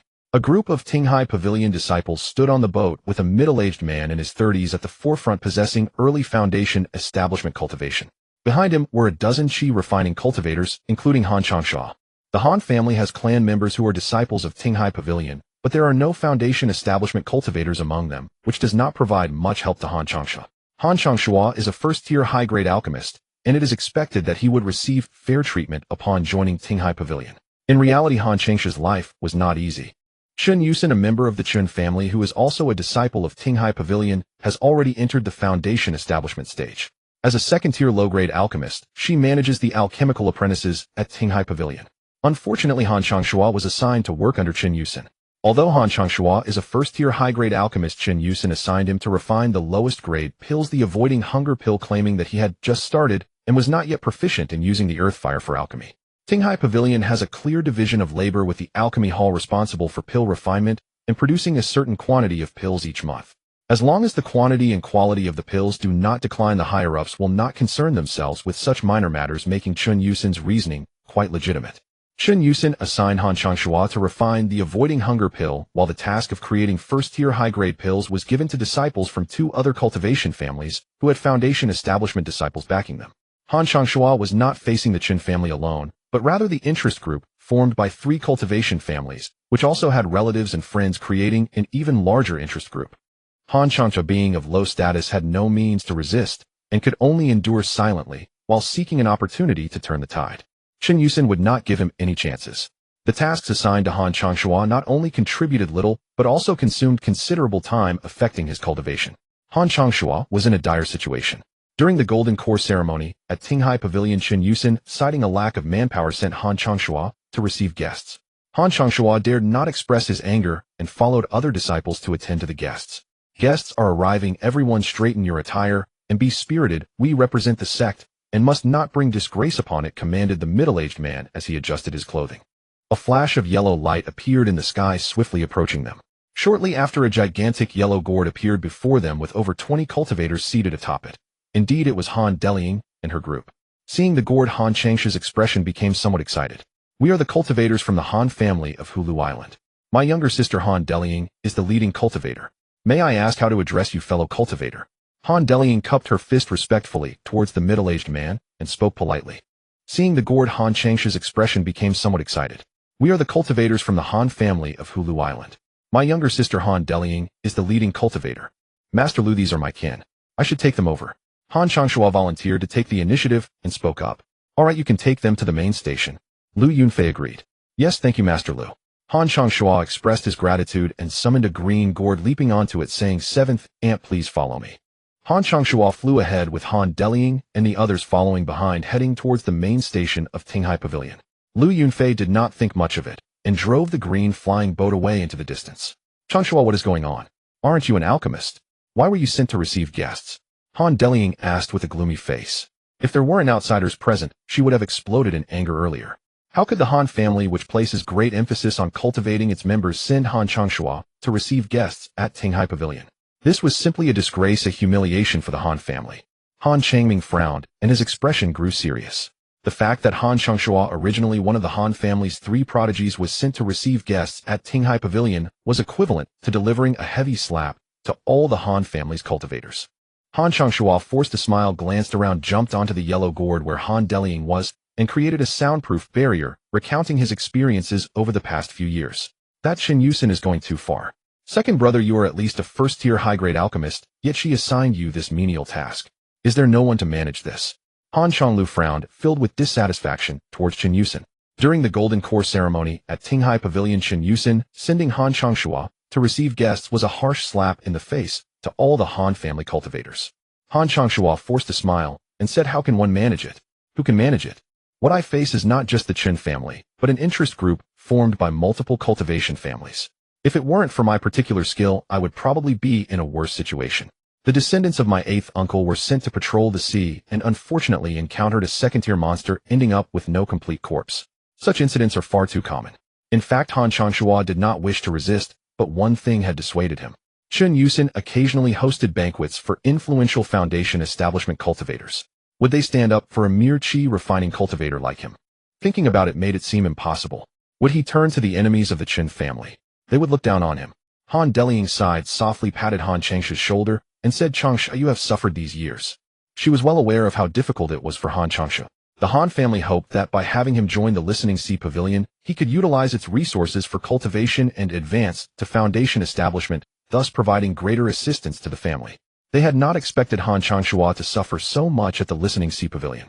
He was usually responsible for refining low-level pills, but now he had been assigned to receive guests. The tasks assigned by Chen Yusen were all time-consuming, yielding very few contribution points. Given the current trend, if he wished to accumulate enough contribution points to exchange for foundation establishment pills, it would be impossible, without at least 20. The tasks assigned by Chen Yusen were all time-consuming, yielding very few contribution points. Given the current trend, if he wished to accumulate enough contribution points to exchange for foundation establishment pills, it would be impossible, without at least 20 to 30 years. Second brother, can't you take on other tasks? Why must you refine pills in the pill hall? At this rate you won't accumulate many contribution points at all. Han Changming frowned and asked. Han Changsha gave a bitter smile and sighed. How could I not want it? I entered through alchemy, and being assigned to the pill hall means I just need to complete routine tasks each month. The rest of the time is free for me to hunt demons or search for spiritual herbs, which is the easiest way to accumulate contribution points. My strength lies in alchemy, but since I'm assigned under Chun Yusin, she may not allow me to go out and refine pills. Seventh aunt knows that I hardly ever leave home. I've been cultivating and studying alchemy within the clan. I can't hunt demons, who I don't trust others fearing they might be sent by Chun Yusin to harm me. I can only rely on you all now. Because of Chun Yusin, few of his peers dared to approach Han Changshuo fearing being implicated, and he worried that those who did were sent by Chun Yusin to harm him. As time passed, Han Changshuo found it increasingly difficult to make friends, and his personality became more introverted. This time when he encountered Han Deliang, he finally had the opportunity to express all his grievances without reservation. After entering the sect, Han Changshuo realized that his relatives of the same clan were his true support. Changshuo, do you want us to help you complete the tasks of the Listening Sea Pavilion? Han Deliang asked.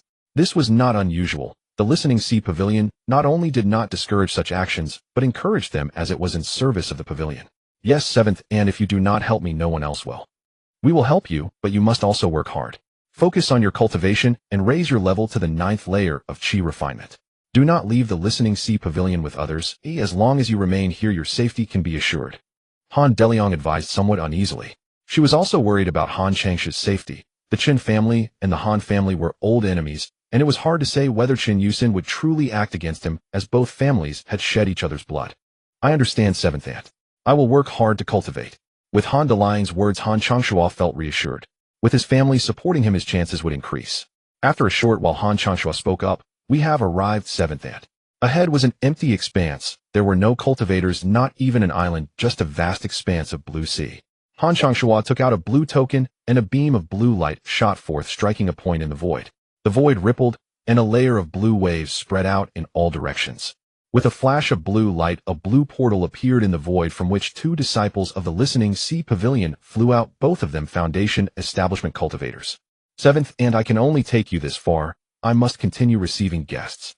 Han Changshuo greeted Han Deliang and the others before flying away on his spirit tool. Welcome, fellow cultivator, to the Foundation Establishment ceremony held by our Listening Sea Pavilion. Do you have an invitation? A young man in a green robe cupped his hands toward Han Deliang and said politely. Han Deliang nodded, took out a blue invitation, and handed it over. After checking the invitation and finding it correct, the young man made a gesture inviting them in and said, So it's fellow cultivator Han from Hulu Island. Thank you for your hard journey. Please come in. We have already arranged accommodations for you. Han Deliang expressed her thanks and used her yellow gourd to fly into the blue portal. Han Changming felt a flash before his eyes as a massive island appeared before him. The island resembled a gigantic sea turtle with numerous mountains towering and layered. Within the forest, palatial buildings and pavilions could be seen, each mountain faintly entwined with wisps of white mist. Some buildings were perched on steep cliffs, others on plains, some nestled in gorges, while others were at the halfway. Dozens of white cloud ladders spanned hundreds of miles, weaving into a massive web of clouds that enveloped most of the island. A group of beautiful fairies walked on the cloud ladders, while some rode exotic beasts racing through. The white cloud ladders were the tide ladders constructed using formations by the Listening Sea Pavilion, providing convenient transit for disciples. Each tide ladder varied in height and did not affect each other. In the center of the island stood a towering peak 1,000 feet high with a massive blue clamshell on its summit shimmering with radiant colors. Tide clam. Han Changming was secretly astonished upon seeing the blue clamshell. Thousands of years ago, a beast tide erupted in the Coral Sea, and the Listening Sea Pavilion's master Tianfu used great powers to slay a top-grade tide clam, refining its shell into a treasure for dwelling. This treasure became a symbol of the Listening Sea Pavilion and a source of pride. Han Changming had expected to see hundreds of cultivators flying about in the skies. He did not expect the Listening Sea Pavilion to have constructed cloud ladder passages using formations. From this, one could see that the organization of the Listening Sea Pavilion was tight-knit, and its facilities were well-equipped. At the edge of the island stood a towering stone tablet 100 feet high with the characters, Listening Sea Pavilion, intricately carved, dancing in the air. The stone gleamed under the sun, giving off a solemn and dignified aura. Under the guidance of 2 Foundation Establishment cultivators, Han Deliang and her party arrived at a several hundred-foothy green mountain. At the foot of the mountain stood a 3-foot-tall black stone tablet with the silver characters, Welcoming Peak, inscribed on it. The mountain was covered with buildings extending from the foot to the peak, with numerous cultivators moving about. The group arrived at an ancient, elegant pavilion at the foot of a certain peak.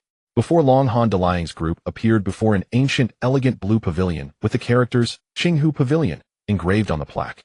Fairy Han, Qinghu Pavilion is your residence. You may freely move about on Welcoming Peak. If you wish to see other places, inform the disciples of the Listening Sea Pavilion, and someone will guide you.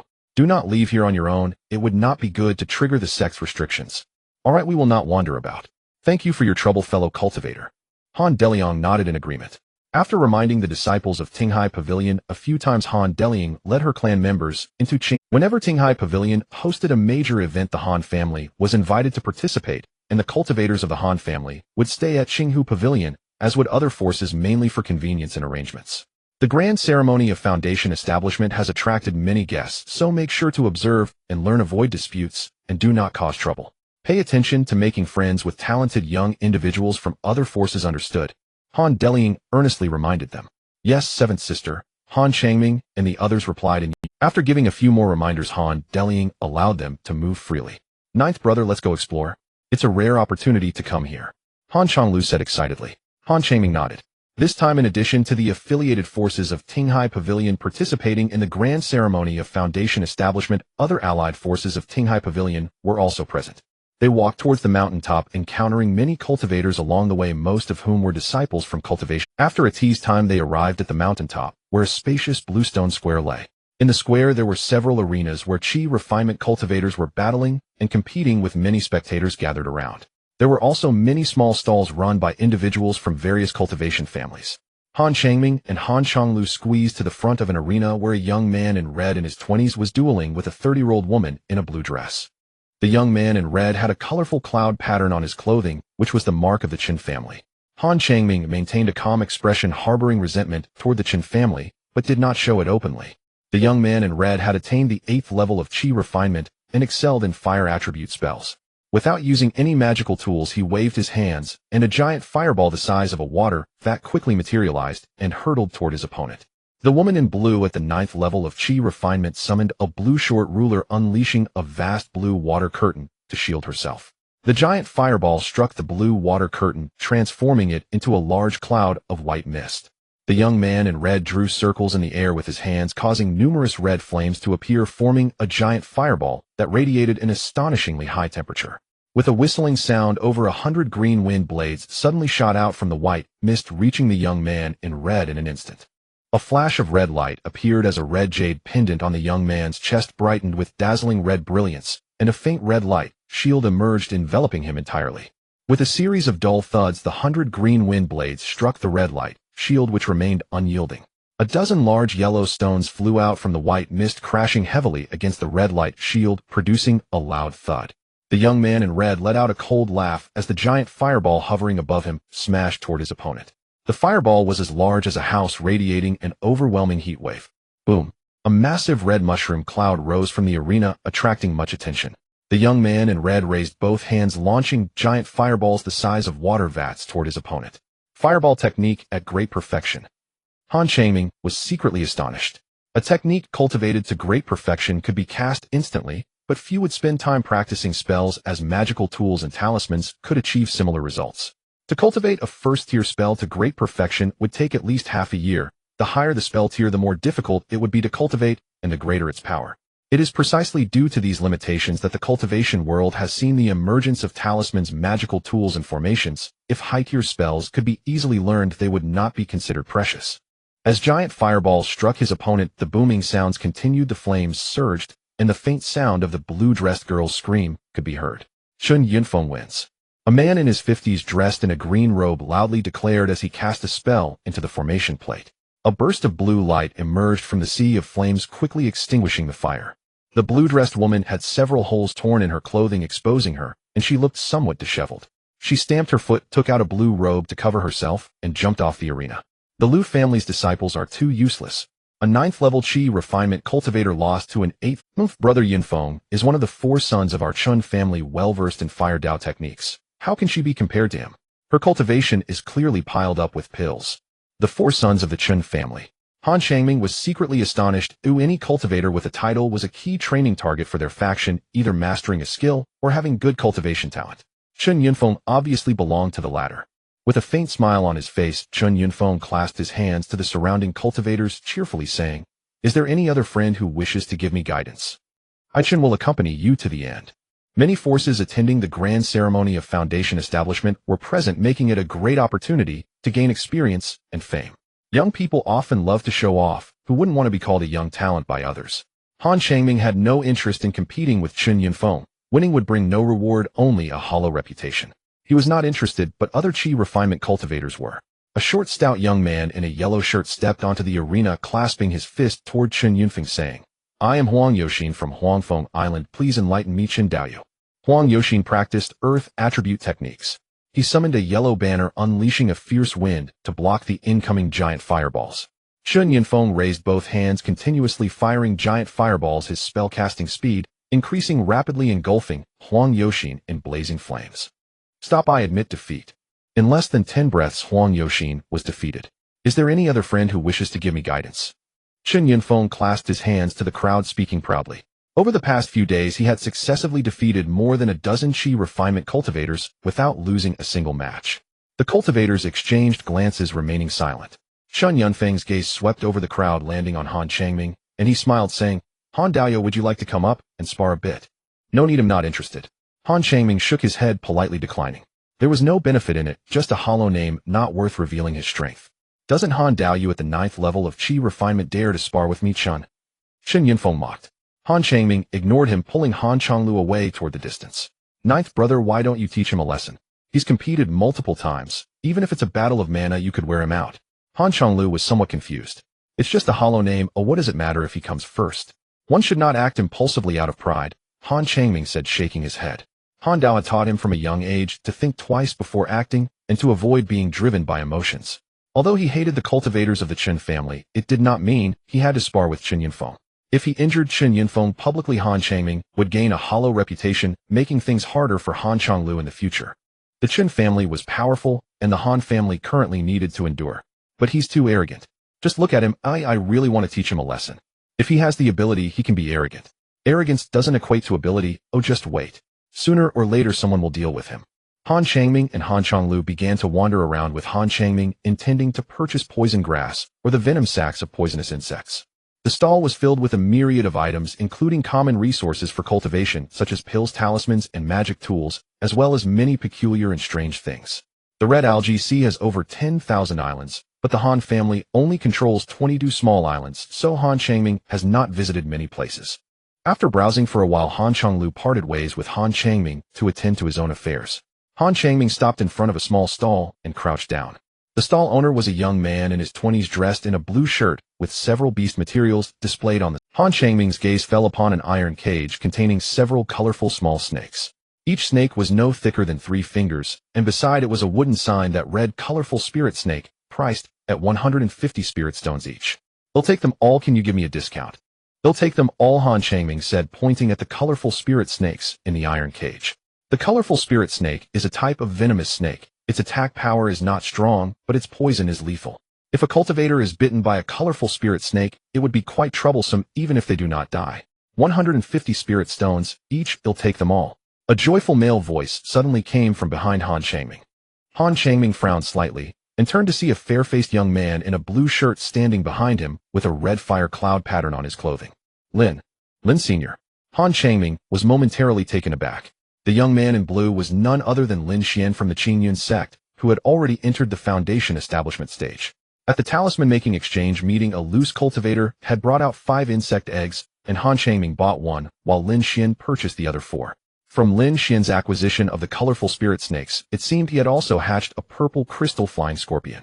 It was unknown what rank he had raised it to. As the only son of the Qingyun sect master, he certainly had ample resources, and it was possible that he had already cultivated the purple crystal flying scorpion to a high level. "Han, my young friend, it's been a long time. I didn't expect to run into you here," Lin Xian said with a smile. Having already reached the foundation establishment stage, he naturally wouldn't address Han Changming as a fellow Taoist. "It's been a few years, and you've already entered the foundation establishment stage. Congratulations," Han Changming said with a smile. Lin Xian nodded and said to the stall owner, "I'll take all these colorful spirit snakes. How many do you have left?" "I'll take them all. There are only these 4 left." Lin Xian paid 600 spirit stones and purchased the 4 colorful spirit snakes. Han Changming frowned slightly. He also wanted to buy these 5 colorful spirit snakes, but since Lin Xian had already taken out the spirit stones, it would not be wise to compete with him. Lin Xian was the only son of the Qingyun sect master, a sect that possessed golden core cultivators. It was not surprising that Lin Xian had reached the foundation establishment stage while Han Changming was only in the qi refining stage and did not want to offend Lin Xian over a few colorful spirit snakes. Han, my young friend, I have something I wish to discuss with you. Could we speak privately? Lin Xian said with a sincere tone. Han Changming nodded and walked with Lin Xian towards a nearby tea house. Lin Xian requested a private room and ordered 2 plates of snacks and a pot of spirit tea. Han Daoist, do you remember the last time at the talisman making exchange when you and I purchased 5 insect eggs from a loose cultivator? Do you know if you managed to hatch that 1 insect egg? Lin Xian asked enthusiastically. He had received a total of 4 insect eggs, but the vitality of the eggs was too weak. It took him a lot of effort to successfully hatch 2 of them, and he was surprised to find that they were not the ghost-faced scorpions, but rather a much higher-tier purple crystal flying scorpion. The purple crystal flying scorpion can disrupt a cultivator's spiritual sense and attacks with poisonous mist while flying at a considerable speed. Lin Xian spent a lot of resources cultivating the purple crystal flying scorpion, raising it to the 1st-tier middle grade. With 2 purple crystal flying scorpions, he defeated many opponents in the Qingyun sect's grand competition, obtaining a foundation establishment pill and successfully entering the foundation establishment stage. Because of this, when he encountered Han Changming again, he wanted to buy that 1 insect egg from him. I haven't hatched it. After hesitating for a moment, Han Changming told a small lie. He could tell that Lin Xian was very interested in the purple crystal flying scorpion, and he did not want to sell it to him. Lin Xian frowned, pondering for a moment, then said, Han, my young friend, I'll offer 500 spirit stones to buy that purple crystal flying scorpion from you. How about it? If Han Changming had not hatched the purple crystal flying scorpion, why would he want to buy colorful spirit snakes? Lin Xian was not a fool. Sorry, Lin Senior, I really haven't hatched it. I spent most of half a year trying to hatch it, but it seems the spiritual energy was too thin and I sold it to another fellow Taoist. Is that so? Lin Xian did not believe him, his gaze filled with doubt. Of course the younger generation would not deceive Lin Senior. Han Changming was already at the 9th level of qi refining. Perhaps in a few years they would be on equal footing. With the Tai transformation gourd in hand, Han Changming believed he would not be inferior to Lin Xian. Lin Xian sighed lightly and said, all right. If you manage to obtain the insect egg of the purple crystal flying scorpion, or if you have already hatched one, feel free to trade with me at any time. He was the only son of the Qingyun sect master, but the Han family was not a subsidiary force of the Qingyun sect. Han Changming truly did not need to worry about his feelings, and he certainly would not hold a grudge against Han Changming. After chatting for a while, Han Changming stood up to take his leave. Lin Xian did not try to retain him and watched Han Changming depart. Lin Xian sighed, softly picked up a piece of pastry, and placed it in his mouth, a thoughtful expression appearing on his face. If he had the chance, he still wanted to obtain that purple crystal flying scorpion from Han Changming. 3 purple crystal flying scorpions attacking the enemy simultaneously would cause even greater disruption. After leaving the tea house, Han Changming wandered around the square. There were quite a few good items at the stalls, and he managed to buy several years' worth of poison grass, but unfortunately there were no other poisonous insects. A day quickly passed. After nightfall, Han Changming returned to the Qinghu Pavilion to rest. After closing the door to his room, he released the purple crystal flying scorpion. The scorpion circled around Han Changming, making a series of strange hissing sounds. Little thing, today it seems I offended Lin Xian for you. I wonder if he will hold a grudge against me, Han Changming muttered to himself, taking out several small black grasses and tossing them onto the ground. The purple crystal flying scorpion quickly devoured the small black grasses, emitting satisfied hissing sounds. One must not harbor ill intentions towards others, yet one should always be cautious. Regardless of whether Lin Xian holds a grudge against Han Changming must remain vigilant. The purple crystal flying scorpion spread its wings and flew into the air, circling around the room. After a while it finally landed in front of Han Changming, becoming lazy. Han Changming smiled and returned the purple crystal flying scorpion to the spirit beast pouch. If there was no need, he should avoid releasing the purple crystal flying scorpion in front of Lin Xian. After all, Han Changming had solemnly declared that he had not hatched it, and if Lin Xian saw him releasing the purple crystal flying scorpion, it would likely lead to trouble. Lin Xian was not an ordinary person. He was the only son of the Qingyun sect master, and he was not someone Han Changming could afford to offend at this time. Han Changming put away the purple crystal flying scorpion and sat down to adjust his breath. Over the next few days, whenever he had free time, he wandered around the square, but unfortunately, he did not manage to buy any poisonous herbs or highly toxic spirit beasts. He bought some demon clam meat to feed the crocodile turtle beast and the purple crystal flying scorpion. The purple crystal flying scorpion also ate beast meat, but it showed little interest, losing interest after just a few pieces. Chun Yunfeng, relying on his mastery of several fire-based great perfection spells, defeated many qi refining cultivators, greatly increasing his fame, while the Chun family disciples strutted around proudly. After hearing this, Han Changming simply smiled. 7 days passed quickly. One morning, as Han Changming walked out of the Qinghu pavilion, he saw Han Changshua approaching him, his face filled with joy. "Second brother, what brings you here?" "Uncle Chun allowed me to move freely, and said I don't need to attend to guests for now," Han Changshua replied with a smile, noting that if it weren't for the family's visitors, Chun Yusin might not have been so kind. "That's great. Second brother, please take me for a stroll. I've grown tired of wandering around here." The guest peak was filled with visitors, but there wasn't much to see. After a few days, Han Changming lost interest. Han Chonglu had found a disciple from the Listening Sea Pavilion to take him around, but it seemed he had gone off somewhere. If Han Changshua had not come, Han Changming would have wanted to find a disciple from the Listening Sea Pavilion to explore the place properly. "It's a small matter, just follow me. They'll show you around properly. The Listening Sea Pavilion is vast, and it would be a pity not to see more since you've come all this way." The guest peak had a prohibition against flying, so Han Changshua and Han Changming had to register with the attendant disciple at the foot of the mountain before they could leave. Han Changming secretly admired the large sect's strict regulations regarding every matter. Han Changshua released a green gourd and hopped on, with Han Changming following closely behind. "Let's go." The green gourd soared towards the sky, moving at great speed. Han Changshua explained the inheritance and history of the Listening Sea Pavilion to Han Changming, his face showing pride when he mentioned the flipping sea clam. Seeing this scene, Han Changming sighed softly. It seemed that Han Changshua had truly integrated into the Listening Sea Pavilion. Before long, they descended onto a long white cloud ladder. The white cloud ladder was as hard as rock. Even stepping on it forcefully did not cause it to deform. They walked along the white cloud ladder, and Han Changshua introduced the beautiful sights of the Listening Sea Pavilion to Han Changming. After a cup of tea's time, Han Changming and Han Changshua stopped in their tracks. Below them was a valley filled with exotic flowers and plants, where hundreds of colorful butterflies danced among the flowers, and a rich fragrance wafted even from afar. "Ninth brother, this is the Sea of 10,000 Flowers, specifically built for spirit butterflies." Specifically built for spirit butterflies. Isn't that a terrible waste of space? Han Changming remarked with a hint of envy, as Gourd Island was just a small island with no extra space to spare. Yes, Master Lu raised a third-tier colorful spirit butterfly, and this Sea of 10,000 Flowers was actually built for it. "There's nothing interesting here, let's go somewhere else." Han Changming lost interest after a glance. They continued walking forward when a girl in a white dress around 20 and a young man in a red outfit slightly older than 20 approached them. The girl had delicate features, a round face, and a pair of adorable dimples, looking like a porcelain doll at the 9th layer of qi refining. The young man in the red outfit had striking features and an imposing demeanor with early foundation establishment cultivation.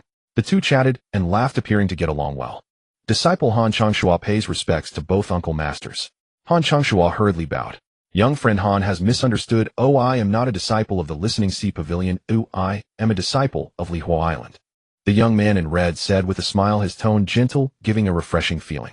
Lihua Island also had golden core cultivators, but only one whose power was not comparable to the Listening Sea Pavilion, though it was still stronger than the Han family. The girl in white merely nodded and left with the young man in red. "Second brother, who is she? Could she be a descendant of a golden core cultivator?" Han Changming curiously asked, as qi refining cultivators walked alongside foundation establishment cultivators, and judging by their demeanor, their statuses should be similar. "She is Wu Shuili, Uncle Wu's disciple." Uncle Wu is not a descendant of a golden core cultivator. She is the ice spirit root cultivator, and she has already become a disciple under Master Lu. She has not yet established her foundation, but according to seniority, I must call her Uncle Master when I see her. Han Changshua spoke with a hint of envy. Wu Shuili entered the sect and immediately became a disciple of Lu Yun, who was a third-tier alchemist holding a high position in the Listening Sea Pavilion. Wu Shuili is a key training target of the Listening Sea Pavilion, with limitless potential, already a mid-tier, first-grade alchemist. If she were not also focused on cultivation, she would likely be a top-tier first-grade alchemist by now. With a third-tier alchemist as her master, her future achievements will undoubtedly be remarkable. Han Changshua also wanted to befriend Wu Shuili, but unfortunately, he had no opportunity. With Wu Zuela's qualifications and status, many sought to establish connections with her. This was Han Changshua's first time seeing her up close after years of being in the sect. From Wu Zuela's attitude, it seemed she did not regard him highly. There were thousands of qi refining cultivators in the Listening Sea Pavilion, and Han Changshua was just one among them. Due to Chen Yusin's suppression, he was not well known. Han Changming quietly noted Wu Shuili, a disciple of a third-tier alchemist. Her alchemy skills must be very high. After wandering for a while, Han Changming and Han Changshua returned to the guest peak. 2 days later, the Golden Core ceremony was officially held. A huge square made of blue stone was set up with hundreds of blue wooden tables, each adorned with fine wines and delicacies, attracting thousands of cultivators. Han Changming and other chi refining cultivators sat in the back, followed by foundation establishment cultivators with the golden core cultivators seated at the front. Suyu was a newly advanced golden core cultivator from the Listening Sea Pavilion, accompanied by Lu Yun and Lu Sheng. The Listening Sea Pavilion hosted the Golden Core ceremony, with 2 Golden Core cultivators personally. The Master of Red Fire from Lihua Island and Granny Jean from Jean Snake Island, both of whom came from a loose cultivator background, had dozens of disciples under them and maintained a good relationship with the Listening Sea Pavilion. The East Sea is rich in cultivation resources, and some lucky loose cultivators can advance to the Golden Core stage. Once they reach this stage, most will establish their own powers, recruit disciples, handle menial tasks, or guard spirit herb gardens, allowing them to focus on their cultivation. Representatives from various factions approached one after another to present their congratulatory gifts. The Han family contributed 5 second-tier high-grade demon pills worth tens of thousands of spirit stones. Seeing Suyu receive numerous congratulatory gifts, Han Changming felt a bit envious. Hosting a Golden Core ceremony could yield so much wealth. Thank you all for coming to congratulate junior sister Su. We have prepared drinks for you all, please enjoy. There are many friends here to celebrate, so if we overlook anything, please bear with us. Lu Sheng said with a smile. You are too courteous, Lu Daoist. Lady Su, I raise my glass to you, congratulating you on entering the Golden Core stage. The Master of Red Fire raised his cup and drank it down in one gulp. Senior fellow son, you are far too kind. Traveling thousands of miles to attend my core formation ceremony is already an immense honor. Suyu smiled gracefully and raised her wine cup in return. Han Changming sat comfortably toward the rear, savoring fine wine and delicacies. The Han family had presented gifts worth tens of thousands of spirit stones. Even the banquet dishes and wines were infused with spiritual energy beneficial to cultivators' cultivation. Senior fellow Lu, mere drinking lacks excitement. So many cultivators have gathered today, why not host a martial contest for mutual refinement? Madame Jinhua turned her gaze and proposed the idea. I wholeheartedly agree. Without worthy prizes, the younger generation may hold back. Senior fellow Lu, your Tinghai Pavilion boasts vast resources. Perhaps you might offer several dozen foundation establishment pills as rewards. What say you? Master Chihua voiced his approval. The Tinghai Pavilion, with its long-standing lineage, possessed the capability to refine foundation establishment pills, a rare and vital advantage. Having gifted offerings to the Tinghai Pavilion's core formation ceremony, both Master Chihua and Madame Jinhua naturally sought opportunities to recoup their investments. Senior fellow son jests. Foundation establishment pills are no simple matter to refine. Yet Madame Jin's suggestion holds merit. Very well, we shall hold a martial contest. The top 10 participants shall receive rewards. The top 5 each receive 1 foundation establishment pill. His voice, though soft, carried clearly to every cultivator present. Upon hearing this, Han Changming's expression shifted subtly. Should foundation establishment pills truly be the prize, he would certainly compete. Only 5 pills for the top 5. That is far too few. Senior fellow Lu, please increase the number of foundation establishment pills offered as rewards. Master Chihua frowned. Senior fellow son, even the Tinghai Pavilion's treasury cannot withstand such expenditure. Besides foundation establishment pills, other valuable rewards shall also be provided. Hearing this, Master Chihua refrained from further objection. With a single command, Lu Sheng dispatched a squad of Tinghai Pavilion disciples to construct the contest arenas. Numerous sects and clans had come to celebrate. Each brought multiple chi refinement cultivators. To avoid excessive delay, Lu Sheng imposed strict limits, only 3 chi refinement cultivators per faction, all required to be at least at the 7th chi refinement layer and under 40 years of age. The Tinghai Pavilion itself fielded 3 chi refinement cultivators, so did the Lihua Island, and with foundation establishment pills as incentive, Han Changming naturally entered the contest. Though framed as friendly sparring, blades knew no mercy, and casualties were possible. Thus all contestants were required to sign life and death oaths accepting full responsibility for their fates. The Tinghai Pavilion disciples worked with remarkable efficiency, erecting 10 contest arenas, driven by the allure of foundation establishment pills, and constrained by the Tinghai Pavilion's quota. The contest drew 138 chi refinement cultivators. They were paired randomly by lot for unknown duels. Han Changming drew lot number 7 and strode to arena 7. His opponent was a tall, slender woman clad in azure robes, cultivating at the 8th chi refinement layer. Each arena bore protective arrays overseen by a foundation establishment cultivator serving as referee. A shimmering cerulean water barrier enveloped the platform, shielding spectators from collateral energies. At the opening bell, Han Changming immediately unleashed a cascade of chain fireball talismans. With foundation establishment pills at stake, he spared no courtesy. Hundreds of crimson fireballs streaked forward before they struck. Searing heat washed over his opponent like a furnace blast. The azure-robed woman's countenance paled. She swiftly summoned an emerald shield before her and slapped 2 high-grade Tier 1 defensive talismans onto her body. A thunderous barrage erupted. Roaring flames engulfed the emerald shield. 2 colossal fireballs, each the size of water vats, descended from above, crashing upon her defensive barrier with devastating thermal force.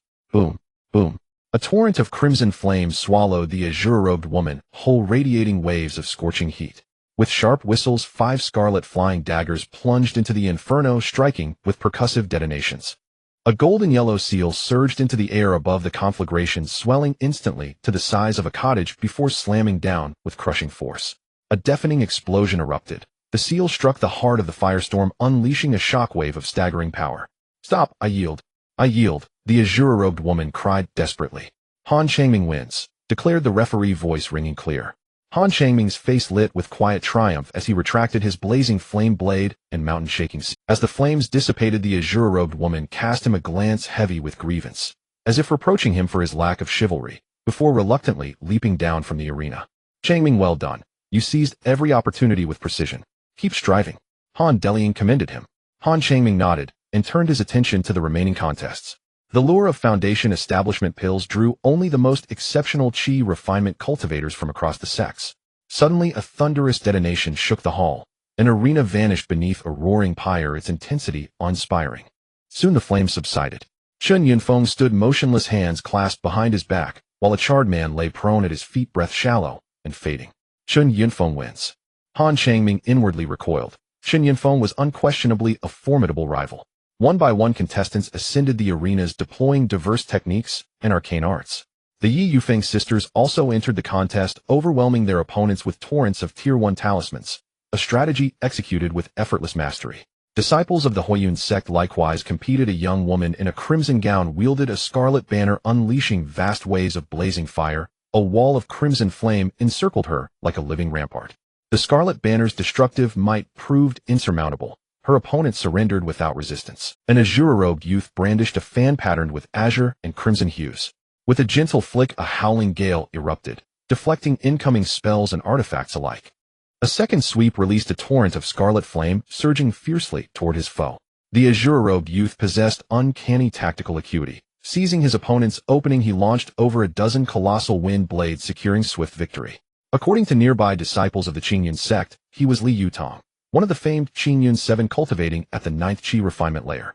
A golden-robed maiden with alabaster skin summoned 2 colossal golden serpents, each thick as a human waist, which shattered her opponent's defenses, prompting immediate surrender.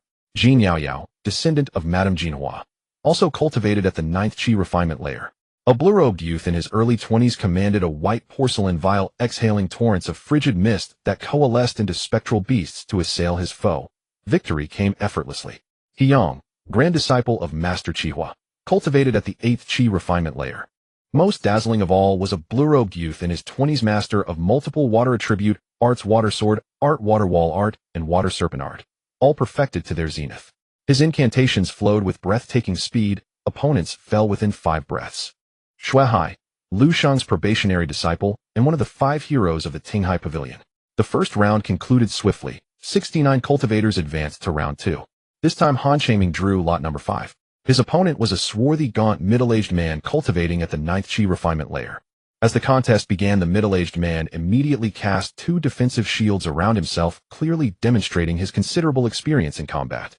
Han Changming did not hold back, either throwing out a dozen fireball talismans, transforming them into hundreds of crimson fireballs that rained down upon the middle-aged man. Unfazed, the middle-aged man took out a palm-sized blue porcelain bowl. After infusing it with his magical power, the bowl erupted with a blinding blue light, and countless streams of clear water appeared within, flying out to form a pale blue water curtain that shielded him. The hundreds of crimson fireballs struck the blue water curtain one after another, as if they had met their nemesis, flickering and extinguishing in succession. A glint of surprise flashed in Han Changming's eyes. The blue porcelain bowl in the middle-aged man's hands was certainly not an ordinary magical artifact, and continuing to use talismans might not be very effective. He summoned the mountain-shaking seal, which instantly enlarged and smashed toward the middle-aged man. The latter quickly cast a spell into the blue porcelain bowl, unleashing a thick blue water column that transformed into a giant blue hand to block the mountain-shaking seal. With a flip of his hand, a black copper hammer appeared in his grasp. He cradled the blue porcelain bowl in his left hand and held the black copper hammer in his right, rushing swiftly toward Han Changming. A body cultivator. Han Changming was somewhat surprised. The monster resources in the red algae sea were abundant, and some cultivators refined their bodies using the blood essence of monsters. Han Debiao was one of them.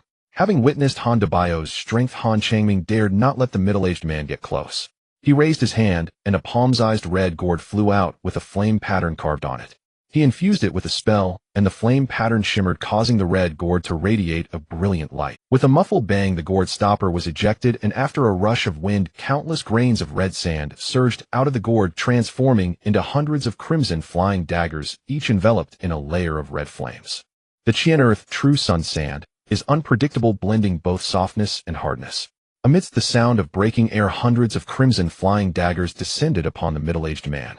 As the hundreds of crimson flying daggers approached, the middle-aged man's expression changed. The blue porcelain bowl flew above his head, releasing a vast blue water curtain to protect him. The hundreds of crimson flying daggers struck the blue water curtain, which instantly emitted a burst of white smoke. Earth conquers water, and the Qian Earth True Sun Sand is a dual-element artifact of earth and fire. Boom! The massive copper hammer collided with the mountain-shaking seal, unleashing a wave of powerful energy. Han Changming frowned slightly. The Qian Earth True Sun Sand was a low-grade second-tier artifact, and he could not wield it for long. Boom! The massive copper hammer collided with the mountain-shaking seal, unleashing a wave of powerful energy. Han Changming frowned slightly. The Qian Earth True Sun Sand was a low-grade second-tier artifact, and he could not wield it for long. He quickly retrieved a stack of giant stone talismans and tossed them toward the opponent. With a flash of yellow light, hundreds of yellow giant stones, each several feet large, came crashing down toward the middle-aged man.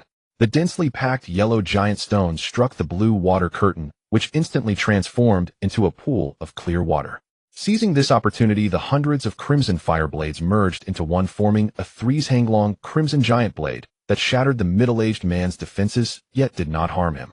Han Changming showed mercy. If it had been a life-and-death battle, the middle-aged man would already be dead. Han Changming wins, the judge announced loudly. The middle-aged man sighed lightly, stowing away his magical artifact as he jumped down from the arena. Changming, you used the second-tier artifact too early. You should have weakened his defenses with talismans first, which would have given you a better chance of defeating him. Han Daling reminded him. Seventh Ant, I was afraid of accidentally killing him, Han Changming explained. They had all signed a life-and-death agreement. If one truly killed the other, it would be tantamount to making an enemy of another cultivation force. Han Changming was confident in defeating his opponent, so he naturally chose a more cautious approach. That may be so, but when faced with a strong enemy, do not hold back, otherwise it might be you who dies. The family will protect you. Take this second-tier puppet beast, or I hope you won't need it. Han Daling said solemnly, taking out a pale golden round ball and handing it to Han Changming. Han Changming did not wish to make enemies with other cultivation families, and chose a more cautious way to defeat his opponents, but Han Daling was concerned that Han Changming's overly cautious nature might instead give opportunities to his enemies. Understood, Seventh Ant, Han Changming said with a smile as he accepted the golden round ball. Han Daling's concerns were not unfounded. On the third arena, Chen Yunfeng encountered a blue-skirted woman skilled in water magic. Understood, Seventh Ant, Han Changming said with a smile as he accepted the golden round ball. Han Daling's concerns were not unfounded. On the third arena, Chen Yunfeng encountered a blue-skirted woman skilled in water magic. Had she not dodged quickly, she would have been. Not long after, injuries were reported on the first and sixth arenas, with some having lost a hand, while others. Han Changming glanced over at Lu Sheng and the other Golden Core cultivators, noticing that they weren't paying attention to the Qi refinement cultivators' battles, instead engaging in quiet conversations and laughter. Seeing this scene, he felt quite uncomfortable. The Listening Sea Pavilion had offered several Foundation establishment pills as rewards, attracting numerous Qi refinement cultivators to participate in the contest. In their quest for victory, they employed various tactics. Some got injured, some became crippled, while the Golden Core cultivators showed no concern for the lives of the Qi refinement cultivators. The weak are without justice, while the strong possess truth. He felt a sense of contemplation. This situation instead motivated him to strive harder in his cultivation. He aimed to tread further on the path of immortality, aspiring to become a high-level cultivator who could engage in witty banter rather than a low-level cultivator who remained silent. Not long after, the second round of the contest concluded with one of Han Changming's clan uncles being defeated by a disciple of the Listening Sea Pavilion, allowing 35 people to advance to the next round. In the third round, Han Changming's opponent was a young man in his 20s wearing a green robe adorned with a colorful cloud pattern. The green-robed youth was a member of the Chun family at the 8th level of Qi refinement. Chen Yunggong, one of the 5 sons of the Qin family. As the contest began, he took the initiative, throwing a stack of fireball talismans. Han Changming countered with several earth wall talismans, forming numerous towering yellow earth walls to shield himself. Boom. The surface of the earth walls was pockmarked, but did not collapse. A loud sound of breaking air rang out as the earth walls crumbled and dozens of azure sword energies shot forth, slashing toward Han Changming. The head of the Chun family, Chun Hongming, was a sword cultivator, and many of the Chun family disciples practiced sword techniques under his influence. Sword cultivators are said to be invincible among their peers. Han Changming did not dare to be careless, quickly applying 3 first-tier superior defensive talismans onto himself, creating 3 differently colored protective barriers. Dozens of azure sword energies struck Han Changming's defensive shield, producing a series of muffled sounds. Han Changming summoned the Qian Earth Gourd, and with a howl, countless grains of red sand surged forth, transforming into a massive crimson fire python that lunged toward Chen Yungang. A fierce glint flashed in Han Changming's eyes as he took out a thick stack of giant stone talismans and hurled them at Chen Yungang. 100 large yellow boulders came crashing down, their momentum terrifying. Chen Yungang did not dare to be careless. He swiftly patted his storage bag, and 7 streaks of blue light flew out, swirling around him, before transforming into hundreds of blue flying swords that struck towards the yellow boulders. A series of booming sounds erupted as the hundreds of blue flying swords shattered the yellow boulders into dust, sending debris flying and creating a powerful shockwave that spread outward, colliding with the formation and causing ripples. At this moment, a red giant python also appeared before Chen Yunggong, an astonishing wave of heat washing over him. The blue flying sword in Chen Yunggang's hand let out a crisp sword cry, and a vast expanse of blue sword energy surged forth, slicing the red giant python into pieces, turning it into a mass of red gravel.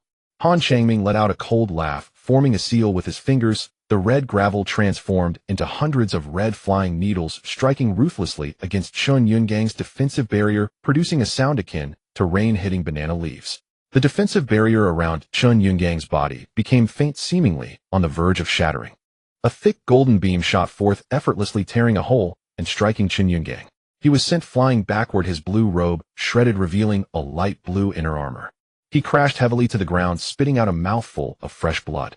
A flash of red light appeared, and a thick red spear shot forth, piercing through Chen Yunggang's sword-wielding right hand. Chen Yunggang's wrist was pierced by the red spear, blood flowing incessantly. Han Changming wins. Han Changming sighed in relief, stowing away his magical tools and second-tier puppet beast. If they were in a desolate wilderness, he would have killed Chen Yungang. Because of the Chun family, Han Dao and his life remained uncertain. Because of Chun Yusin, Han Changshuo, as a first-tier high-grade alchemist, was sent to receive the guests. Chun Yusin followed the rules of the Listening Sea Pavilion, while Han Changming acted according to the rules set by the Golden Core cultivators. Sword cultivators needed to form seals to fight. With Chen Yunggang's tendon severed, his strength would surely drop significantly. Chen Yungang shot a resentful glance at Han Changming, supported by his clansmen, as he descended from the stage. Chen Yunfeng's gaze darkened, a murderous intent surging in his eyes. Chen Yungang was one of the 5 sons of the Qin family. Han Changming had severed Chen Yunggang's tendon, which was a slap to the face of the Qin family. "Fifth brother, help me take revenge." Chen Yungang returned to Chen Yunfeng's side, gritting his teeth as he spoke. "If you are outmatched, say less and focus on healing." Chen Yunfeng's tone was flat, appearing unconcerned. Those familiar with Chen Yunfeng knew he was very angry. "Changming, be careful if you face Chen Yunfeng. You severed Chen Yunggang's tendon, and he won't let it go so easily." Han Delian cautioned. "I understand, thank you for the reminder, 7th Ant." Han Changming nodded. The booming sounds continued as more people took to the stage to compete. The winners wore smiles, while the losers looked unwilling. In less than a teacup's worth of time, the 3rd round of competition concluded, with 18 advancing to the next round. This time, Han Changming's opponent was Yi Yufeng. They were both first-tier high-grade talisman makers, and Yi Yufeng was at the 8th level of Qi refinement. As the competition began, they simultaneously threw talismans at each other, fireballs, giant stones, and earth, swords crashing toward one another, with booming sounds echoing. Han Changming took out the Tide Cloud Pearl, tossing it above his head, and casting a spell enveloping himself in a vast expanse of blue light. Yi Yufeng also summoned a second-tier low-grade defensive magical tool, continuously throwing stacks of talismans at Han Changming. If he could win, he would certainly make it into the top 10. Yi Yufeng unleashed a stack of consecutive fireball talismans, transforming into hundreds of red fireballs, fiercely crashing toward Han Changming. Han Changming threw out several water wall talismans, placing them in front of him. The red fireball struck the blue water walls, producing a series of booming sounds, and a vast white mist enveloped Han Changming. Yi Yufeng took out a thick stack of water sword talismans, but before she could throw them a strange shriek sounded, and a sharp pain surged through her divine sense. Seizing this opportunity, hundreds of red fireballs crashed down. The deafening explosions continued, engulfing Yi Yufeng in raging flames, her defensive barrier becoming faint, as if it would shatter at any moment. Yi Yufeng summoned a white talisman, unleashing a wave of white cold air that swiftly extinguished the flames. A red spear shot forth, causing Yi Yufeng to panic, instinctively dodging to the side. Crack! Her defensive barrier shattered, and the red spear brushed past her. The red spear spiraled, transforming into hundreds of red arrows that shot toward Yi Yufeng. I admit defeat, I concede. Yi Yufeng felt that Han Changming showed no mercy. Although the Foundation establishment pill was precious with her status in the Yi family, she still had a chance to obtain one, and there was no need to gamble with her life. As she spoke, she summoned over a dozen water wall talismans to shield herself. The red arrows transformed into a mass of red gravel, returning to the Qian-Tu gourd. Han Changming wins.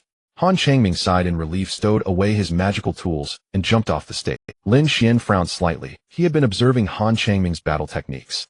Han Changming had not yet summoned the purple crystal flying scorpion, but judging from Yi Yufeng's reaction, Han Changming must have released it. With the mist obscuring his view, he could not see what Han Changming had done. By the time he used his heavenly eye technique, Han Changming had already put away the purple crystal flying scorpion, and Lin Xian could not ascertain its grade. Another member of the Han family was defeated by a disciple of the Fire Cloud sect. Chen Yunfeng severely injured his opponent, while Jin Yaoyao and the others also won. They had agreed to place in the top 10, and now 9 had advanced to the next round. Where could they find the 10th? Continue the competition. It seemed unnecessary. We just need one more person. Shueli, come join us. Lu Yun instructed Wu Shueli. Yes, master. Wu Shueli stood up and walked toward the stage. The Red Fire Master rolled his eyes and smiled. Madam Lu, this must be your newly accepted disciple.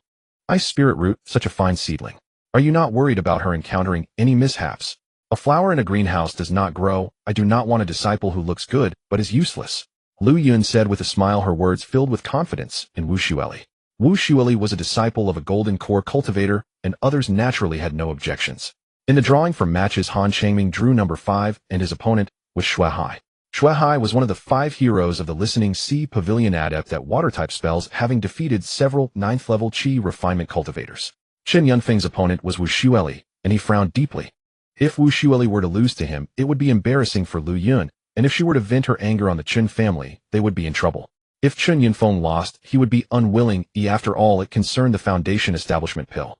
Moreover, even if he lost to Wu Shueli, he needed to lose convincingly. After all, his previous attacks had been fierce. If it seemed too fake, people would say he was just flattering Lu Yun. Chen Yunfeng was caught in a dilemma, unsure of how to proceed.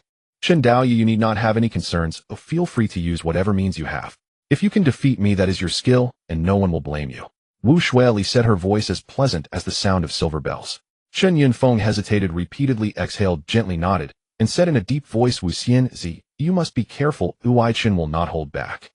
He summoned a red orb and channeled a spell into it, causing countless red flames to materialize out of thin air, quickly transforming into a red fire python over 10 feet long. The red fire python opened its mouth and swallowed the red orb, its eyes spinning with intelligence as it lunged towards Wu Shueli. Before the red fire python could reach her, an overwhelming heat wave rushed towards her.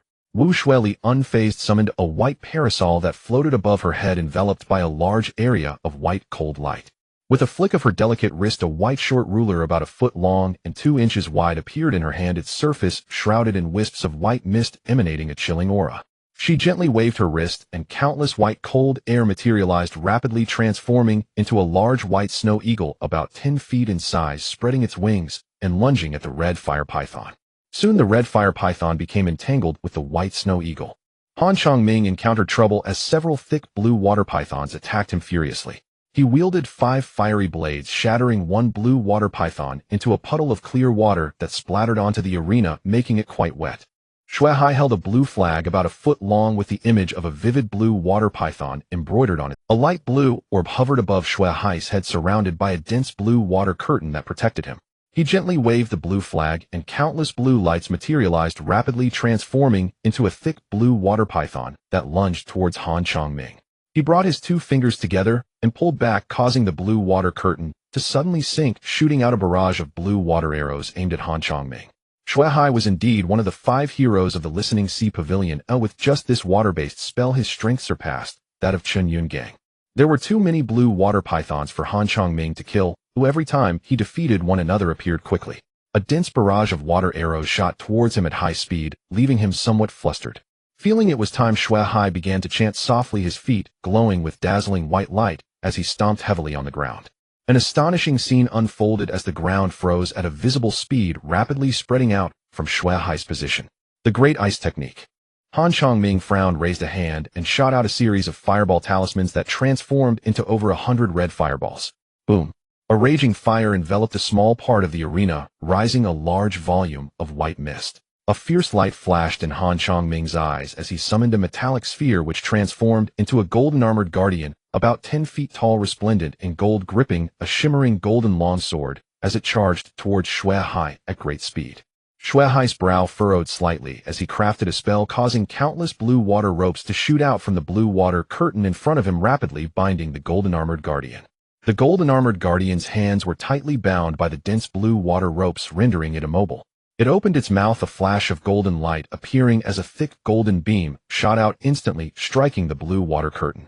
The blue water curtain, soft as cotton, instantly caved in, the golden beam disappearing, and the blue water curtain returned to normal. Han Chongming frowned. Shui Hai's defense was too strong. Just as he intended to command the golden armored guardian to attack Shui Hai summoned a white talisman that flashed and stuck to the golden armored guardian. The golden armored guardian's body began to freeze at a visible speed, transforming into a massive ice sculpture. Han Chongming took a deep breath. He knew well that if he did not exert his full strength, he would likely be unable to defeat Shui Hai, and defeating Shui Hai would grant him the Foundation Establishment Pill. For the sake of the Foundation Establishment Pill, he resolved to fight. Han Chongming took out a series of fireball talismans and threw them towards Shui Hai, over 100 red fireballs hurtling towards him in overwhelming force.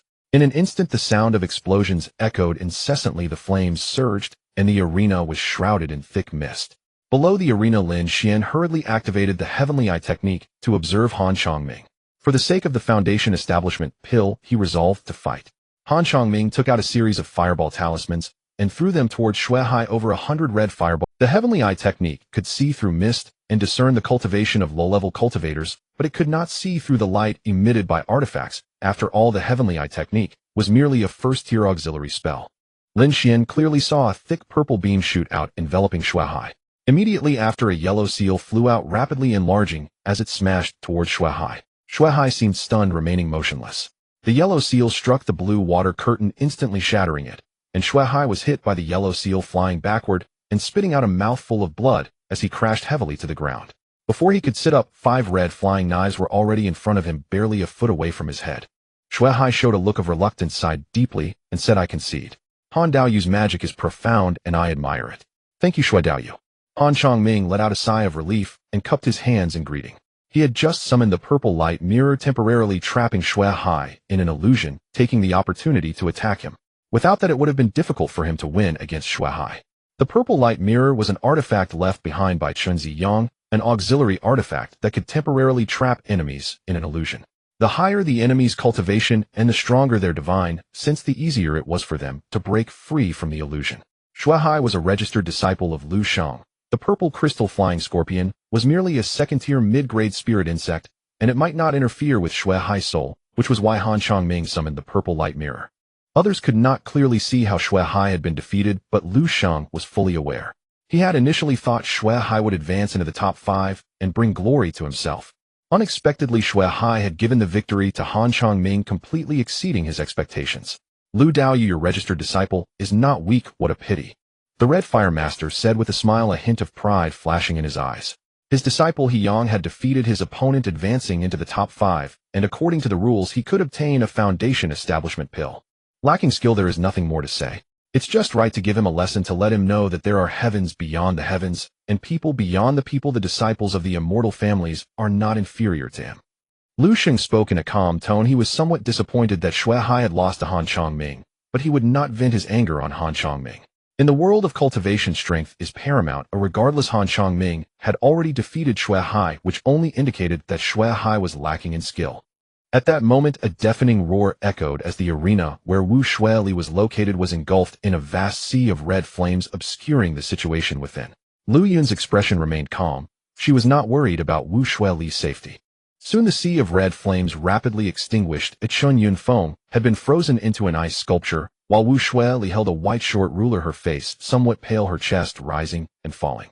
If this old woman is not mistaken, Madam Lu, the short ruler used by your disciple is a replica of your renowned treasure, the Xianyu ruler. Jean Hua Granny suddenly spoke, her words laden with meaning. Being a disciple at the Golden Core stage possessing a replica of her master's famed treasure is enough to prove that Wu Shueli is highly valued by Lu Yun. Madame Jean has a keen eye. This child Shueli has good aptitude, and this Xianbing ruler was refined for her by senior brother Lu. A broad smile graced Lu Yun's face. Chen Yunfeng had been on a winning streak, and Wu Shueli defeated him as soon as she stepped up, which clearly illustrated her superiority over Chen Yunfeng, leaving others utterly speechless. In the realm of cultivation, strength is paramount, and Wu Shueli proved herself. Not long after the top 5 were announced, Wu Shueli, Jin Yaoyao, Hiyang Li Yutong, and Han Changming, with only Han Changming being a scion of a cultivation family drawing attention. Logically, with the top 5 already determined, there would be no need for further contests. However, Granny Jean and Master Qi Hui did not agree. If their disciples could achieve first place, it would reflect well on them. In the drawing for matches this time, Han Changming's luck was quite good, drawing a blank slip and advancing to third place without a fight. Wu Shueli faced Jin Yaoyao, while Hiyang battled Li Yutong. With her ice spiritual root, Wu Shueli wielded a powerful white jade ruler that unleashed a flurry of snowflakes to injure her foe, while Jin Yaoyao's summoned spirit beasts were completely frozen, allowing Wu Shueli to easily defeat Jin Yaoyao. Under the gaze of many cultivators, Han Changming and Li Yutong stepped onto the stage. Although Han Changming initially considered conceding, Lu Sheng's voice reached him. Young friend Han, if you defeat Li Yutong, I will reward you handsomely. The opponent was Li Yutong. Under the gaze of many cultivators, Han Changming and Li Yutong stepped onto the stage. Although Han Changming initially considered conceding, Lu Sheng's voice reached him. Young friend Han, if you defeat Li Yutong, I will reward you handsomely. The Qingyun sect and the Tinghai Pavilion were of similar strength and were allies, yet there was also competition between them. Lu Sheng did not expect Han Changming to defeat Li Yutong. He only hoped Han could force Li to use his strongest techniques. The Golden Core cultivators spoke up, and Han Changming naturally could not refuse. Changming, accept this second-tier upper-grade defensive talisman, the Two Gang Talisman. It can withstand attacks from second-tier upper-grade magical artifacts. Han Delying handed Han Changming a yellow talisman. This Two Gang Talisman was selected by Han Zhongxiang from the family treasury to help protect Han Delying. Han Delying had been reluctant to use it as second-tier upper-grade defensive talisman costs around 2,000 spirit stones, and most importantly, it could be used multiple times, yet Han Delying had never used it even once. Han Changming nodded in gratitude and accepted the Two Gang Talisman. Ninth brother, this second-tier upper-grade Gung Jin Sword Chi Talisman was obtained at a great cost. Take it, and I hope it can assist you. Han Changshua handed Han Changming a gleaming golden talisman. Han Changming was also not polite, nodding his thanks and accepting it. As the contest began, Li Yutong summoned a fan of red and blue, gently fanning it, causing a dozen blue wind blades about a foot long to shoot out. Han Changming did not dare be careless. As one of the 7 disciples of Qingyun, Li Yutong certainly had many powerful magical artifacts, so Han Changming could only rely on unexpected tactics. He summoned a Qian-Tu gourd, and with a howling sound, a large mass of red gravel flew out, forming a towering red earth wall in front of him. A series of dull thuds echoed as the red earth wall blocked a dozen blue wind blades. Han Changming drew a fiery red short knife, its handle carved with a red firebird. He tossed the red short knife forward, channeling a magical incantation, causing the knife to radiate a brilliant red light. With a clear cry, a foot-long red firebird shot out, transforming from the magical artifact. The Chi-Kei knife, a second-tier lower-grade magical artifact, sealed the spirit of the second-tier demonic bird, the Chi Yen-Kei, allowing it to transform and attack with great power.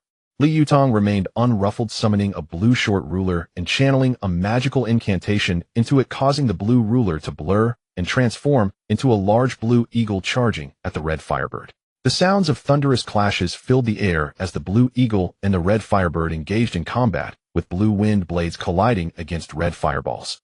With Han Changming's divine sense and magical power, controlling 2 second-tier magical artifacts was quite taxing, and he needed a swift conclusion. He took out a stack of fireball talismans and hurled them forward. The red firewall transformed into a gigantic red fire eagle swooping towards Li Yutong. Boom! The roaring flames surrounded Li Yutong. Even with his protective spiritual barrier, he felt an unbearable heat. A fierce glint flashed in Li Yutong's eyes as he threw his fan, channeling several magical incantations.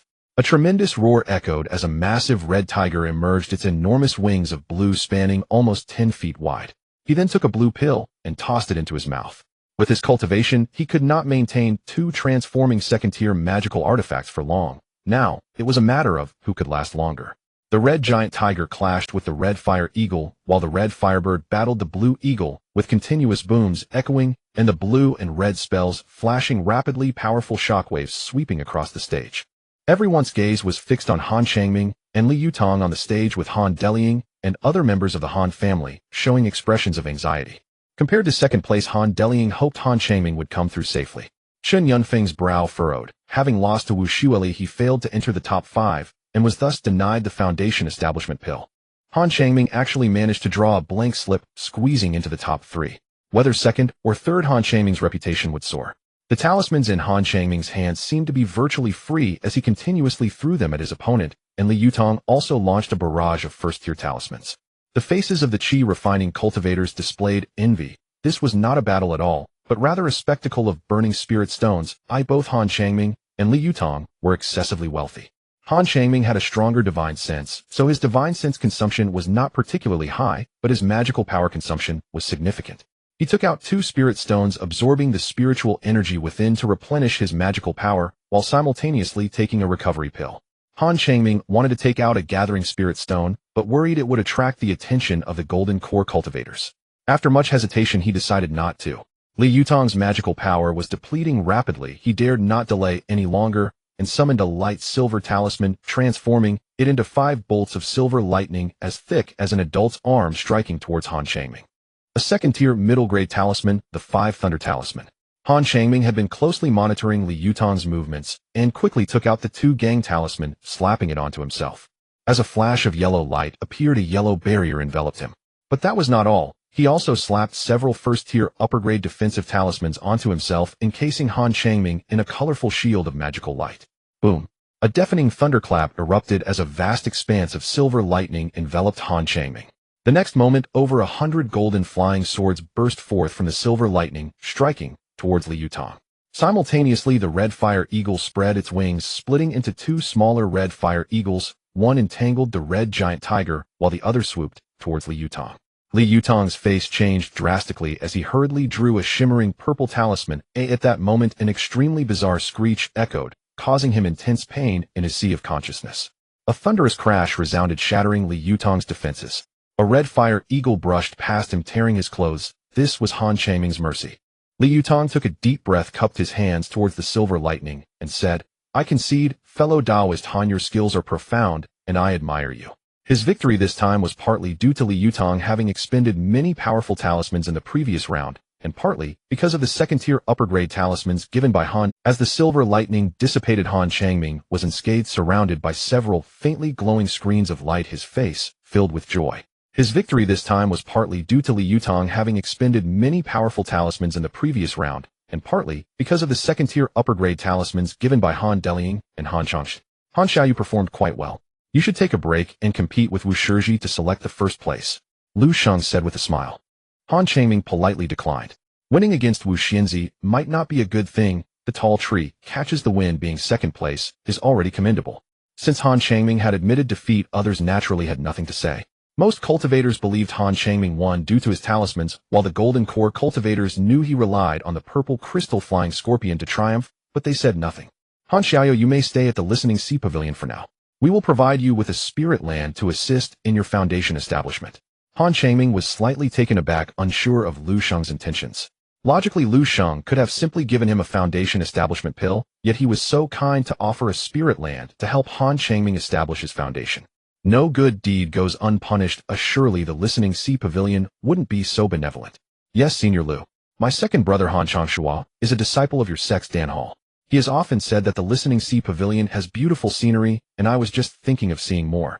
Han Changming agreed, mentioning Han Changshua. The Listening Sea Pavilion had thousands of Qi refining cultivators, but not many were remembered by golden core cultivators. By mentioning Han Changshi's name in front of everyone, Han Changming believed Chen Yusin wouldn't dare to overstep. Upon hearing this, Han Changshua's expression was somewhat excited. Chen Yusin frowned slightly, her face darkening. She had initially wanted to suppress Han Changshua for a while longer, but since Han Changming mentioned him publicly, there was a chance that a golden core cultivator might inquire about Han Changshua. She would have to assign him a different task, and she dared not let him refine the Bigu pill any longer. Good lad knows how to seize opportunities, Chen Yusin thought to herself. Lu Xing nodded, saying nothing more. Returning to their seats, the other cultivators resumed their drinking. After an hour, the cultivators dispersed, each returning home. Back at the Qinghu Pavilion, Han Changming asked Han Delying 7th, Aunt, why does Senior Lu want to provide me with a spirit land to help me enter the foundation establishment stage? This is the rule of the Listening Sea Pavilion. During large celebrations, they hold competitions and offer foundation establishment pills as rewards. These pills are not given out for free. Once you establish your foundation, you will need to work for the Listening Sea Pavilion within a set time frame, serving as an outer sect steward. If you perform well, there will be additional rewards.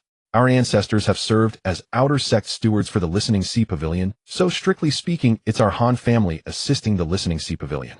You stood out during this golden core ceremony, so you must keep a low profile from now on, Han Delying said earnestly. Han Changming obediently agreed, realizing that a foundation establishment pill costs 40,000 spirit stones. 5 would amount to 200,000 spirit stones, but the other 4 had support from golden core cultivators, so they likely wouldn't assist the Listening Sea Pavilion for just a few thousand spirit stones. The next day, Han Changshua arrived at the Qinghu Pavilion, his expression somewhat excited. Han Changming mentioned his name in front of the golden core cultivators, and that night Chen Yusin assigned him a different task, asking him to refine qi-nourishing pills, which greatly improved his treatment. Ninth brother, thanks to you, otherwise I would still be refining bigu pills, Han Changshu said gratefully. Second brother, we are family, it's only right to help each other. One must be strong to forge iron. Chen Yusin will certainly not let this go easily, so be vigilant, and don't let her catch you off guard. You need to be very careful working under her. By the way, second brother, I would like to ask you for a favor. Does the Listening Sea Pavilion have any poisonous beasts or insects? A century-old poisonous herb would suffice. By the way, second brother, I would like to ask you for a favor. Does the Listening Sea Pavilion have any poisonous beasts or insects? A century-old poisonous herb would suffice, or the inner den of a poisonous insect is fine as well, as long as the price isn't too high. Han Changming planned to leverage Han Changshu's connections to gather poisonous insects and herbs. No problem, I will keep an eye out for you, Han Changshu promised confidently. After a while, a group of disciples from the Listening Sea Pavilion came to summon Han Changming. The sect leader Lin Yunfei wanted to meet him. After a cup of tea, Han Changming appeared in a grand palace. A refined-looking man in his 30s stood before him, tall in stature. Lin Yunfei, a latest-stage foundation establishment cultivator, was the sect leader of the Listening Sea Pavilion. Junior Han Changming pays respects to Senior Lin. Han Changming bowed respectfully to Lin Yunfei. Lin Yunfei nodded, looking Han Changming up and down, and said with a smile, Han Xiaoyu, you performed remarkably well in yesterday's duel competition. By order of Uncle Lu, I reward you with a foundation establishment pill, a pair of spirit boots, and 2 second-tier defensive spirit talismans. We will provide you with a spirit land to help you break through to the foundation establishment stage. However, regardless of whether you succeed, you must complete 3 tasks for the Listening Sea Pavilion within 10 years. Upon completion, there will be additional rewards. He took out a blue storage bag and handed it to Han Changming. Han Changming nodded in gratitude, accepting the bag and retrieving a blue porcelain vial containing a blue pill the size of a longan, which emitted a fragrant aroma. Foundation establishment pill. Han Changming's expression was filled with excitement, and his breath became rapid. He stored the foundation establishment pill away, bowed to Lin Yunfei, and said solemnly, Junior will obey. Lin Yunfei nodded, giving a few reminders before sending someone to take Han Changming to the spirit land.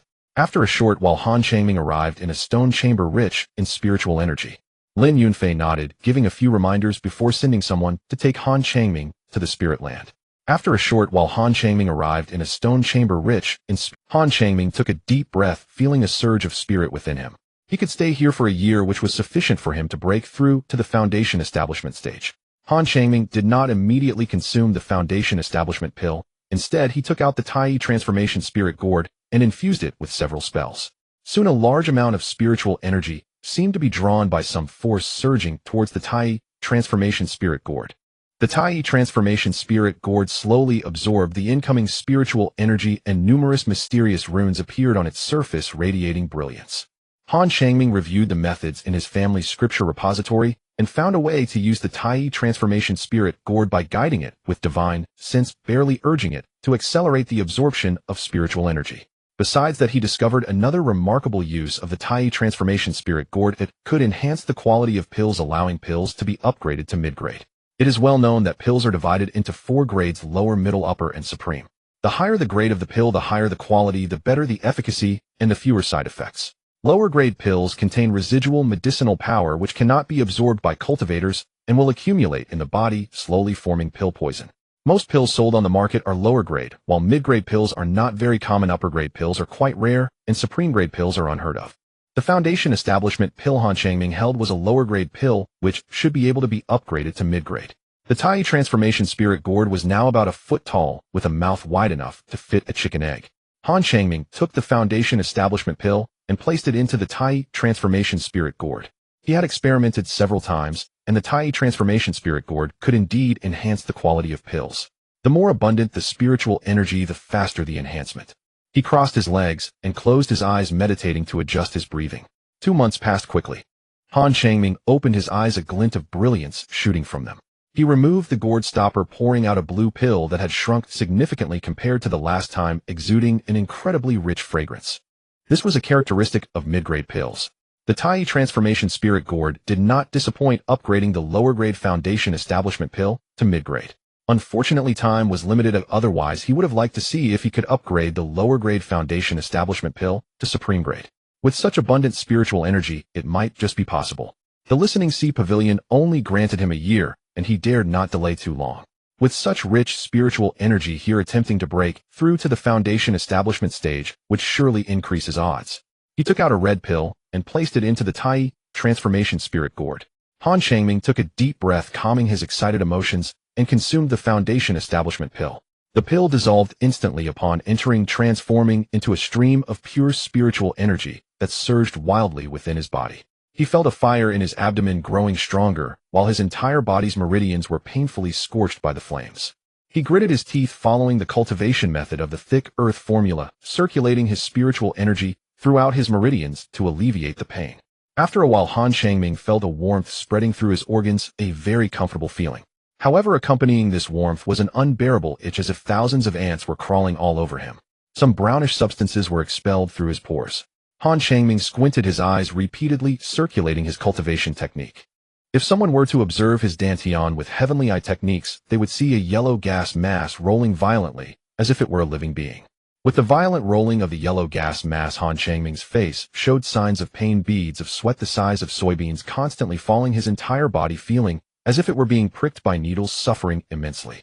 The medicinal power contained in the mid-grade foundation establishment pill was too strong. Han Changming repeatedly circulated his technique, gathering the massive spiritual energy into his dantian, while also drawing in the abundant spiritual energy from the stone chamber. The yellow gas mass at his dantian slowly transformed into a liquid state. The liquefaction of spiritual energy was a sign of reaching the foundation establishment stage. After more than half a month, a thick layer of black grime covered Han Changming's body, exuding an unbearable stench. The yellow gas mass in Han Changming's dantian had disappeared, replaced by a large expanse of yellow liquid resembling a lake, and his aura was significantly stronger than before. I have finally reached the foundation establishment stage. Han Changming muttered to himself, his expression filled with excitement. His parents were ordinary people, while his grandfather was a cultivator. Each year they received a substantial amount of living supplies, but with too many siblings, Han Changming did not live well. He had enough to eat, but could not indulge in lavish meals.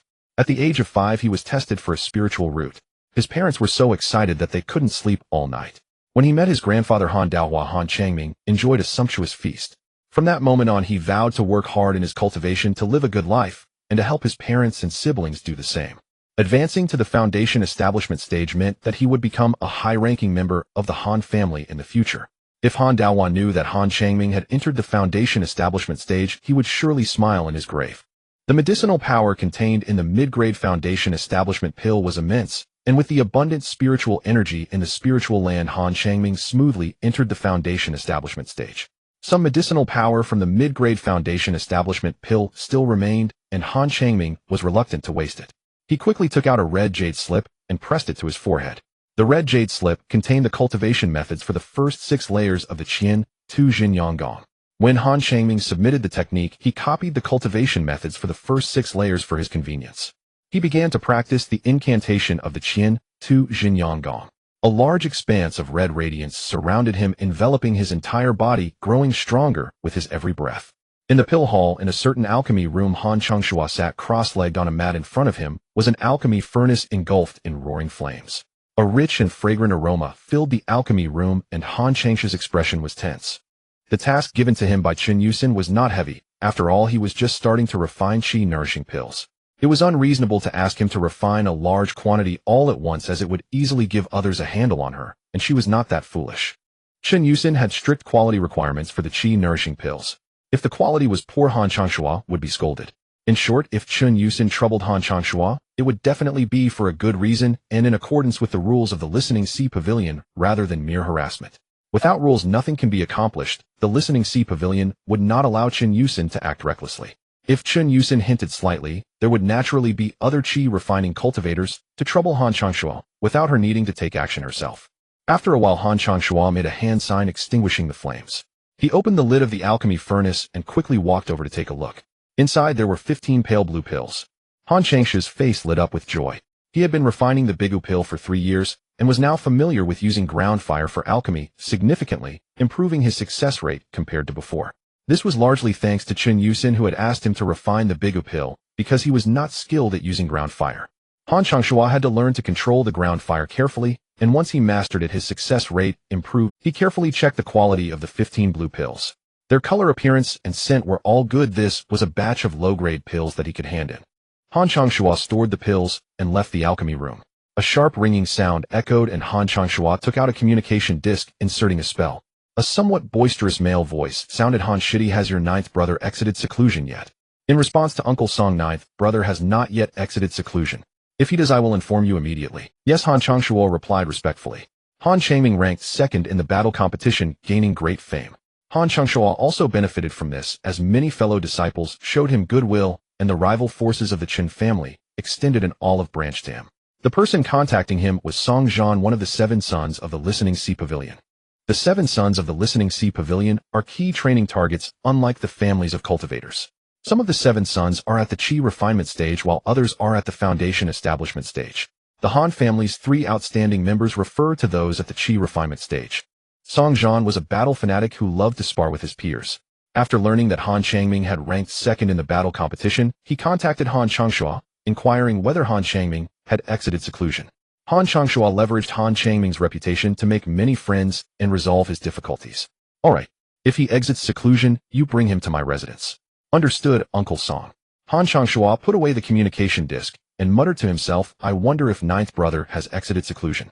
It would be great if he could enter the foundation establishment stage. The chances of successfully establishing a foundation after taking the foundation establishment pill are relatively high, but taking the pill does not guarantee entering the foundation establishment stage. Another sharp, ringing sound echoed, and Han Changshua took out the communication disc, inputting a spell. A tinkling female voice sounded. Han Shidi, today is my birthday, so don't be late. Don't worry, Sister Yang, I will definitely arrive on time, Han Changshua replied with a smile. Alright then, it's settled. He put away the communication disc, his face filled with joy. Yang Jinjin, a disciple from a cultivator family, belonged to the Yang family, which had power similar to the Chun families. The 2 families were rivals. After Han Changming secured 2nd place in the battle competition, the Yang family quickly expressed goodwill towards Han Changshua, who began to align with them. That evening, Han Changshua appeared in a quiet courtyard where more than a dozen disciples from the Listening Sea Pavilion gathered in a stone pavilion, toasting and chatting. After a few cups, they began to converse freely. Sister Yang, brotherly, how did things go with the request I made to you? Han Changshua looked towards a woman in her 30s dressed in a green dress and a tall, thin, middle-aged man. The woman in the green dress was Yang Jinjin, and the middle-aged man was Li Rong. They were dual cultivation partners working in the Deacon Hall. Han Changming helped Han Changshua to resolve his crisis. Han Changshua asked Han Changming for help in collecting poisonous beasts, insects, and herbs. The Listening Sea Pavilion had collected quite a bit of such items, but accumulating contribution points was not easy for Han Changshua. He planned to purchase them with spirit stones. Cultivation resources in the Listening Sea Pavilion needed to be exchanged for contribution points, but accumulating these points was not easy. Some disciples used spirit stones to buy cultivation resources, which cost more than the market price, but the quality was guaranteed. Yang Jinjin smiled charmingly, taking out 2 green jade boxes, saying inside these are a first-tier high-quality purple gold scorpion and an 80-year-old Duanhuan grass. Don't underestimate the small size of the purple gold scorpion. Its venom is very potent. Even a 9th layer Qi refining cultivator would face trouble if they were to get touched by its poisonous mist. Han Shidi, be careful. Thank you, Sister Yang. How many spirit stones in total? Han Changshua asked, his face lit up with joy. 500 spirit stones. Han Changshua nodded in thanks and took out 500 spirit stones to pay Yang Jinjin. By the way, Han Shidi, has your clan brother not exited seclusion yet? They had seen Foundation establishment cultivators before, but since Han Changming ranked second in the battle competition, they all wanted to meet him. Han Changshua shook his head and smiled. Not yet. If ninth brother exits seclusion, I will definitely introduce him to everyone. After a while the cultivators gradually left while Han Changshua stayed behind. Sister Yang, is there a chance for that matter I mentioned to you last time? Han Changshua wanted to go out to refine pills in the alchemy shop opened by the Listening Sea Pavilion, which would help him accumulate more contribution points, and also avoid Qin Yusen. Since Han Changming helped him resolve his crisis, Han Changshua would be foolish not to take advantage of the opportunity. Being dispatched as an alchemist is a lucrative job. There are many alchemists eyeing this task. Uncle Chi said that Han Shur's alchemy skills are quite good and can arrange for you to go out, but doing so would easily offend Uncle Chun. Sister Yang is hinting that Han Changshua needs to get closer to the Yang family and also to owe them a favor. I understand. This matter counts as me owing you a favor. In the future, if you need me, I will not refuse, Han Changshua promised. Han Changshua did not reject the Yang family. The Chun family had operated in the Listening Sea Pavilion for many years, forming an interest group. If Han Changshua wanted to contend with the Chun family, he must collaborate with other cultivation families to form another interest group to oppose them. Haha, with Han Shur's words we can rest assured. Don't worry. The dispatch order will come down soon. Half a year had slipped away in the blink of an eye. Han Changming sat cross-legged on his meditation cushion, his body shrouded in a crimson radiance. His breath was steady. With each inhalation and exhalation, tendrils of ruddy yellow mist slipped through his nostrils, and guided by his will slowly coalesced within his dantian. After a while he opened his eyes, which shone with delight. With the abundant spiritual energy and the aid of the spirit water here, he had successfully cultivated his Qian, Tu Jinyang, Gong, Qian, Tu True Yang art to its fourth layer. The spiritual energy of this sacred ground was 5 elements Qi, and the spirit water likewise contained 5 elements Qi. Han Changming needed to transmute it into fire and earth attribute Qi and gather it into his dantian. Such a conversion naturally entailed loss. Had he cultivated atop a second rank earth-fire vein, his progress would have been much faster. He now commanded the 2 divine techniques that accompanied the Qian Tu Jinyang Gong, Qianyang Jinyan Qianyang True Flame, and Qianyang Baojia Qianyang Treasure Armor. The Qianyang True Flame could be unleashed to harm enemies or used in alchemy. As the practitioner's realm rose, so too did the flame's potency. Most remarkable was its ability to gradually purify a cultivator's magical power. The deeper one's reservoir of mana, the greater the benefit, whether in surging toward a higher realm or confronting foes. The Qianyang Treasure Armor was a defensive divine technique that condensed earth Qi into a suit of protective armor. The deeper the practitioner's magical power, the stronger the armor. According to the scriptures, upon entering the Golden Core stage, the Qianyang Treasure Armor could even withstand attacks from ordinary magical implements. The Qian Tu True Flame could purify one's magical power and thereby enhance the Qianyang Treasure Armor's defenses. Once he ascended into the Foundation establishment stage, Han Changming would need to consider his life-bound artifact. A life-bound artifact, as the name implies, was a magical implement intimately tied to a cultivator's existence. Its power increased with the cultivator's cultivation. Ordinarily, it could be housed in the dantian and nurtured with innate primal fire, then summoned in battle. Every advantage carried drawbacks. Life-bound artifacts had many merits, but their disadvantages couldn't. Forging a life-bound artifact was arduous and required numerous precious refining materials. The rarer and more plentiful the components, the greater the artifact's potency. Generally, a cultivator could possess only one life-bound artifact, and it had to harmonize with their cultivation method. A single art provided several recipes for such artifacts, and the cultivator could choose one to forge his own. The Qian Tu Jinyang Gong came with 3 compatible life-bound artifacts: Qianyang Shinsha, Qianyang Yin, and Qianyang Dun. Qianyang Shinsha combined firmness and suppleness, its transformations unpredictable. As an absolute yang substance, it countered Yin attributed techniques. The Qianyang Yin was a heavy implement used to crush foes. Its defect was slow mobility, but it countered techniques with strong defenses. The Qianyang Dun was a defensive implement of great resilience, effective against overwhelmingly offensive techniques. Though formidable, a life-bound artifact's damage would affect its owner. If the artifact were destroyed, the cultivator would not perish, but would fall and realm their primordial energy, grievously wounded, hampering future cultivation. Among Chen Xiang's relics, there was a magical implement, the Qian Tu Hulu Qian Tu Gourd, though it was not a life-bound artifact. Han Changming quietly memorized the materials required to forge the 3 life-bound artifacts. If he could choose, he intended to make the Qianyang Shunsha his life-bound artifact. It could be stored within an earth-attributed gourd and slowly grow in power. Han Daohe once said that on Hulu Dao there was a vine over 1,000 years old bearing 7 gourds of differing colors. One ought to be earth-attributed. Forging a lifebound artifact demanded many materials. To gather a full set for a single artifact was already admirable, and Han Changming was not particular. He raised a single finger, and a cluster of ruddy yellow flame blossomed at its tip, the temperature in the stone chamber abruptly climbing. With this Qian, two true flame, in time Han Changming's magical power would deepen evermore. He stowed the Tai Hualing Hulu Tai spirit-transforming gourd, opened the gate of the sacred ground, and stepped out.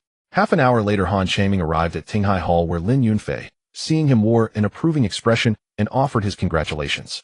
Han Changming smiled and nodded. You flatter me, Lin Dao. I have now completed foundation establishment. May I ask what task your sect has assigned to me? 3 tasks. First, a piece of Qiyang Mu at least 300 years old and no less than 3 Qi in length. Second, a mid-grade second-rank lightning attribute demon pill. Third, the whereabouts of a third-rank beast. Han Changming furrowed his brow. The first 2 tasks were manageable. The Han clan could dispatch people to search, and should complete them within 10 years. But the trail of a third-rank beast would be a serious challenge for Han cultivators. Most beasts above third rank had no fixed lairs. Low-rank cultivators might discover a third-rank beast's movements and report them to a Golden Core cultivator, but by the time the Golden Core arrived, the beast could already have fled. Such situations had occurred before. Lin Dao, the third task is simply too difficult. If the Han clan found traces of a third-rank beast, and Tinghai Pavilion's Golden Core cultivator arrived only to find it gone, would that be considered completion?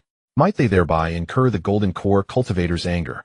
Lin Yunfei smiled faintly and explained, fellow Han, for each task completed, Tinghai Pavilion grants additional rewards. The third task is indeed harder. If it truly cannot be fulfilled, then it will be waived. All of Tinghai Pavilion's subordinate forces had received the third assignment. Some found traces of third-rank beasts, but by the time Tinghai's Golden Core cultivators arrived, the beasts had fled. Nevertheless, those Golden Core cultivators did not relent, and continued to order their subordinates to investigate the beast's whereabouts. A beast was a walking treasure chest. A single third-rank beast could be worth 200,000 to 300,000 spirit stones. Each was a mobile repository of riches. Hearing this, Han Changming exhaled in relief. That was somewhat better. By the way, Lin Dao, are my relatives still? No, they have returned. Had you not advanced into foundation establishment, I would have sent someone to escort you back to Hulu Dao, but it seems you can return on your own now. Han Changming nodded. Han Deliang could not have lingered at Tinghai Pavilion for a year. There were many family affairs requiring her attention. You have just completed foundation establishment. You may reside at Qinghuge for a while to consolidate your realm before. Han Changming bowed his thanks. Tinghai Pavilion's spiritual energy was abundant, and cultivation there would accelerate his progress, but his heart longed for home. He did not wish to tarry, and planned to return to his clan. Qinghuge's spiritual energy was richer than the outside world, yet compared to the sacred ground it remained far inferior. Cultivating at Qinghuge was little different from cultivating on Hulu Dao. I appreciate your kindness, Lin Dao, but I have matters to attend to and must see my second brother. I will take my leave. Han Changming declined politely. Your second brother? He has already been dispatched elsewhere. Han Changming frowned and asked, dispatched? To Shark Island. The Qingli Sea Tinghai Pavilion has an alchemy shop there. He went to refine pills. Han Changming breathed easier. That was a relief, for he had feared Han Changshua had been sent away by Chen Yuzhen. After a few more idle words, Han Changming took his leave. He passed through Tinghai Pavilion's mountain gate, summoned a pale blue flying vessel, and soared up into the high sky. From a high vantage point, Qingluo Island resembles a giant blue sea snail, which is how it got its name. Controlled by the Han family, the island has a mid-grade spiritual vein and is home to over 30,000 mortals. These mortals are descendants of the Han family. Lacking spiritual roots, they make a living through fishing and farming. Han Shan is the town chief of Qingluo Island. His father was a cultivator, but he himself has no spiritual roots and was sent to live on the island. Currently, Han Shan has 1 wife and 3 concubines with 13 sons, 8 daughters, and 35 grandsons. His greatest pride in life is that his sons possess spiritual roots, allowing them to go to Hulu Island to study the arts of cultivation and soar through the skies. Han Shan became town chief because his son Han Changming became one of the 3 talents of the Han family, which elevated Han Shan's status significantly. Today marks Han Shan's 50th birthday, and he is hosting a grand banquet to entertain guests. Guests are congratulating Han Shan and presenting him with gifts. Father, today is your 50th birthday. We brothers pooled our money to buy a golden peach, wishing you longevity, as enduring as the southern mountain and the pine tree. 12 men entered carrying a huge tray upon which sat a golden peach the size of a grinding stone. His children contributed money to purchase this enormous golden peach as a gift for Han Shan. Mortals use gold and silver, and there are commercial exchanges among the mortals of various cultivation families where gold and silver serve as currency. Han Shan nodded with a smile and said, very good, very good. You brothers are doing well. Come sit down and enjoy the food and drink. He gazed outside with a hint of expectation. Since Han Changming was sent to Hulu Island, he has only returned twice, likely too busy to come back afterward. If only Han Changming could return to celebrate his birthday, he chuckled to himself. After all, Han Changming is a cultivator and must be busy practicing the arts of immortality. There's little time for him to return to celebrate. Just then a commotion arose outside. A handsome young man in a yellow robe strode in, followed by two men in blue robes, all adorned with a gourd pattern on their garments. The immortal master has arrived. Upon seeing the two men in blue robes, the guests stood up. They recognized these men as cultivators. Han Shan was visibly excited upon seeing the young man in a yellow robe. The young man in the yellow robe approached Han Shan and knelt down, bowing deeply 3 times, while speaking loudly. Unfilial son Han Changming has returned late, presenting a bottle of nourishing yuan pill, wishing father longevity like the southern mountain. He took out a blue ceramic bottle and handed it to Han Shan. The young man in the yellow robe is naturally Han Changming.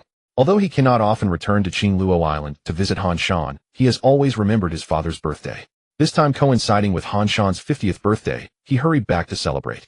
Now a foundation establishment cultivator, he will either be busy with family responsibilities or focused on his own cultivation, leaving little time to visit his parents. Han Shan was somewhat choked with emotion, unable to speak. Han Changming's mother Li Xuan nudged Han Shan, prompting him to realize that Han Changming is now a cultivator and his status has changed. Good child, quickly get up. It's just good to see you back, just good. Han Shan helped Han Changming up, his expression brimming with excitement. Han Shan's children and grandchildren looked at Han Changming with envy and respect. If it weren't for Han Changming discovering his spiritual roots, Han Shan would never have become town chief, and their lives wouldn't have improved so significantly. Is this the town chief's son with spiritual roots? He's truly handsome. Cultivators are indeed different. He's no ordinary cultivator. I heard his son is one of the talents of the Han family, a key figure being nurtured by the main family. Very impressive. No wonder the 2 stationed island cultivators follow him. Han Shan is truly fortunate to have given birth to a son with spiritual roots, who is also a key talent of the family. Guests whispered among themselves, their faces showing expressions of envy. Han Changming sat at the same table as Han Shan. Today is Han Shan's 50th birthday. He offered a toast to Han Shan and served him dishes, making the food taste even better to Han Shan, his face glowing with joy. 2 hours later, Han Shan was thoroughly intoxicated. Han Changming and Li Shui personally helped Han Shan back to his room to rest. Changming, drink a few more cups. Han Shan mumbled drunkenly. Mother, I am unfilial, why I have not been able to serve you properly. Han Changming held his mother's hands, speaking with guilt. Huzi, as long as you're well, your father and I will be very happy. Thanks to you, your father has become the town chief, and we are no longer worried about food and clothing, if our lives are good. Han Changming's childhood name is Huzi. It's been a long time since anyone called him that. Mother, I have now entered the foundation establishment stage. If you have any needs, just tell the station cultivators, they will not dare to neglect it. According to the family rules of the Han family, once Han Changming enters the foundation establishment stage, the living standards of his parents will also improve. Li Xuan nodded contentedly, asking about Han Changming's daily life, and he answered truthfully. When she inquired about Han Daohua, Han Changming brushed it off, not wanting to discuss sad matters on Han Shan's 50th. Han Changming stayed on Qingluo Island for one night. The next day, after having breakfast with his parents, he bowed deeply 3 times before leaving the island. When he would return next is uncertain. Half a month later, Han Changming returned to Hulu Island and easily met with Han Zhongxiang. Good. Changming, you have entered the foundation establishment stage. The heavens bless our Han family. Han Zhongxiang said good 3 times, his expression somewhat excited. Han Changming found it strange. Even if he has entered the foundation establishment stage, the clan leader shouldn't be this exaggerated. How does his successful entry relate to the blessings of the Han family? It's like this: we obtained a foundation establishment pill at the underground auction of Kuaishing Square. Your 5th uncle has already taken it to attempt to break through to foundation establishment. If all goes well, our Han family will have 6 foundation establishment cultivators. Han Zhongxiang stroked his beard and said with a smile. Han Changming suddenly understood, nodding with a smile. The effects of the foundation establishment pill are indeed quite impressive. A 5th uncle will certainly be able to advance to the foundation establishment stage. By the way, Changming, have you changed your cultivation method? Han Changming did not hide it, nodding and saying, yes, clan leader Master Lin assigned me 3 tasks. He told Han Zhongxiang about those 3 tasks, hoping the family could assist in gathering the necessary items. The whereabouts of 3rd-tier demon beasts are unpredictable and hard to find.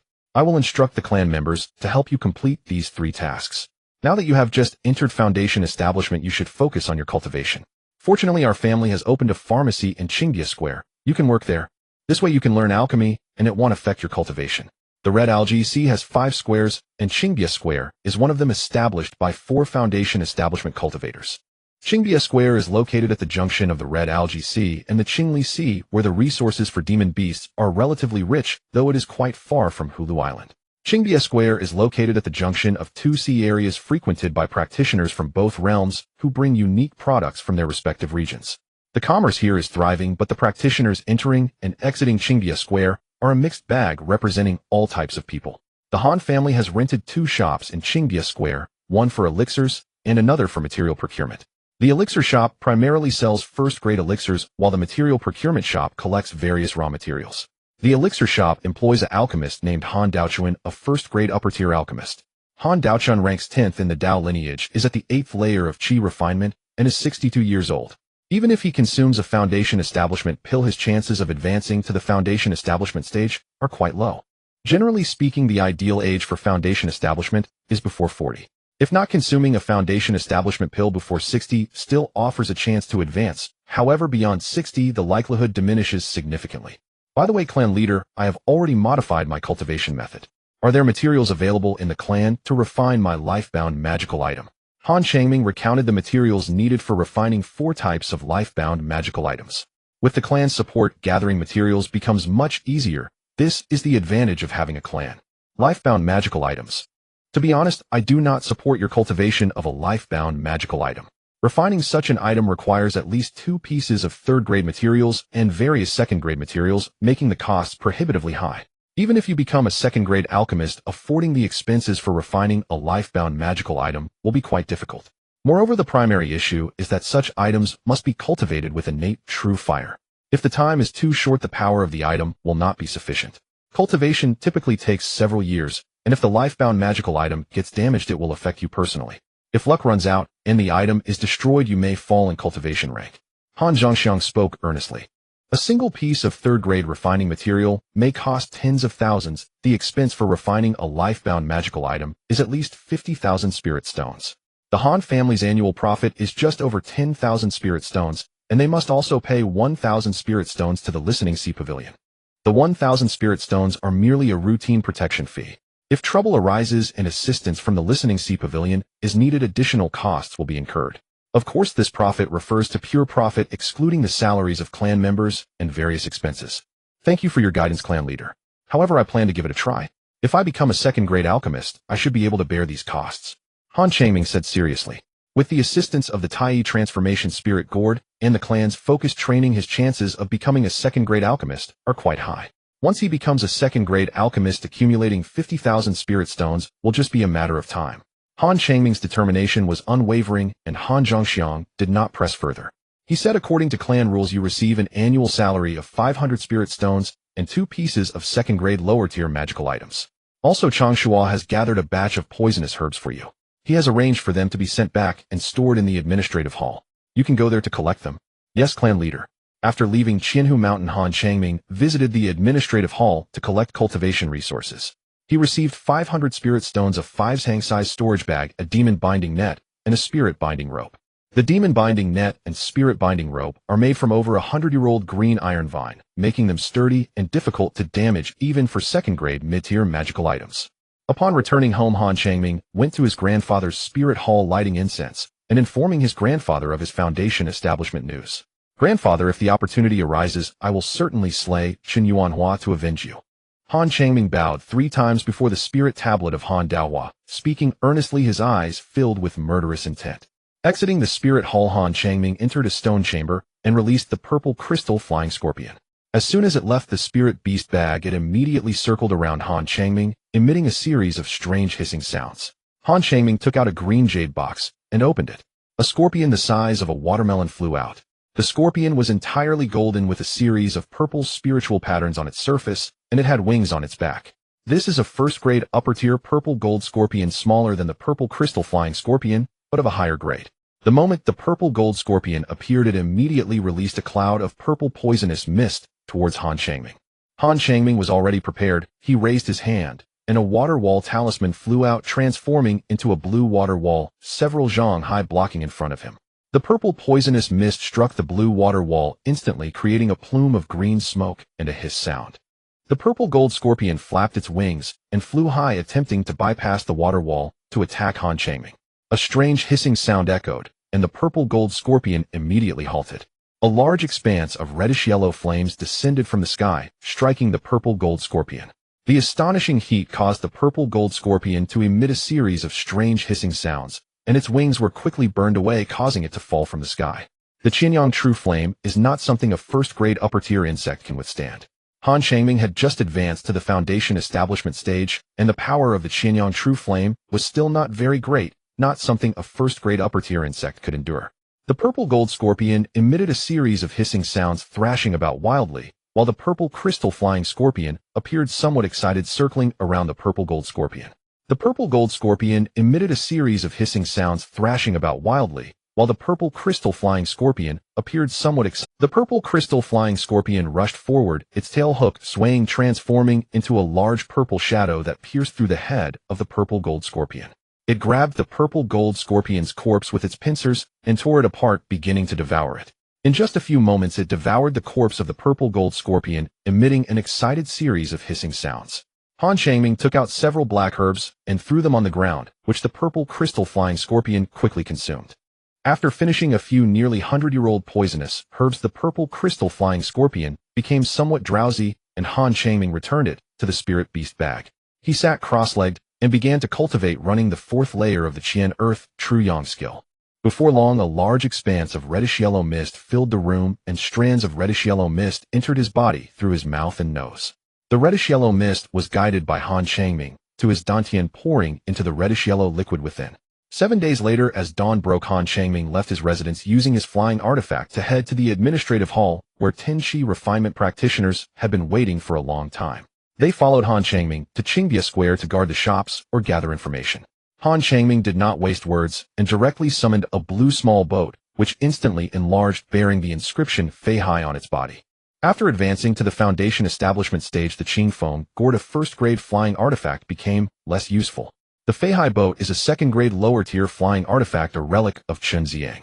Everyone come aboard. Han Changming jumped on first, and the Tenchi refinement practitioners hurriedly followed. He cast a spell, and a faint blue light screen appeared, enveloping the entire Fei Hai boat. Everyone come aboard. Han Changming jumped on first, and the Tenchi refinement practitioners hurriedly followed. He cast a spell, and a faint blue light screen. In Kuaishing Square, at the Balian Pavilion, a room door opened, and Han Debiao stepped out, his face filled with dejection. He had consumed a foundation establishment pill, but failed to advance to the foundation establishment stage, a situation not uncommon in the realm of cultivation. The pill merely increased the chances of success, but did not guarantee advancement.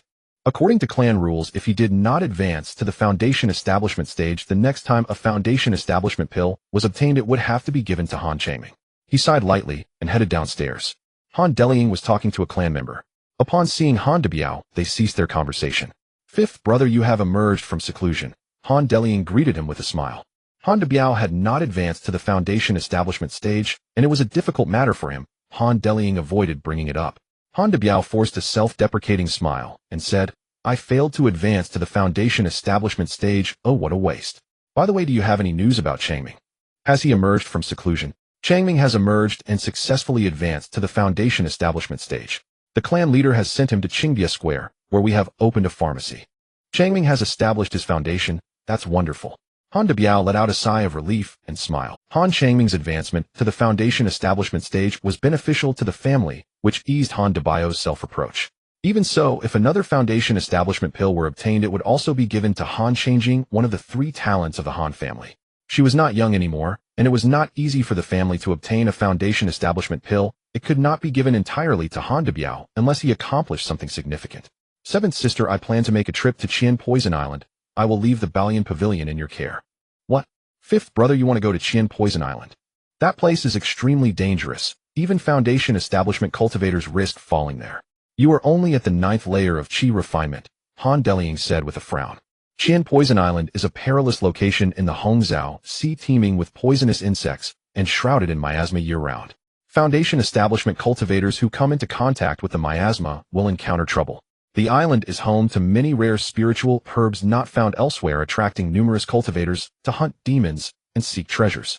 Surrounding Qian Poison Island, 1,000 miles are perpetually veiled in sea fog inhabited by countless poisonous insects and violent winds. The Tinghai Pavilion once attempted to claim Qian Poison Island, but suffered heavy losses and had to abandon the endeavor. It is said that a certain cultivation family sent many experts to Qian Poison Island in search of spiritual herbs, but unfortunately they encountered violent winds and swarms of poisonous insects. Out of 10 foundation establishment cultivators, only 1 returned. Nevertheless, Qian Poison Island remains a paradise for adventurers. Han de Biao intended to go to Qian Poison Island to find a specific spiritual herb for the clan leader Han Zhangxiang to heal his injuries, considering it a merit. His motives were both selfish and altruistic. The clan leader's injuries cannot be delayed, otherwise it will be difficult for him to advance further. I have made up my mind, seventh sister, you need not persuade me anymore. Han Delying frowned. Han Zhangxiang had been poisoned during a battle, and due to delayed treatment, although he did not die, residual poison remained in his body. If this poison is not expelled, Han Zhangxiang would not only find it hard to advance, but also suffer a significant decline in strength. The Han family has been searching for a way to resolve the residual poison in Han Zhangxiang's body for years. They finally found a second-tier pill formula, but the spiritual herbs required are rare. They have spent a lot of time collecting auxiliary herbs, leaving only 3 main herbs. Qian Poison Island is likely to have those 3 main herbs. It's too dangerous for you to go alone. I will accompany you. Given the dangers of Qian Poison Island, where many cultivators have died over the years, Han Delying was worried about letting Han de Biao go by himself. No, our family has just cultivated a foundation establishment cultivator with great difficulty, but what if something happens to you? I will ask the 10th brother and the others if they are willing to go with me. Currently, the Han family has 5 foundation establishment cultivators: Han Zhangxiang, Han Daoqian, Han Daobin, Han Delying, and Han Changming. Han Daobin and Han Changming have not been foundation establishment for long, and Han de Biao does not want Han Delying to accompany him to Qian Poison Island. If anything were to happen to Han Delying, it would be a significant loss for the Han family. You are all at the Qi refinement stage. Even if you go, you may not find those 3 main herbs. Han Delying still felt uneasy. Han de Biao forced a bitter smile and said, "Seventh sister, I failed my attempt to break through to the foundation establishment stage. Without significant achievements, it will be hard to obtain a foundation establishment pill. The 3 talents of the Han family can prioritize their advancement, but it does not guarantee they will establish their foundations. That would be unfair to other clan members." Han Delying was silent for a moment, then sighed and said, "Prepare more detoxifying pills, be careful on the way, and take 2 second-tier low-grade puppet beasts with you. All right, I will leave the Balian Pavilion in your hands." In a certain stretch of azure sea, a blue flying boat, several zhang long, swiftly soared through the sky at great speed. 11 cultivators stood on the flying boat, each wearing a Gourd emblem belonging to Han Changming's group. They had been away from Gourd Island for half a year and had yet to reach Qingdia Square. Han Changming stood at the front of the flying boat, his expression calm. The Hongzhou Sea was indeed vast. Even with a second-tier low-grade flying artifact, he had been flying for half a year and still had not reached Qingdia Square. Along the way, he encountered deserted islands and rested on them for a time to recover his mana. Before long, a deserted island of over 10 li appeared ahead, featuring only 5 low hills and some cocoa. Han Changming maneuvered the flying boat and slowly descended into a valley, intending to rest for a while before continuing his journey. Without the ability to rest on deserted islands, he would not have been able to fly for long.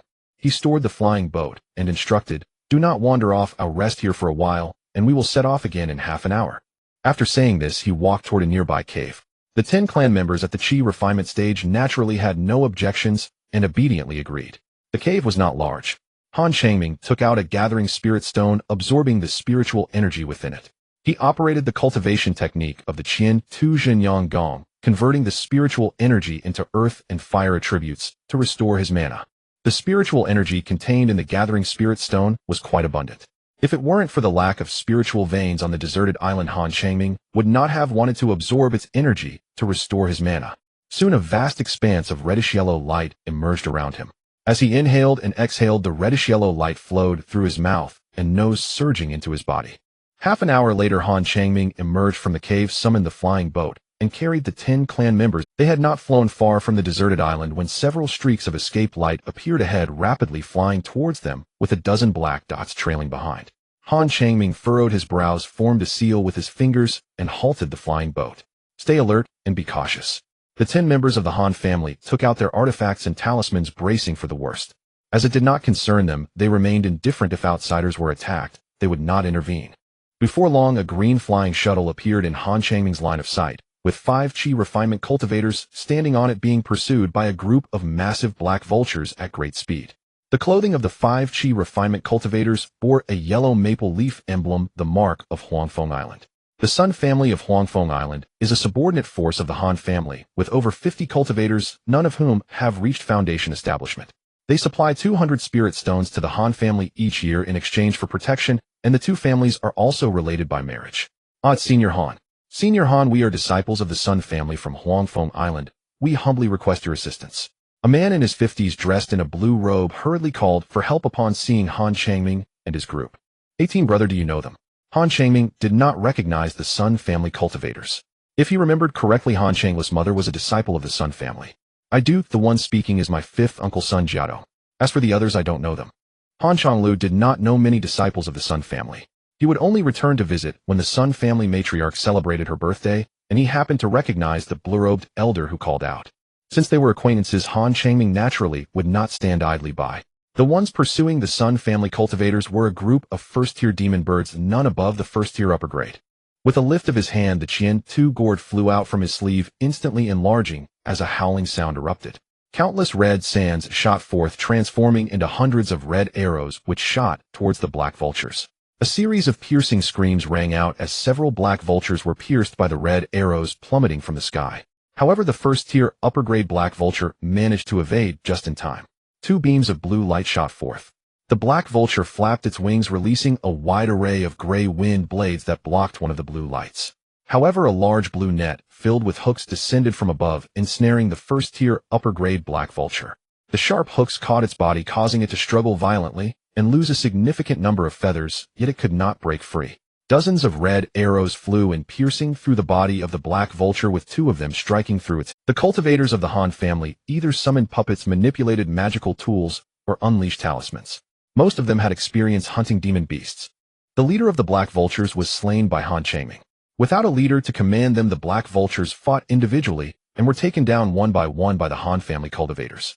In less than 10 breaths, all the black vultures were killed by the Han family cultivators. Han Changming retrieved the magical tool and stored the corpse of the first-tier upper-grade black vulture in his storage bag. If it weren't for 2 magical tools specifically designed to deal with demon beasts, he might not have been able to easily slay a first-tier upper-grade demon bird. Seeing how effortlessly Han Changming and his group dispatched the first-tier demon birds, left Sun Jiadong and the others in shock. As expected of Han family cultivators, a large family is indeed different. Sun Jiadong marveled inwardly. The Sun family had not been established for 200 years and did not have any foundation establishment cultivators. In the eyes of the Sun family cultivators, the Han family was a major family. 5th uncle, how come you are here? Han Chonglu asked with a smile. Sun Jiadong did not answer, but instead clasped his fists towards Han Changming, bowing respectfully, and expressed his gratitude. I am Sun Jiadong, thank you for your assistance, Senior Han. In the cultivation world, hierarchy is clear. After saying this, he looked at Han Chonglu and smiled, saying, we opened a spirit fish shop in Qingbia Square. We came to help, but unexpectedly encountered a group of demon birds. Fortunately, we met Senior Han. There's no need for formalities, young friend Sun. It was but a trivial matter. Han Changming replied with a calm tone. By seniority, Han Changming should call Sun Jiadong his 5th uncle, but since Han Changming had already reached the foundation establishment stage, he wouldn't address Sun Jiadong that way, as Sun Jiadong was not a member of the Han family.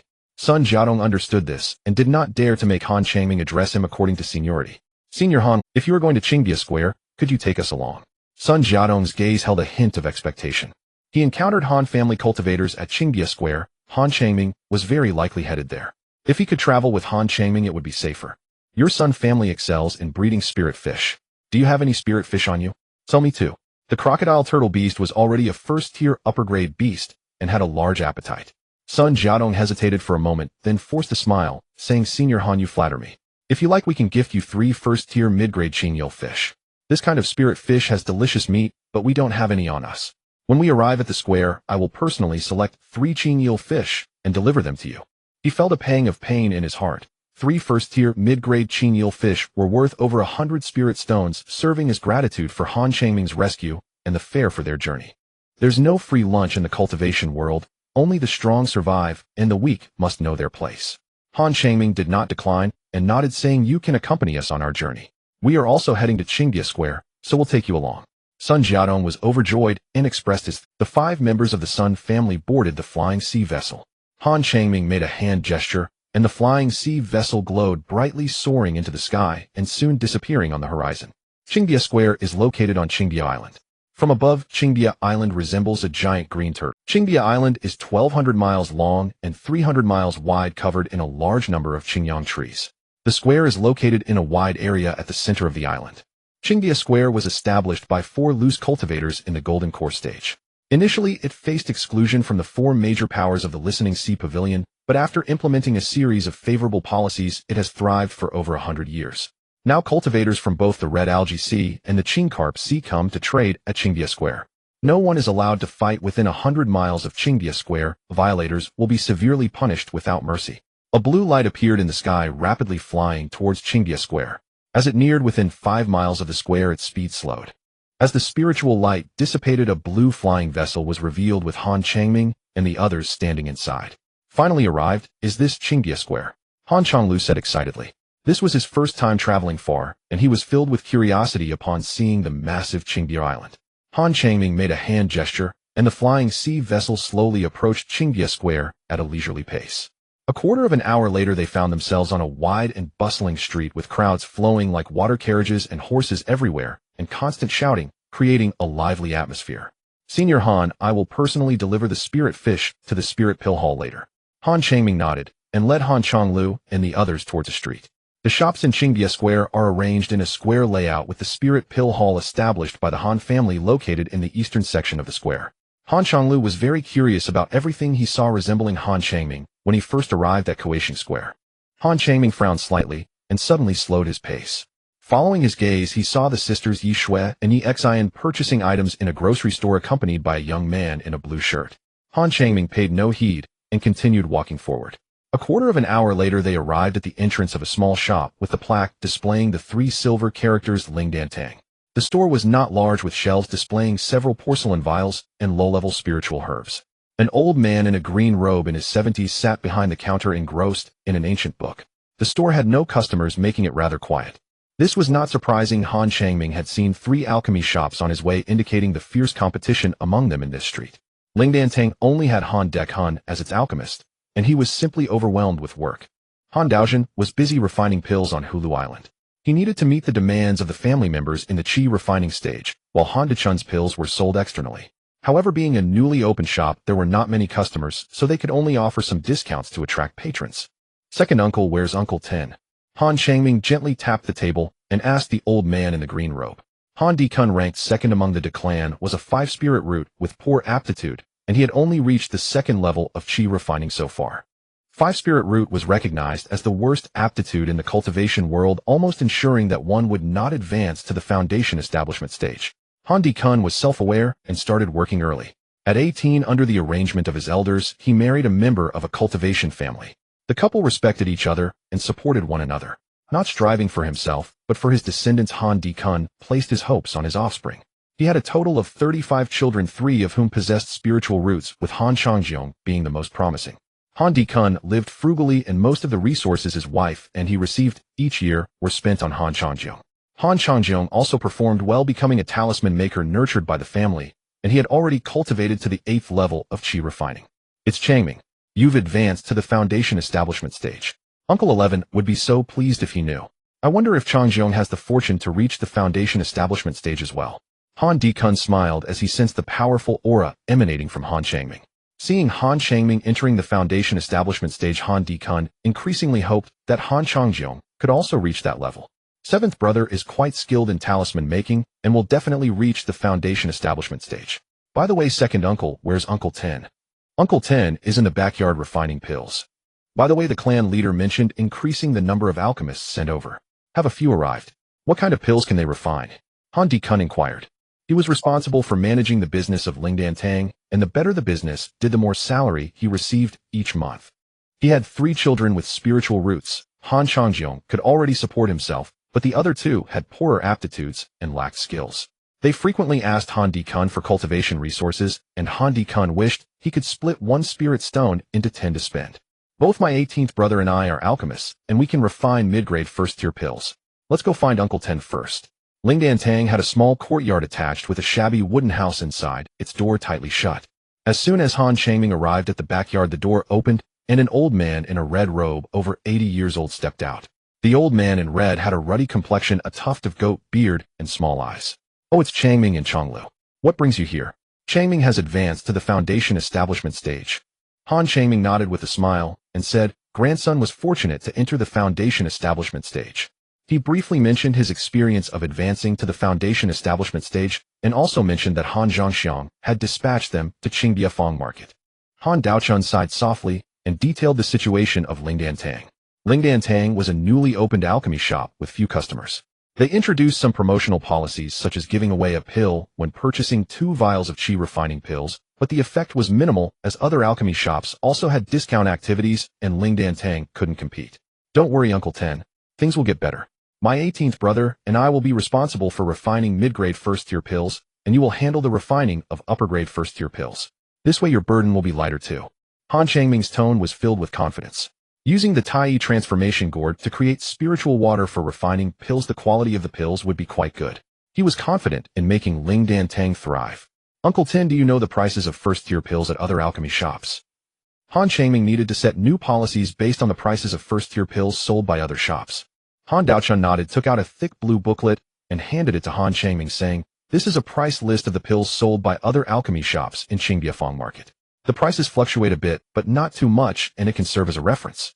The Han family has been passed down for hundreds of years, and they have rules for everything, including doing business. In Qingbiafang Market, they know how many shops there are, what each shop mainly sells, and the names of the shopkeepers." Han Changming flipped through a few pages and nodded slightly. He brought 10 clansmen with him, most of whom were assigned to the materials procurement shop, while a few stayed at Lingdan Tang to assist. Not long after, Sun Jiadong personally delivered the spirit fish still alive. Han Changming accepted it without hesitation. During dinner, Han Changming ate with other clansmen, mainly wanting to understand the situation in Qingbiafang Market. Previously, when he went to Kueishingfang Market, he was in the qi refining stage, and the elders would take care of things. Now that he had advanced to the foundation establishment stage, he was in charge of the family's 2 shops in Qingbiafang Market. There were many material procurement shops in Qingbiafang Market, with the most being shops that procured materials from demon beasts, totaling 37, while there were 25 alchemy shops. The best-selling alchemy shop was Qiandan Lu, which sold first and second-tier pills of good quality and had many repeat customers. There were 15 alchemy shops that only sold first-tier pills, all opened by cultivation families, mainly selling commonly used first-tier pills, like food-conserving pills, qi refining pills, and nurturing pills. The most successful was Lingdan Fang, an alchemy shop opened by the Wu family. Han Daochun and Han Di-kun introduced the situation of Qingbiafang Market to Han Changming, so that he could have a foundation. Han Changming first needed to establish the reputation of Lingdan Tang, garnering more repeat customers. This was relatively easy. He planned to use spiritual water to refine pills, improving their quality and building a good reputation. Then he would integrate into the circle of alchemists in Qingbiafang Market to avoid being targeted, although this part was uncertain. Most alchemists tend to be quite proud. To integrate into the alchemist circle, one must not have poor refining skills. "Uncle Ten, is there an alchemist exchange meeting?" "Yes, there was one held not long ago. There won't be another alchemist exchange meeting for a while, but I can introduce you to other alchemists. It is human nature to form groups. Every profession has its own circle. Each circle holds gatherings regularly to exchange information, expand networks, and build relationships. This is a normal phenomenon, and one cannot go far in the cultivation world by working in isolation." Han Changming nodded and inquired about the situation of the other alchemists, to which Han Di-kun responded truthfully. Due to Han Changming's arrival, the room was made available for him. The room was not large, simply furnished with a wooden bed and a blue mat. The walls were inscribed with fire prevention runes, allowing for safe and bold alchemy. Han Changming clapped his storage bag, and a palm-sized purple alchemy furnace shot out, landing in front. He took out dozens of glowing red flags and 3 shining red jade plates, which were the tools for setting up a second-tier low-grade array for the fire-gathering array. The fire-gathering array consisted of 36 array flags and 3 array plates, including 1 main plate and 2 auxiliary plates, each with several grooves for placing spirit stones. He inserted the array flags into their corresponding positions, buried the array plates, and placed the gathering spirit stones into the grooves of the main plate, which was buried beneath the alchemy furnace, channeling a spell into the main plate. With a muffled puff, a large expanse of crimson flames appeared out of thin air, enveloping the Xiang. This was Han Changming's first time using a second-tier alchemy furnace for alchemy. He did not dare to be careless. Once the preheating was nearly done, he tossed the spiritual herbs into the alchemy furnace one by one, adding spiritual water.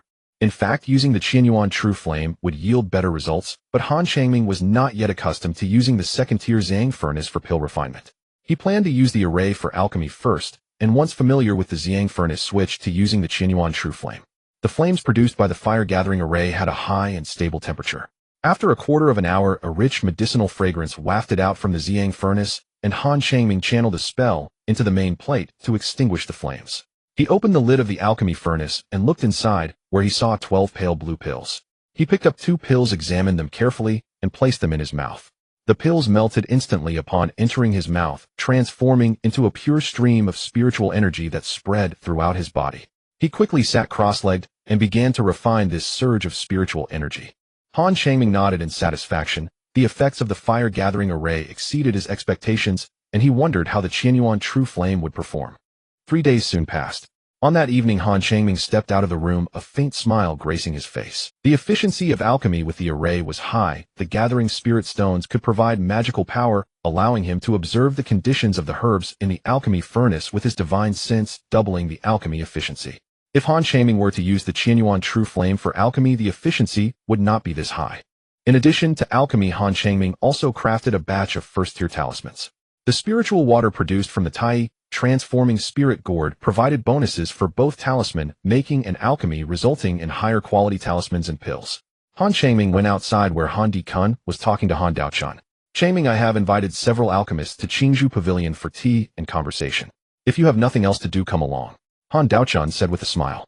Han Changming nodded, took out a green storage bag, and handed it to Han Di-kun, saying, "Second uncle, this contains some first-tier talismans and qi refining pills.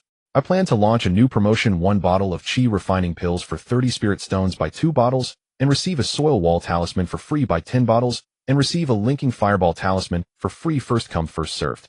A soil wall talisman costs 4 spirit stones, while a linking fireball talisman costs 20 spirit stone. Other pill shops also have promotional policies, with each qi refining pill costing 3 spirit stones buy 2 bottles, and get 1 free buy 5 bottles, and get 3 free.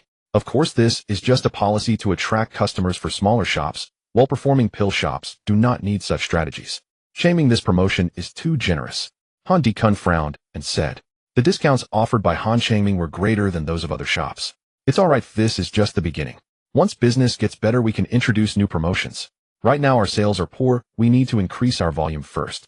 Han Changming was confident in expanding the business. He had tried the qi refining pills from other shops, and most were inferior to his own.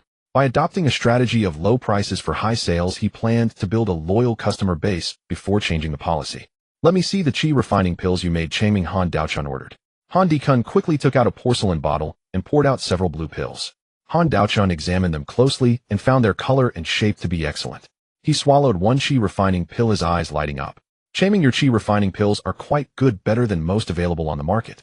Han Changming smiled and said, "With this praise from Uncle Sure, I feel reassured. I hope to make a name for myself. By the way, Uncle Sure, didn't you say you would take me to meet some alchemists? Let's set off. He'll leave the pills and talismans to second uncle. Uncle Sure Changming, he'll take care of the shop." Han Di-kun promised with a pat on his chest.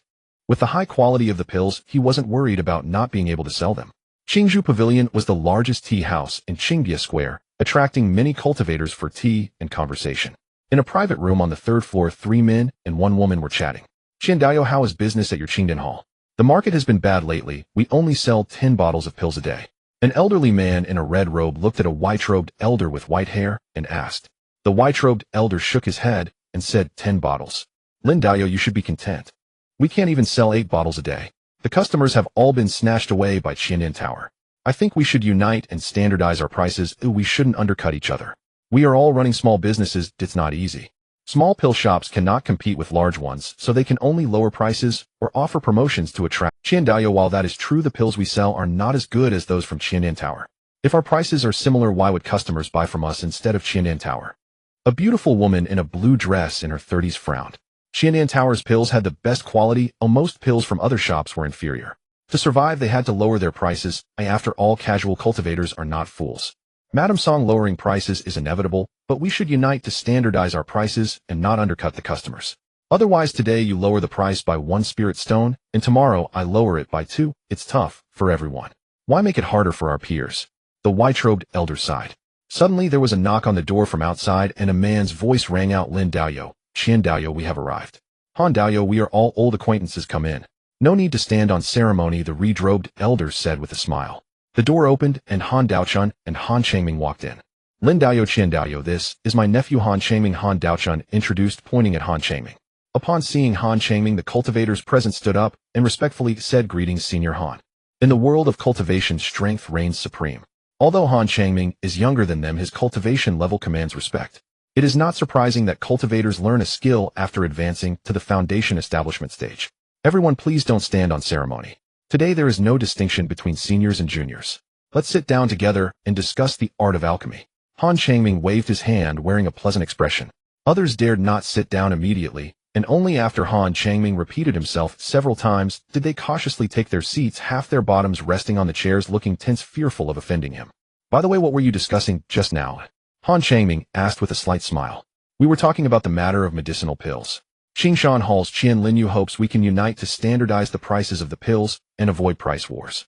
The beautiful woman in the blue dress replied respectfully. This suggestion is not very good. Their family-run pill shop is not large and the quality of their pills is average. If they standardize prices, their competitiveness will diminish significantly. They come from different families and cannot unite. Taking the nourishing pill as an example, some shops offer 2 bottles and give 1 nourishing pill for free, while others offer 3 bottles for 2 pills and some 5 bottles for 3 pills. If prices were standardized to 2 bottles for 1 pill, the competitiveness of other shops would be weakened, which would greatly benefit the shop offering 2 bottles for 1 pill. This idea is not bad. Do you all agree? The 4 middle-aged women exchanged glances. Naturally, they would not agree. If Han Changming proposed standardizing prices according to Lingdan Hall's pricing, it would undermine the competitiveness of other shops. To put it plainly, they were all looking out for their own interests. I was just speaking casually, please do not take it seriously, the old man in the white robe chuckled, awkwardly forcing a smile. Han Changming did not take it seriously either. To be honest, standardizing prices is indeed a good thing, but it is unrealistic. The cultivation families behind the pill shops all have foundation establishment cultivators backing them. Many of them are old rivals and cannot possibly cooperate. If prices were standardized, each would just go their own way. Let's not dwell on this anymore. Let us focus on discussing the art of alchemy. In terms of cultivation, I am higher than you all, but in terms of alchemical skills, you are all above me. I humbly request your guidance. Han Changming said sincerely, as his primary purpose was to exchange alchemical techniques. Once Han Changming spoke, the others naturally dared not refuse and began discussing the art of alchemy. The discussion mainly focused on the techniques of alchemy. Naturally, they would not reveal their own methods, but they did not hold back on sharing some concepts and brilliant ideas. By the way, have you heard of water-based alchemy? Han Changming casually asked. Water-based alchemy. This alchemical technique is quite advanced. It is said that the alchemists of the Xian Shui sect developed water-based alchemy, but it is unstable and requires the addition of a large amount of spiritual water. The refining techniques are more difficult. Fire-based alchemy is easier, as it does not require too much spiritual water, just careful control of the fire. That's right, fire-based alchemy is the most widely practiced in the cultivation world. Both its concepts and techniques are quite mature. Water-based alchemy has only emerged in the past few hundred years and is understood only by the alchemists of major cultivation sects. However, it is said that the pills produced by water-based alchemy are of better quality and easier to refine into mid-grade or higher pills. Han Daochun shook his head and said, we cannot access water-based alchemy. Adding a bit of spiritual water is fine, but who has a large supply of it? Spiritual water isn't inexhaustible. If it were, it would be good for cultivation too. Using spiritual water for cultivation. Only those major cultivation sects can afford that. For us, being able to add a bit of spiritual water during alchemy is already quite good. Is there an endless supply of spiritual water? In dreams, perhaps. Han Changming smiled indifferently. He possesses the Tai transformation cauldron. As long as there is spiritual energy, he will never run out of spiritual water. An hour later, Han Changming and Han Daochun left Qingzhou Xian. Ten uncle, please return to Lingdan Hall first. I want to stroll around by myself. Han Daochun agreed without thinking much. Han Changming began to wander along the street where the crowds surged and the sounds of hawkers filled the air. Han Changming walked and looked around, appearing curious. He saw many strange things: a hermaphroditic purple gold-toed fish demons that could emit the cries of infants and the feces of seahorse beasts that could attract a certain type of sea snake. He looked at many things, but did not make any purchases, as these items were of no use to him now that he had advanced to the foundation establishment stage. After a brief time, Han Changming appeared in front of a 7-story blue tower. On a gilded plaque, the words Qianling Pavilion were flamboyantly carved. Qianling Pavilion is the largest raw material procurement store in Qingbiafangshe as well as the largest raw material sales store offering blank talismans, poisonous herbs, materials from demon beasts, and formation materials.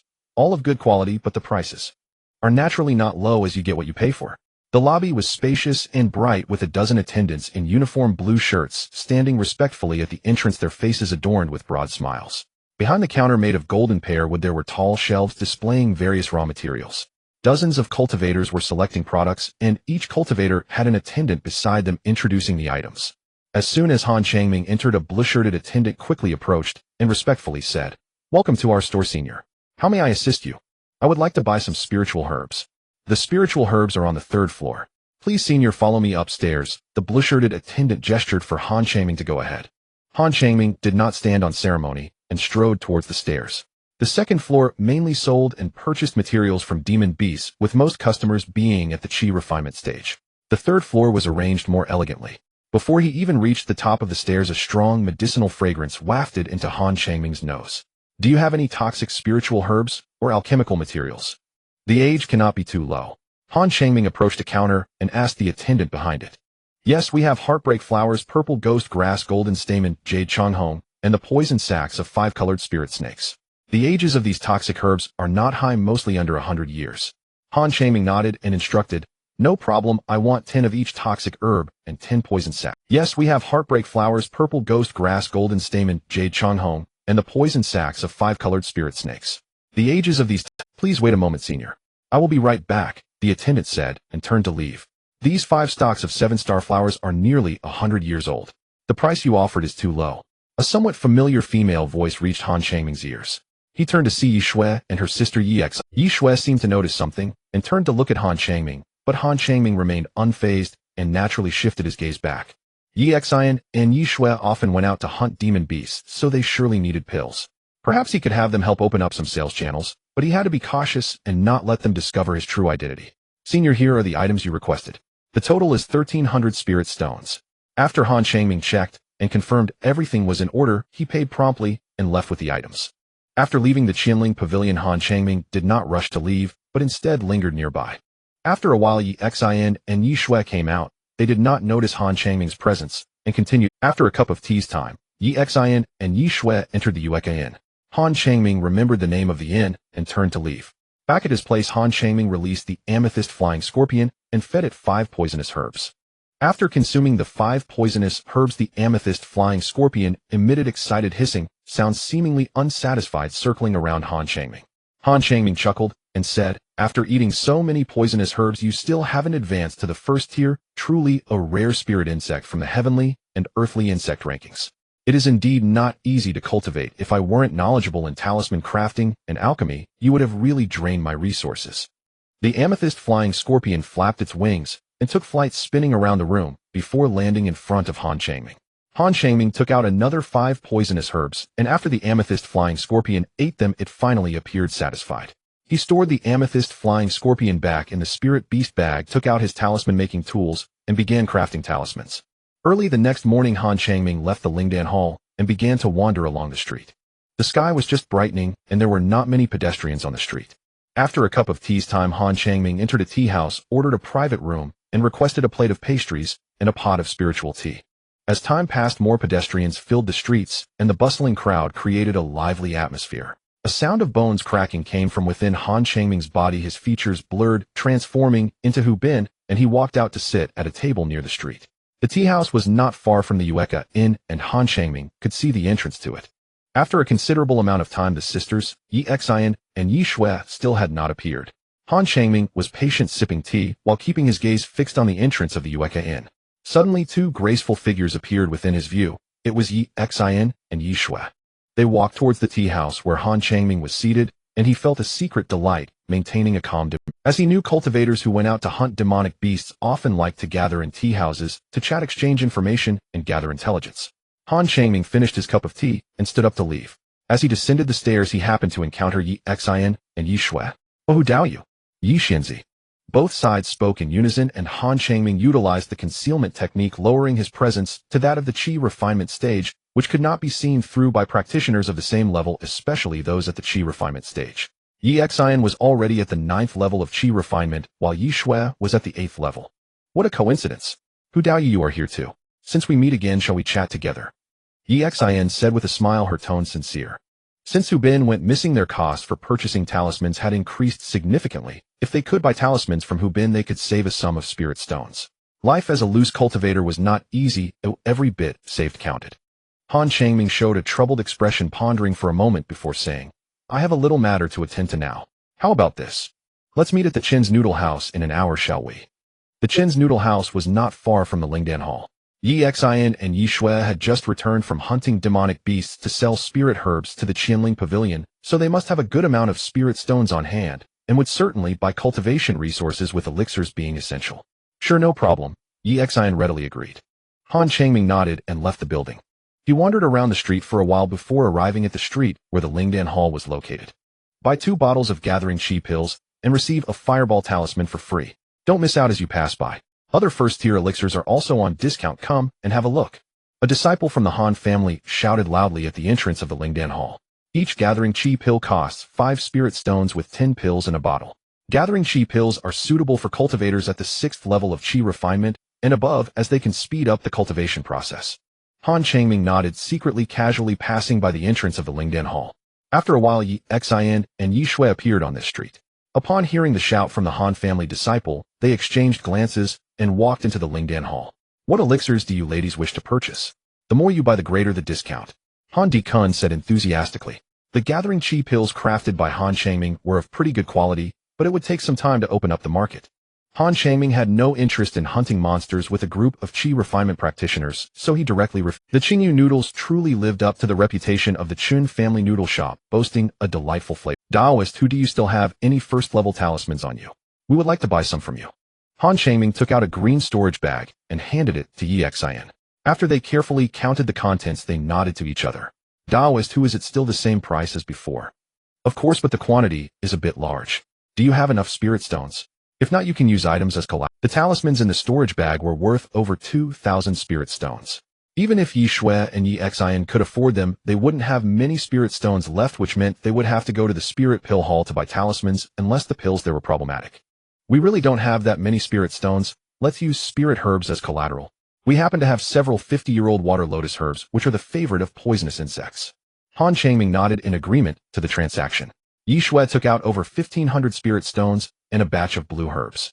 As they hunted monsters at sea, it was better to buy more talismans, whether it took 1 or 2 years, or just a few months. Daoist, who you talisman makers earn spirit stones easily, unlike us. We might not return one day, Yi Shui said enviously. When they went out to hunt monsters facing wind and rain, if they were lucky, it would take more than half a year to accumulate several thousand spirit stones. Han Changming sold them talismans, taking away most of their savings in one go. You must have accumulated quite a bit from hunting monsters. You could learn a skill. Hunting monsters isn't a long-term solution. Standing by the river often, who wouldn't get their shoes wet? Han Changming kindly advised. Yi Xian sighed bitterly and said, we have tried learning, but without any guidance we couldn't become talented through self-study, and wasted over 1,000 spirit stones. Yi Xian and Yi Shui had self-studied the art of talisman making, but without guidance their failure rate was high, leading to a waste of over 1,000 spirit stones with a very low success rate. Yi Shui's beautiful eyes lit up with anticipation as she said, Daoist, who could you offer some guidance? We are willing to pay a fee. Guidance? Han Changming was slightly taken aback, never expecting Yi Shui to make such a request. Naturally, he didn't mind the fee. He was mainly eager to open up sales for the Spirit Pill Hall as soon as possible. Yi Shui didn't have much hope either. Teaching disciples could lead to the master starving. If Han Changming guided them in talisman making, they wouldn't need to buy talismans from him. Sister, don't put Daoist, who in a difficult position, over this matter. Fine, I can guide you in talisman making, but you must help me with a few tasks, and also pay me a fee. If Yi Xian and Yi Shui were to learn talisman making, their spirit stones would become even scarcer, increasing the likelihood that they would go to the Spirit Pill Hall to buy pills. If they wanted to earn a commission, they would surely help the Spirit Pill Hall attract customers, provided the quality of the pills was good. If it came to it, Han Changming could only actively recommend the pills from the Spirit Pill Hall to them. What tasks do you need, Daoist, too? Please tell me. I need 3 types of spirit herbs, 400-year-old Qingxin mushroom, Yuyang grass, and Luoyue flower. If you find any news about these 3 herbs, inform me immediately, or if you help me acquire them, I will buy them from you. As long as the years are sufficient, the price is not an issue. Han Zhongxiang had suffered from severe poisoning in his youth, and due to delayed treatment, the residual poison had lingered in his body. The Han family found a second-tier pill formula that could resolve the residual poison in Han Zhongxiang's body, and all the auxiliary herbs were ready, but they were short of these three main herbs. These three main herbs are commonly used in the refining of detoxification pills and are in high demand. Usually herbs over 100 years are sufficient for refining detoxification pills, yet the residual poison in Han Zhengxiang's body had been there for many years and the age of the main herbs was not high enough to completely eliminate it. Herbs over 400 years could be used as auxiliary herbs to refine third-tier pills. Yi Xian and Yi Shui made a living by hunting monsters running around all year round, so they might have the chance to encounter these three main herbs. Is that the condition? Is that really the condition? Yi Shui asked oddly. This condition hardly counted as a condition. When they went out to hunt monsters, they had at most picked herbs over 100 years old, and they had never encountered herbs over 200 years old. I will guide you for 5 days each month for 5 hours each day, and require a fee of 300 spirit stones per month. As for when you learn it, that depends on your talent. Yi Xian and Yi Shui exchanged glances, nodded, and agreed. Han Changming's conditions were not excessive. If they could master a skill, they wouldn't want to hunt monsters outside. However, this meant their financial situation would become tighter. Since you have no objections, let's proceed. Where are you staying? They'll come by the day after tomorrow to guide you in talisman making, so make sure to prepare your talisman making tools. We are currently staying at the Laiwei, and we will wait for you at the entrance the day after tomorrow. Han Changming agreed and began to chat idly. After finishing the noodles, Han Changming took his leave, and Yi Xian and Yi Shui stood up to see him off. Sister, you were right. He must be either a disciple of a cultivation sect or a member of a cultivation family, definitely not a loose cultivator. A loose cultivator in the Qi refinement stage wouldn't need 400-year-old spirit herbs. Qi refinement practitioners are busy cultivating. Their main goal is foundation establishment. 400-year-old spirit herbs are hard to find, and if Han Changming needed them, he might as well inquire at a large shop. It was nearly impossible for them to help him. Besides, Han Changming was willing to teach them talisman making, but teaching disciples could lead to the master starving. He wouldn't overlook this point. Sister, when we traded before Daoist, who was always at the tea house, showing little interest in pastries and tea. This time he invited us to the Chun family noodle shop, just for the noodles. That doesn't fit his character. I have a feeling he deliberately led us to the Chun family noodle shop. Yi Xian analyzed calmly. Led us to the Chun family noodle shop. What does he want? Yi Shui widened her eyes, curiously asking. Yi Xin's eyes brightened, and she excitedly said, Sister, do you remember that spirit pill hall from earlier? I remember the shopkeeper claimed to be a descendant of the Han family from Hulu Island, who is likely a member of the Han family, and he might be hoping we can help promote the pills from the spirit pill hall. Sister, that's impossible. If he is a member of the Han family, there's no need for him to do that. Why not just review? Everyone has their own secrets. Those cultivation families or sects all have their spies. He might want to develop us into his informants. The Qingyu noodles are indeed delicious, but there are more than one noodle shops in the market. The Chun family noodle shop is just of average quality. With Daoist Hu's financial means, wouldn't he prefer to eat a bowl of noodles at a grand restaurant? Choosing to eat at the Chun family noodle shop combined with his usual behavior, he should be a member of the Han family.